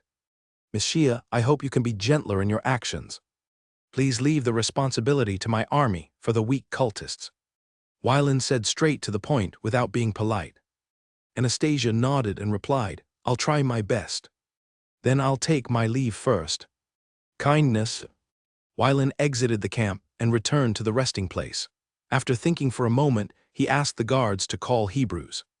"Lord, you are looking for me." Hebra came to Varen in a carefree manner, wearing armor. "This battle is your first time to lead an army independently, so don't get too enthusiastic." Hebrews patted his chest and assured Wylan, "Lord, don't worry, I'm not a reckless man." "Stop your frivolous expression. If I find out that the Ice Bear Knights suffered losses due to your command errors, then go to Star Moon Castle to check the gate. As for your knights, all go to the border to serve as patrol forces." "Why?" Lynn said with a serious face. Hearing this, Hebrew shrank his head subconsciously. "Lord, I can't do it." "Okay, go back and get ready, don't let me down." "Yes, Lord." Returning to the rest area of the Ice Bear Knights, Hebrew sat on a rock and began to meditate. Looking gloomy, I was reprimanded by the Lord again. Devon Hill sat on the left side of Hebrew and handed over a piece of black-skinned pork breast. "Brother Devon Hill, actually no, it's mainly my fault." Hebrew took over the black-skinned pork shop and told Devon Hill. "The Lord is right. As a general on the battlefield, you need to stay calm at all times. You cannot be angered by the enemy's words, nor can you be arrogant because of victory or other things." Devonshire patted Zai. Bo Lai put his shoulder on his shoulder and advised him, "In the past, with your elder brother by your side, the Lord felt more at ease with you. Now that you are leading an army on your own, I must remind you all the time." "I understand." Hebrew nodded heavily and then asked, "Brother Devon Hill, I see that you are very happy recently, and you encounter happy events from time to time." No, it's just something coming from my hometown that makes me feel relaxed." "What's happening in my hometown? Brother Devon Hill, you're not leaving, are you?" Hebrew asked. "It doesn't matter. To me, it's in the past and it's no longer important. It's good to stay at Kixing Leader. Why should I leave here?" After finishing speaking, Devon Hill stood up. "Be prepared for the battle. I'm going to check on those students. The Lord's safety must not be careless." Brother Devon Hill walked slowly. After sending away Devon Hill, Hebrew summoned the Knights of the Ice Bear Knights and began to lecture. 2 hours later, the troops began to take action in accordance with the combat orders. After the army was dispersed, only 24 Knight Guards, 40 Silver Wolf Knights, and 200 Knight Academy students were left around Wylan, a total of less than 300 people, forming the Lord's Guard. As for the team of priests led by Ravia, more than half of the priests were organized into the Star Prayer Camp, the 2nd Battalion, and the 3rd Battalion, while the remaining priests followed Wylan. "Woot!" A wolf howled and the attack signal sounded. Hebrews pulled down his visor and raised his knight's lance. The 800 knights of the Ice Bear Knights raised their 4-meter-long knight's spear with their right hand and held the reins tightly with their left hand, waiting for the order from the leader. For glory, attack! The powerful sound echoed around, accompanied by the sound of horse hooves in unison. 800 knights formed a cone formation with Hebrew as the center and charged forward. Invisible sharp knife of fighting energy gathered on the cone-shaped array, constantly squeezing the surrounding air and triggering a sonic boom at extreme speeds.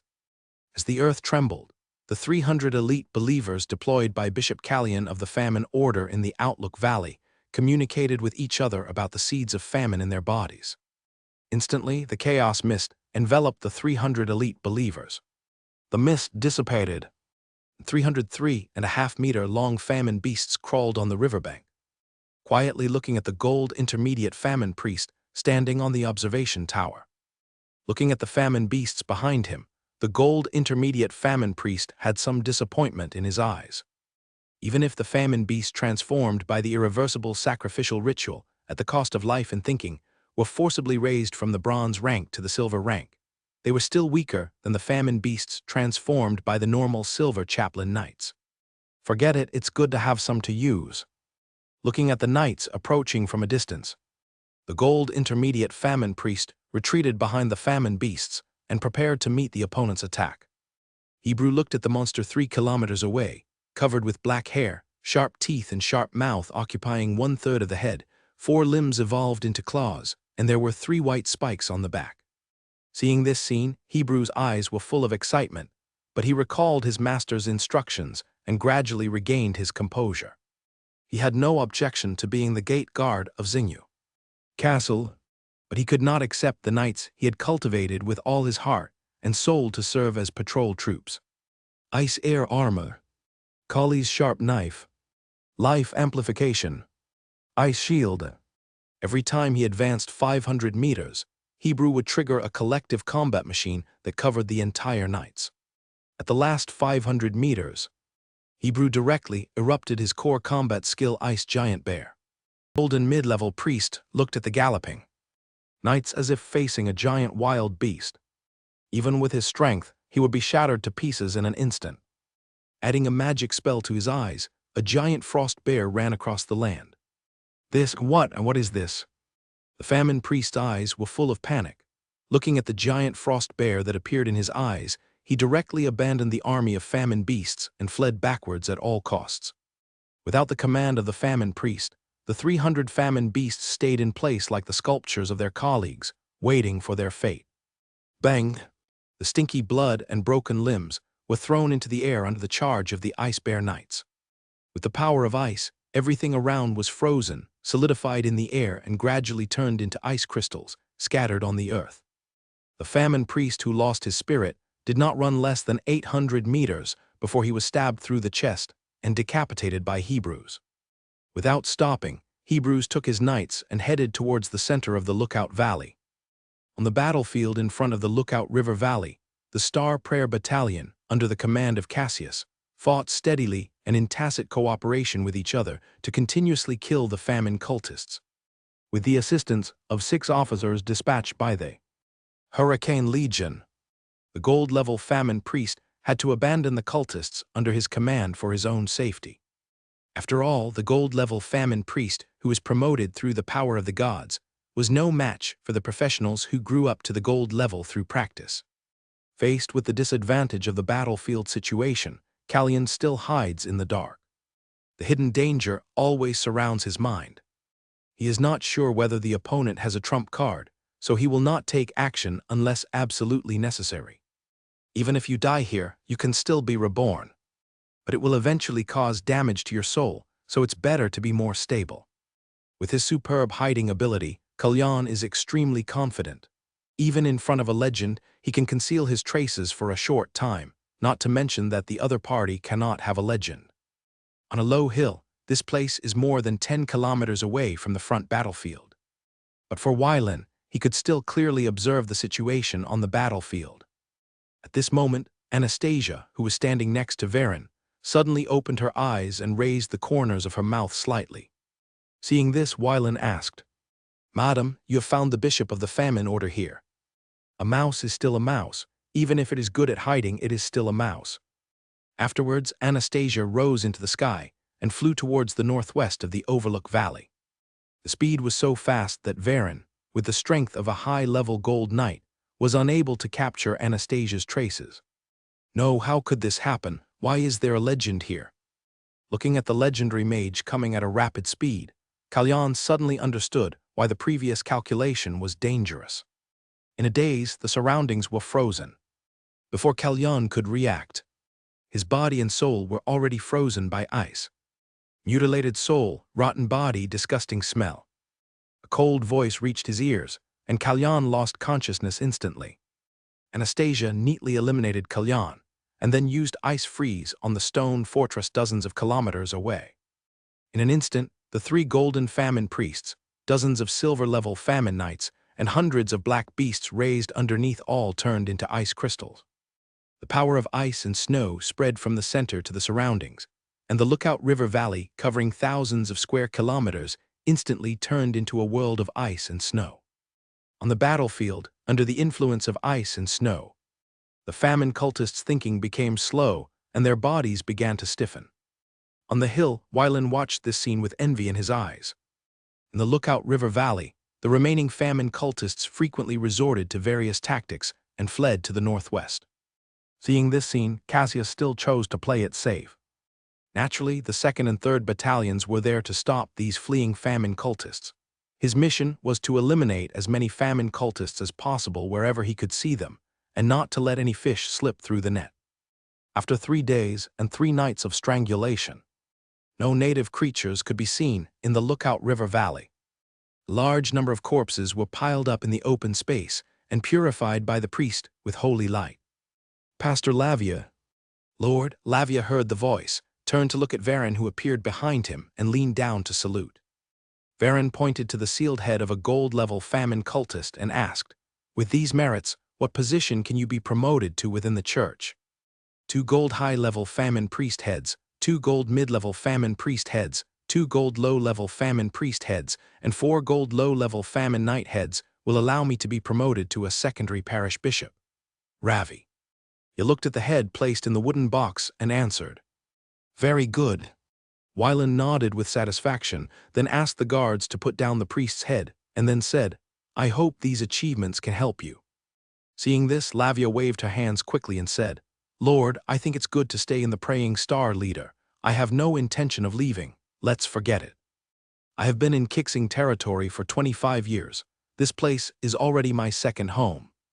Everything here makes me feel warm." Seeing this, Wylan asked the guard to find 2 chairs and come over. "Come, let's sit down and talk." Seeing this, Ravia sat on the chair. "Pastor Lavia, I remember that territory with an area of more than 25,000 square kilometers and a population of more than 800,000 can become a secondary diocese. Is there?" Lavia had some doubts on his face and tried to think hard, but found that he had no idea about this aspect. Looking at the other party's appearance, Wylan was sure that Lavia, a pastor of the Church of Life, might not know as much about this aspect as he, a nobleman. "Teacher, there is." Seeing this, a young bald pastor couldn't help but stepped forward to remind Lavia. Seeing this, Lavia touched his bald head awkwardly. "Lord, you mean to make Kixing territory a secondary diocese?" "That's right." Wylan nodded and said, "You are now a golden pastor, plus these merits. It is a foregone conclusion that you will become the bishop of the secondary diocese. Since it is your request, I am willing to be the bishop of this secondary diocese." Lavia hesitated for a while and finally nodded in agreement. Even if not for himself, he has to do it for his students.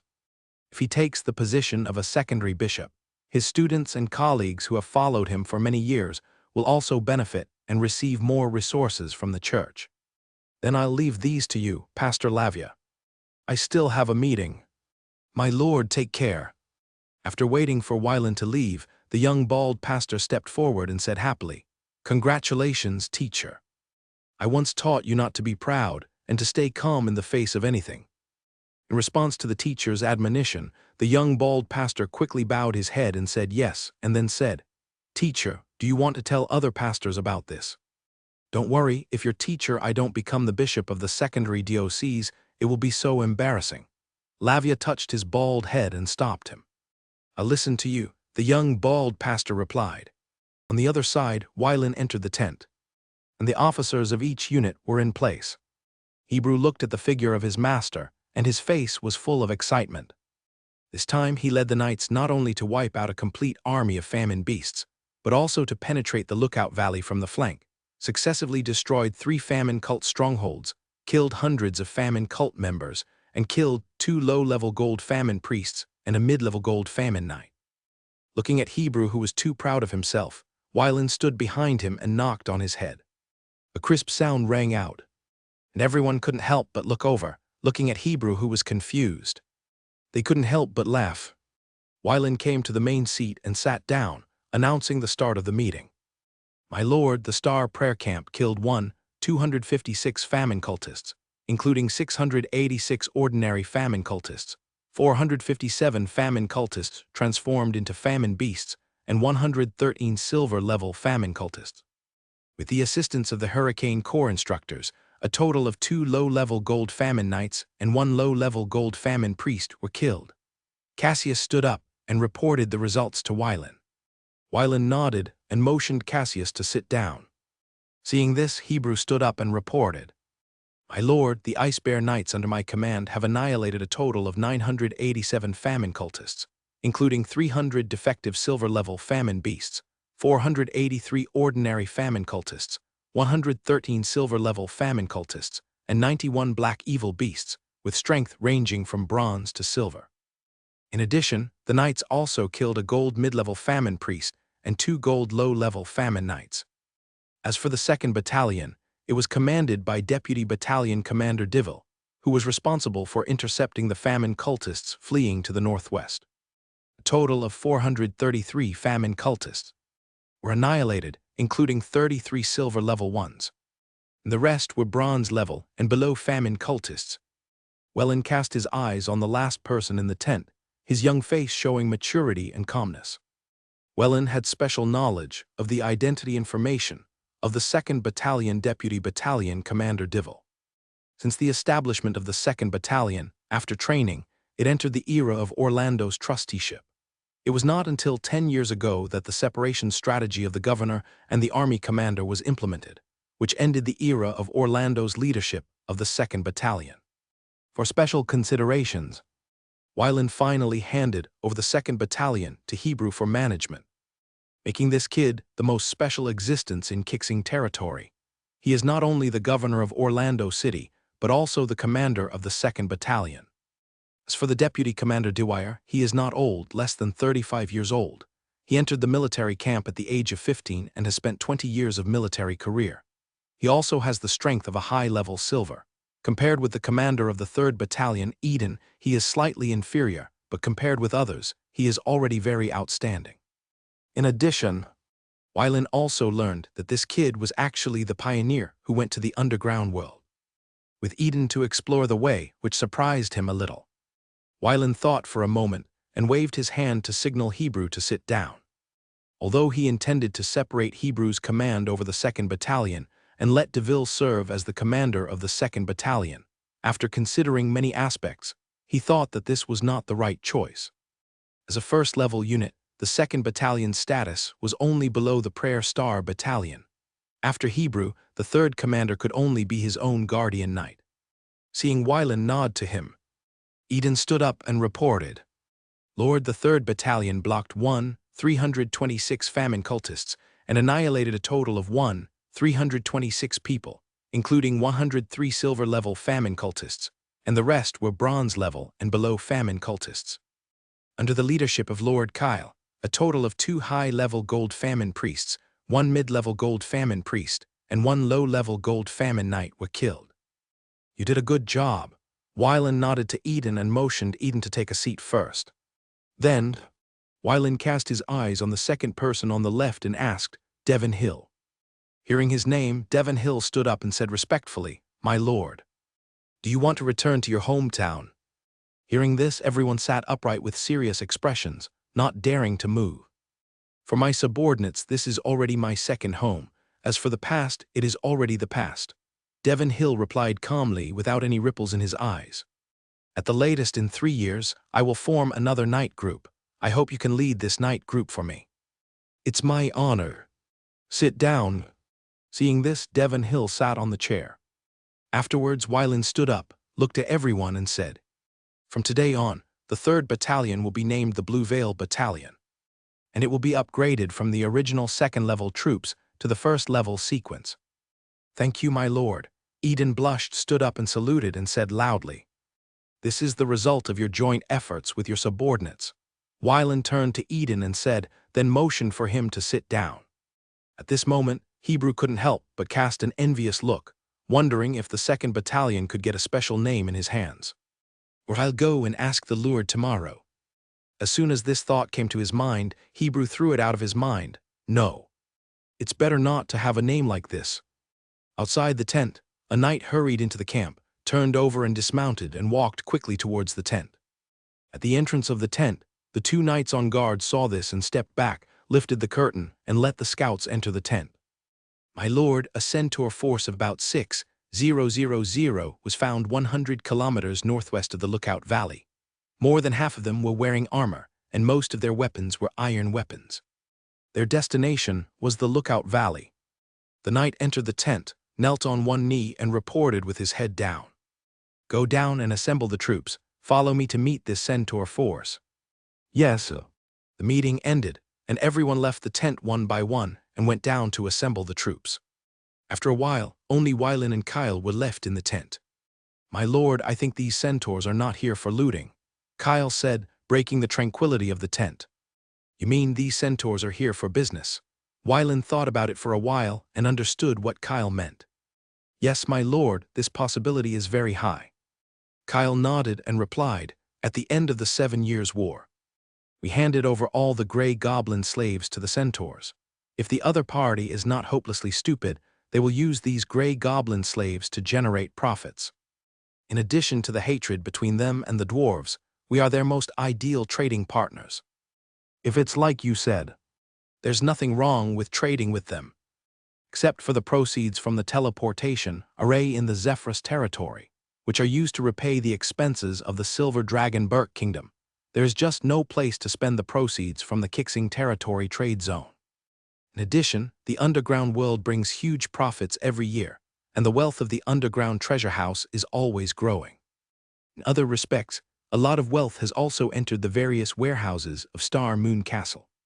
The current warehouses of Xinyu Castle are divided, according to their importance from low to high, into outer city warehouses, inner city warehouses, Xinyu Treasure House, and Underground Treasure House.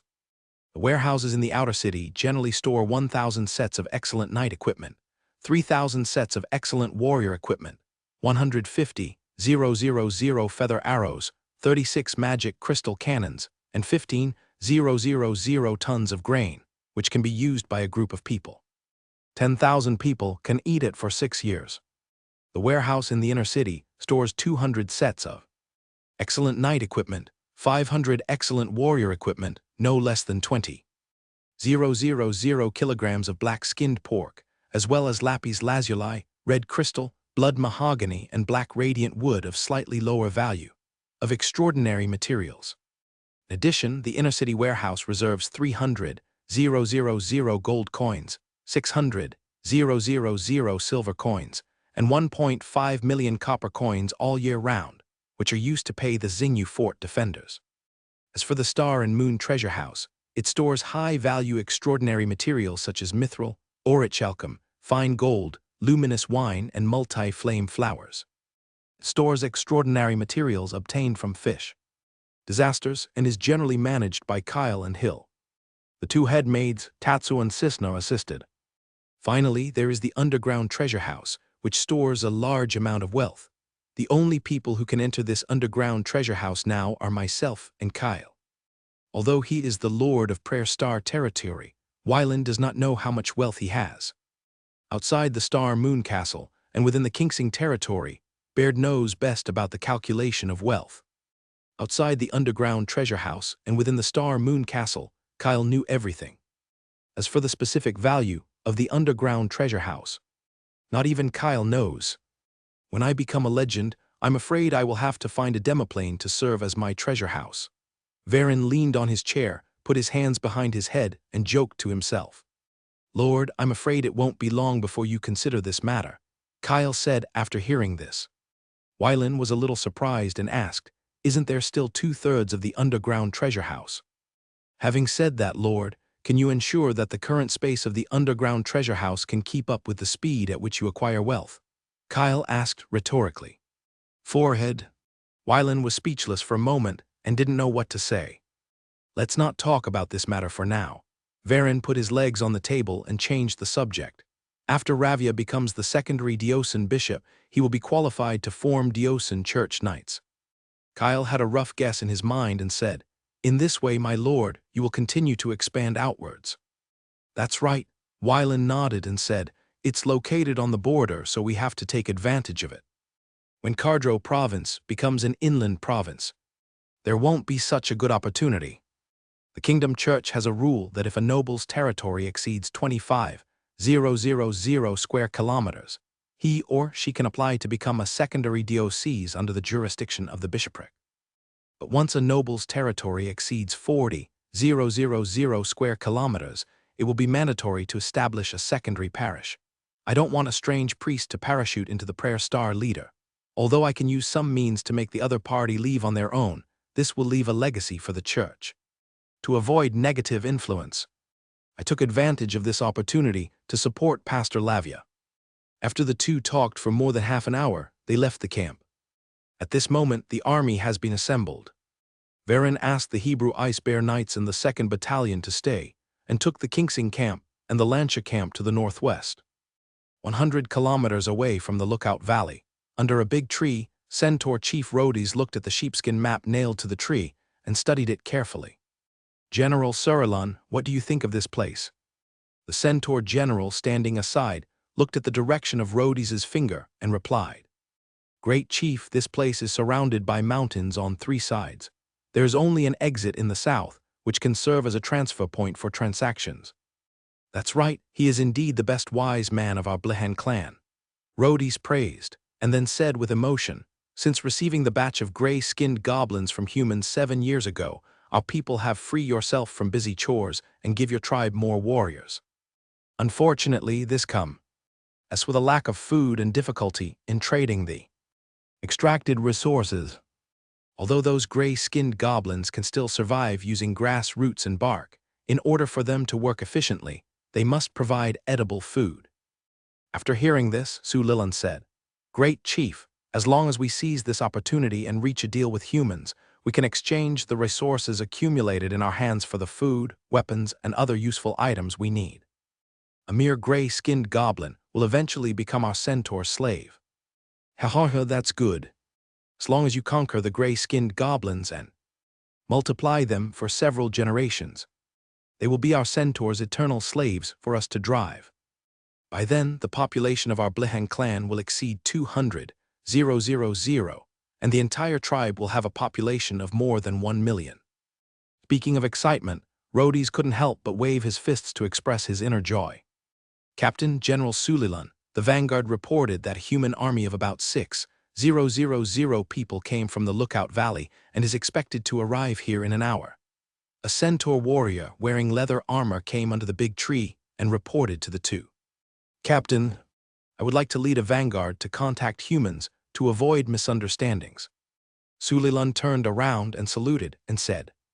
Rhodes hesitated for a moment, then nodded and said, Sulilan, thank you for your hard work. Sulilan replied respectfully with a firm tone, Everything is for the tribe, and I am willing to do so. Then 500 centaur warriors wearing armor quickly gathered as a vanguard and headed southeast. Half an hour later, Kixingaling's troops and the centaurs confronted each other at an unnamed stream. Cassius rode on a red phosphorus horse and looked into the distance. The centaur leader who led the way seemed a little familiar. Surilan looked across the stream and saw the general leading the other side. His appearance overlapped with the familiar human in his memory.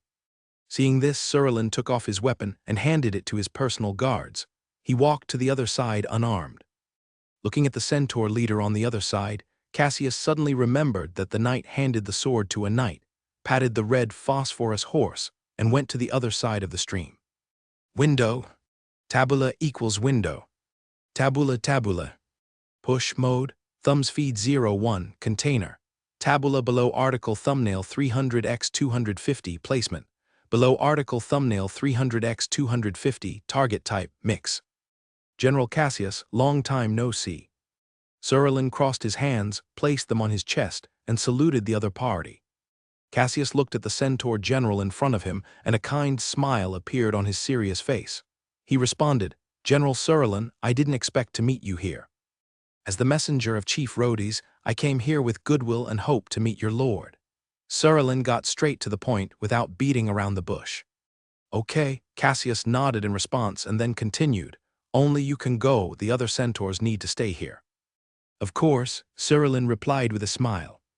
Seeing this, Cassius waved his hand to call two knights and asked them to take Surlin to the back to meet their lord. The neat army formation was divided to the left and right, revealing a road leading to the back. Surlin followed the two knights and walked to the back. He looked at the warriors on both sides with a little horror in his heart. Compared with 8 years ago, the opponent's strength has reached a new level. On the way to meet the other lord, Sulilun couldn't help comparing the elite troops around the chief with this army, and shook his head with some regret. Even with the blessing of the gods, they can only draw a tie, and as for defeating the other party, the hope is very slim. After walking for thousands of meters, Sulilun came to the back and saw his target. "Lord Wylan, it has been many years since we last met at the dwarf border. Are you well?" Sulilun smiled and saluted to express his respect. "Not bad," Wylan responded with a smile. "General Sulilun looks good. I think he has lived a good life these years. I am fortunate to have the gray goblin slaves you gifted, which has given us centaurs a way to obtain more resources. Otherwise, we would definitely be trapped by the gray goblins now." Sulilun lowered his posture, and his words and deeds were all about showing goodwill to Wylan, while also stating his purpose. Wylan looked at the centaur general in front of him, thinking that as Kyle predicted, these centaurs came for trade. However, since the other party took the initiative to show goodwill and came with good intentions, Wylan believed that he would not give up this opportunity. "Ha, this is your own idea. There is no need to talk about gifts, we just take what we need. Lord Wylan, our chieftain Rhodes wants to meet with you for a talk. Are you willing?" Sulilun asked respectfully, quietly waiting for Wylan's reply. Wylan already had an idea in his heart, but he was a little hesitant on the surface, with a hesitant look on his face. Seeing this, Kyle came to his master in front of Sulilun and whispered in his ear. Sulilun pricked up his ears and wanted to listen to the content, but unfortunately his strength was low and he could not know the content of the other party's conversation. His face still maintained a respectful expression, and he did not dare to have any other strange emotions so as not to ruin the opportunity of this meeting. After waiting for Kyle to step back, Wylan's expression eased a little and he said to Surlin, "I agree to meet with your chieftain. As for the meeting place, I think the stream in front is a good place. I will convey your meaning." Surlin replied, then resigned, left the place, and went back to report to Rhodes. After waiting for Surlin to walk away, Wylan put away his smile and said to Kyle, "Some things really need to be agreed in advance to avoid disputes and conflicts during the negotiations.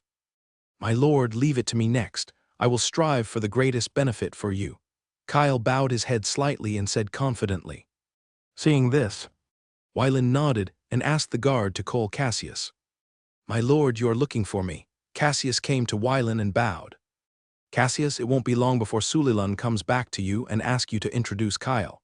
Wylan patted his shoulder and said, "Take what you should take, but show a hesitant expression. It's up to you how much benefit you can get. You don't need to report these things, just keep them for yourself." "Yes, sir." Until he came out of the tent, Cassius's head was still dizzy, and he said to himself, "Is this considered legal bribery? Forget it, never mind." Cassius shook his head and went to the Kixing camp to wait for Sulilun to come. Half an hour later, Sulilun returned to the Centaur army, General Sulilun.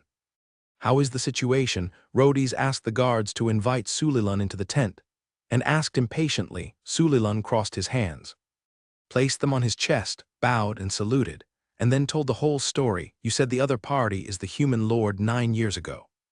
Rhodes asked suspiciously. Yes. Great Chieftain Surilan nodded to confirm. This is. Well, Rhodisen was a little speechless for a moment. Thinking in his heart, is all this really destined? Just like we centaurs are destined to meet each other in the future. Great Chieftain. I was very shocked when I saw Cassius at that time. Surilan echoed.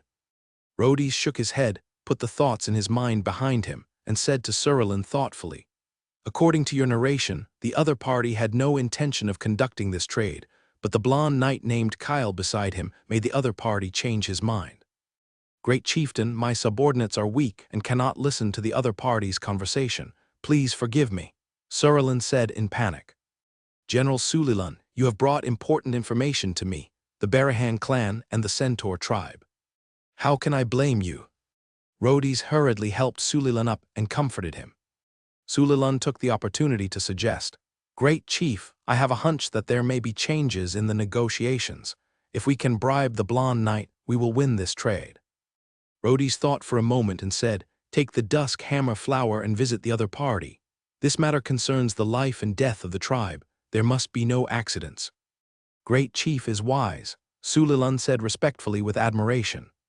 Sulilan and the blonde knight were strangers. In desperation, he could only take the gift and go to find Cassius. General Sulilan, what do you mean? Cassius asked with an extremely serious expression. Sulilan thought to himself that Cassius was indeed difficult to deal with and had to be handled with caution.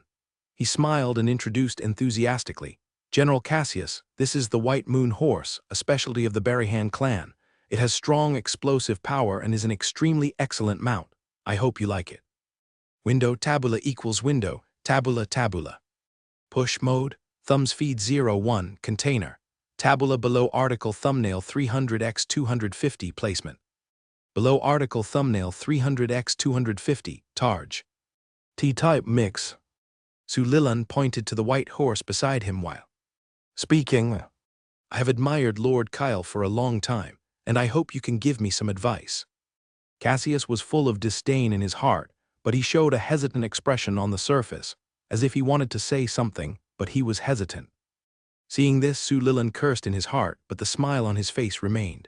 He took out another small wooden box, walked to the other side, and said in a low voice, I hope General Cassius can help.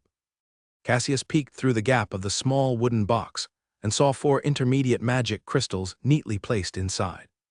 He couldn't help but show a heartbeat on his face. He pretended to turn his head and cast his eyes in the direction of the tent where his master was. He swallowed hard and then silently pushed the wooden box back. I'm worried that my master will find out. If that happens, I'm afraid I'll lose the position I've worked so hard to get. Surilan looked at Cassius's expression and knew that he was not pretending, so he gritted his teeth, took out another high-level magic crystal from his arms, put it in a small wooden box, and handed it to the other party. General Cassius, I hope you can help me. Looking at Sulilan's painful expression, Cassius knew that the other party had reached the limit of what he could bear. He hesitated for a moment, and finally accepted Sulilan's small wooden box, carefully put it inside his robe, and said softly, Wait here for a while, I'll go and store these things and then take you there. General Cassius, I understand, you go and come back soon. Although Sulilan still had a painful expression on his face, he was secretly glad in his heart. Fortunately, he brought 3 high-level magic crystals this time. He originally thought that he would use them all to bribe Cassius, but he didn't expect that this human general was greedy and saved him a lot of losses.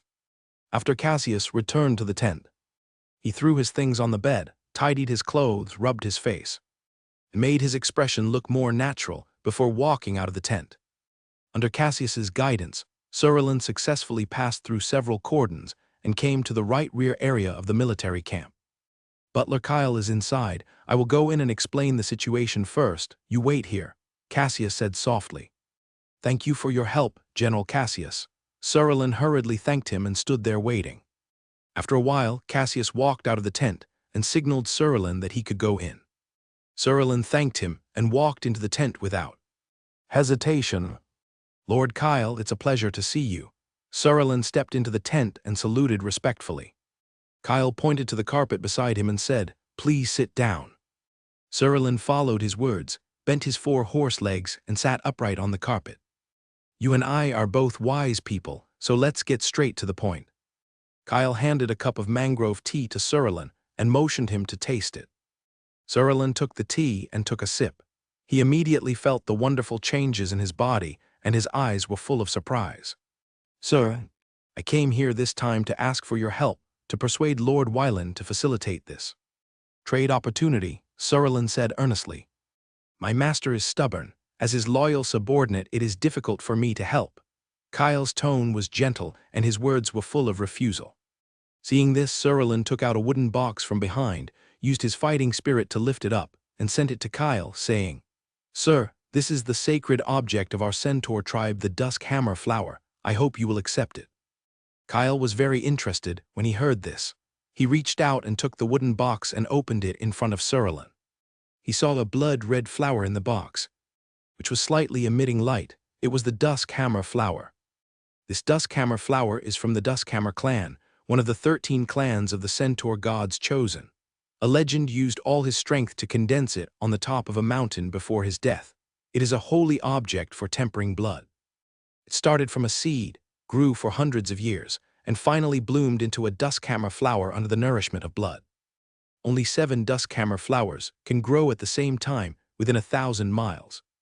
As a holy object of the Centaur Duskhammer clan, it can not only temper the blood of centaur warriors, but also the blood of horse creatures. This item is really good, but it's a pity that it is useless to me, Kyle said calmly. Hearing Kyle's words, Sulilan's heart was like falling into an ice cellar, and it was instantly cold. He no longer had any hope for this meeting, and could only find another way after returning. Kyle looked at the other party, his face still respectful. But he had guessed what he was thinking, and then he said slowly, White Moon Horse, Kixing territory needs 20 horses, 15 mares and 5 stallions, all of which are not castrated. In order to ensure the safety of trade, we need to deploy an army in Lookout Valley, and you need to send soldiers to help defend this stronghold. In addition, all materials will be priced 20% higher than the human world. I have written down your request. After returning, I will discuss it with my chief. Sulilan was a little surprised. It seemed that this trade could be successful. Seeing this, Kyle closed the wooden box and handed it to the other party. This thing is good, but it's better not to take it out. Thank you for your reminder. Sulilan accepted the wooden box, submitted his resignation, and left the tent. It was dark when he returned to the centaur camp. Sulilan did not rest, but went straight to Rhodes's tent to report to him. After listening to Sulilan's story, Rhodes fell into deep thought, and then sighed with emotion. I finally know why the blonde knight named Kyle can gain the trust of the human lord. I admire and envy these subordinates who always think about the interests of their lord. What you are saying, great chief, Sulilan echoed, put yourself in his shoes. If you encounter this situation, your subordinates will definitely seek personal gain for themselves. Tariq, a centaur guard standing outside the camp, heard the words and entered the camp. He put his hands on his chest and leaned down to salute. Great chief. You lead 100 warriors back to the base camp and bring 50 White Moon horses here. Yes, war chief. After Tariq left, Sulilan took out the wooden box and said respectfully, War chief, this is the flower of Duskhammer. Rhodes did not take back the Duskhammer flower, but turned to ask the other party, Sulilan, I remember that your eldest son is still a low-level silver. Yes, war chief, Sulilan replied. What I take out, I never take it back. You take it back and give it to your eldest son. Great chief, thank you for your gift. Sulilan crossed his hands on his chest, bent down and saluted, expressing his gratitude and respect to Rhodes. You deserve this, go down and rest. Yes. 3 days later, on the creek. Centaur Chief Rhodes stood on the left and Varen stood on the right, beginning to communicate. Out of politeness, the entourage of both men retreated 50 meters away to express their willingness to negotiate. Lord Varen, thank the gods for allowing us to meet again. Centaur Rhodes bowed slightly to show respect. After all, the Centaur Chief is a powerful man with a low-level soul. Being able to salute him first is already showing great respect for him. Seeing this, Varen returned the favor with noble etiquette and said with a smile, Great Chief Rhodes, I feel honored to meet you again. Lord Varen, we centaurs are not as polite as you humans. If there is a problem, we will start discussing it on the spot. What do you think? We will get straight to the point, Rhodes said bluntly. Varen responded with a smile, it's natural. Seeing this, Rhodes went straight to the point. Lord Varen, in recent years, with the contribution of the grey leather goblin slaves, we centaurs have accumulated a lot of wealth, but the hatred between us and the dwarves has made me I can't let go of my grudge and make a deal with them. Other humans are frauds, more hateful than dwarves, but I am very convinced of your character in keeping your promises. So, I want to make a trade deal with you. After half an hour of negotiation, the Kixing leader and the Centaur tribe reached a trade agreement, which was called the Lookout Valley Agreement by both parties. The agreement stipulates that the Kixing leader will build a fortress in the Lookout Valley, and the Centaur will need to send 1,000 gray-skinned goblin slaves to participate in the construction. After the construction of the fort is completed, the remaining gray-skinned goblin slaves will be used as exclusive slaves for the fortress garrison drove. In addition, the Centaur need to send an army of no less than 300 to help defend this place. When encountering a surprise attack from other clans, the Centaur tribe needs to send troops to support the Lookout Valley. Regarding the garrison of the fortress, Varen explicitly assured Rhodes that it would not exceed 200 warriors and that it would be used only as a trading center. As for the price of trade goods between the two parties, they will increase by 20%, and they agree to trade every half-month. After both parties confirmed that it was correct, they signed the trade agreement. Lord Varen, I would like to hold a banquet to celebrate the establishment of a trade relationship between us. Rhodes put the agreement away and suggested with a smile. Chief Rhodes, I also have the same intention. Wylan was naturally very happy about the banquet. After returning, both sides dispatched elite warriors to hunt wild beasts and monsters around to serve as ingredients for the dinner. After a bonfire banquet, the relationship between the two parties became much harmonious. 3 days later, 50 uncastrated white moon horses were sent to the boundary of the Lookout Valley. Great Chief Rhodes, in 3 months, we will conduct our first trade here. I hope you are ready. When they parted, Wylan rode a red phosphorus horse to Rhodes and said to him, This is natural. We will prepare the best goods and trade with you. Rhodes assured Wylan with a smile on his face. After the meeting, the two parties began to separate. Returning to the Lookout Valley, Wylan immediately announced that he would break camp and return to the Kixing territory. In the original expectation, this war to encircle and suppress the members of the Famine Order would last 7 days, but due to the arrival of the Centaurs, this time was extended by 1 month. After receiving Wylan's order, all the troops began to prepare, put away their tents, loaded the loot into the carriage, and set off back to the Kixing territory. 3 days later, the army successfully returned to Kixing territory. After seeing off Miss Anastasia, Varen announced the disbandment of the army. As for the collected trophies, part of them were given to combat troops as rewards, while the rest was handed over to Baird and collected into the treasury of the Kixing territory to be used as development funds for the entire territory. Outside Star Moon Castle, Zemia stood at the East City Gate, looking into the distance. Behind him are the 4 head maids of Star Moon Castle. From left to right, they are Hilda, Cisna, Serafina, and Katerina, standing behind their mistress in order of rank. The sun is shining brightly, and the scenery is pleasant. Wylan rode a red phosphorus horse and slowly appeared in the distance, heading towards Star Moon Castle. Wylan, welcome back. It took a long time to leave. I was supposed to be back in 7 days, but I didn't expect it to take a month.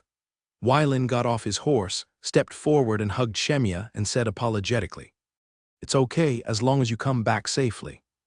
After returning to the castle, Wylan returned to his hard training. As for Baird, with the return of his master, a large number of affairs were inexplicably added. In order to complete the first trade with the Centaur tribe, he had to personally check all aspects to avoid problems. Time passed in practice and daily life. Under Kyle's supervision, Wylan's strength improved every day. With the operation of the Grey Fog World Outpost, the production of gray crystals gradually increased. By absorbing a gold-grade gray crystal every month, Wylan can clearly feel his soul growing. After researching this, Kyle found that his master was indeed the most special existence, so he could only give up exploring this method, and instead discussed with Oda to use other methods to dilute the negative impact of the gray mist crystals, so that other professions can use gray crystals. Time flies by like running water, and the years quietly leave in a blink of an eye. Weilin opened his eyes, looked at his wife lying on his chest, and couldn't help but stroke her silver hair. After an unknown amount of time, Zumiya slowly woke up, opened her eyes, and looked at her husband's face. In mid-June, the West Wing city of the Duke of East will hold a trade fair. Do you want to go? Zumiya answered without thinking, yes. Weilin smiled and touched her head and said gently, the day after tomorrow afternoon, I will take you to a place and let you pick some things. I know, Zumiya answered with some expectation. After enjoying breakfast, Weilin asked Hilda to call Kyle to his study. My lord, entering the study, Kyle bowed and saluted. In mid-May, we completed the first trade with the centaurs. According to the report submitted by Baird, the quality of the goods prepared by the centaurs is very good. In addition, the lookout post in the Lookout Valley has also been built, and we are just waiting for the troops to be stationed there. There are now 300 centaur warriors in the Lookout Valley. The strongest one is a silver mid-level centaur archer named Anudi. More than 300 gray-skinned goblin slaves survived the construction of the Lookout Valley outpost. I called you here to listen to your suggestions on who should be sent as the leading officer. Kyle heard this and began to search for relevant information in his mind. The military officers stationed at the Lookout Valley outpost must not be too strong, otherwise they will arouse the suspicion of the centaurs, but they cannot be too weak, otherwise they will not be able to suppress the centaurs. The silver mid-level is just right. In addition, this candidate must have a flexible mind and a calm and stable personality, otherwise it will be difficult to handle the various complicated matters of the Lookout Valley outpost. A few minutes later, Kyle selected a suitable talent from hundreds of talents, combining the current environment. My lord, for the officer stationed at the Lookout Valley outpost, I recommend Devonshire's adopted daughter, Brian, who is 27 years old this year, a silver mid-level knight, and currently serves as the deputy captain of the Knight Academy's Guard Army. For the priest candidate, I think Diosa, the disciple of Reverend Lavia, is very good. At the age of 23, she is already a bronze high-level priest and is worth training. After listening, Weilin tapped the table regularly with his hands, thought for a moment, and then said, then choose these two people. By the way, how is the progress of Reverend Lavia? The Church of Life in the Cardro province has completed the verification. After the royal capital sends personnel to Kixing territory for inspection, Reverend Lavia should be able to become the bishop of the secondary dioceses. Pay more attention to this matter. If someone from the royal capital comes, remember to notify me. I understand, my lord. After Kyle left, Weilin came to the practice stone room, called up the fighting spirit in his body, and began to practice. Father, you're looking for me. In the office of the Dean of the Knight Academy, a heroic female knight entered the room and saluted Devonshire, who was sitting in the main seat. Abulian, take a look at this first. Devenhill looked up at his adopted daughter. A smile appeared on his old-fashioned face. And he pushed the document sent from Xingyu Castle to the edge of the desk, motioning Abulian to check it. Abulian stepped forward, picked up the document on the table, and opened it to read it herself. After a while, Devonshire watched his adopted daughter put down the document and asked, what do you think? Father, I am willing to follow the Lord's arrangement. Abulian answered without hesitation. Well, I support your decision. Devonshire did not stop him. His daughter had grown up and had the power to choose. He did not need to stop her. Devenhill left his seat and walked out the door saying, follow me. Abulian was a little confused, but she still followed her father quietly. After passing through the teaching area, the two came to a small courtyard. Sister Abrian, why are you here?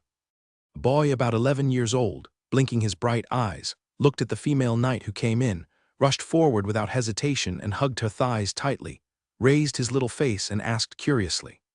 Abrian smiled gently, stretched out her hand to pick him up, and asked softly, Corette, I heard from others that you often get up in the middle of the night to practice secretly during this period.